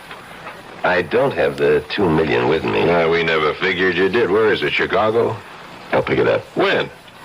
As soon as I can. Will you stop playing games? When? It's back in the States. Okay. Now, you'll get the next plane. Not so fast. It's somewhere in Udalia, and I can't go back there. Why not? A little something. The cops might want to talk to me. About what? About a girl I visited there, and an old friend. What's wrong with visiting an old friend? Nothing. If you don't get caught by her husband and get into a fight, beat him up, and he calls the cops. That's not much of a rap. That's right. But you want to see me in jail. Yeah, you got a point. We'll pick up the dough. No way. Why not? We're going to get it anyway. You're going to get it. But I want some assurance that I'm going to be okay. You have my word. Well, I'd like a little more than that. Like what? That's what I've been trying to figure out. Some way I'll be sure that... Look, if you haven't figured it out by now, you're not going to. I get the plane tickets. You sure don't give me much time. We gave you time before, Al. Too much time.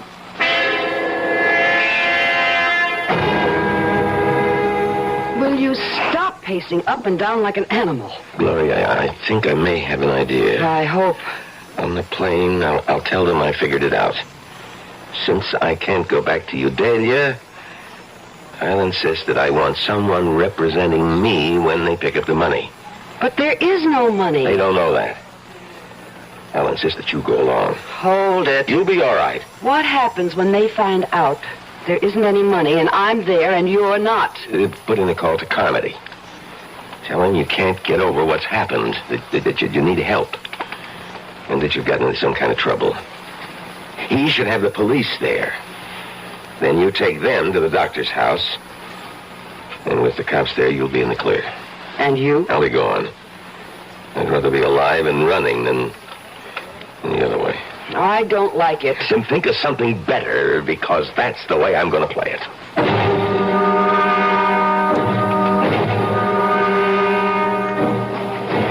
Now, Al, I know you won't get any crazy ideas at this stage of the game, but just in case you do, these two young fellas here are in our party.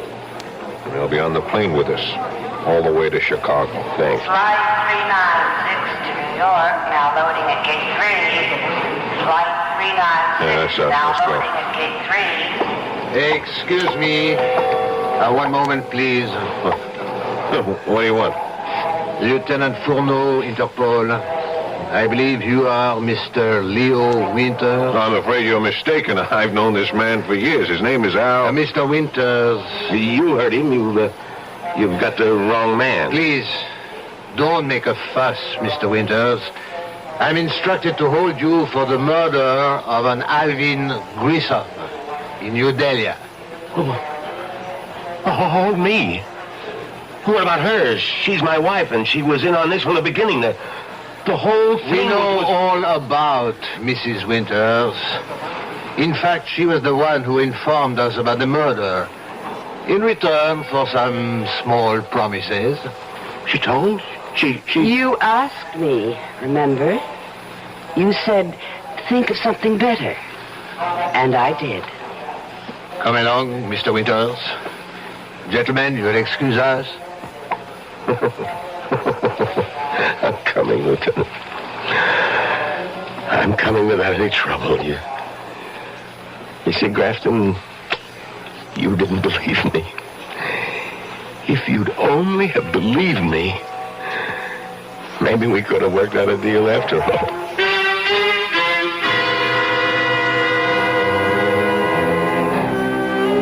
The Winters had a good plan, and it all would have worked, except for one thing they couldn't have foreseen: the bend in the road ahead, and what lay around it.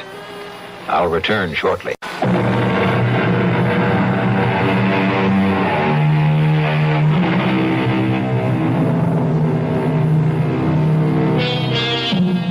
If Gloria and Leo Winters could have known what lay ahead of them, they would never have gone through with their plan. That is, if they could have seen into the future and around the bend. Yet actually being able to see into the future, to know what's going to happen next week, next month, next year, is a gift that most of us wouldn't want. Because who knows what terrors may lie ahead. Our cast included Leon Janney, Joan Lovejoy, Larry Haynes, Paul Hecht, and Robert Dryden. The entire production was under the direction of Hyman Brown. And now, a preview of our next tale. There are no such things as ghosts. I'm just imagining things. But I see you. I see you. Now, don't hurt me. Whatever you are, please, stay away from me. I'll go right down the stairs, walk out of the house, and never come back. Is that what you want? Please. No! Don't touch me! Let me out!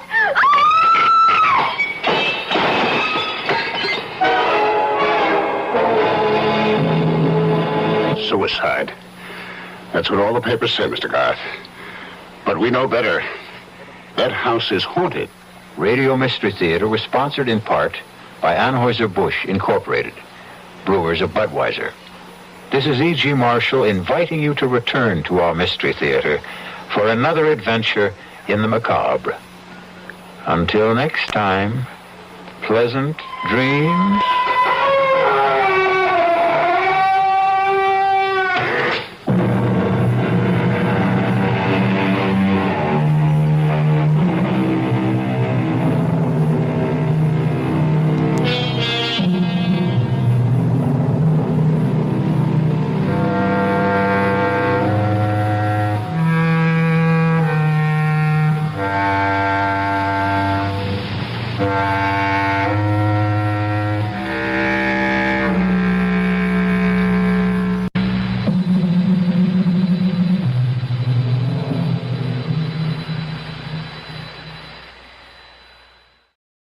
The CBS Radio Mystery Theater presents...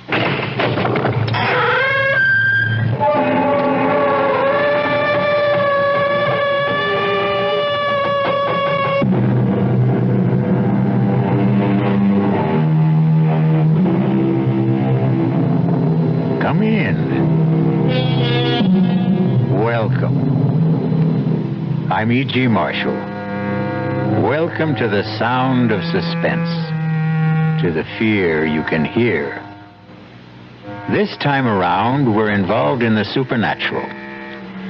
Any dictionary will give you several definitions. Supernatural, above and beyond the natural order of events, of or related to ghosts. Behavior caused by the intervention or by the action of a god on earthly affairs. Choose your own definition for this tale we are about to relate.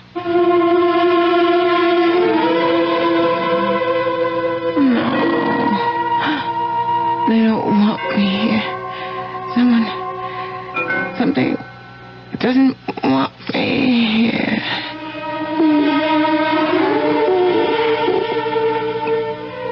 Richard. Not Richard. April. April is still in his mind. April. No. I don't believe in ghosts. I won't.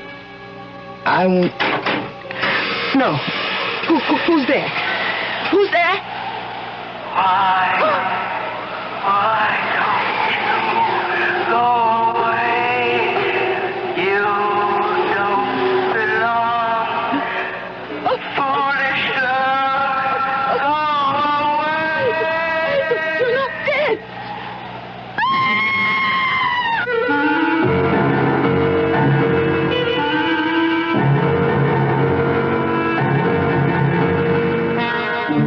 Our mystery drama, Here Goes the Bride, was written especially for the Mystery Theater by Ian Martin and stars Ruby Dee and Michael Wager. It is sponsored in part by the Kellogg Company, makers of Kellogg's Special K cereal. I'll be back shortly with Act One.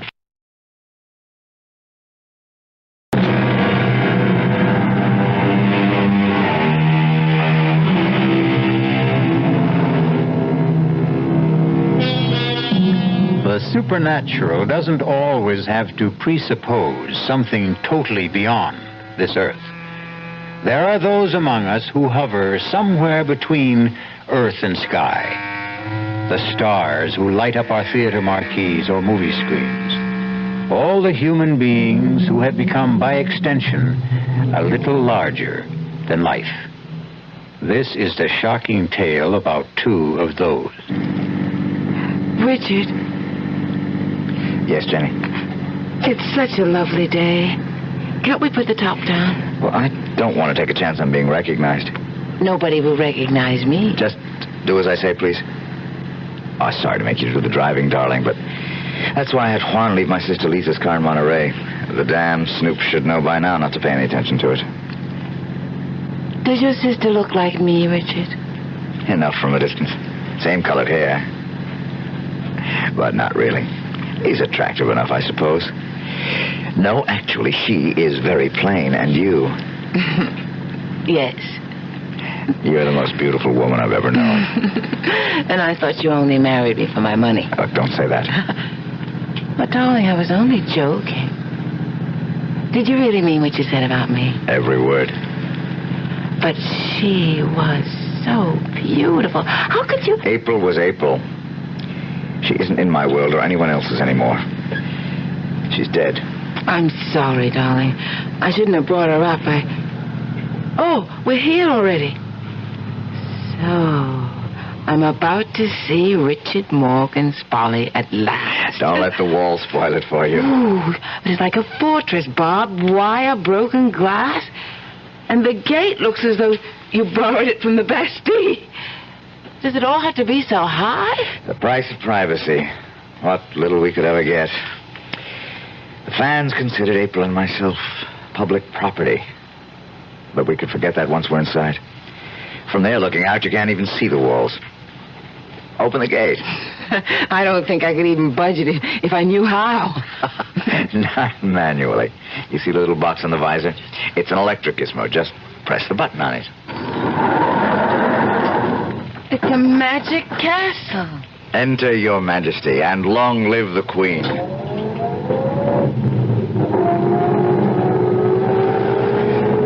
gatehouse. Stop a minute.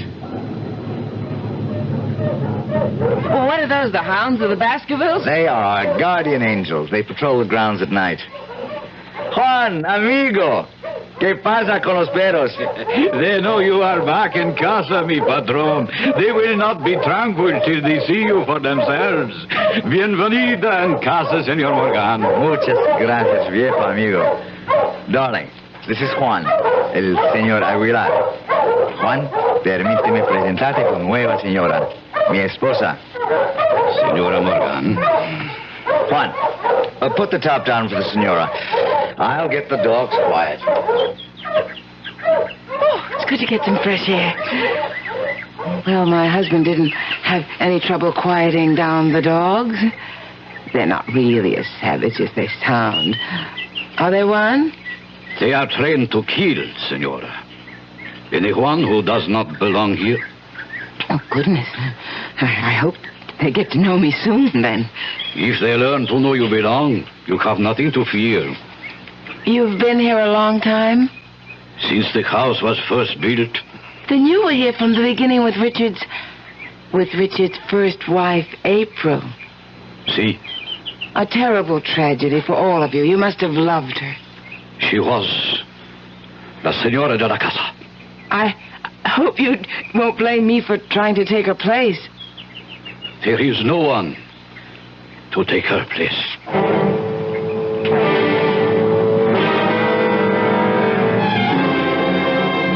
Conchita? Si, señorita. Here in the hall. Yes, señorita Morgan. You didn't take her portrait down. La señora? April? That is her place. I don't think my brother is going to agree with you. He is bringing home a new bride, you know. I know. Didn't he suggest it might be a sensible idea to clear away all the portraits and memories of April from around the house? The portrait here in the hall is painted on plaster. It cannot be removed, any more than her memory can be removed. So it stays. This is her place. No one can take it. A fresco. Funny, I never realized that. Because it's framed, I suppose. It was El Patron's idea for the wedding present. His way of saying, here is my love, which will never die, as it will never die for any of us. Except for my brother Richard. Maybe he thinks so, maybe not. But once he returns again, I think he will know there is only one, La Señora.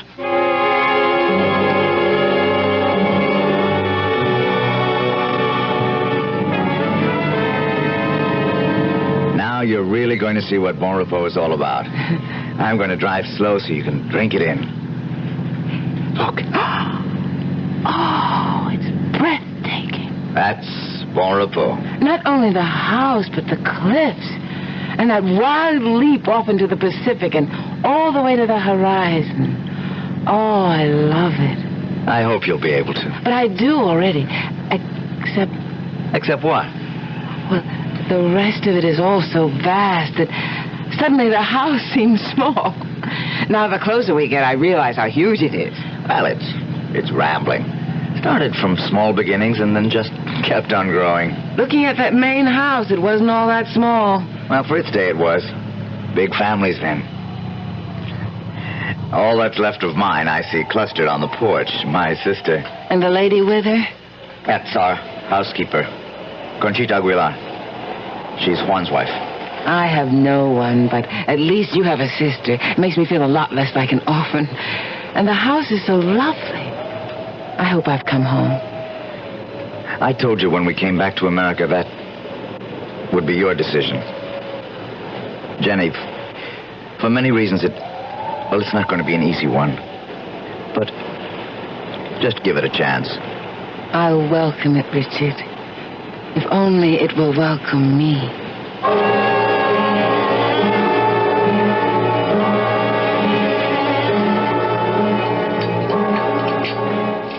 We flew straight from Japan to San Francisco. Then drove down to Monterey to pick up the car. Well, it's so good to see you. Your bride is lovely. But you could have let us know about the wedding. Lisa, I wanted to keep it private, so we just sneaked off. More coffee, Jenny? Richard? No, I think I'll have some brandy.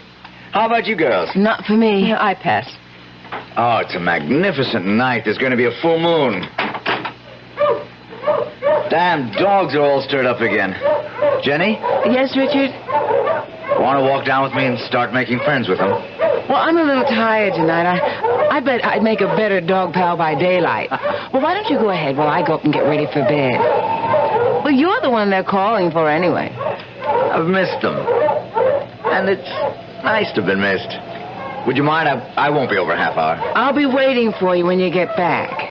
I'll close the French windows. Don't forget to lock them, Lisa. No, leave them open. The breeze is wonderful. I'll see they get closed, Richie. I've been taking care of that for the last year. Take care of my bride, too, Lisa. Good night to you, Lisa. I'll see you later, Jenny. Well, a very sexy goodbye.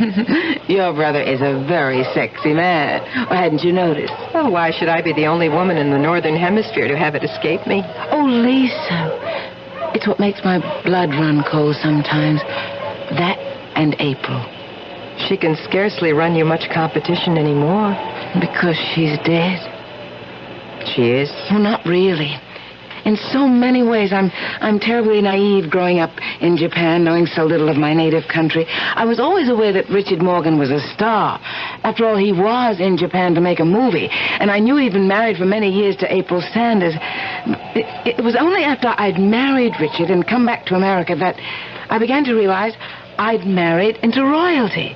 Not only that, but I'd rushed blindly into marrying the king without seeing that the Queen is not dead. Oh, Jenny, don't be silly. The Queen is very dead. Not in most people's memories. How did it happen, Lisa?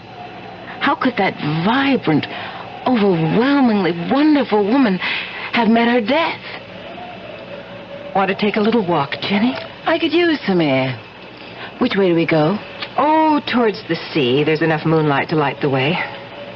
Are you cold? Lord, no. I welcome the breeze. Well, where are you taking me? To the end of the world. What? Well, where April ended hers. You wanted to know how it happened, didn't you?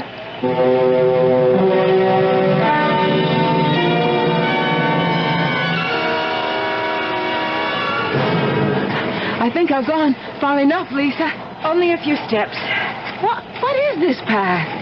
I mean, somebody cut it out of solid rock. It's called the 7 Steps to Heaven. More like 70. Richard had them cut for April on their 7th anniversary. You'll see why now as we come out on the ledge. It's windier tonight than I thought. Most days it's calm up here. The sun pours down. You can lie out here on the ledge with the sea 400 feet below and drench in the sun as though you were the only person in the world. April treated this as a shrine. She was inveterate sun worshiper. But it's sheer heaven, bathed in moonlight. If you look up. Well, I can't see too much of the shadows looking down.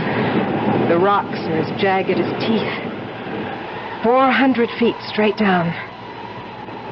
This is right where she fell. Spread-eagled on the rocks, broken and mangled, but speared by the sharp edges so even the restless sea couldn't wash her away. Oh, my God, Lisa. How could she have gone close enough to fall? She didn't fall. But the papers That's that she... the story that was given out. Conchita believes it. Richie claims he does. Others are not so sure. Come on, this place gives me the heebie-jeebies. Let's get back to the house before Richie sets those damn dogs loose.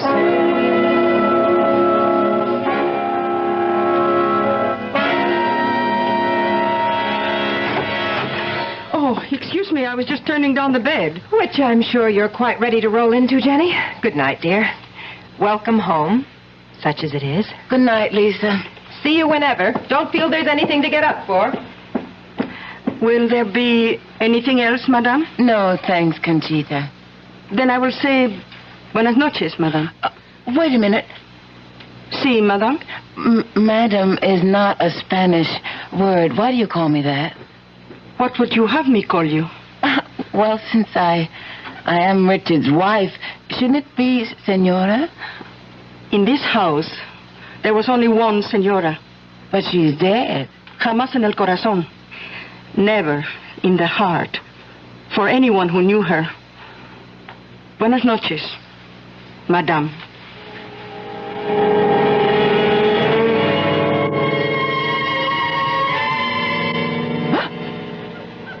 Richard?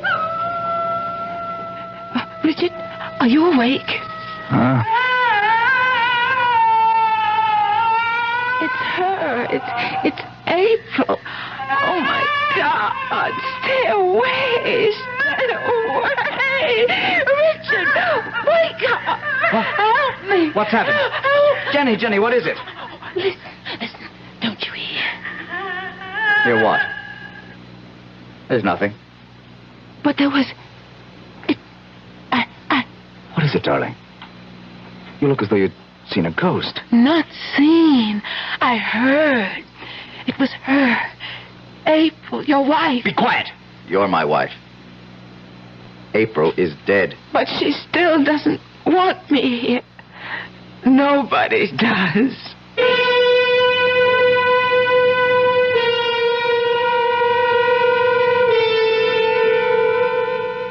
Not a very auspicious housewarming for poor Jenny at Bon Repos. Bon Repos. A reasonable translation of the French is sweet dreams. But there will be few sweet dreams for Jenny, at least this night. As for others, we'll find out when we return shortly with Act Two.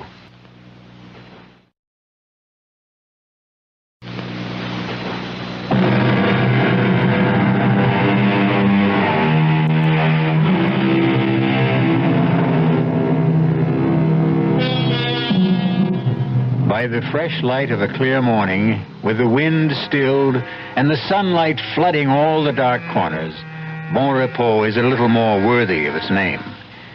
But Richard Morgan is having a difficult time selling that to his still shaken bride. Let a little light in. You'll feel better, Jenny.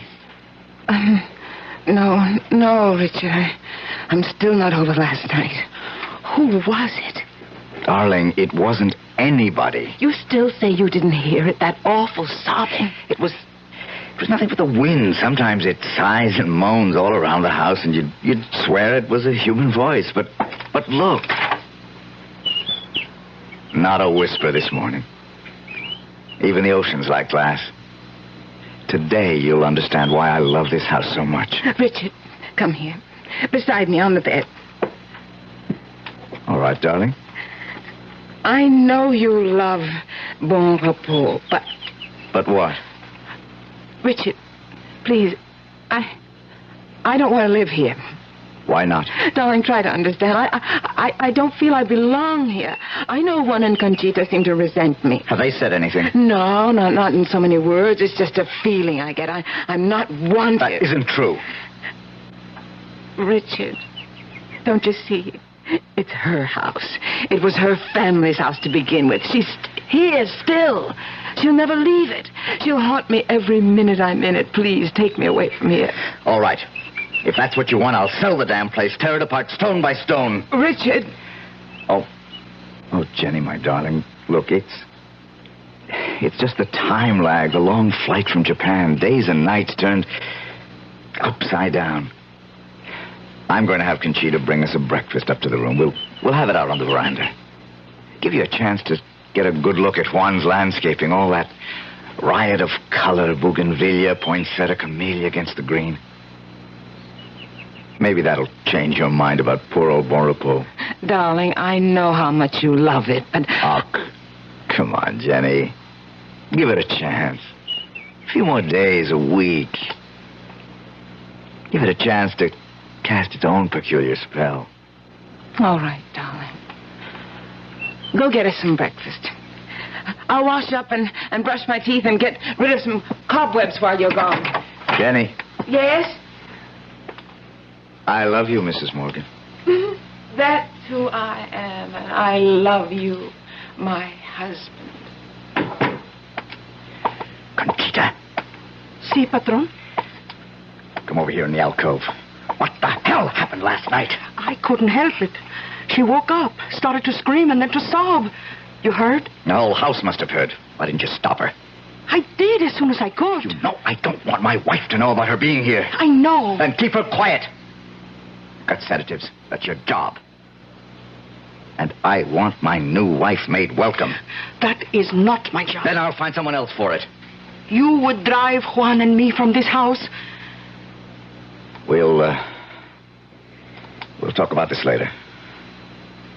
For now, bring breakfast to the veranda for the senor and me. Si, senor. Where's my sister? In her room, I think. Muy bien. Come in. It's open. Richard, I didn't expect to see you this morning. Why not? Well, after all, brother mine, a new bridegroom. I'm an old bridegroom by now. Yes, maybe she is a touch young for you. Damn you, I didn't mean that.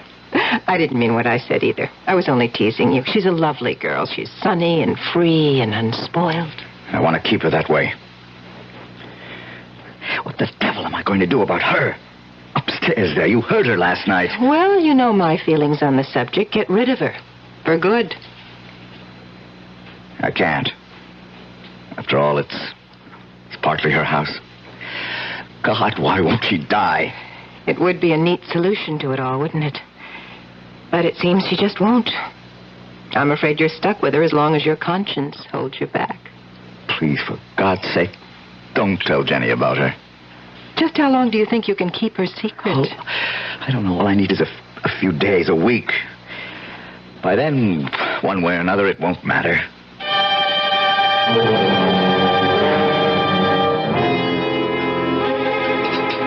Are you going to start country hopping again, or are you going to stay home and make some nice, solid American movies? Well, that depends on my negotiations in the next week or 10 days. Jenny, you're not eating your steak. Want it on the fire a little more? No, thanks. I really ate too much of that wonderful salad. I don't think I could eat another thing. Conchita? Si, senor. I think you can clear the table. You want dessert, dear? I don't think so. Lisa, please forgive me, but I'm so full of sand, sea, air, and scouting the property that I'm really bushed.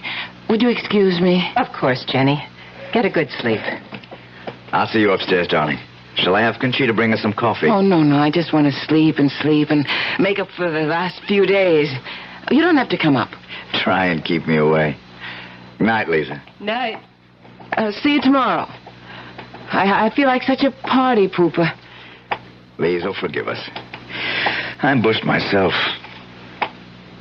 Darling, you're positively weaving. But I feel a little high or low or something. Oh, here, how about my arm for support? I'd love it.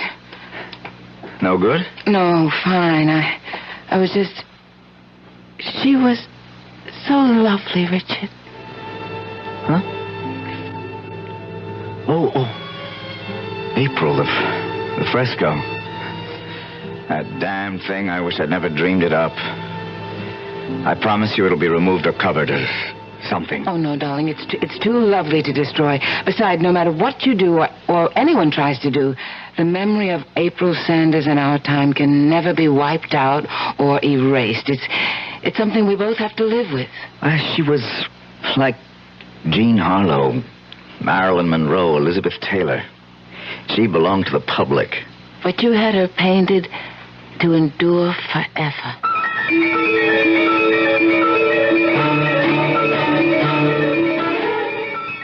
But are you sure the dog was poisoned? That's enough, you two. Silencio! What was all that arguing about? Nothing. Trouble with one of the dogs. Come on, Jenny. Let's have some morning coffee and juice and get back to normalcy. Well, what's the matter with the dog? Here's your juice. Oh, it's what I've been trying to steel myself to weed out. He's a maverick, or was. What do you mean? Well, some dogs take to training, some don't. This one, well, just never did. He was unpredictable and a natural-born scavenger. He picked up something from the garbage with a botulism, I guess. Anyway, he died this morning. But what could a dog... Now, look, don't take on about it. I'm going down to bring up some eggs and bacon. Why don't you set the table for us on the veranda? Of course, darling. The steak. I didn't eat. Is that what poisoned him? Oh, God, help me to know what to do. love my husband, but every instinct in me tells me to run for my life.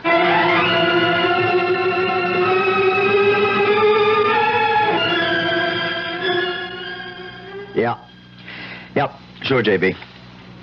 No, I don't like it, but if it's the only way, I'll be there. Yes, right away. No, I'll drive down. It's almost dark already, so I'm not taking much of a chance. What? Well, yes, thanks, yes. I'll stay with you overnight and come right back. You're going to Los Angeles? Just overnight, darling. Well, take me with you. Oh, Jenny, I can't. This is all strictly business. And I stay here alone? Oh, not alone. Lisa's with you. Oh, thank God for that. You have nothing to worry about. Of course I haven't. Go, do what you have to do and come back to me safe. And you stay safe for me to come back to.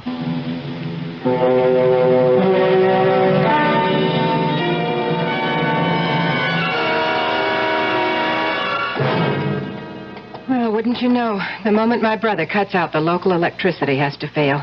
Here's your candle, Jenny. Want me to come in with you? No, I'm fine. Now, there are plenty of others in the candelabra. They can burn all night. I won't need them. That good night drink we had has curdled my brains. No, me too. I don't know about you, but I'm sailing. Maybe there was something in Conchita's Horas con Pollo, but I'm positively lightheaded. Well, whatever it was, thank God for small favors. I'll sleep sound tonight. If I can just find the bed. Whew, I'm really high as a kite. And no reason for it. Whatever it is, don't let Conchita see me like this. See me to bed, Lisa.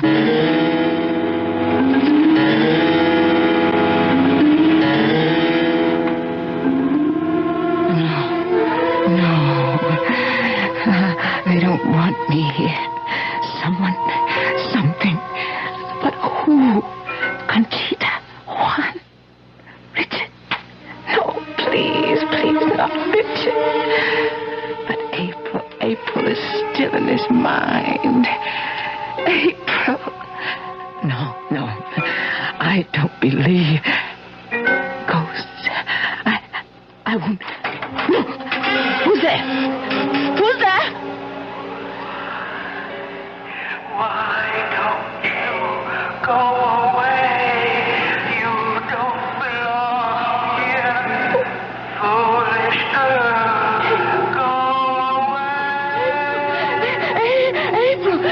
Dead. You're not.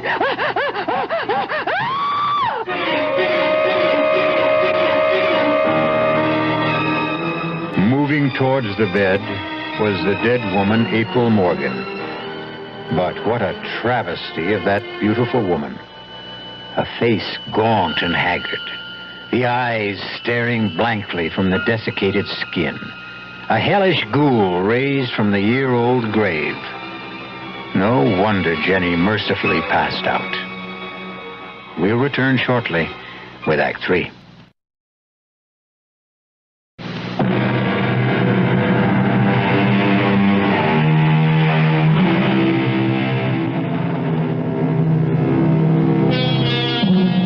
The spectral figure that hovers over Jenny, motionless under the covers, stands as still as the girl lies in the bed. Is her presence as malign as Jenny deems it to be, or as benign as it seems to be? Hush, child, hush. I mean you no harm. But you are her. How you must hate me. Her? April, his wife. Oh, no. No, I'm not April. April is dead. She died, you know. I thought I did. Then who? I'm her mother. April was my daughter. You live here? Yes. Up there. Then you're the one I heard the other night, sobbing. Was I? Oh, perhaps I was. I'm very sad, you know. Because your daughter died. Because my daughter was killed. Killed? What did April have to die for? She had everything to live for. She'd never commit suicide. But it was an accident, wasn't it? Oh, April was as graceful as a fawn. She was a dancer, you know. She had an incredible sense of balance. She could never have lost it. Are you suggesting she was pushed? Why do you think I'm locked up there in my room on the 3rd floor with Conchita as my jailer? The housekeeper. Oh, Conchita is a practical nurse. And I am a prisoner, half the time under sedation, living in limbo, the shut-in to end all shut-ins. But why? To keep me from crying it to the skies.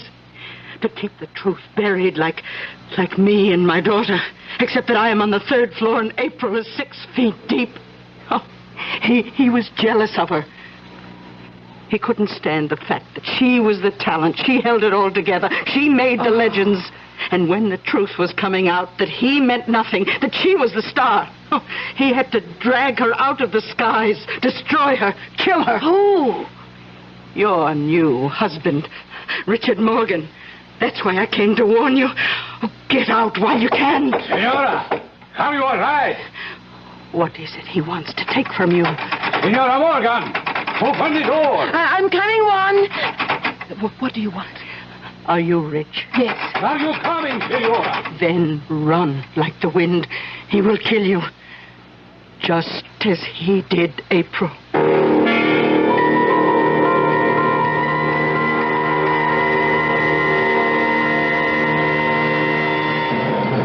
Are you all right, Jenny? Are you all right? I'll do. The lights are on again. Yes.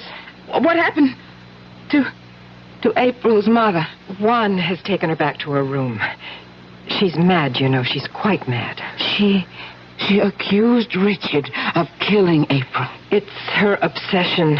She should be institutionalized, but Richie, well, he could never hurt a fly. But I don't understand why. Now what? Headlights coming up the drive. Must be Richie. I better go down and let him in.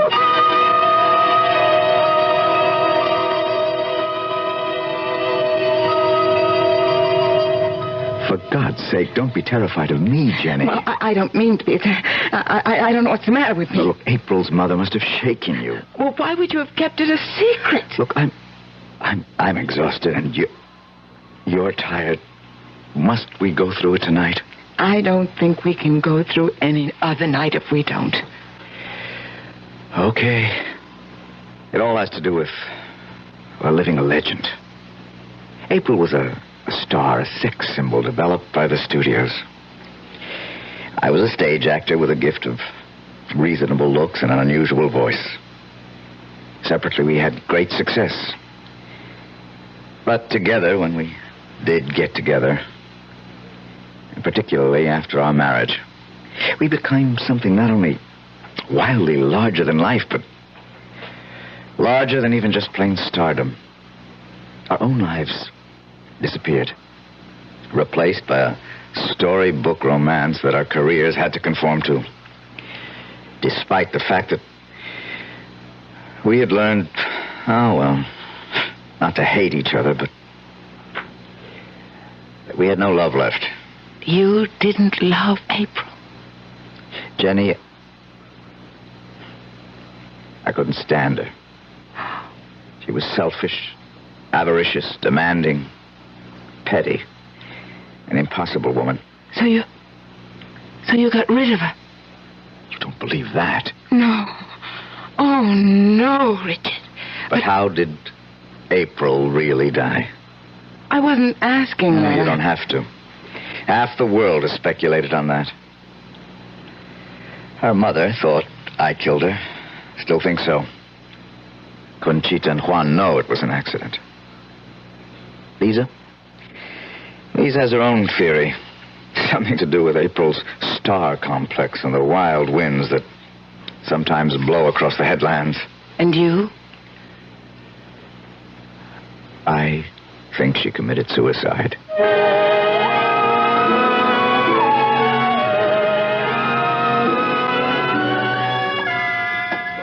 Buenos dias, Conchita. Buenos dias, senor. You can serve breakfast for all of us, and... Where's Juan? In the south garden. Will you tell my wife when she comes down where I am? Si, senor. Patron, Yes?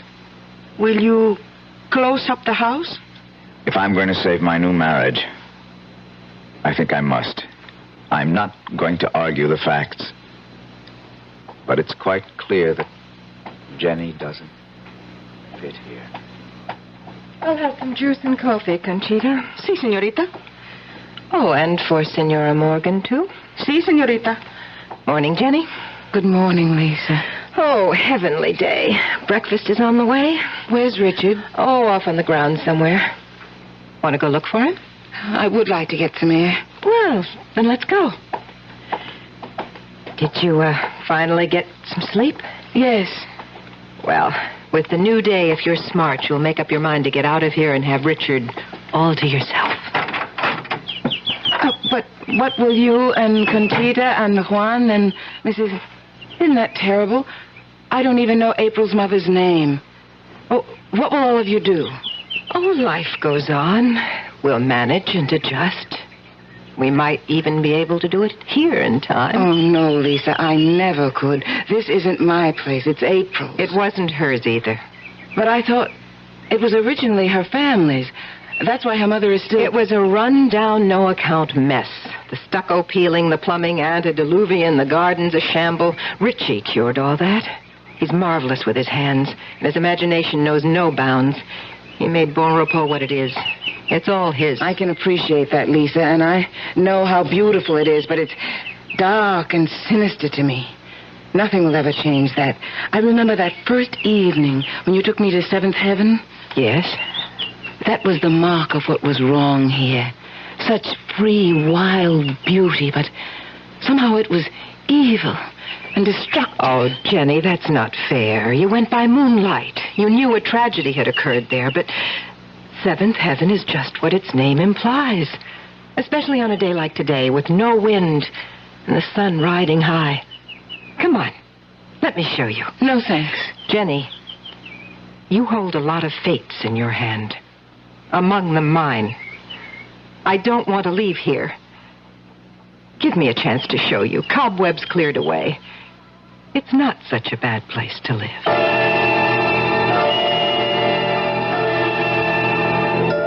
Conchita? Si, senor. Where is the senorita? They went out in the garden towards the water. They? Your sister and your wife. Didn't they know breakfast was ready? I think... But the Senorita Morgan seemed to want to take the senora to the water. I should not say this, but I have a sensation you should go quickly after them.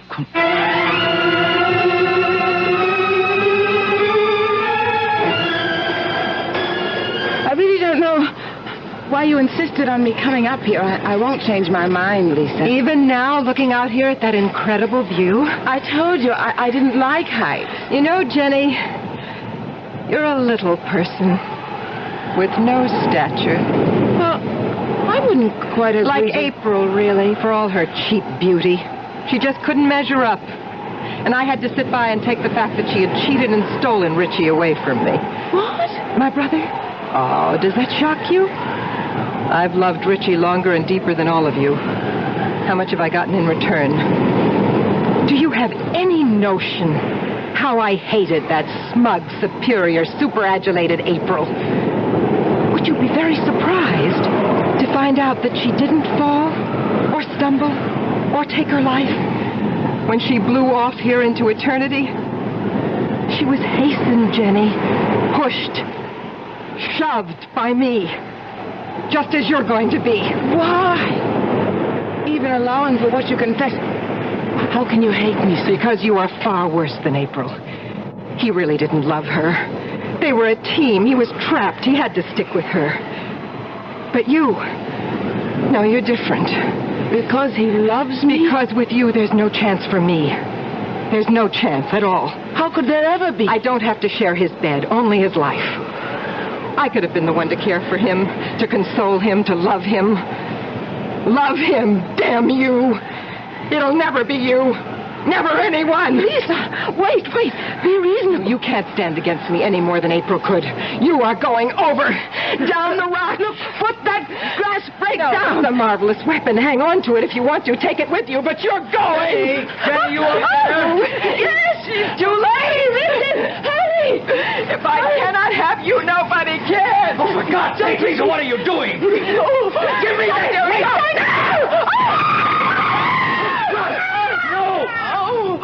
Oh, my God. What can I say? Nothing. But your sister. I loved my sister either more or less than my first wife. I can't mourn either one of them. Jenny, it's too important to celebrate you. It'll take some time to straighten out my affairs, but once we do, you and I are going to enjoy our private life. You'll still be public property. No. My new deal as a director. I'll never act again. Not even for me? For you. For you, I'll be whatever you desire. This affair is finally beginning. It will end only the same way. Finally. Which is forever. I love you forever. That's what I just said.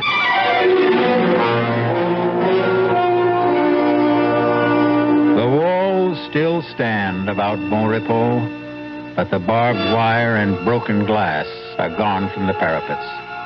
The gates stand invitingly open, and the dogs are gone. In the bright sunshine, the dark memories, too, are fading, and the clean winds from the sea have washed away the cobwebs. Once again, the old house lives up to its name. I'll be back shortly.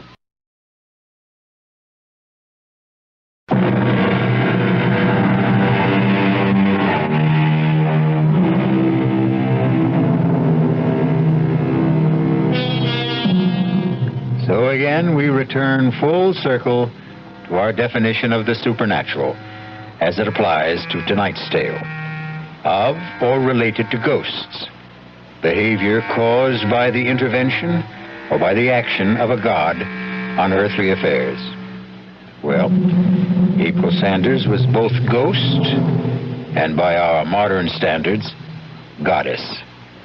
But her reign is over, and so is our up-to-date fable of Richard and Jenny.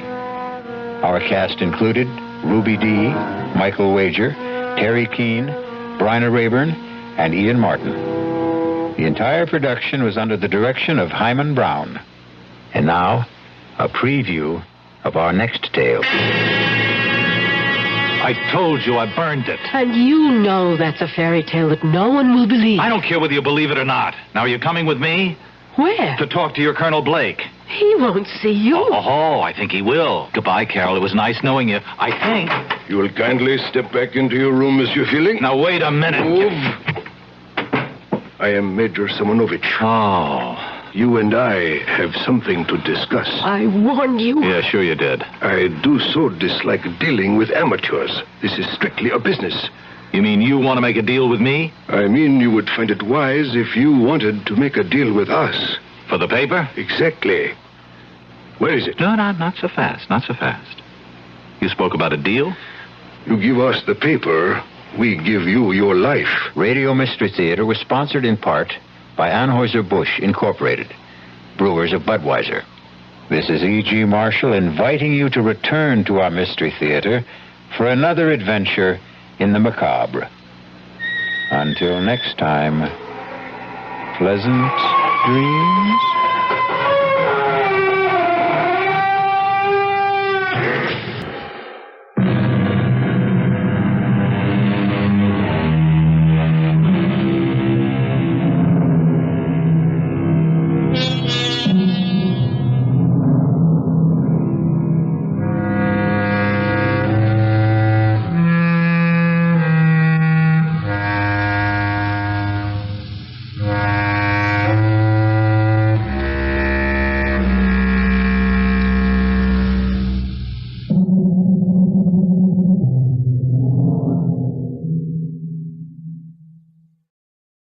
The CBS Radio Mystery Theater presents...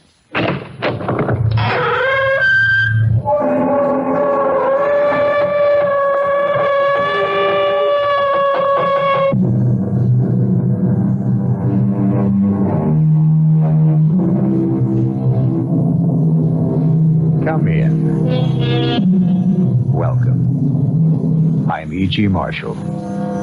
Welcome to the world of mystery, to the world of terrifying imagination. The story you are about to hear is called Lost Dog. Yes, a dog story. But please don't expect a charming family tale about man's best friend. In fact, you may even decide that the dog in this story is man's worst enemy. It all depends on whether or not you share the particular terror of our heroine, Miss Julia Smollett. Get it out! Get it out of here, please! Please, George, take him away! Come here, George, for Pete's sakes. It's not going to hurt you. Get it out! George! Please!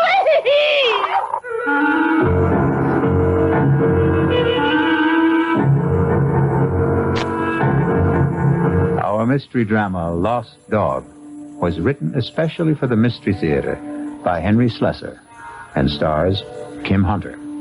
It is sponsored in part by the Kellogg Company, makers of Kellogg's Special K cereal.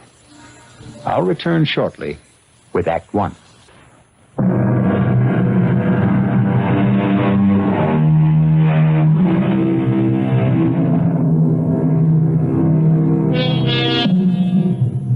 Our story begins in the quiet parlor of a small suburban house at the end of Elm Street. Well, not completely quiet, since young Ronnie Hughes is once again practicing his scales under the gentle, watchful eyes of his piano teacher, Mrs. Julia Smollett.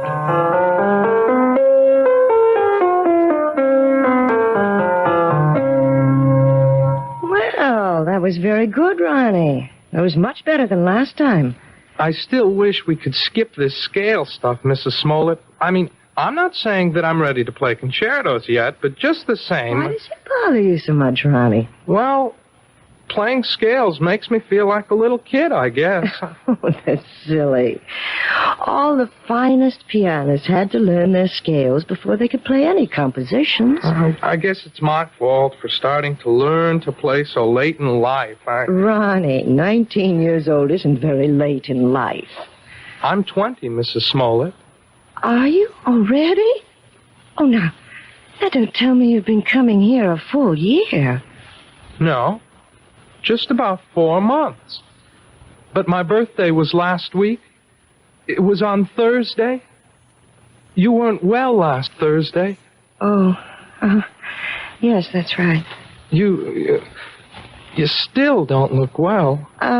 Listen, why don't we see how well you know the chromatics? Your cheek, it's swollen. It's still swollen. Does it hurt? No, it doesn't hurt at all. It was silly of me to stumble and fall that way. I know that your husband hit you, Mrs. Smollett. Now, that's a very silly thing to say. You can't tell me it isn't the truth. I remember the first time he did it. At least the first time I knew anything about it. Now, I'm going to have to put a stop to this. Yes. I wish you would. I wish you'd call the police or something the next time it happens. Now, listen to me, young man. You've been listening to a lot of foolish town gossip. Then tell me it isn't true. What I'm telling you is that it isn't any of your business. Yeah, I guess that's right. It's none of my business. I should never open my big mouth. I'll just keep it shut from now on. Ronnie. Yeah? All right. All right, my husband and I had a quarrel. He was drunk, wasn't he? George is in a very difficult occupation. The competition is very keen, and, well, the people he has to deal with aren't always very gentle. I don't know anything about the trucking business, Mrs. Smollett. I just hate the idea of anybody hurting you. That's all. I just can't understand why he'd do such a thing. What did you do to him? Well, if you must know, Ronnie, I won't allow him to have a dog. What? It sounds silly, doesn't it? And you're right, it is. It's silly on my part. But I'm absolutely terrified of dogs. And unfortunately, my husband wants one. He wants one very much. And that's why he hit you? Well, the argument goes back a very long ways, almost since George and I were married 7 years ago. Well, it wasn't much of a problem when we lived in the city. George didn't have his trucking company then. He was just a driver. But when he got the chance to buy into a firm out here, well, we bought this house. And I guess having a house in the country made George think about dogs and things. But I just don't see what's so important about it. Well, some things become important in marriage. Oh, now, just look what all this talk has done to the time. It's after 6:30. My husband's going to be home in half an hour, and I haven't even started dinner. Will he beat you for that, too? Ronnie, if you keep talking this way, well, I just don't think it would be wise to continue giving you lessons. You don't mean that. I'll see you on Thursday, Ronnie. Yeah. Sure. Bye, Mrs. Smollett. Goodbye, Ronnie. And happy birthday, Ronnie.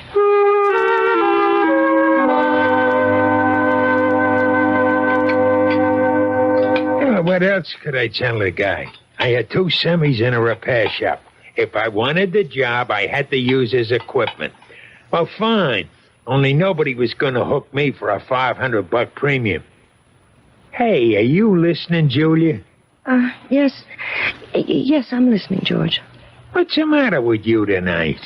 I'm a little tired, I suppose. Tired? You? From what? Lifting the piano cover? Ah, you make me sick, you know that?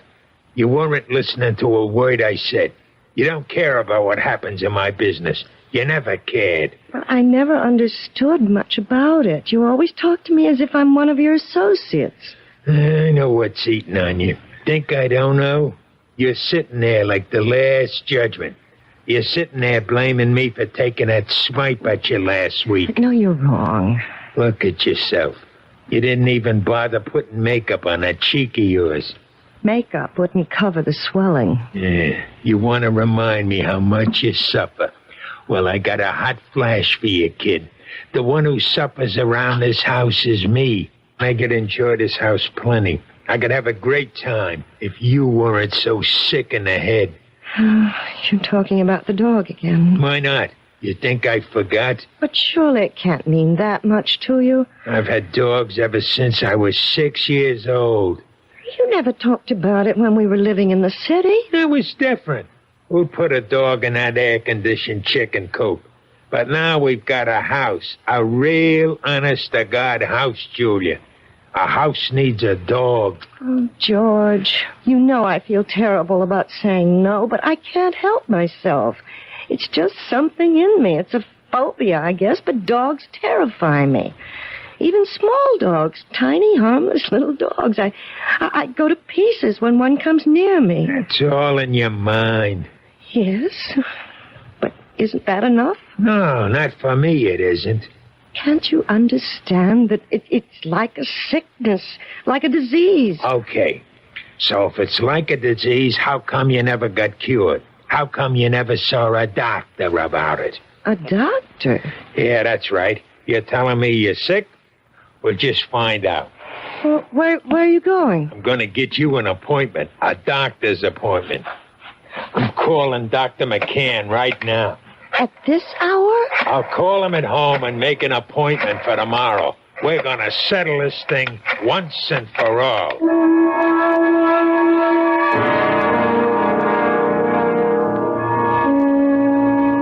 Well, Julia, maybe I'm the wrong kind of doctor.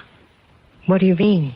Well, if you're serious about getting rid of this phobia, that would take a specialist.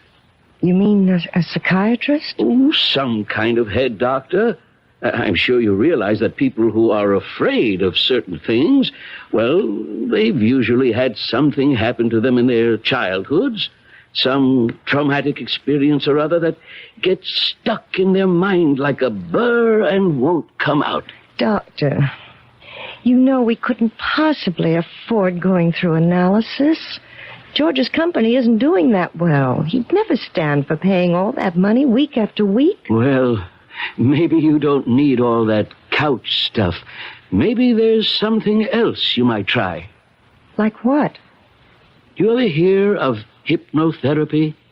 You mean getting hypnotized by someone? Not just by someone.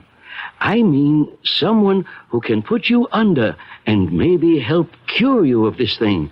I'm not saying it always works, but it does sometimes. Oh, I don't know. The thought sort of frightens me. Nothing frightening about it. It might be just the way to find out why you're really afraid of dogs. 1 minute. What'd you do? Forget your key? Yes, George, I'm sorry. Where you been so late? It's almost 7:15. I went to a movie after I saw Dr. McCann. I was just so nervous. I had to get out of myself, so I went to this movie, and it lasted longer than I thought it would. Oh, that's great. Just great. Now what happens to my dinner, huh? Dinner's all ready. All I have to do is heat it. That's a fine thing. I come home early to surprise you. You're not even here. I'm sorry, George. Oh, do you think you should have more to drink now? I mean, it won't take me more than 10 minutes to get dinner on the table. Never mind how much I drink. Besides, I'm in no hurry for dinner. I want to know what the doctor said. Well, it's just as I told you, George. There's nothing Dr. McCann can do for me. It's not something that can be cured with a pill. There's gotta be some way. Well, he suggested that maybe a different kind of doctor, a hypnotherapist. A what? Someone who hypnotizes you, who tries to make you go back into your past. It sounds like a lot of junk to me. Well, it might do some good. I really don't know. I'll tell you what would do some good. A little direct action. That's what you need. What are you talking about, George? The only way to learn how to swim is to jump in the water, right? Well, that's what you need, Julia. I simply can't make you understand, can I? Well, maybe I can make you understand. Forget it. You want to get that dinner ready? I'm hungry. Yes, I'm going now. Look, why don't you change first? Change? Yeah, your clothes. Get more comfortable. Well, yes, I think I'd like to do that, George. I won't be long.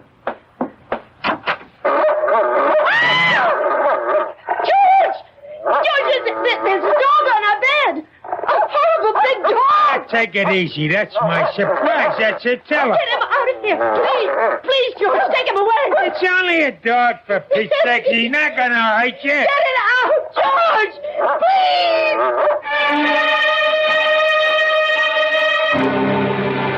Please. It only goes to prove that there are more terrors in this world of ours than anyone imagines. But the question in the Smollett house is, which one is the real terror? Attila the dog or George the husband?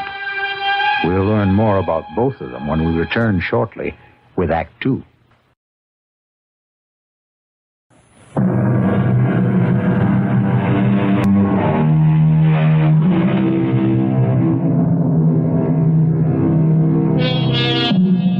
Now let's return to the plight of Mrs. Julia Smollett, the woman whose nightmares take the shape of a barking dog. How long do you want me to board the animal, Mr. Smollett? I don't know. Until that wife of mine gets her head on straight, I guess. Beg your pardon? My wife doesn't like dogs. Took one look at Attila and screamed the house down. Well, some women get scared of Dobermans. This dog's only 6 months old, for Pete's sakes. Practically a puppy. Can you board my dog until my wife gets through with her treatment? Treatment? I don't think I understand. Just give me a straight answer. Oh, yes, sir. Certainly. We'll take the dog for as long as you like. We'll see how long that is.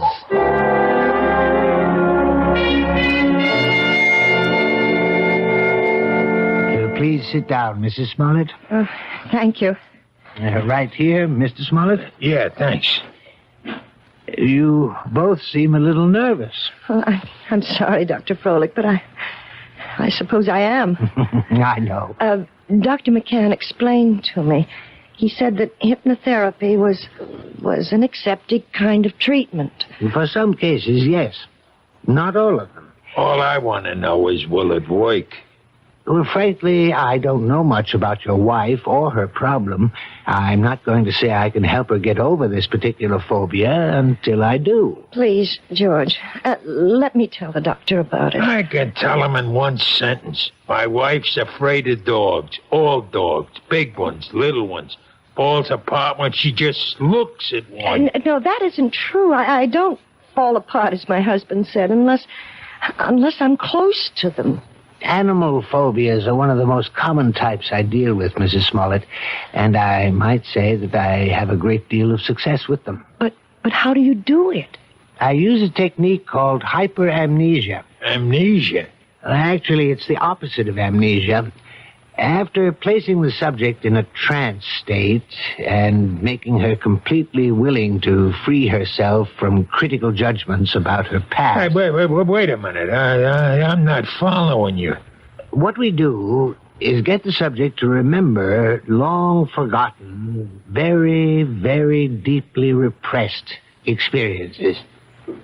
Sometimes they remember them in great detail, even though they still maintain amnesia at the conscious level. And do you see? I'm not sure I do. Do you mean you can find something in my mind that I don't even know is there? Possibly. It may take some time. We might need several visits to establish a rapport between us.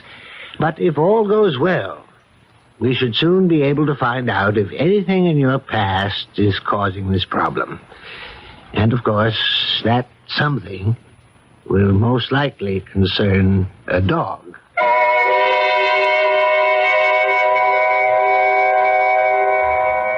That wasn't one of Hank's longest passes, but it was a bullet right at Joe Flax, deep in enemy territory. George? There were 3 minutes left in the half. You home already? Whether or not the Raiders will try to go all the way. Well, what happened? How did it go at Froelic's? It was all very strange. Well, come on, let's hear it. Did he get you hypnotized or didn't he?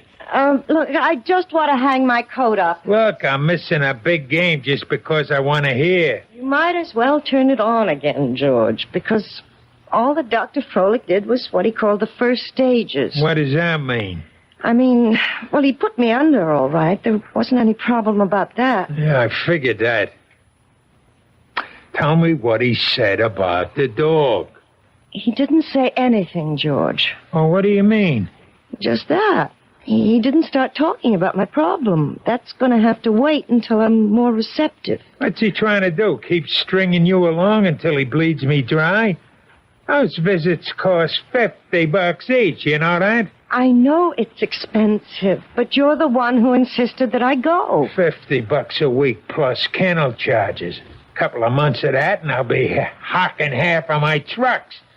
Look, you tell that guy to get down to business. It's only my second visit, George. Well, we better start seeing some results on number 3, understand? I'm not waiting any longer. There doesn't have to be a number 3. As far as I'm concerned, we can stop right now. What are you talking about? George, I don't want to do this thing. I hate being put under.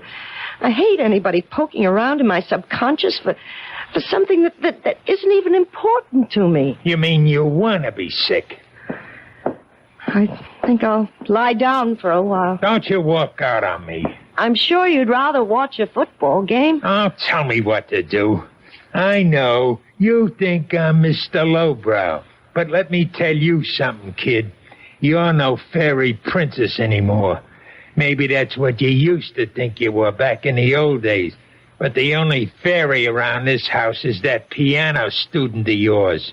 I don't like to talk to you when you're like this. That's what you always say when I'm drinking. Well, I'm not drinking now. And you better listen to what I'm saying. Oh, please, George, don't touch me. Yeah, I knew that was coming next. Don't touch. That's your favorite phrase, night and day. Don't touch, George. You're hurting me. That's the only thing you understand. The only touch that means a thing to you. Let go of me. Stop being such an animal. I'll show you what animals do. No, George, please, don't. Don't. I'll show you what kind of animal I am. I'll show you. No, George, please don't. Please.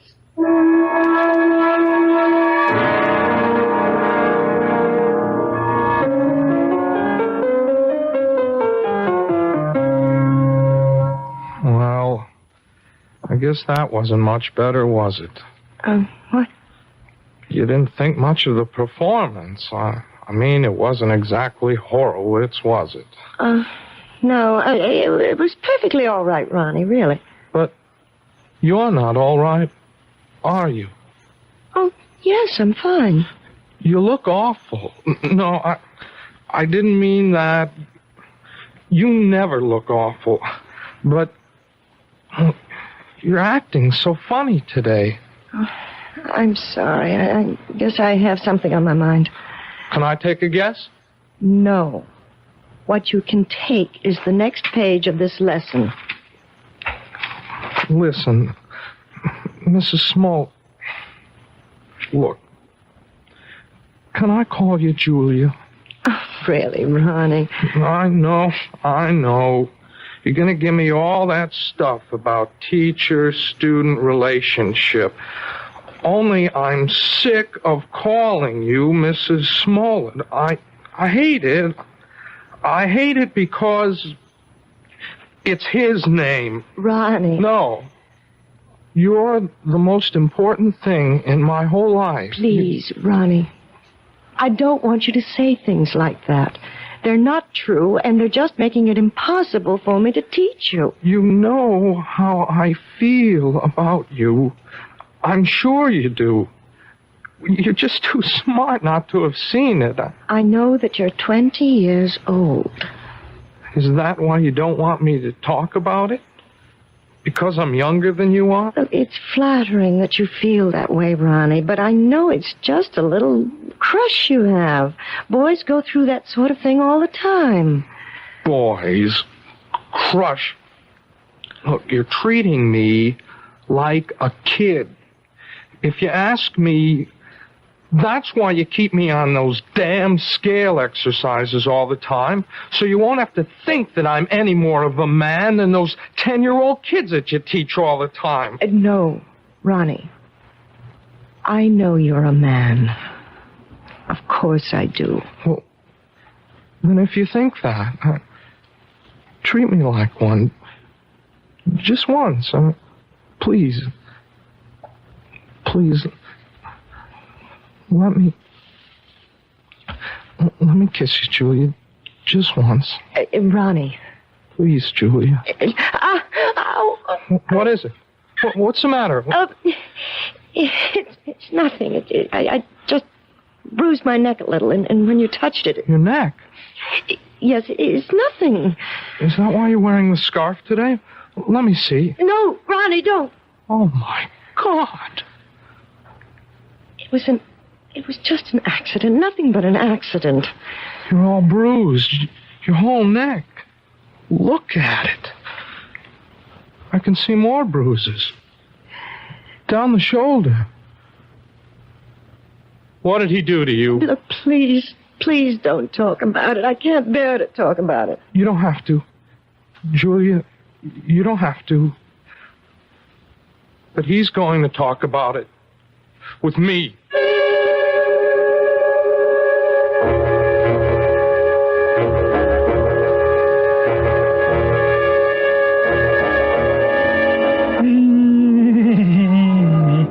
Hannah, sit down, will you? Doesn't that bring back memories? Hey, Julia. What? That song. We used to dance to it, remember? In a girl room, first year we were married. Hey, you want a drink? No, thanks. You're drinking enough for both of us. Makes me feel good. Yes, I know. I should think about wives. They ought to do what their husbands do. A man needs a pal, not just a wife. I'm sorry that I'm not a pal, George. That's why I need a dog, you understand? A man's gotta have a friend. Somebody who understands him, you see? You really think that dog, what's his name, would understand you? His name's Attila. Attila. That's an awful name for a dog. A frightening name. Everything scares you, even names. Oh, who the heck is that? I don't know. Hello, Mr. Smollett. Hey, what is this? Since when do you give piano lessons at night, Julia? Ronnie, what are you doing here? I didn't come for a lesson. I came to talk to Mr. Smollett. You want to talk to me? About what? May I please come in, sir? Yeah, sure. Come on, Sonny. Ronnie, you shouldn't have come here. I won't stay long. I just want to say something to your husband. Sure, kid. Go ahead. I wanted to say that I know what you're doing to Julia. I know how you've been hurting her, and I won't let you get away with it. What was that? Oh, Ronnie, no. No, look, even if she doesn't want to say anything about it, I will. You touch her again, I'll go to the police. I mean that. See, there are laws in this country. I think maybe I'm hearing things. I swear, Mr. Smollett, you ever hit her once more, you're going to go to jail. So I'm going to jail her, and you're going to put me there. Ronnie, I begged you not to do this. No. It's okay, Julie. I like hearing this. I mean, I want to know what the younger generation is thinking. You don't want me to hit my wife anymore, is that it? That's it. You sure you know the difference between hitting and just giving little love taps? Please, Ronnie, go. Go right now. I mean, maybe you made a mistake, kid. For instance, this is a love tap. Oh, George! Now, that's a love tap, Ronnie, baby. This is... Oh! George, stop it! Don't! And you see the difference, kid? You better be sure you know the difference before you talk to the cops. George! George, don't! Don't!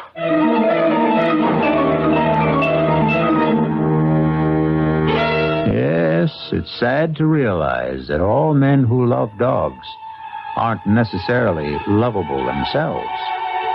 But obviously George Smollett is a man who believes that brute force trains people as well as animals. He may be right in some respects, but perhaps he should be aware of the old saying that every dog has his day. I'll be back shortly with Act 3.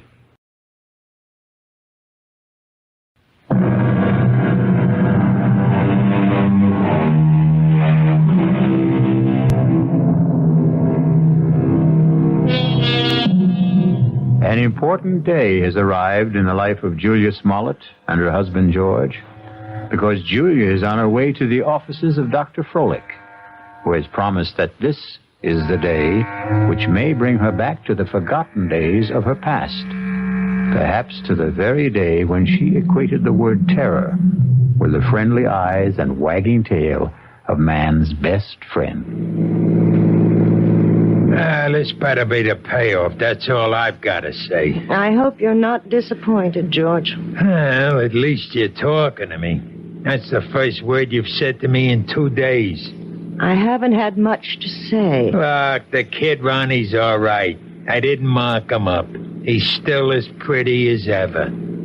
That worries you, doesn't it? Nobody's got a right to walk into my own house and say those things to me. You have nothing to worry about, George. Yeah, that's what you say. $50 a visit is something to worry me, and $40 a week for the dog, and a lot of other things. We've also lost a piano pupil. I suppose you realize that. Who cares about that? Ronnie paid $20 a week for his lessons, George. I won't miss it. Not as much as you'll miss your little Prince Charming. Well, what about it? About what? You're gonna miss him, right? You're not gonna have any shoulder to cry on, are you?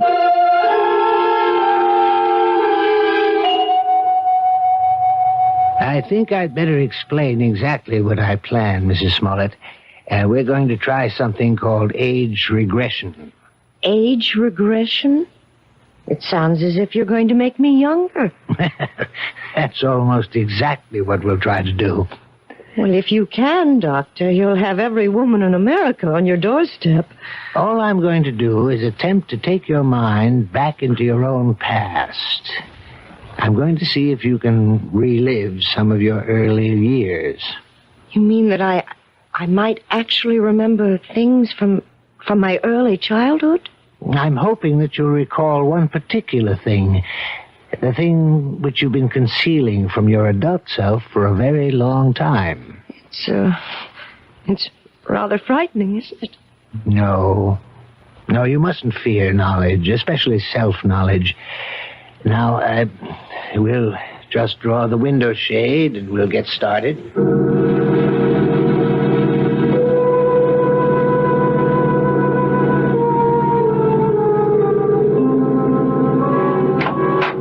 Mr. Smollett, would you like to come inside?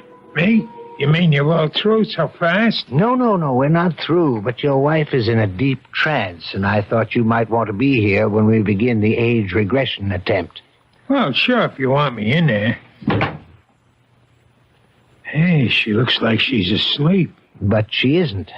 Hypnosis only resembles the sleep state, but it's not. Mrs. Smollett is very much awake. Yeah? Mrs. Smollett, Julia, you may open your eyes now. Ah, that's fine. Now, tell me, do you know what day it is today? Yes. Wednesday. No, you're wrong. It's Friday, Julia. Is that right? Yes, Friday. No, Julia, it isn't Friday either. Do you know what day it is now? No. I don't know what day it is. In fact, right now you don't know the day or the month or even the year, Julia, do you? No. You see, Mr. Smollett, I'm purposely doing this to dislocate your wife in time. Oh, yeah, I understand. Julia, you're going to be a child all over again. You're going to see and hear and feel everything you did since you were a baby. And you're going to tell me everything I want to know about what you see, hear, and feel. You're going to answer all my questions starting right now. You understand? Yes.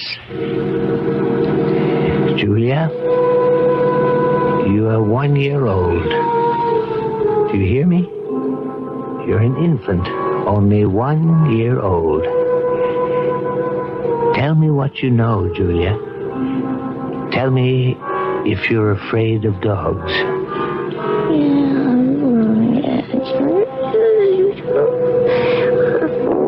Oh, my God. You sound like a happy baby to me, Julia.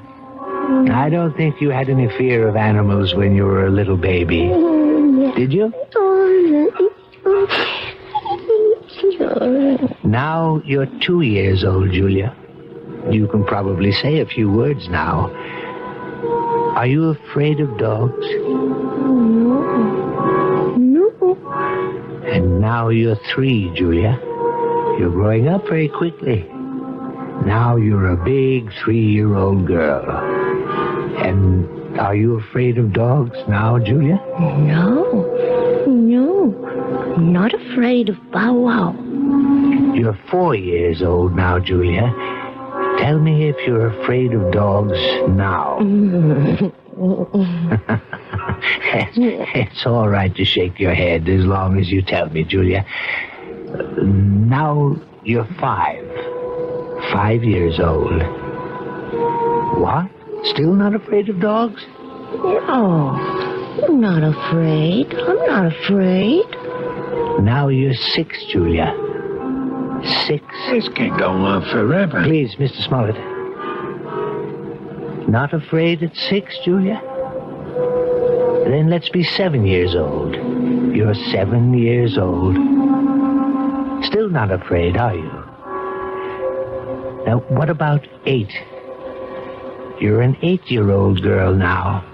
Topper. Topper. What was that? Topper. Poor Topper. What's she saying? Julia, who is Topper? Is Topper a dog? Yes, Topper's my dog. Where is Topper now, Julia? Topper's dead. They put Topper away. They killed him, and it's all my fault. It's all my fault. What's your fault? What did you do, Julia? No. It's his fault. It's Bobby's fault. Who is he, Julia? Is Bobby a friend of yours? I hate him. He teases me all the time. I'm glad I did it. I'm glad. Only don't kill Topper, please. Please don't kill my dog. Does all this mean something? Yes, it means a great deal, Mr. Smollett. Julia, now please listen. I want you to tell me all about Bobby and Topper. Bobby lives next door. He's 10. He teases me. He pulls my hair. He tore my dress. He put mud in my shoes, and he hit Topper with a rock. Mommy! Mommy! What happened, Julia? Why are you calling your mother? What's happened to Bobby? He's killed him! He's killed him! Who? I warned him. I told him what I would do. I told him. Was it Bobby you warned? Sick him, Topper. Kill him. Kill him. Kill him. God. Quiet. Julia, listen to me. I want you to explain everything to me very clearly. Did you tell your dog to hurt Bobby? Yes. Did he hurt Bobby? Did Topper kill him? No, he hurt Bobby. He didn't kill him. He hurt Bobby in the neck, but they killed Topper. They killed my dog. And it's my fault. It's my fault.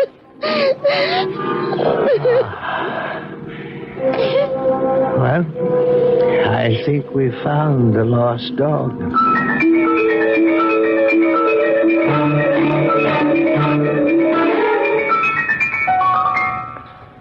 So, now you know, Mrs. Smollett. Now you may be able to understand. It was this one incident in your childhood, this one tragedy of your past innocence, which is responsible for your phobia. More than anything, you have a strong feeling of guilt. You blame yourself for what happened to little Bobby, when in all likelihood you were not in any way at fault. No, Dr. Froelich. You're wrong about that part. It was my fault. I remember it all now. You probably just wished that Topper would turn on the little boy, and you saw your wish become a reality. So you accused yourself of a crime. I didn't wish it. I told Topper what to do. I hated Bobby so much I wanted him to sink his teeth in that little boy's throat. Well, at least you've brought it all into the light, Mrs. Smollett. And something tells me that it won't be long before you'll willingly accept the love and friendship of a dog again.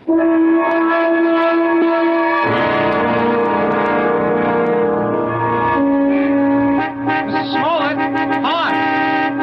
Oh, hello, Ronnie. How are you? I'm okay, I guess. That looks like a brand new car you're driving. Oh, yeah, it is. My parents gave it to me for my birthday, but, well, it took a couple of months to get it here from the factory. Well, you see, I wanted a couple of special things done to it. It's very handsome, Ronnie. I'm sure you're enjoying it. Yeah, it's great. I guess you've been shopping, huh? Yes, I have been. Ronnie, maybe you'd like to come inside for a few minutes for some tea or something? I'm afraid I can't right now. I mean, see, I'm supposed to pick up Lisa at her house. Lisa? Yeah, Lisa Bryan. We, sort of going steady now. Yes, of course. Well, it was very nice running into you, Ronnie. Yes, it was. Hey, by the way, you're looking... Well, I mean, you seem real fine these days, Mrs. Smollett. Yes, Ronnie. I'm really very fine. Now, I've got to go inside. It's time to feed Attila. Who? Goodbye, Ronnie.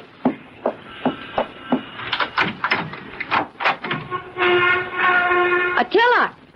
Where are you? Attila? Here, boy! Oh, now where's that animal? Oh, well, I suppose he's playing in the yard or something. Oh, or maybe he's in the bedroom. Attila? No, not in there. Oh, I see George's jacket's back from the cleaners. I hope they haven't taken all the smell out of it. No, they couldn't do that. Nothing will ever take the smell of George out of anything. Now to find that animal. Attila! Where are you? Attila? Are you here? Oh, there you are. Oh, for heaven's sake. Are you still tied up, you poor thing? Oh, well, don't worry. I'll have you out of that in a minute. We can't have you tied up, can we, boy? We can't play our little game if you're tied up. Yes, that's a good dog. Good boy, Attila. Now, let's play our little game. See the jacket, Attila? See? Smell the jacket, boy. Go on, smell it. That's a good boy. Now, sick him, Attila. That's it. Sick him, Attila. Sick him.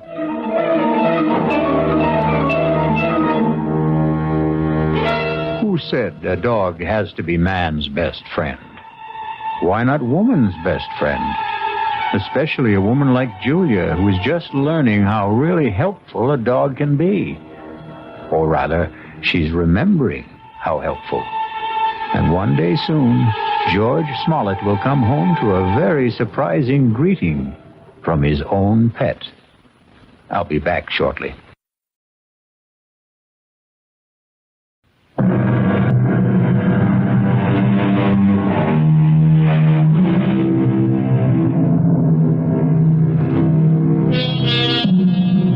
Hope we haven't given you the impression that we don't love dogs. We love them very much, especially since dogs are descended from wolves. And the wolf is not only a fascinating creature, he also does something wonderful for all lovers of mystery stories. He makes this chilling sound. Our cast included Kim Hunter, George Matthews, Robert Dryden, Gil Mack, and Mandy Patinkin. The entire production was under the direction of Hyman Brown. Now, a preview of our next tale. They'll never be satisfied. We got him out of the country. What's to keep him from coming back when he's broke or even threatening us from abroad? I gave him $1,000 in cash only a few days ago. When he was picked up in the bar, he had only about $270-some left. In a matter of 2 days, he'd squandered over $700. But if he were made to understand that the sum agreed on was all he was going to get... Can't I make you understand? We're not dealing with a rational, honest man. What can you do? There are only 2 things one can do about a blackmailer. Keep on paying and paying forever. And the other? And the other? Kill him. Radio Mystery Theater was sponsored in part by Anheuser-Busch Incorporated, brewers of Budweiser. This is E.G. Marshall inviting you to return to our Mystery Theater for another adventure in the macabre. Until next time, pleasant dreams.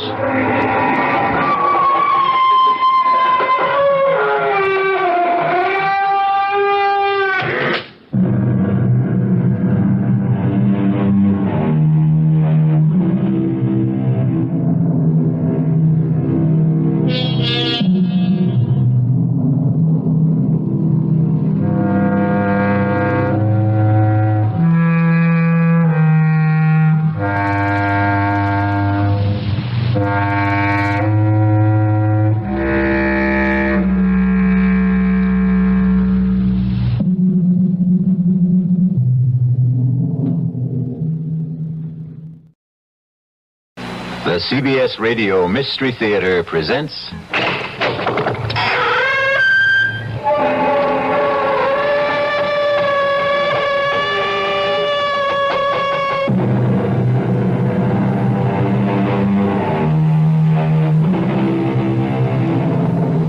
Come in.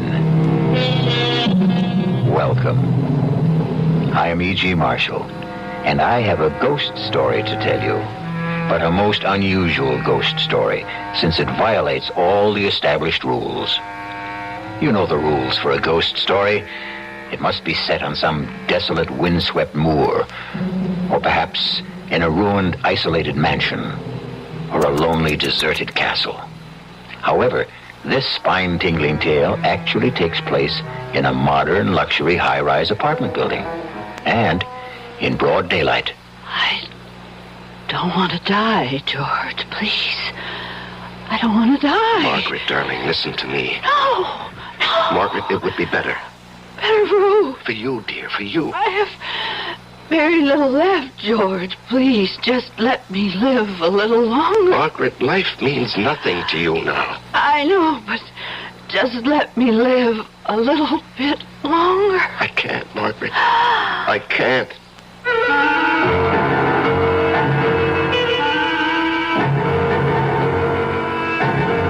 Our mystery drama, The Man Who Heard Voices, was written especially for the Mystery Theater by Sam Dan and stars Larry Haynes.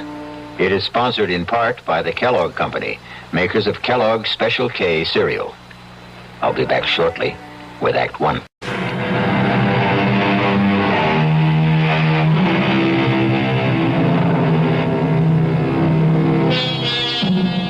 At 42, George Wesley Sanderson is handsome, intelligent, and wealthy. He is married to a most beautiful woman. He is a partner in a prestigious law firm. He has a host of friends because he is gracious, considerate, sensitive, and obliging. And so, you look at him sipping his morning coffee in his luxurious apartment in New York City, and you say to yourself, here indeed is one of fortune's favorites. How wonderful life must be for George Wesley Sanderson. But we have invaded his privacy. We have caught him alone and off guard. And so we see a look of terror in his eyes. And no wonder, because George Wesley Sanderson hears a voice. A woman's voice. It's time for my pills, George. The voice is clear and distinct. May I have my pills, George? But George is alone in the room. My pills! George? Not only is George Wesley Sanderson alone in the room, but the voice belongs to a woman 10 years dead. Margaret. Margaret. George, you must give me my pills. Oh, no. George. George, I understand. I forgive you. George, I forgive you.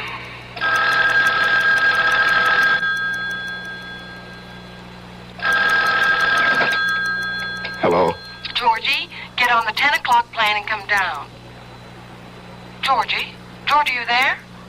Yes, I'm here, Sally. We all decided that you should be down here. Well, Well, you what? Are you all right, George? Yes, I'm fine. Good. Get on the plane. Well, darling, somebody has to work. Oh, come on. That silly place runs itself. Goodbye, dear. Georgie, are you sure you're all right? Yes. I'm fine. And, really, I have to get to the office. I notice you'd rather get to the office than fly to me. Darling, it's not what I'd rather do. It's what I have to do. My next husband will be a man with absolutely no ethics at all. Goodbye. My name, as you know, is George Wesley Sanderson. And I must talk to somebody, unburden myself, but there is nobody. Oh, my wife loves me. My father-in-law is most understanding. I have good friends. I could confess to a priest, visit a psychiatrist. But you see, each in his own way would fail me because no one would accept the basic point of my problem. No one would ever believe that I'm a man who hears voices. There are times when I can hear what people think, what they're going to think. And there are times when I can hear people who are miles away or even dead. It started, 15 years ago. I was married to my first wife then. Her name was Margaret. She was 23 years old, vivacious, active, loved sports. She could even beat me in tennis, but she did it with such charm, I didn't mind it a bit. That's out. Oh, that looked into me. Okay. If you want the point, you can have the point. You should have a handicap anyhow. Okay. Just look out for this ace. An ace. How'd you like that, huh? I say, how'd you like that? Margaret? Margaret, is something wrong? No. I'm fine. Well, you had a funny look on your face. Did I? It's just... Just what? Nothing. I just had a funny little twinge in my back. But it's gone now. Your serve.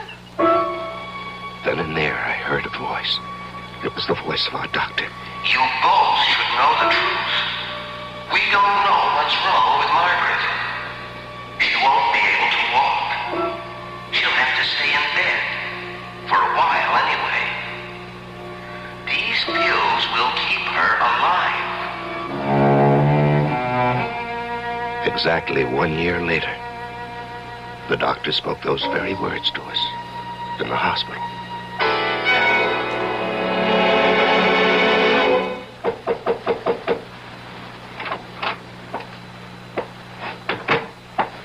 You, sent for me, Mr. Cartwright? Yes, George, sit down. Thank you, sir. George, I read your brief on the Hollingsworth case. Brilliant. Is that what you'd like to specialize in? Criminal law? Yes, sir. Good. This firm could use a crackerjack trial lawyer. Let's have dinner one night this week and start making some plans for you. Well, sir, I, really can't go out much at night. You know? No, you see, my wife is, bedridden. Oh, well, I'm sorry to hear that. We don't even know what it is. One of those mysterious ailments. Anyhow, she has to have constant attention. I have a woman who stays with her during the day, but at night, I can't leave her alone. Well, that's too bad. We'll arrange for lunch, perhaps. Then I heard his voice. His silent voice, but to me, it was crystal clear. We may have to forget about George. It's a tragedy. But if he wants to be an 8-hour-a-day man, he'll remain in an 8-hour-a-day job.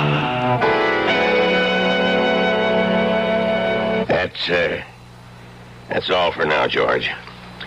I just wanted to let you know how pleased I am with your work. And the other partners are, too. Well, thank you, sir. Hi, Dad. Your secretary said you were busy, but I'll only be a minute. Well, hello. Who is this? This is one of our new young attorneys, George Wesley Sanderson, and my daughter, Sally. How do you do? George Wesley Sanderson.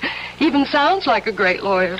Now, dear, save that ravishing smile for where it'll do you some good. George Sanderson is a married man. And once again, I heard a voice. Sally's voice. I don't care if he is married. I want him. I never believed it, but now I know it's absolutely true. There is such a thing as love.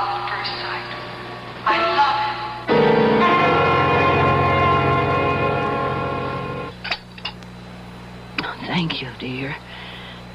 But I don't want any more. It's time for my pill. Oh, yes, so it is. I'll get it for you. Those pills, they're like a lifeline. Well, let's be thankful they work. Poor George. You've become a full-time nurse. And in addition, you've got a full-time job. You really don't get much sleep, darling. You have to set an alarm every 2 hours to give me my pill. Darling, we stood up together and we took a vow for richer, for poorer, for better, for worse, in sickness and health. Till death do us part. Let's change the subject, huh? Okay. Well, how'd it go at work today? Oh, everybody flipped for the way I handled the Hollingsworth case. Oh, will it mean a promotion? Well, maybe, but more important is the additional money. Oh, George. You know what? If you become important, we'll be expected to entertain. Oh, no, nothing of the sort. I'm going to run my business the way I want. I intend to do my work during the day, in the office. I don't have to socialize with people. Merit, ability, that's what should count. And for the third time that day, I heard a voice. This time, Margaret's. Oh, Lord. I want to live. I'm not much use. I can't do a thing. I'm a drag on the man I love. I'm good for absolutely nothing. But I want to live.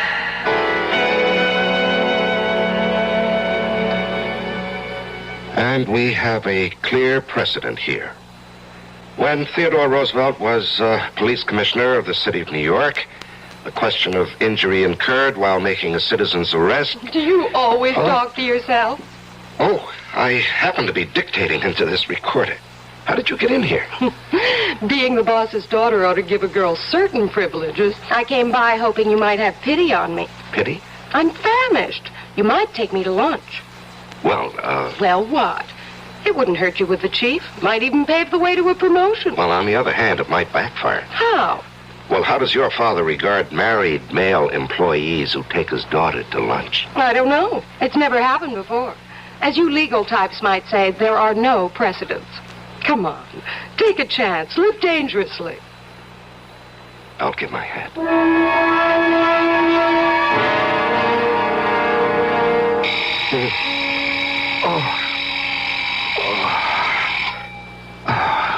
Darling, I'm sorry.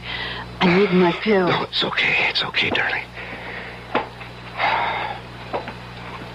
Here you are, dear.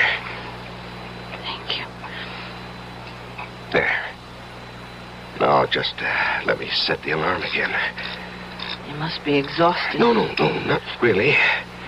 Are you feeling any better? Yes, little. I was so tired when you came home, though, we couldn't even talk. And I looked forward to our talks so much. Anything interesting happened today? No, just a lot of routine. What did you have for lunch? Lunch, let's see, I just had a sandwich at the desk. Oh, George, you should go out. No, dear, no, I shouldn't.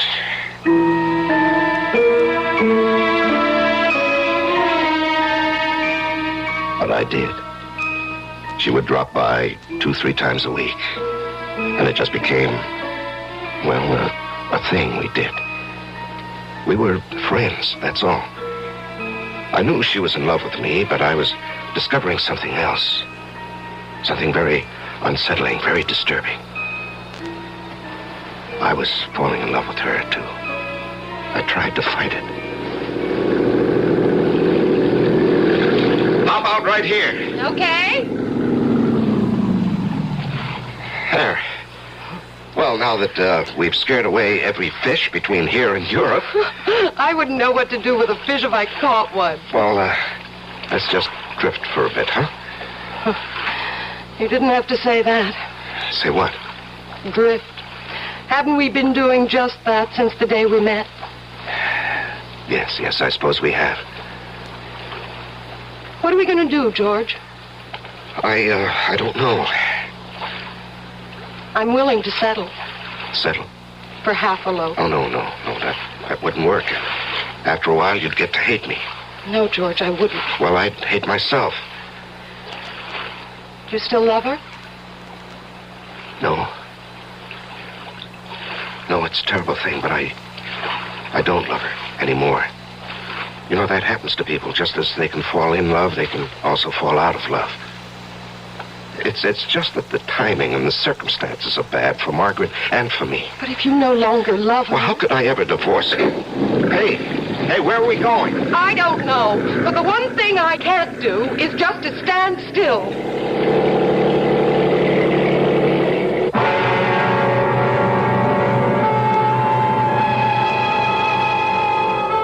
Nothing and no one in this world ever really stands still.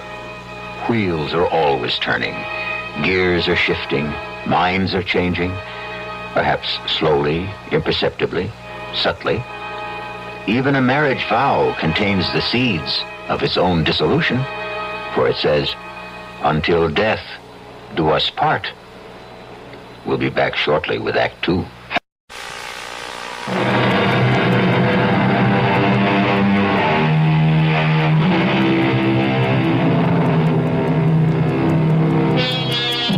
George Wesley Sanderson is in a motorboat just off Long Island.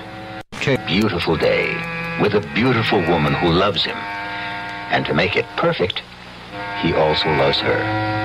However, there's a complication.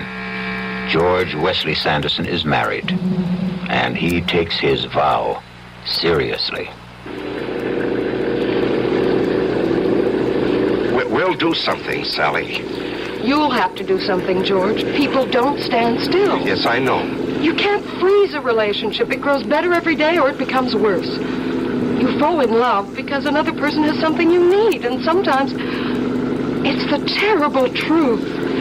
When that person loses what attracted you in the first place, love also goes with it. I know. So many people can't face up to it. They're unable to end a thing that really no longer exists. I love you, Sally.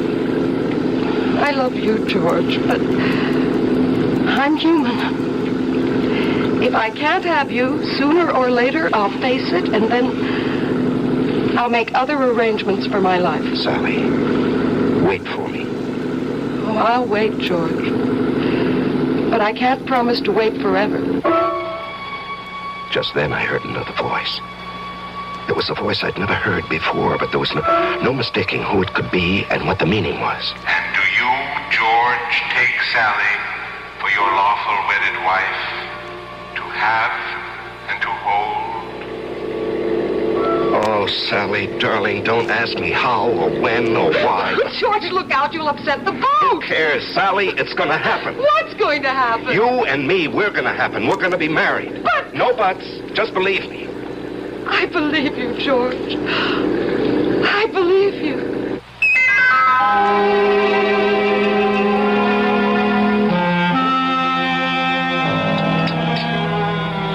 That was good. I was so hungry. Oh, Margaret, that's a good sign. Oh, I don't know. Sometimes I just wish... What? What do you wish? Oh, nothing. I don't want to talk about it. Well, now, you must have had an interesting morning. Oh, just so-so. Well, what was it? What did you have to do at the office? You never did tell me. No, I didn't. Well, we had to take a deposition. Oh? And we just spent the morning listening to witnesses. And, Margaret? What? Oh, dear, what is it, George? Don't close your eyes yet. It's time for your pill. Here, take it down with some juice. Oh. You know, that's all we'd have to do, just forget one pill. Oh, George, darling, maybe we'd both be better off.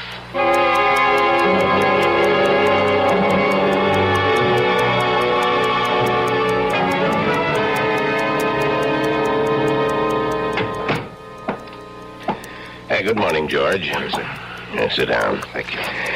Now, George, I I want you to go to Washington. I know you have personal problems. Yes, sir. I want you to argue the Stillwell case before the Court of Appeals. Well, sir, you can win this case for us. You're a natural. Lawyers like you come along once in a generation. Yes, but Mr. Cartwright... The trial date is in 6 weeks. Now, I'm sure you can find a way to resolve your problem. You can buy nursing care while you're gone. Sir, it's more than that. I'm sure it is. Now, I don't want to intrude in your personal affairs. Although I understand I'm indirectly affected. My daughter, evidently, is quite taken with you. Well, that's between the two of you. I assure you. Of what? The two of you are in love. It's a very difficult situation. But it's your situation. For my part, I need you for the Stillwell trial in Washington. Now, don't give me your answer right now. And then I heard a voice. And this voice I knew very well because it was my own voice.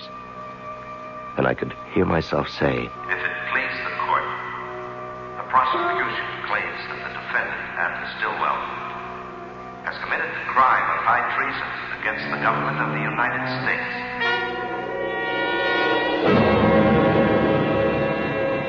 George? George! Oh, what? Well, that's what I want to ask you. What happened? You turned pale. Is everything all right? Oh, yes, sir.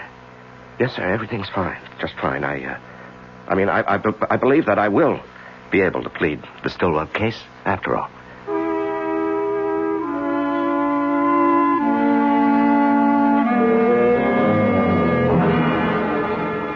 Has she been taking these pills regularly? Oh, religiously, Doctor. The woman we have here in the daytime is absolutely trustworthy, and of course I'm here all night. And he's a tyrant about it, Doctor. Well, he should be. Doctor, what about Margaret? Well, for the first time since this thing struck, I have good news. Good news? I say good. These words, good and bad, are relative. Yes, but what do you mean by good? Well, for the first time, I can detect no further signs of deterioration. I see. Unless some other complication occurs. Margaret can live on indefinitely, provided she takes her pills on a regular basis. Oh, we'll see to that, Doctor. We'll see to that. Well, keep in touch if anything unusual happens, and I'll be here again next week. Yes, I'll see you to the door, Doctor. Goodbye, Margaret. Goodbye, Doctor. Oh, a lovely day, isn't it, George? Yes. Oh, about those pills, George. Make sure you never run out. And she must have one every 2 hours. That's what his speaking voice was saying to me. The little amenities, the weather, don't forget her pills, and so on. But there was another voice. His inner voice. And I could hear it so clearly, so plainly. Poor kids. I'm glad I don't have to decide. She's in such terrible pain. Constantly. Well, that's between the two of them. Or maybe it's up to him. I only know I wouldn't want to be in his shoes for all the money in the world.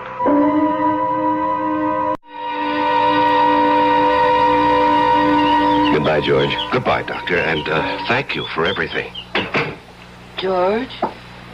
George? Yes, dear. I'd like a pillow. Yes, dear, I'm coming.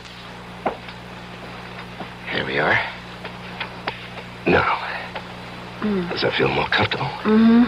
I think so. Margaret, look at me. I'm looking at you, darling.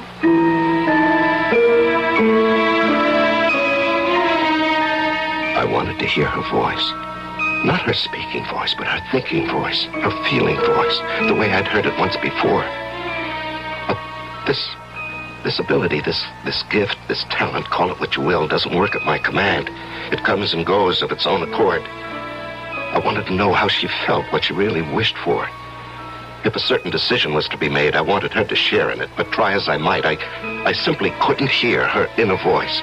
And I knew that the decision, one way or another, would have to be mine. All mine, mine alone. I'm looking at you, darling. Margaret, are you in pain? Oh, Doesn't matter, really. The pill takes care of it. Oh, it's such a miraculous pill. It takes care of everything. Oh, I think I'd better sleep for a while, George. I just want to sleep. Margaret, what do you mean? Please tell me, what do you mean by sleep? Margaret? Oh, I'll get that. Hello? George? Oh, yes, Mr. Cartwright. Can you arrange to fly to Washington a week from Friday? A week from Friday? Yes, for a pre-trial on the Stillwell case. Well, sir, I hadn't expected You told me just yesterday in the office that you'd handle it. Well, yes, sir, but that was because I thought I had 6 more weeks. Well, you do. This'll just involve you down there for a day or two this time. I understand.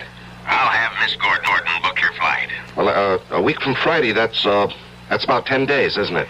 Well, we'll have all the papers for you at the office tomorrow. And I'm taking you off everything else. Just remember, we want this case. Yes, sir. Goodbye, George. Goodbye, sir. George? Oh, darling, I thought you were asleep. The ringing of the phone woke me. I thought it was the alarm for my pill. Oh, no, we still have another hour for that. Now, what's supposed to happen a week from Friday? Just a lunch date with Mr. Cartwright and a client. He must like you a lot, doesn't he? Well, I'm not really a bad lawyer. Oh, George. I wish I could be of help to you. I wish there was something I could do.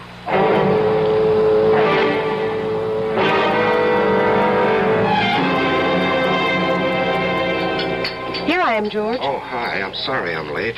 Dad tells me how busy you are. I ordered you your extra dry gimlet. Thanks, I could use it.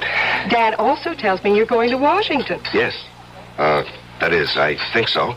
You think so?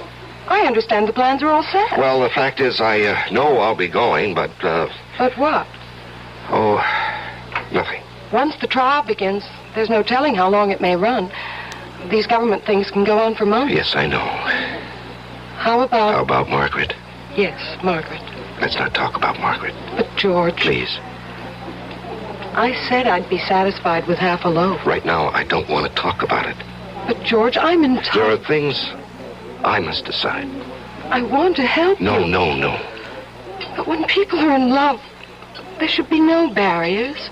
Nothing held back. Sally, you have a lot to learn about love. George, I won't be spoken Please, to. Sally, don't press me. Don't push me, huh? I don't care who you are, how deeply you love. There are certain things I must decide on my own.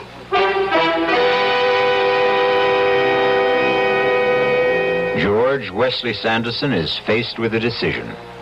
And it's a decision a man doesn't make lightly, nor does he make it every day. Because what George must decide is whether or not to kill his wife. We shall return shortly with Act 3.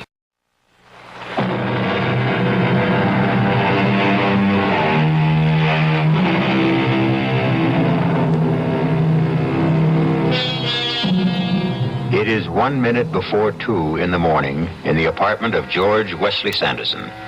An alarm clock is set to go off exactly on the hour.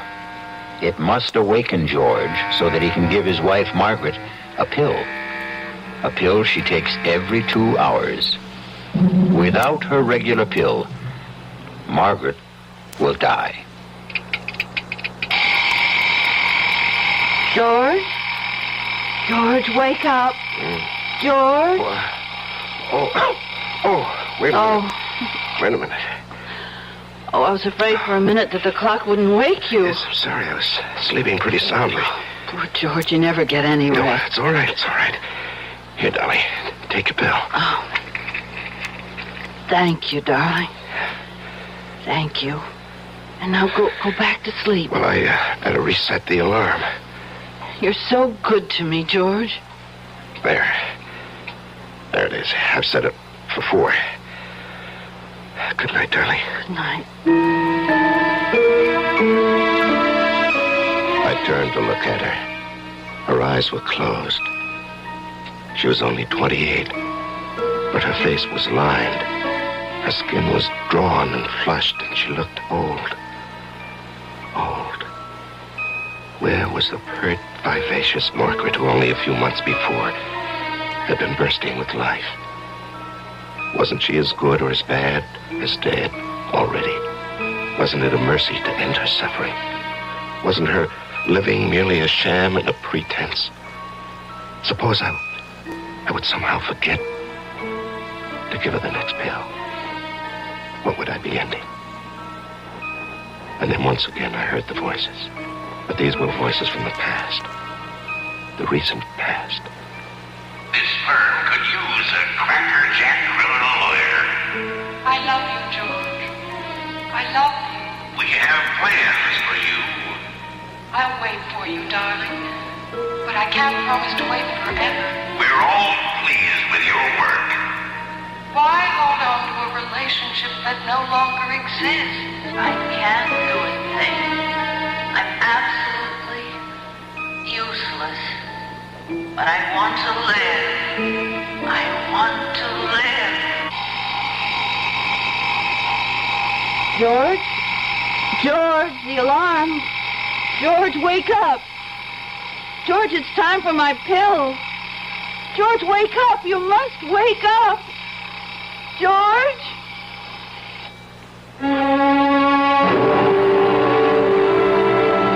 I heard the alarm, Margaret. I heard it. George, you must wake up. Lady Margaret, I'm doing it for you. George. George, I must have my pills. George, wake up. Oh, believe me, Margaret. Please believe me, it isn't Sally or the job. I admit they both tempt me, but I don't want to see you suffer anymore. Aren't you going to give me my pills? George, let me live. Just a little longer, please. And I'm so tired, Margaret. So tired. George, please. So mixed up. George, don't pretend to be asleep. I'm doing it for you, Margaret. Maybe for me, too, but mostly for you. Oh, George.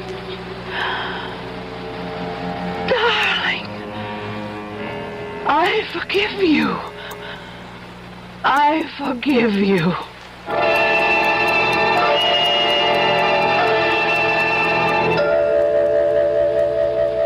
Sit down, George. Sit down.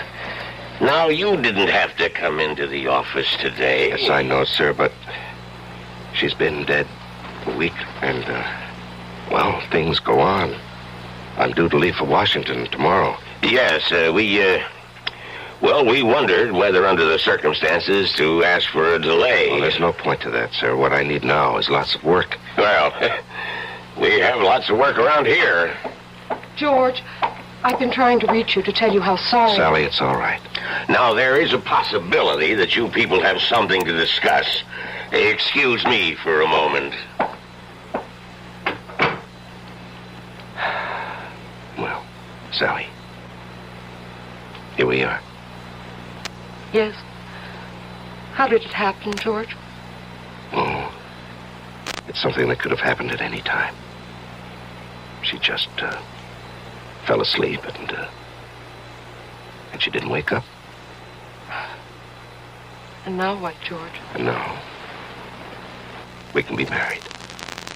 That is, if you'll still have me. Oh, darling. I have to go to Washington. I'll go with you. And you know, of course, what Dad's been talking about. Well, actually, I don't.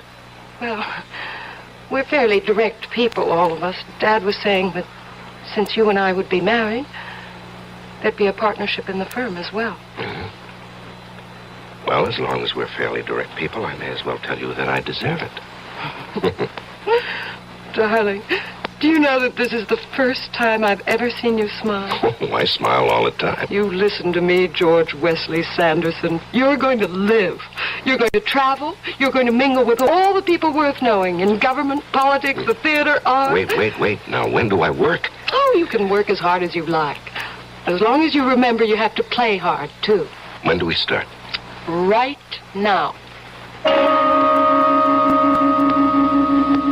That was, 15 years ago. I was 30, she was 25.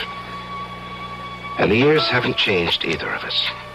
Well, Not very much, anyhow. Life has been full of excitement, zest, and, of course, satisfaction. Because I've won some very well-publicized cases in this talk of a judgeship, but that's all for the future. The important thing is that for almost 15 years since she died, I haven't heard voices. You know, those voices. Until last week. And it happened when I was alone in the morning at breakfast. Isn't it? May I have my pills, George? My pills. I want to live. Please, George. My pills.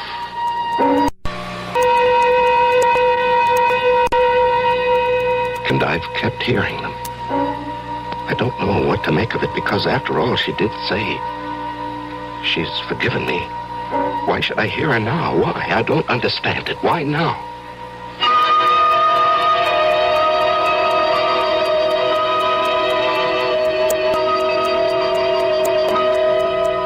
In the case of delay versus international par, the precedent is clearly stated.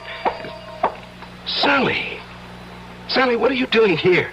I'm here to tell you about a precedent which is going to be established right now. Well, I thought you were in London. I was, and then I decided to come back here for some litigation. Litigation? With whom? With you. Oh? What kind of litigation? I want to review the basis for our marriage. It is rooted in the factors of common interests. We're both alive. We like to do things, go places. Do you agree? Sure. So why aren't we going and doing? Well, Well, we what? Do you realize that for the past year you've been working day and night? Well, darling, it so happens we have some crucial cases. Do you want our relationship to change permanently? Do you want us to drift apart? Do you know you're a nut? Darling, a long time ago we talked about this. Nothing, no one ever stands still. People change, and if they do, so does the basis of their relationship. All right. We'll go skiing. Turn your work over to the bright young eager beavers and let's you and I start having fun again.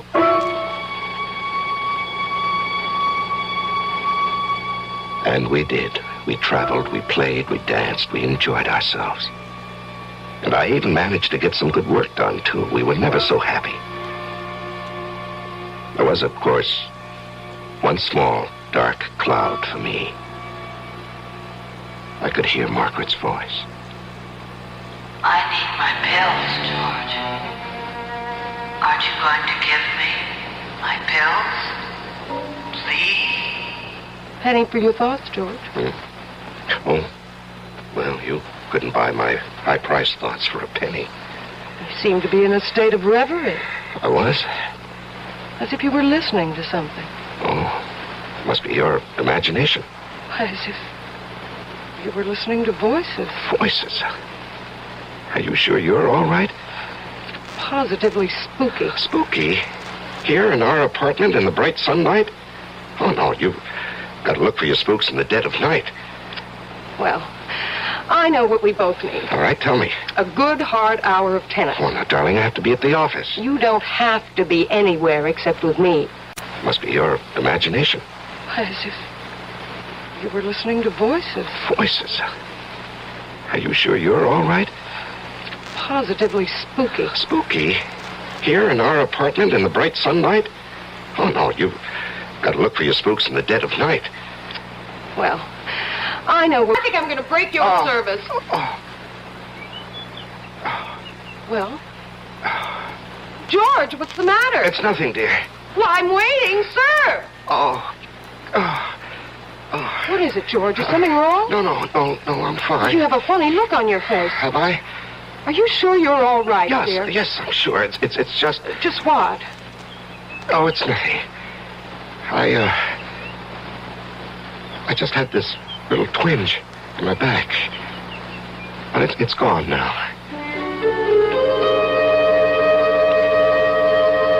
But it wasn't gone. It wasn't much, but it didn't go away. And so that afternoon, instead of going to the office, I went to the doctor. I can't see anything. Could be a muscle strain. Try a little heat at home. If it persists, we'll give you some physiotherapy. Doctor, it's nothing serious, would you say? Well, right now it doesn't look serious. I looked very hard at the doctor. I tried to listen for another voice. His inner voice. Perhaps a voice he didn't even know he had.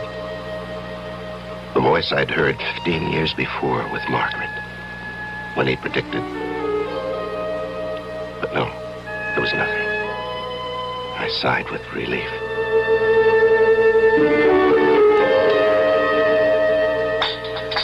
Pour me a cup of black coffee. Yeah, sure thing. How's the back this morning? Fine, just fine. How about some Janet's? If you'd like. Sure your back's okay? I said so, honey. I found out you'd seen the doctor the other day. Oh, well, it was just a checkup. And the back? Oh, a twinge now and then. Everybody gets a twinge now and then. Dinner tonight at the Caswells. I better call her. And then we'll try a few sets. Do you love me? I think so. I think I love you, too. She left the room. I was all alone. For a week now, I've been hearing Margaret's voice. But now there wasn't a sound. I listened. But as mysteriously as it had begun, perhaps it was coming to an end. Maybe I was losing this ear I had for voices. And then I heard it. A voice. It was very indistinct at first, but I recognized it. It was my own voice. But I couldn't believe what it was saying. I didn't want to believe what it was saying. Sally. Oh, please, Sally. Sally, give me my pills. Please. Sally, I must have my pills. Sally, aren't you going to give me my pills? Sally, don't kill me. I don't want to die. Sally, my pills. George, what's wrong? Sally, it's my back. I'll call the doctor. Yes, Sally, quickly. The pain is terrible. Sally, please. You won't kill me, will you? What are you talking about? When the time comes, you won't kill me. You won't, Sally. Or will you? Will you?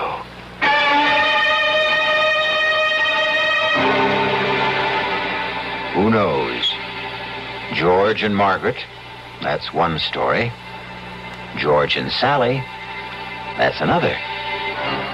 Yes, we often think, many of us, how wonderful if we could only hear voices from the future, voices that could predict our fate.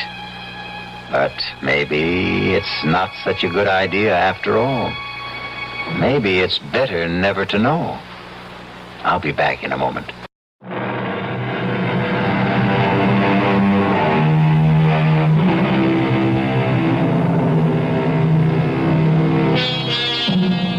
Voices.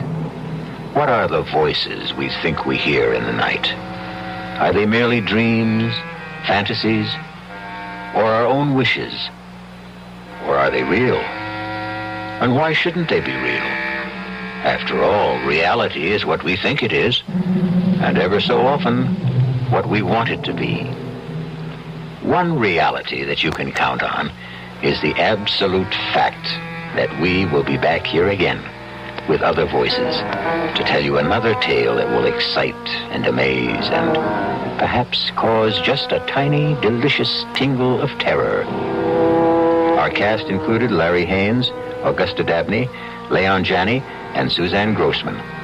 The entire production was under the direction of Hyman Brown. And now, a preview of our next tale. I want a baby. Get on with whatever you have to do. First of all, this talisman. You must wear it around your waist. This package contains herbs. A special combination to relax you. That's the secret. To relax. That's all? For now. But one thing I must add. On the birth of the child, I will ask you one favor. You must promise to grant it. Take the talisman and the herbs. And don't be alarmed if certain unusual things happen in the next few weeks. Radio Mystery Theater was sponsored in part by Anheuser-Busch Incorporated. brewers of Budweiser.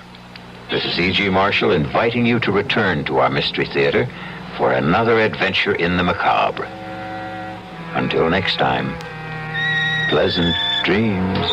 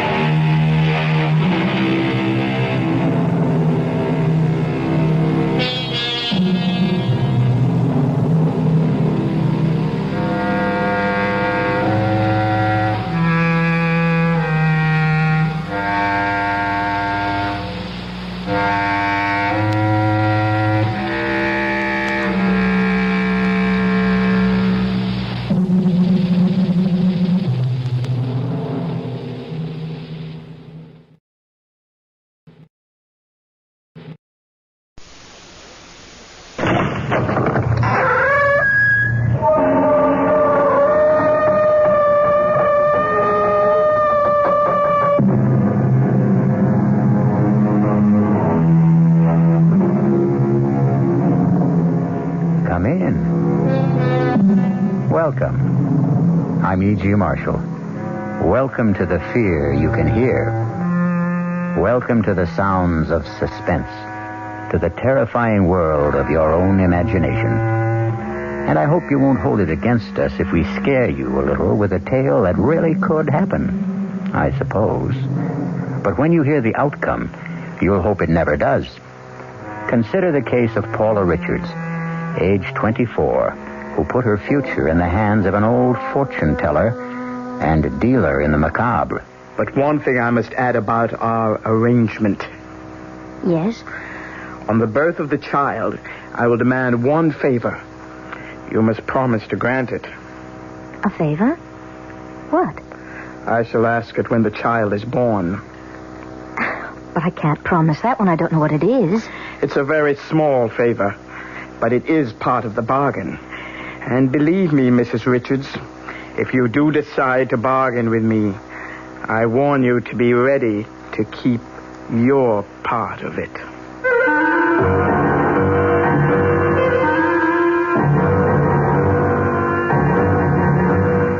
Our mystery drama, Mother Love, was written especially for the Mystery Theater by Bob Jurin and stars Joan Hackett.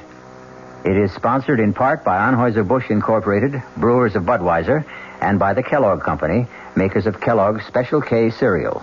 I'll return shortly with Act One.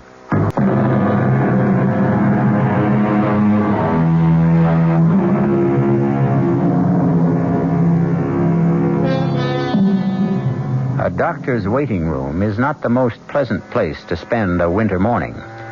And for Paula and George Richards, this morning is a very fateful one. What's taking him so long? Easy, honey. Dr. Morton has other patients, sick patients. Why can't Dr. Morton say yes or no? Why does he have to keep us waiting? He wanted to see us together, in person. I understand how he feels. Sometimes a doctor's word can make or wreck a life. This waiting is making a wreck out of me. I'm going to call Mr. Jordan. I'll tell him I won't be in today. I told him I'd be late, but I'm just no good for work today. I'm sure the doctor won't mind my using his phone. Jordan Electric. Oh, Mr. Jordan, I didn't expect you to answer. Oh, Millie's out sick. What's the verdict, Paula? I don't know yet. That's why I'm calling. I'm too upset to come in today. Is it all right? Sure, I understand. The books can wait another day. No audit till the end of the quarter anyway. Thank you. What's the holdup? The doctor's busy. We're next. Courage up, Paula. I've got my fingers crossed for you. Thanks, Mr. Jordan. Goodbye. Bye, Paula. He didn't mind, did he? No, he didn't. He said if I wanted... Mrs. Richards, Mr. Richards. Hello, Doc. Oh, thank heavens. Will you step inside, please? Come right in. Take those chairs by the desk. Thank you. I'm sorry you had to wait. Doctor, I'd like... I know, Miss Richards, you're anxious about the tests. Oh, you have no idea. Easy, honey. I'll come right to the point. I think that's what you want. Yes. Please, Doctor. All right. I can't sweet-talk my way through to make it easier for you. The results are negative. I'm sorry, Mrs. Richards, but from my examination, Dr. Field's examination, and the lab tests, you simply cannot ever hope to bear a child. Oh, George. It's certain, then? Absolutely certain? Yes, it is. Would artificial... No. The trouble lies with Mrs. Richards. She's physically incapable of conceiving of bearing a child. I was trying to prepare for this, but it sort of hits you right between the eyes. Take me home, George, please.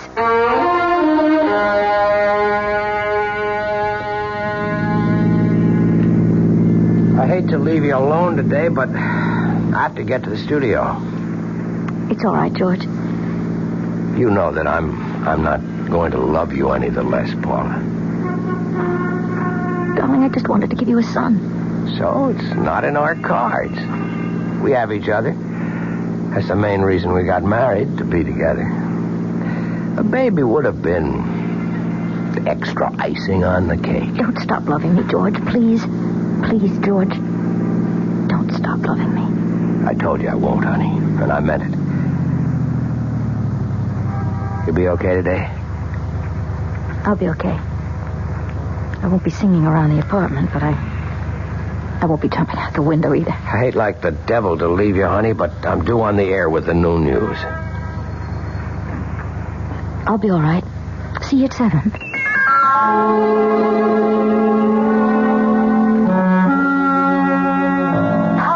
Paula, what's the news? I've been dying for your call all morning. Edna, would you have lunch with me today? I know our date isn't until Friday, and I know that it's snowing awful hard, but if you could just... Of course I'll have lunch, but get me down off the ceiling. What did the doctor say? I'll meet you at the towers, 1 o'clock? Oh, of course. Paula, what happened? Bad news? Yes, bad news.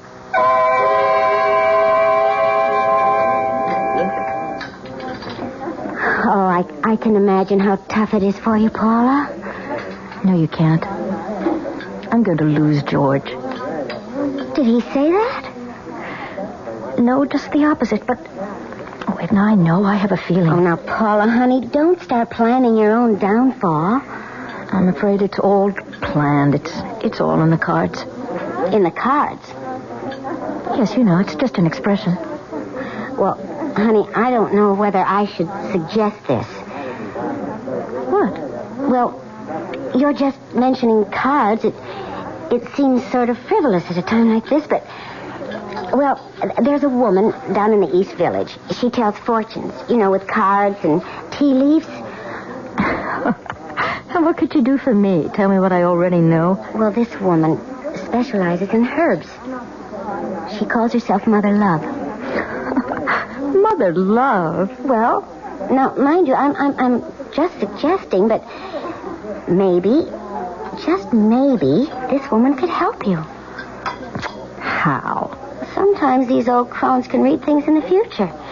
Maybe a baby is in the cards for you. After the doctor said that there wasn't... It's just an idea. Well, how do you know this Mother Love? Oh, quite by accident. About 6 months ago. Henry and, well, maybe it was Ed. Anyway, it was the current one at the time. We were bar hopping in the village when we came on this fantastic storefront. The window was painted green and purple with red curtains, and it said Mother Love in orange letters. Fortunes told, secret herb remedies. Seemed like a lark, so we went in. And all I remember from then on was mumbling and incense. And being told, 1, I'd never marry. 2, that I was too fickle and flighty.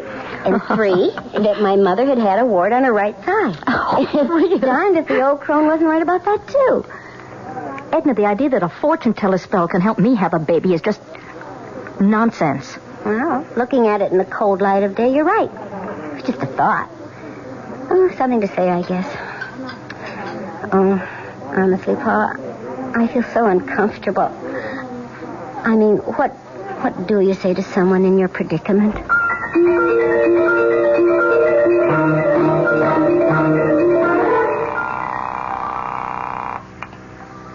Hello? Edna? Oh, hi, Paula. Edna, look, last month you mentioned a woman in the village. She works with herbs. Mother Love? You...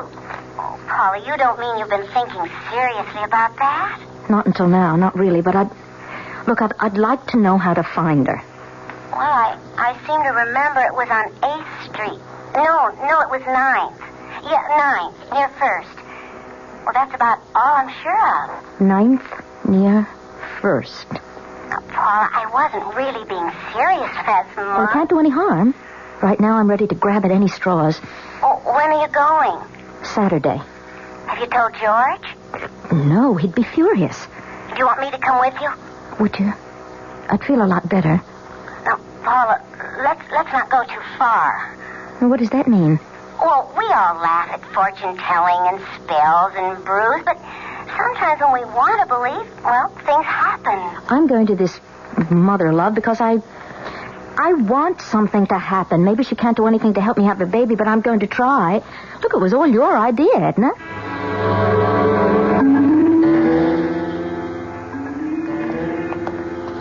I think it's at the end of this block. What a neighborhood. Makes my skin crawl. That's it. I see what you mean about those red curtains and orange letters. Looks like a Coney Island transplant that failed. Mother, love, fortunes told, secret herb remedies. Well, mother love, here I come.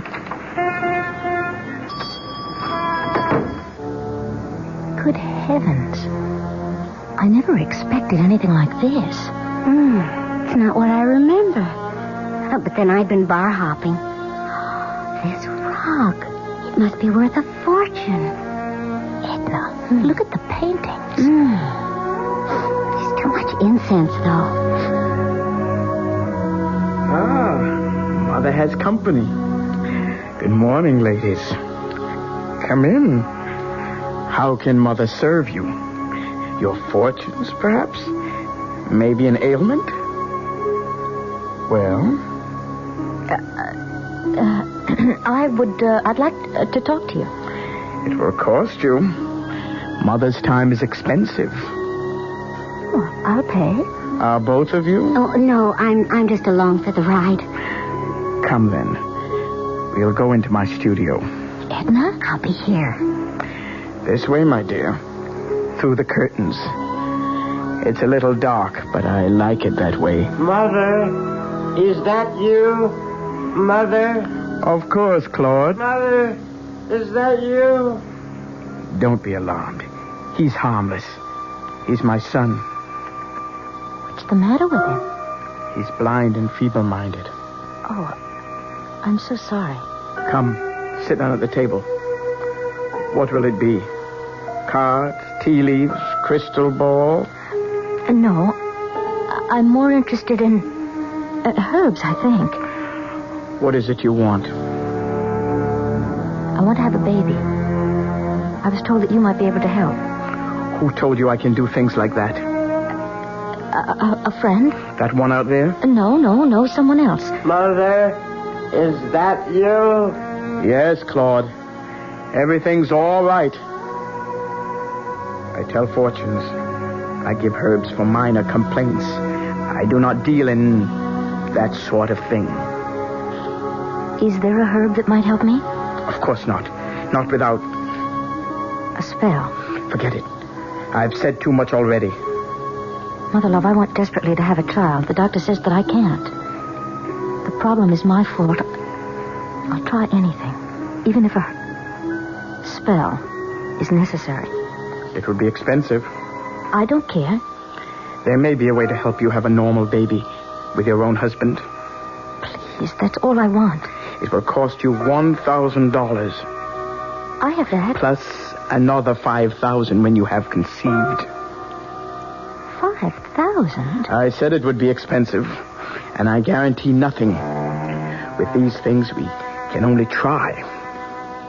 Will you tell me one thing? Perhaps. Perhaps not. Have you ever done this or this sort of thing before? I cannot answer that.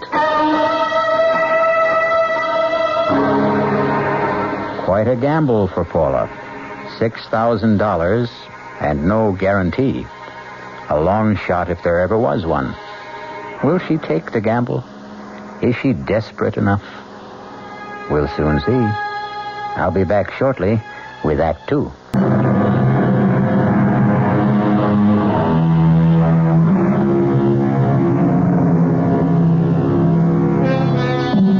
Welcome again to the studio of Mother Love in a dingy part of New York City. A strange and eerie place where strange things are said to happen. Let's see if they do, as Paula Richards considers a bargain for a baby. I'll have to think this over. I admit that I am desperate, but I'll just have to think about it. It's for you to decide, of course. Mother, who's there? Who is that? Hush, Claude. I'll be with you in a moment. I'm sorry, he's very ill. Thank you. Anyway, I'll be in touch with you if I decide that... You'll be in touch. Yes. Claude, what's the matter now? Mother's here.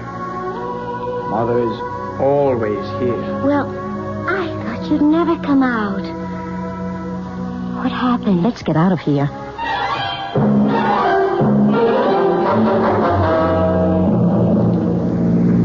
She really said that? Well, she said she doesn't guarantee anything. Paula, now listen to me. Forget it. She's a fraud and you know it. Well, you can't throw away $6,000 on a phony fortune teller. But if she could possibly... Oh, what? You'll have to tell George about this. Heavens, no. He'd think I was completely crazy. You know, I'm sorry I ever brought this up. Don't be, Edna. Look, I won't lose my head. Well, now, where would you get the money anyway without telling George? Well, I have $1,000 on a personal account. It's all that's left of my father's inheritance. I'll worry about the rest later.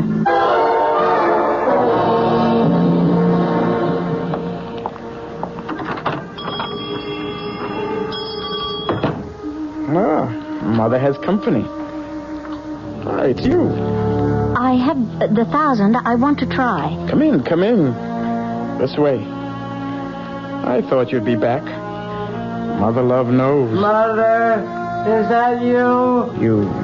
You have the money. Here, in cash. Good. I need it. For Claude. He needs medicine so badly. Poor Claude cost me so much. Are you sure you want a child? I want a baby. Get on with whatever you have to do. Yes, of course. Excuse me. I have to get some things. I had them already. I knew you'd be back. Now, first of all, this talisman. You must wear it around your waist. This package contains herbs. A special combination to relax you. That's the secret. To relax. Half a teaspoon in a cup of boiling water once a day. In the morning is best. That's all? For now. But one thing I must add about our arrangement. Yes? On the birth of the child, I will ask you one favor. You must promise to grant it. A favor? But what? I shall ask it when the child is born. But I can't promise that when I don't know what it is. It's a very small favor. Don't worry. But it's part of the bargain. Very well, it's a long way off. Yes, it is. Take the talisman and the herbs. And don't be alarmed if certain unusual things happen in the next few weeks. Unusual things? What kind of things? You'll understand. You'll recognize them. They will mean things are working. Have you told your husband about this? No. Good. Tell no one. No one. Now, the last thing I must have is your name. Paula Richards. Your husband? George Richards. Go now. And beware. I'll be in touch with you. Yes. 5,000. Remember when you conceive. Mother! Who's there? Who's Lord, Mother's here now. Only Mother. See, Claude? $1,000 from the nice lady. The lady who's going to help us. You're going to get better, Claude. You won't be sick anymore. The lady is going to help us. Isn't that nice, Claude?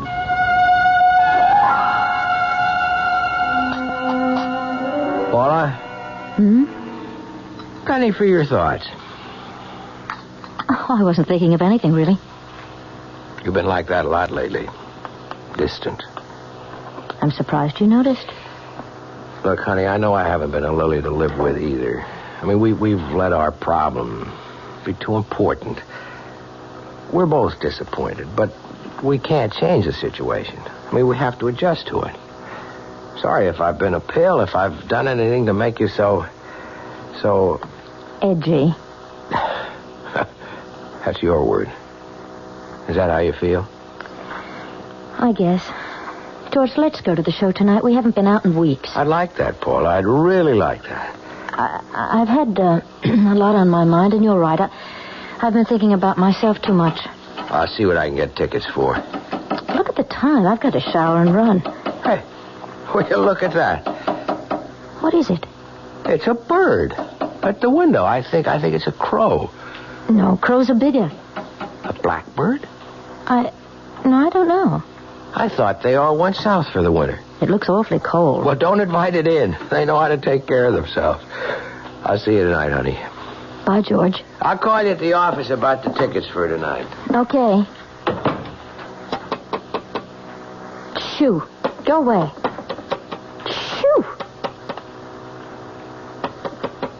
Oh, well, a few crumbs. Then I've got to get to work.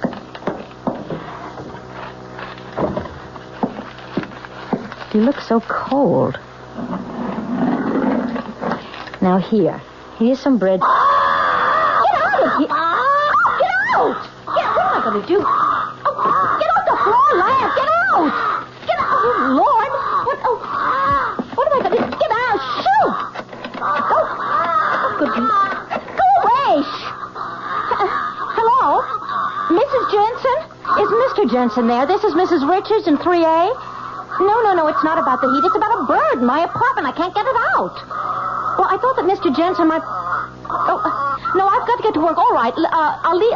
he can get in with the pass key. Maybe the bird will just fly out, and I'll leave the window open a little. Yes, all right, thank you. Bye. Stop following me. Get out! What am I going to do? To get rid of you?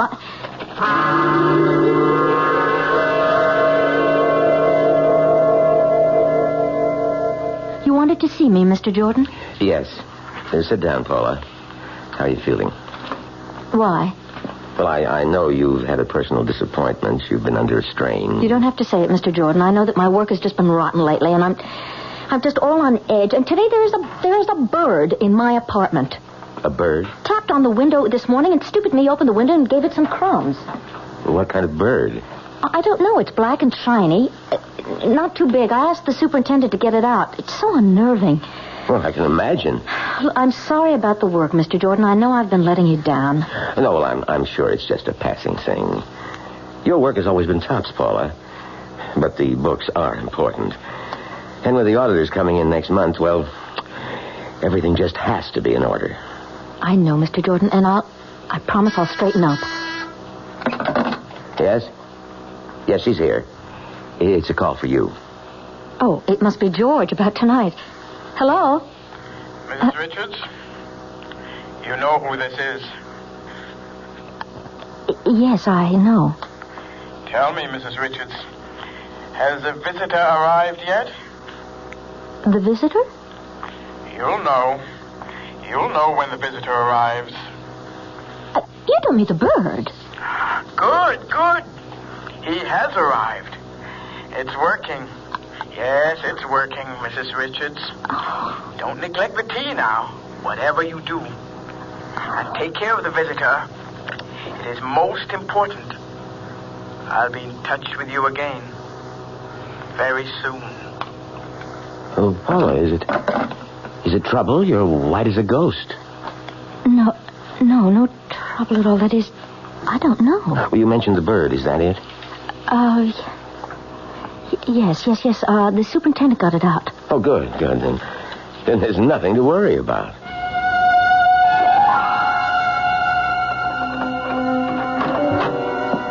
Hey, honey, I'm home. Paula? Don't touch it, George. What? Just let it alone. Oh, good grief. How did it get in? Look, I let it in by accident. It won't leave. I'll get it to leave. No, George. Don't go near it, please. Paula, we are not going to live with that in the house. It has a broken leg. I was thinking of getting a cage for it. You can't cage a wild bird, and I'm not going to sit around with one beady eye staring at me like that. George, don't touch it, please. Just go along with me. Oh, Paula, a pet is one thing, but this... I have to take care of it. Why a wild bird? I can't stand the way it stares at me. It stares at me, too. Well, just get used to it. Now, well, this gives me the willies. I'll get dinner. You have to be back at the studio at 9, don't you? Yeah, I'm sorry about our theater date, but with Pete's wife in the delivery room, I've got to cover the evening news. Of course, Pete shouldn't be anywhere else when the baby is born. Do you want French fries or boiled potatoes? Whatever's fastest. So you found a home, did you? Well, I'm not in favor of it, but it looks like you're part of the family. Paula, come in. I haven't seen you, since your father's funeral, almost 3 years. It was nice of you to see me, Mr. Martin. And why wouldn't I? I'm only sorry I wasn't more attentive to you after your father passed away. Fred and I were good friends. I've missed him. Thank you. So have I. I'm here to ask a favor. Of course, Paula. Mr. Martin, would you lend me $5,000, no questions asked? 5,000? Are you in some kind of trouble, Paula? No questions? Yes, of course. You wouldn't ask me if you didn't need it badly. I will, Paula. I don't have that much on hand. Suppose I send you a check. Thank you. Thank you so much. I don't need it immediately. Any time in the next few weeks will just be fine. You'll have it in a few days. I promise you I will pay you back. Oh, I'm not worried about that.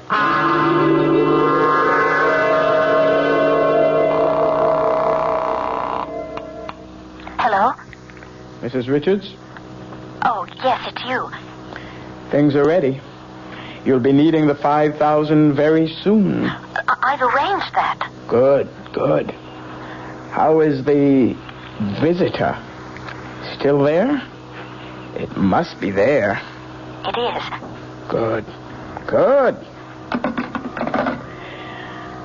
$5,000, Claude. What? The lady will give us $5,000. Mother? You'll be going to get better, Claude. You'll be able to see again. Your legs won't hurt. Mother has to leave you for a while. But don't worry, Claude. We'll be together soon with $5,000. Everything will be all right. I promise you.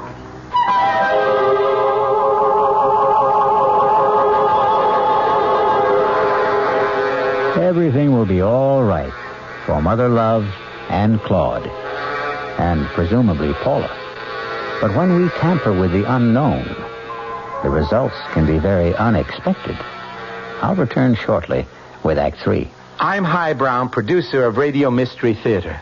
In recent weeks, I've invited listeners to enter a weekly prize drawing and to send along comments about our program if you wished.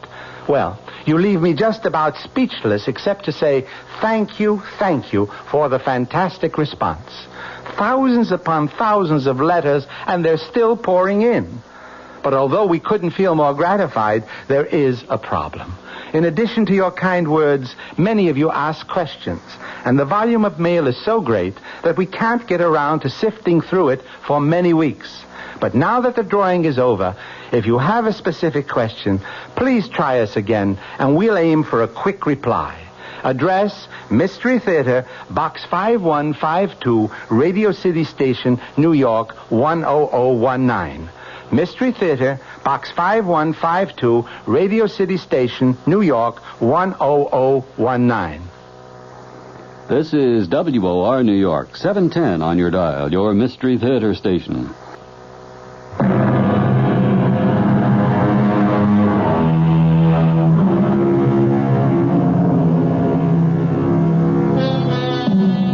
Let's return now to the plight of Paula and George Richards. You'll remember that Mother Love told Claude everything would be all right. But things are not quite so right for George.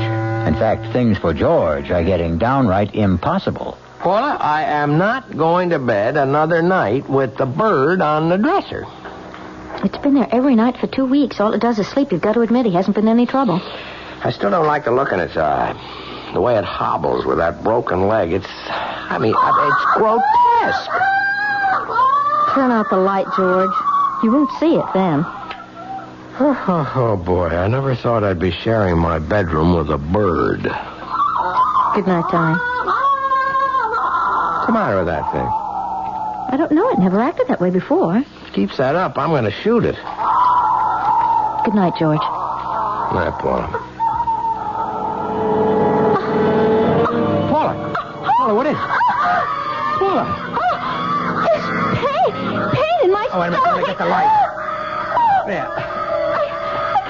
I'll call Dr. Morton. No. Wait. Oh, what's the matter with... What is the matter with the bird? Devil, take the bird. I'm concerned about you. It's going... Stop it. What time is it? It's 4:30. I'm calling Dr. Morton. No. Not yet. It might be appendicitis. No. It's not that. I'm going to kill that bird if it doesn't shut up. Look, I'll be all right. I'll be all right. I'll see... God, I'll see Dr. Morton in the morning.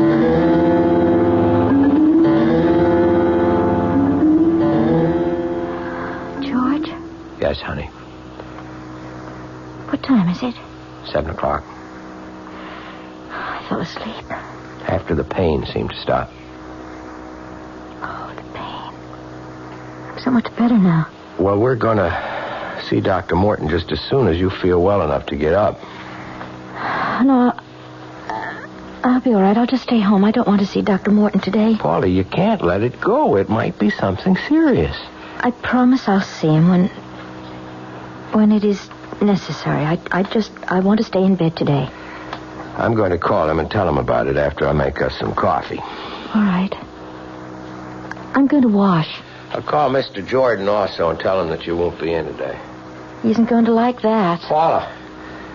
What? Come in here. What's the matter? You sound so... I didn't do it, Paul. I know I threatened to, but I swear I didn't. I never gave the bird another thought after that pain itch. I never touched it. Oh, George, it's all crumpled up. It's dead, Paul. The bird is dead.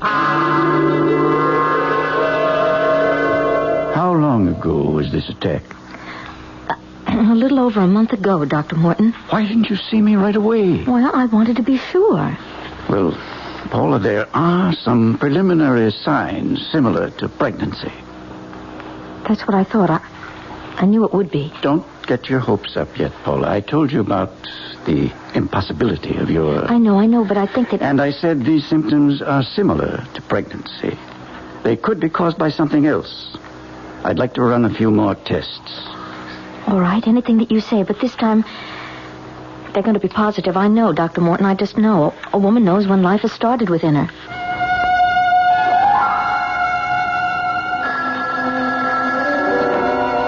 Hello? Mrs. Richards, I thought I'd be seeing you by now.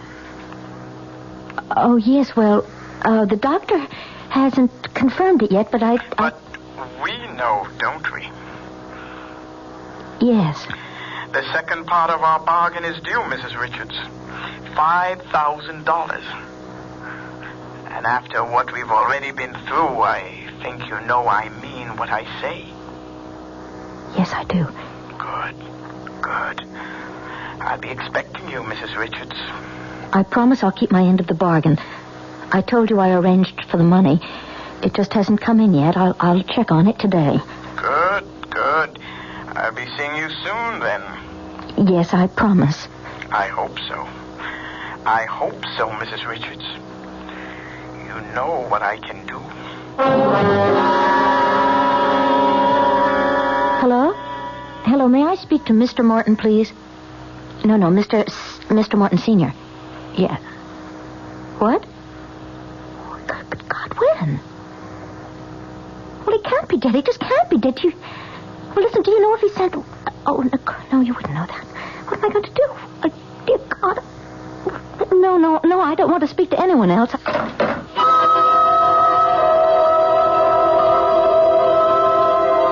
expected you sooner. I'm sorry. I had to turn to another source for the money. It doesn't matter. You're here with it now? It's all there. Good. We're almost even then, eh? I hope so. You don't sound grateful, Mrs. Richards. You wanted a child, and you are pregnant. You should be grateful. I have lost my son. Oh, I'm so sorry. Claude is dead. But he was so ill, perhaps it's better. Part of this will pay for the funeral. The rest is for the future. I really must go now. Of course. Go.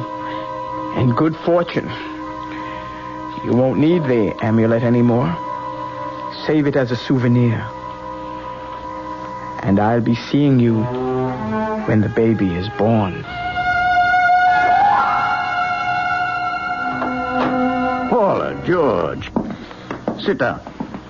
Well, I'm sure glad Paula's finally decided to have you check on those stomach pains, Dr. Morton. When I examined her last week... Last week? I didn't tell you, George. I wanted to be sure first. Sure what? I'm going to have a baby. What? That's right, George. I wanted to see you both about the results of the tests. It's almost impossible for me to believe, but it's conclusive. Paula is pregnant. I wanted it so much for you, George. What?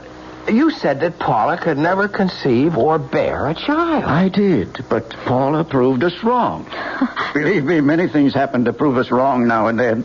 You're happy, George? Happy? Oh, Paula, now I know why you've been so irritable and distant. You know, I feel like I'm getting my wife back along with a baby. Well, I want to see you every 2 weeks. We usually make it a monthly visit, but you're an unusual case. A very wonderful case. I wish you both much happiness. You wanted to see me, Mr. Jordan? Yes, Paula. How are you feeling? I think full is the word. When is the big day? The end of August. It's only 3 months. I'm going to spend an uncomfortable summer. It looks that way. I don't know any way of saying this, Paula, other than just going right out with it. You know we were audited last month at the end of the quarter. Yes. The auditors found a shortage of $5,000. I'll have to have an explanation. Yes, I suppose you will. Now, I know there must be a reason, Paula. You've worked for me for 5 years. Never a mistake. I'm going to tell you the truth. I just hope that you can believe it. Why shouldn't I?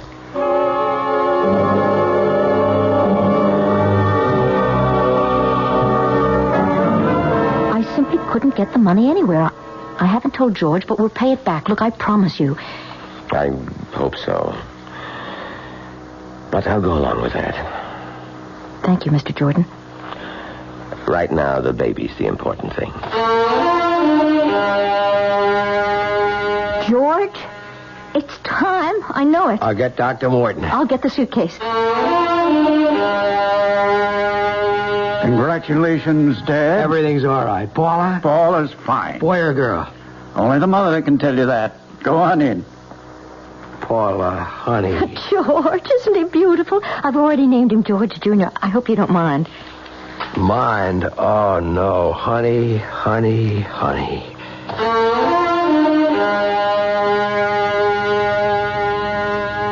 More champagne, Edna?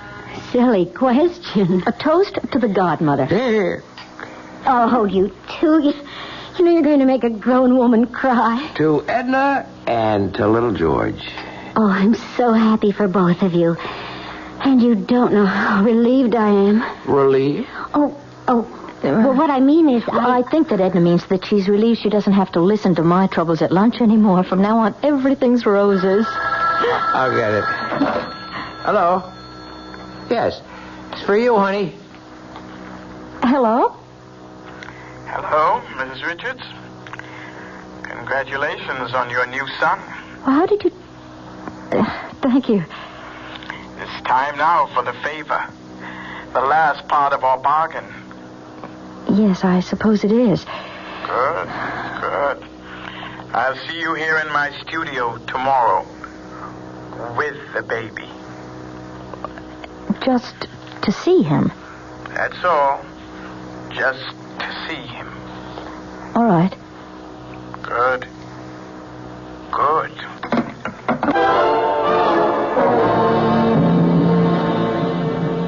Come in. I don't want to seem rude, but I'd like to get this over with just as quickly as possible. Come. Let me hold him. There we are. What a fine, healthy boy. Aren't you, Claude? Such a fine, strong legs now. They don't hurt anymore, do they, Claude? Give me back the baby. Mother told you everything would be all right, Claude.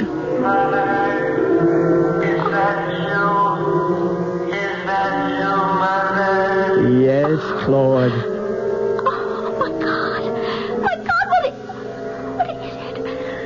Mother told you that you'd be away for a little while. But now we're together again.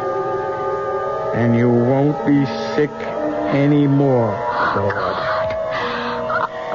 You have a fine new body now. And we'll take better care of it than we did with the last one. Mother will see to that, Claude. Mother will see to it. So, little George, or little Claude, whichever you prefer, seems to have more than his share of mothers. Perhaps Paula and Mother Love will share the raising of the child. But whatever they do, I hope that you, if you're ever tempted to deal in spells, will remember some age-old advice and follow it. Caveat emptor. Let the buyer beware. I'll be back shortly.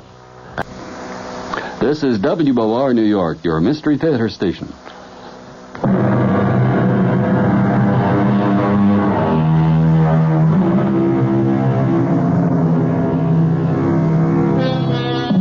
Ah, sweet mystery, magic, mysticism. These are the ingredients we mix well, chill, and serve nightly on Radio Mystery Theater.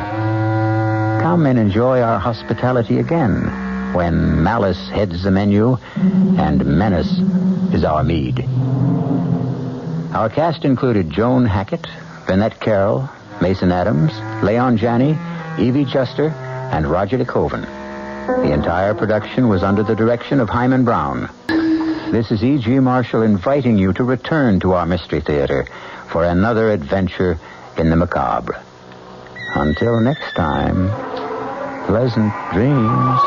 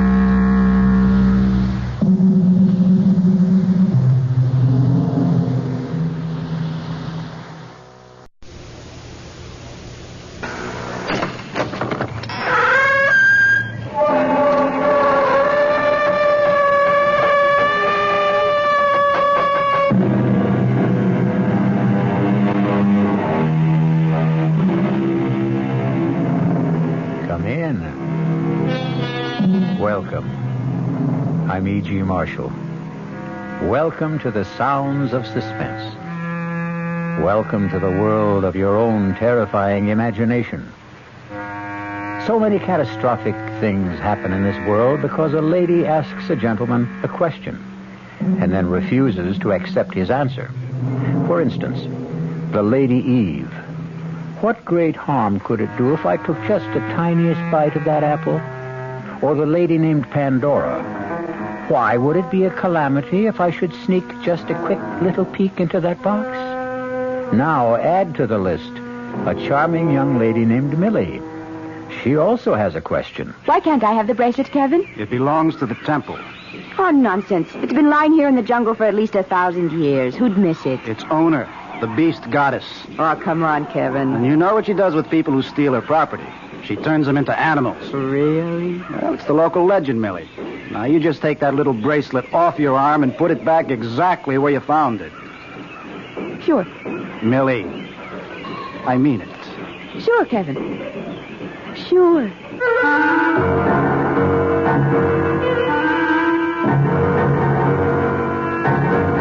Our mystery drama, The Sign of the Beast, was written especially for the Mystery Theater by Sam Dan and stars Lois Smith. It is sponsored in part by Anheuser-Busch Incorporated, brewers of Budweiser. I'll be back shortly with Act One.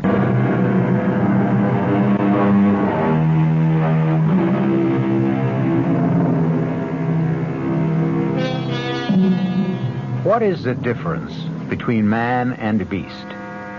There are those who ask, is there a difference? It wasn't very long ago that man himself was a beast, a carnivorous hunter with an insatiable appetite for raw meat. True, quite a bit has happened since. We've learned manners, we've invented civilization and culture, we've created a conscience, a code of morals, a system of ethics. But how deep do all these things go? Does the beast still slumber in each of us, waiting patiently, biding its time, ready at any moment to assert its mastery with fang and claw? This is going to be a very vital question for the very pretty and vivacious young lady who at this moment is riding in a helicopter. The copter is hovering over a large clearing deep in a South American jungle. Here you are, Millie. Thanks a million, Larry. It's a sure bet Kevin and Professor Jorgensen won't thank me. Better lift us out of here before they make you take me back. You know, Millie, I don't think I'm doing you a favor. Just toss my duffel bag over the side. What's more, it could cost me my job.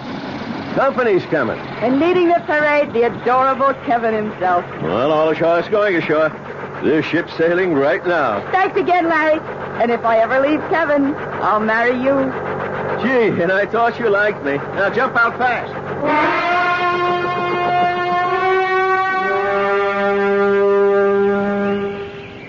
And furthermore, you haven't even kissed me. Look, I'm very angry about this, Millie. You could still kiss me, Kevin. You promised to stay at the base camp. That was last week. But we're moving into the jungle tomorrow. Kevin, we've already been through all the arguments. Category A, danger from animals. Well, I brought the 405 Anson Carterets, and I'm a better shot than you are. Now listen, Millie. Category B, danger from rare, unknown, mysterious, incurable tropic diseases. You have just as much chance of getting one as I do. Dr. Jorgensen will be furious. Your Dr. Jorgensen is my Uncle Bert. I can handle him. It isn't a matter of handling people. Well, it's true, you know. Millie can always handle me. Uncle Bert, I love you. A kiss to see me. Dr. Jorgensen will have to radio that idiot Larry. I'm not going back, Kevin. Sir, won't you make her see reason? I warned you about this, Captain. Last year, when you said to me, how about an introduction to that good-looking niece of yours, I told you the problems, but you would have her. And I'm worth it. Oh, Millie, it's only because I love you so much. Uncle Bert, why don't we leave Achilles here to sulk in his tent while you show me around the camp?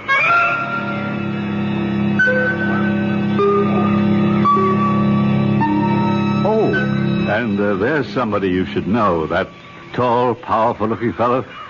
His name is Imara. He's our straw boss. Imara, whenever you want something done, you... Yes, Dr. Jorgensen. Imara, this is Kevin's wife. Her name is Millie. How do you do, Amara?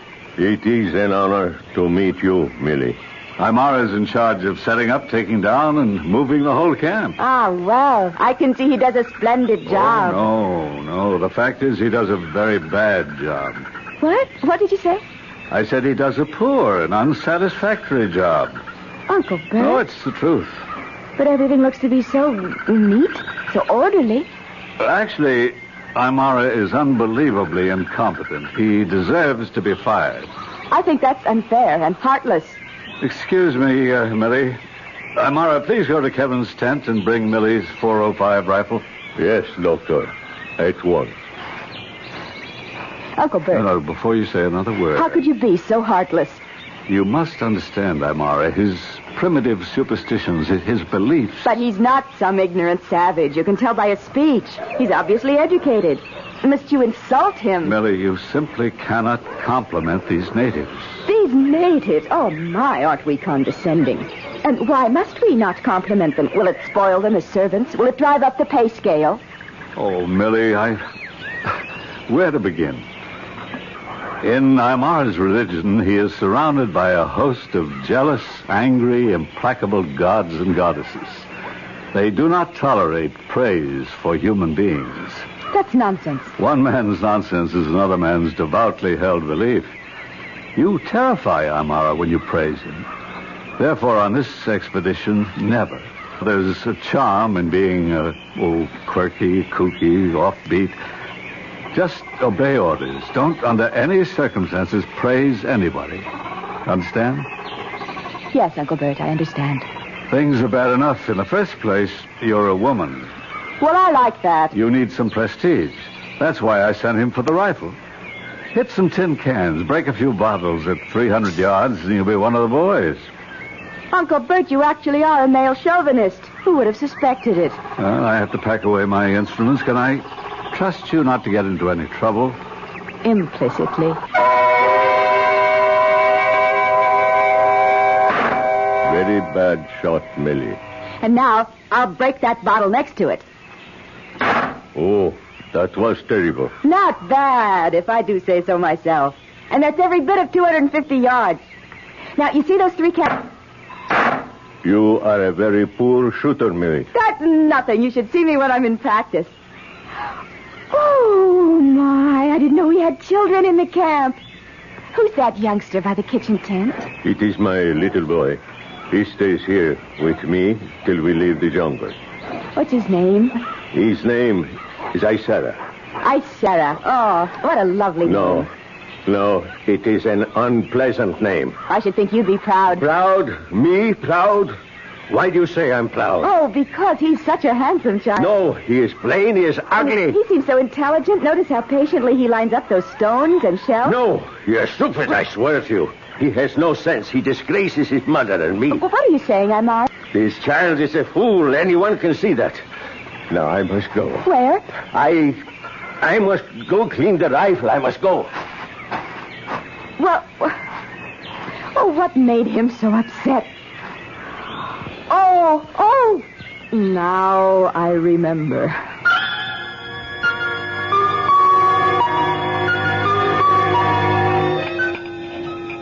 Amira, you may serve the coffee. I know the cuisine has left something to be desired these past few days, Millie. Oh, none of this bothers me. I can live on tea and toast, fruit and vegetables. By tomorrow sometime, we'll come to the ancient temple, the forbidden ground. I have the cameras ready. I must caution you, Millie. We were permitted to come here only because I promised the chief, who is my blood brother, We do have a wild family, don't we, that Uncle we Bert? will not defile the holy grounds. Now, all around you'll see scattered ornaments, bric-a-brac, all sorts of things. Touch nothing. Uncle Bert, I hardly have to be told. We can photograph anything, everything, but it all belongs to the goddess, the beast goddess. It'd be dangerous to touch anything anyhow. You see, dear, this is very possessive. I don't know why I have to be treated like a child and indoctrinated with lessons in basic honesty. I've been on digs with you before, Uncle You Bert. take anything that belongs to the beast goddess, and she'll transform you into a wild animal. What's that, Uncle Bert? Those drums. You get used to it. It's just the native telegraph service. What are they saying? Oh, I never learned to read them exactly. I can just get the general idea. I think it's news of death. Death? Yes, it's someone's death. How can you tell? Well, the basic rhythm speaks of death. And since it's a very beat, it's probably, well, the death of a child. A child? Yes, I'm sure of it. Millie, is something wrong? Oh, I have a headache. I think I'd better turn in.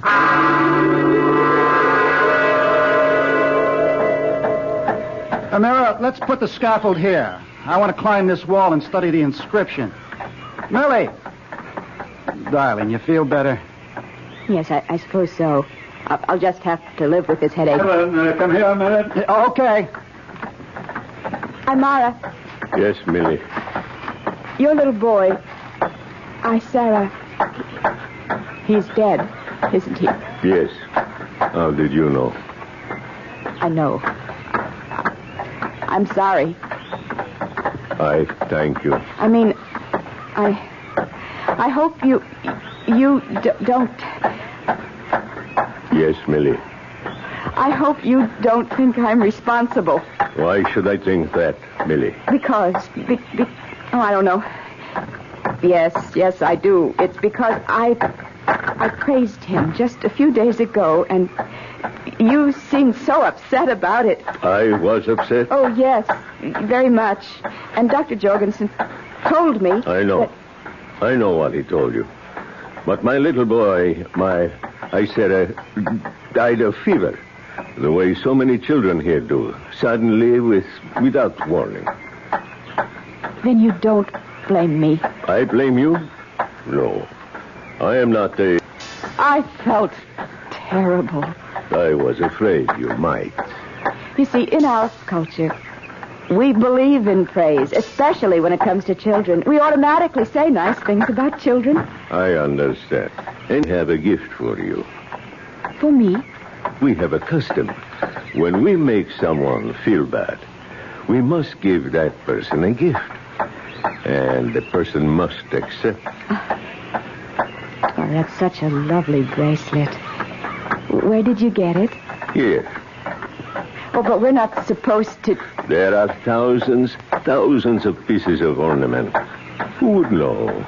Place it on your wrist. Ah, see how pretty it looks. Oh. Wherever you look, thousands of beautiful things. This is the very last. Besides, it is the custom. You see, you would have to explain why I gave it. I understand. And it would make them uncomfortable. Because everything they have come to believe about superstition would be wrong. Millie! What is it, Kevin? Bring the camera. I want to shoot these inscriptions. Thank you again, Amara.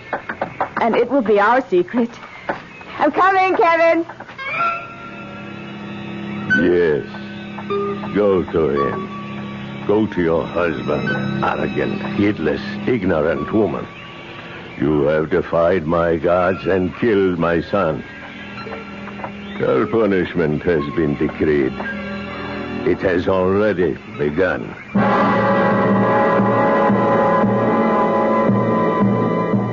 Well, Aymara is obviously a man of parts, and he's already shown us quite a few of them so far. The punishment that has just begun will be expanded and continued when we return shortly with Act 2.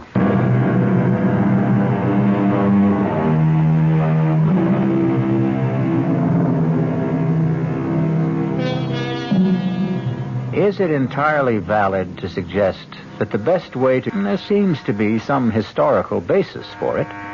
Archaeologist Kevin has ordered his wife Millie not to touch any of the artifacts or ornaments found in his latest discovery. And now, he finds it impossible to take his eyes off her wrist. Is this the section of the temple wall you want me to film, Kevin? Kevin? Kevin, what are you looking at?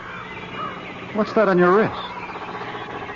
Oh, well, it's just... Millie, Dr. Jorgensen told you. I told you. Under no circumstances were you to touch anything. Well, you not only touched it, you're wearing it. Look, these silly superstitions. Where did you get it? Kevin, I don't like that tone of voice. Hey, what are you two quarreling about? Show him, Millie. Oh.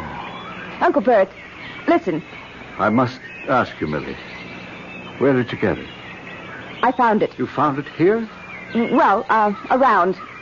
Millie, I can tell by the workmanship. It was made by an ancient priest of the temple. It has the same symbols. What's all the fuss? Millie, I thought we all understood. Why can't I have the bracelet? Because it belongs to the temple. Nonsense. It's been lying around the jungle for at least 1,000 years. Who'd miss it? Its owner, the beast goddess. Kevin, are you serious? Listen, go ahead. Tell me the rest of it. Tell me she turns people who steal her property into animals. Amira, let's put the... Overlooking a point, Millie. If it were made of gold or silver or precious stones, I could understand, but it's just a twisted piece of copper. Well, for all I know, we're being watched. If so, you can expect a poisoned arrow through your throat any second. You know, I listened to the two of you, and I... Millie, your trouble is that you don't listen. Now, let's not have an argument. I gave my word. That's all there is to it. Millie, you will take that bracelet off your wrist and put it back. Put it back exactly where you found it. Sure. I mean it, Millie. Well, sure, Uncle Bert. Sure. Here. These are the symbols the Incas used for weddings. Well, could they have originated this far north and east, Dr. Jorgensen? Millie, photograph this section of the wall. Yes. I need some more film. I'll be back in a second. Well, you don't have to go. We'll send Amira. No, it's all right. I just want to stop off at the kitchen tent. I think I need a snack. We just had breakfast. I know, but I'm hungry. Are you sure you feel all right, Millie? Oh, I'm fine. Just a little hungry. That's all. Millie, about yesterday. What about yesterday? The bracelet. Oh, that. Forget it, Uncle Bert. I know that you see so much just lying around. It seems silly to make a fuss over some trinket, but... I'm willing to forget it, if you are.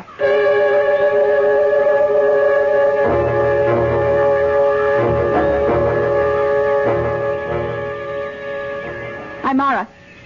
Yes, Millie. Where's the cook? He will be back soon. I was wondering if there's anything to eat. What would you like? Well, I'd like some meat.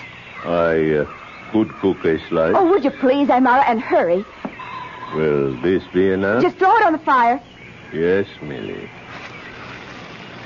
That's good. Oh, that smells good. Be careful, don't burn it. I just put it... No, you're burning it. Amara, that's good. It's good. Right now, just the way it is. I tell you, it's fine. Yes, Millie. Let me get you a plate and a knife and a fork. Oh, hurry. Here you are, Millie. Amara, put up some more.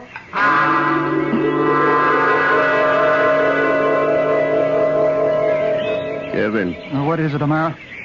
You asked me to prepare a list of supplies for the helicopter. Ah, yes, good. Let me write it down. First, we need fresh meat. Okay, fresh meat. Wait a minute. Didn't Larry fly some up just a couple of days ago? Yes, Kevin. Oh, we should have at least enough for the rest of the week. The cook says he has only enough for tonight's meal. Oh, that's impossible. Would you like to see, Kevin? I take your word for it. But is someone stealing meat? I cannot say, Kevin. Well, I know we eat a lot of it, but still, All right, put down meat. And this time, get plenty of it.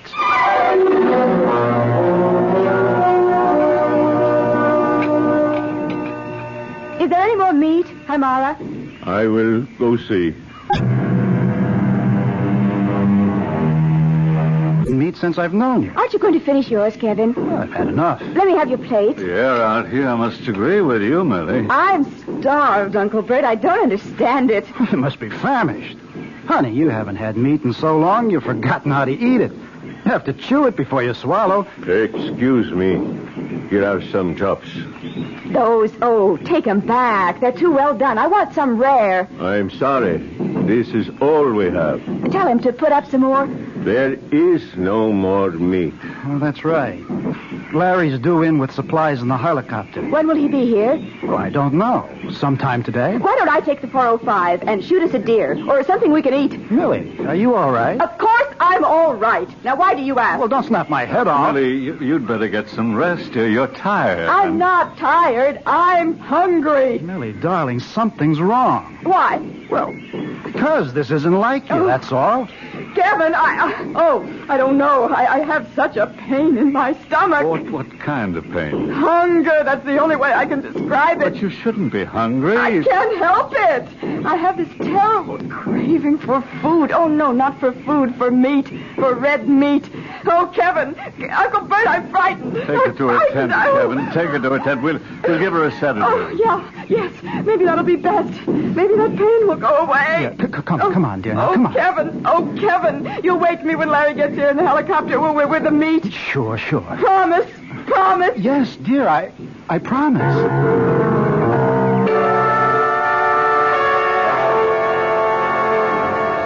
Is she asleep, Kevin? Yes, finally. Dr. Jorgensen, what's wrong? I don't know. I've never seen her hysterical. Are you as worried as I am? I'm worried enough to want to get her to Rio, to a hospital. Let's radio Larry to get that damn helicopter here pronto. I just spoke to Larry. We have a problem. It seems the helicopter needs some repairs. What kind of repairs, for God's sake? I don't know. It was technical. Larry's working on it. Larry, he's an idiot. If he hadn't brought her here, It's our fault, yours and mine. We let her stay. What are we going to do? You say she's asleep. Well, all she needs is rest. Maybe when she wakes up, she'll be better.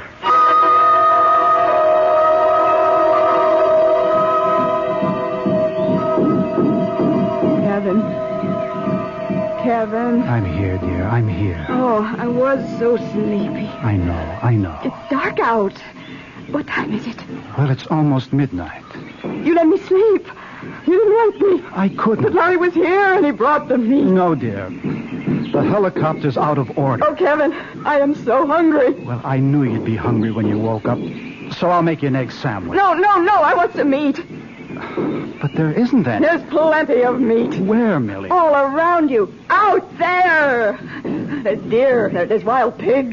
Can't you smell it? Oh, no, Millie. Let me have the 405. We'll be able to feast. You can't go. No, in the morning. You can't hunt in the morning. All at night. Darling. That's the time. Now listen, here are some pills to calm you. Kevin, something's wrong with me. I don't know what. I say things I don't understand. I have urges. Oh, I can't even describe. Hold my hand. Yes, dear. What is it, darling? What is it? Oh, my wrist. It's burning. Oh, it's on fire. What's the matter, Millie? Look at her wrist. Oh, that's very ugly-looking irritation. How did you get it, Millie? Oh, I don't remember. I don't know. Oh, Uncle Bert, I don't know anything. I'm out. Here. Now, Millie, you must try to be calm. Try, dear. Yes, Uncle Bert, I'll try. Now, tell me, how did you hurt your wrist? I don't remember. Try to think. Try to remember. You probably have an infection, some kind of bruise. I don't have an infection. I'm not sick. I'm hungry. Do you understand? I'm hungry. You want me, Dr. Jorgensen? I'm all right. Bring the medical kit. I'm hungry. Well, the first thing we have to do is put a penicillin ointment on that bruise. She's feverish, ravenous appetite for meat. Bruise on wrist. Could be anything. She could have scraped it against a bramble, anything. Or an insect. Dr. Jorgensen, we have to get her out of here. Now, radio Larry. Tell him it's an emergency. We have to do something. Don't lose your head. Listen, Millie. Oh, Kevin, won't you get me something to eat? Yes, dear, I will. I have the medicines, Dr. Jorgensen. Good. Oh, Kevin, you don't love me. I think we'd better put her to sleep. Hold your arm still, Millie, dear. No, You want to stop me? I'm going to bleed. Hold her arm, Kevin. No, stop.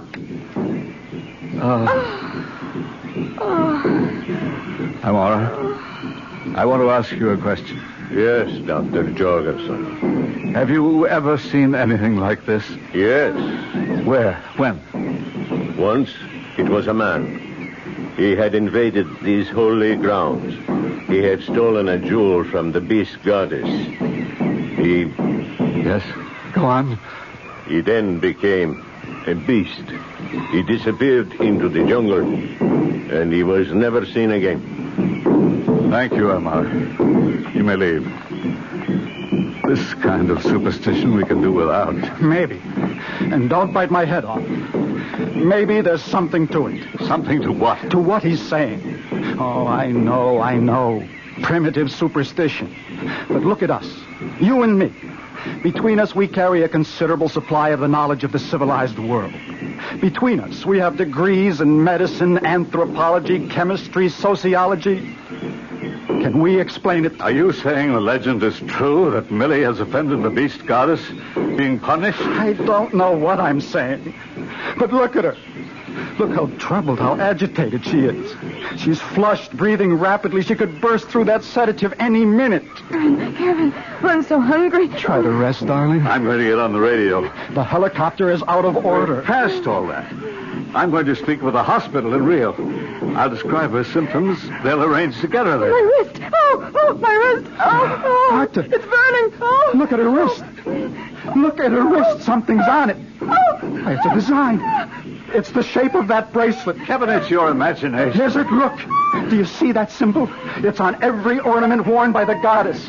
The design decorates her dress. It's just a raw, ugly scar with some very wavy lines. But it's her sign. The sign of the beast goddess.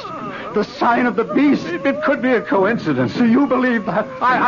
Tell me, do you believe it? Kevin, I don't know what to believe.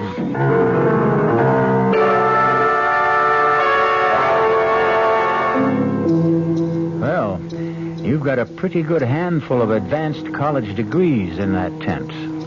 Most of them in the sciences. And it's surprising how quickly knowledge abdicates in the face of the unknown terrors of the jungle. Can science be just a veneer also? I'll return shortly with Act 3.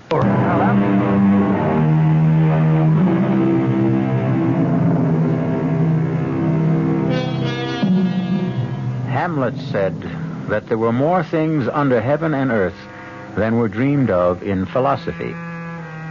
Hamlet should be with us in a tent, deep in a South American jungle, amidst the ruins of an ancient temple, because there are more things than any of us can dream of.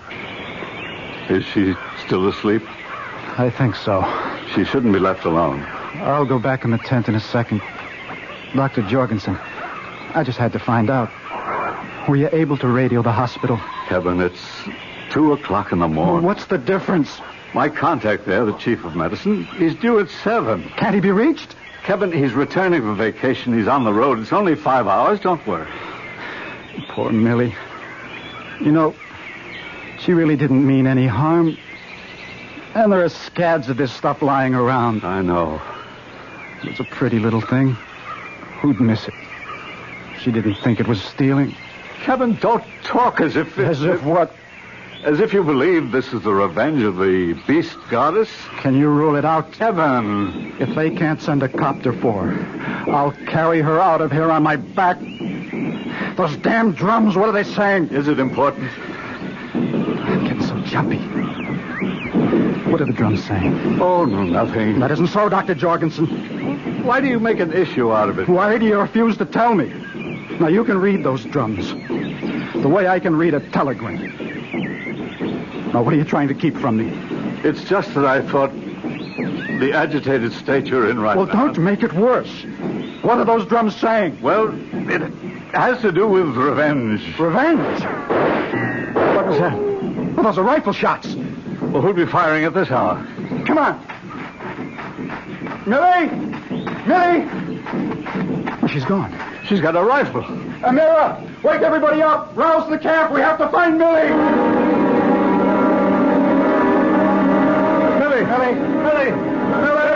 Very careful now. Watch every footstep. It's a good thing there's a moon. Millie! Millie, where are you? Those shots came from just about here. Why did she go out? Oh, let's quit pretending. You know why she went out. To hunt. At night? Why? Because she's hungry. Oh, Kevin. When are we going to face it? Admit it. Millie! Millie, can't you hear us? Look. Where? Oh. Oh, no. No, she can't be dead. Millie. She seems to be breathing. There's blood all over her. But it isn't her blood. She must have shot this deer and... Millie. Millie. Are you all right? You're all right. I feel so nice and warm.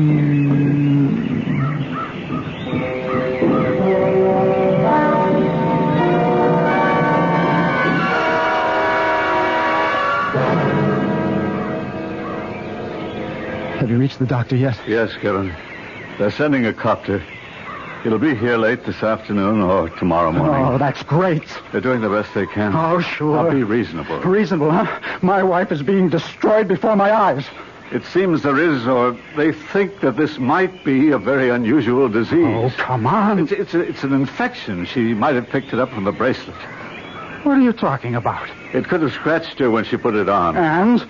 Well, it's been lying here for hundreds of years. All kinds of parasites, microorganisms. Anyhow, it seems this disease creates enormous cravings for protein. And what does your man suggest? Massive doses of penicillin. Well, do we have enough?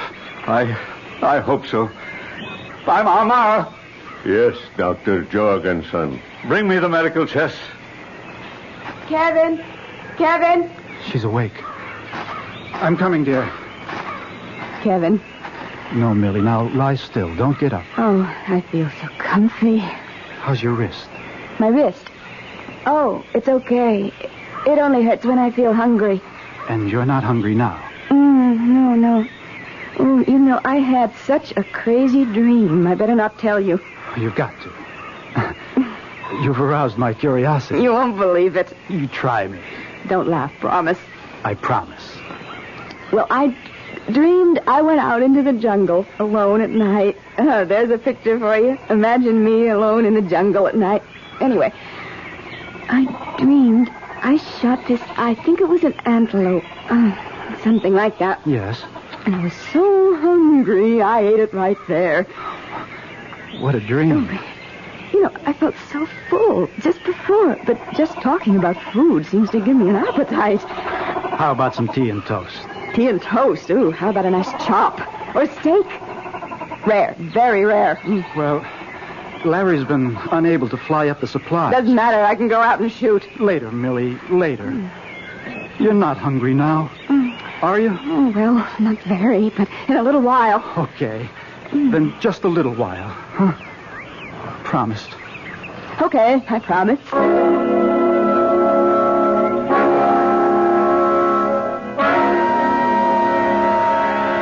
Where have you been, Doctor? I've been waiting in the tent. Don't leave her alone again, Kevin. Where's that penicillin? That's just the problem. What problem? Look, we just can't have any more problems. We do. The penicillin is gone. That's impossible. All the bottles of penicillin solution, all the tablets, gone. But how? I don't know. Are any other supplies missing? No, everything's here. Kevin! Go to her quickly. The penicillin. Amara brought me the chest. The drug was missing. We have spares in the supply depot. I looked, gone from there, too.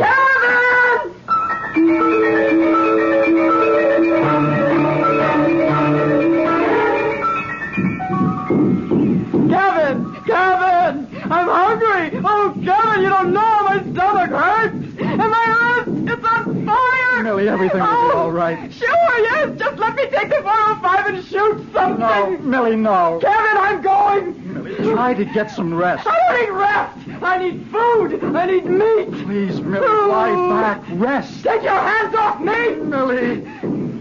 Let go of me! Help me. Somebody give me a hand. We'll have to tie her down. Amara, get some rope. Let go of me! Let go!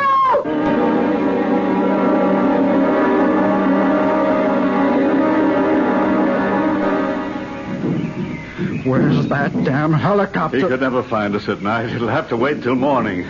I don't know if she can wait until morning. Listen, we don't have medicine. Let's try the other thing. What other thing? The legend. Maybe we can placate the goddess. Kevin. Is there anything else we can do? Now, there's something happening here.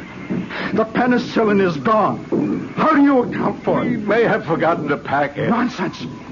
Last night, you said the drums were talking about revenge. Revenge for who? For what? And what are they saying tonight? It's revenge. Kevin! Come in here! I'm coming. Kevin, I want the 405. Untie me. No, Millie. What did you do with it? Untie me. What did you do with it?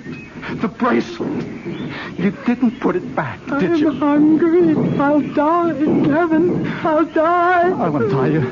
If you just tell me, where did you put the bracelet? I'll get you some meat. Yes. Oh, Kevin, yes. The bracelet. The bracelet.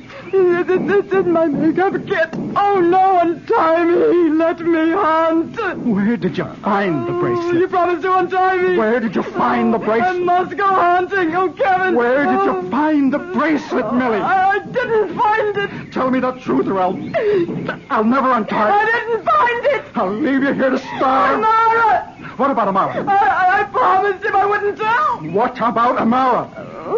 He gave me the bracelet. Oh, Kevin, untie me.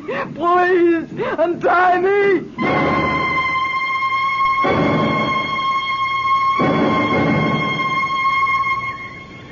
Amara, you will tell us where you hid that penicillin, or I'll blow your brains out. You may kill me. That's not the way. Let me beat it out of him. For the past 2 nights, Samara, the drums have talked of revenge. Whose revenge? Mine. Upon whom? Millie. For what reason? She killed my only son. How? She made the gods jealous. She spoke of his beauty, his intelligence, his skills. The gods were angry. Of course, but she didn't know any better. It made no difference to my son. He died. And your revenge? I gave her a bracelet. I tricked her. I fooled her. I made her take it. Where did you find the bracelet? So that we may return it with a suitable prayer and beg forgiveness from the goddess. I will not say. Stand aside, Doctor. It's my turn. You may kill me. No, he won't kill you. Who says I won't kill him? Be quiet. No one will kill you. But I am a blood brother to your chief. I will tell him that you committed a sacrilege. I will tell him that you stole a bracelet from the goddess for an evil purpose. Now you may go, Amara. What do you mean, he may go? He'll be disgraced for life. His wife, his parents, his brothers and sisters, all will be driven from the village into the jungle. No one will speak to him. Why do you stay here, Amara? We have no further use for you. Oh, I believe we owe you a month's wages. Here, plus 2 weeks' notice. The bracelet. It was taken. I took it from the arm of the statue of the goddess.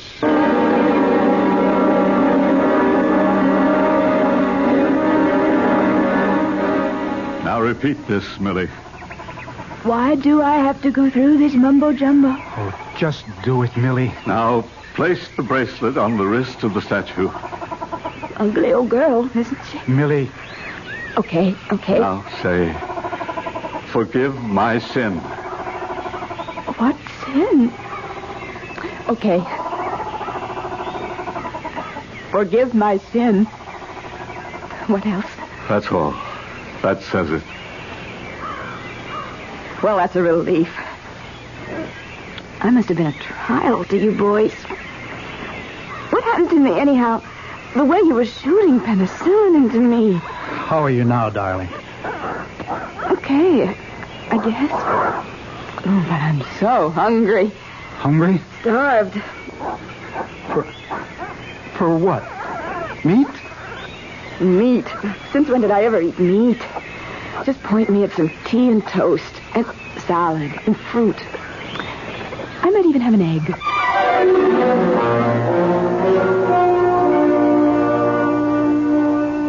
It's always good not to put all your eggs in one basket. Always have another course of action in reserve. What cured Millie? The atonement before the goddess and the return of the bracelet? Or the penicillin? Or both? I'll be back shortly.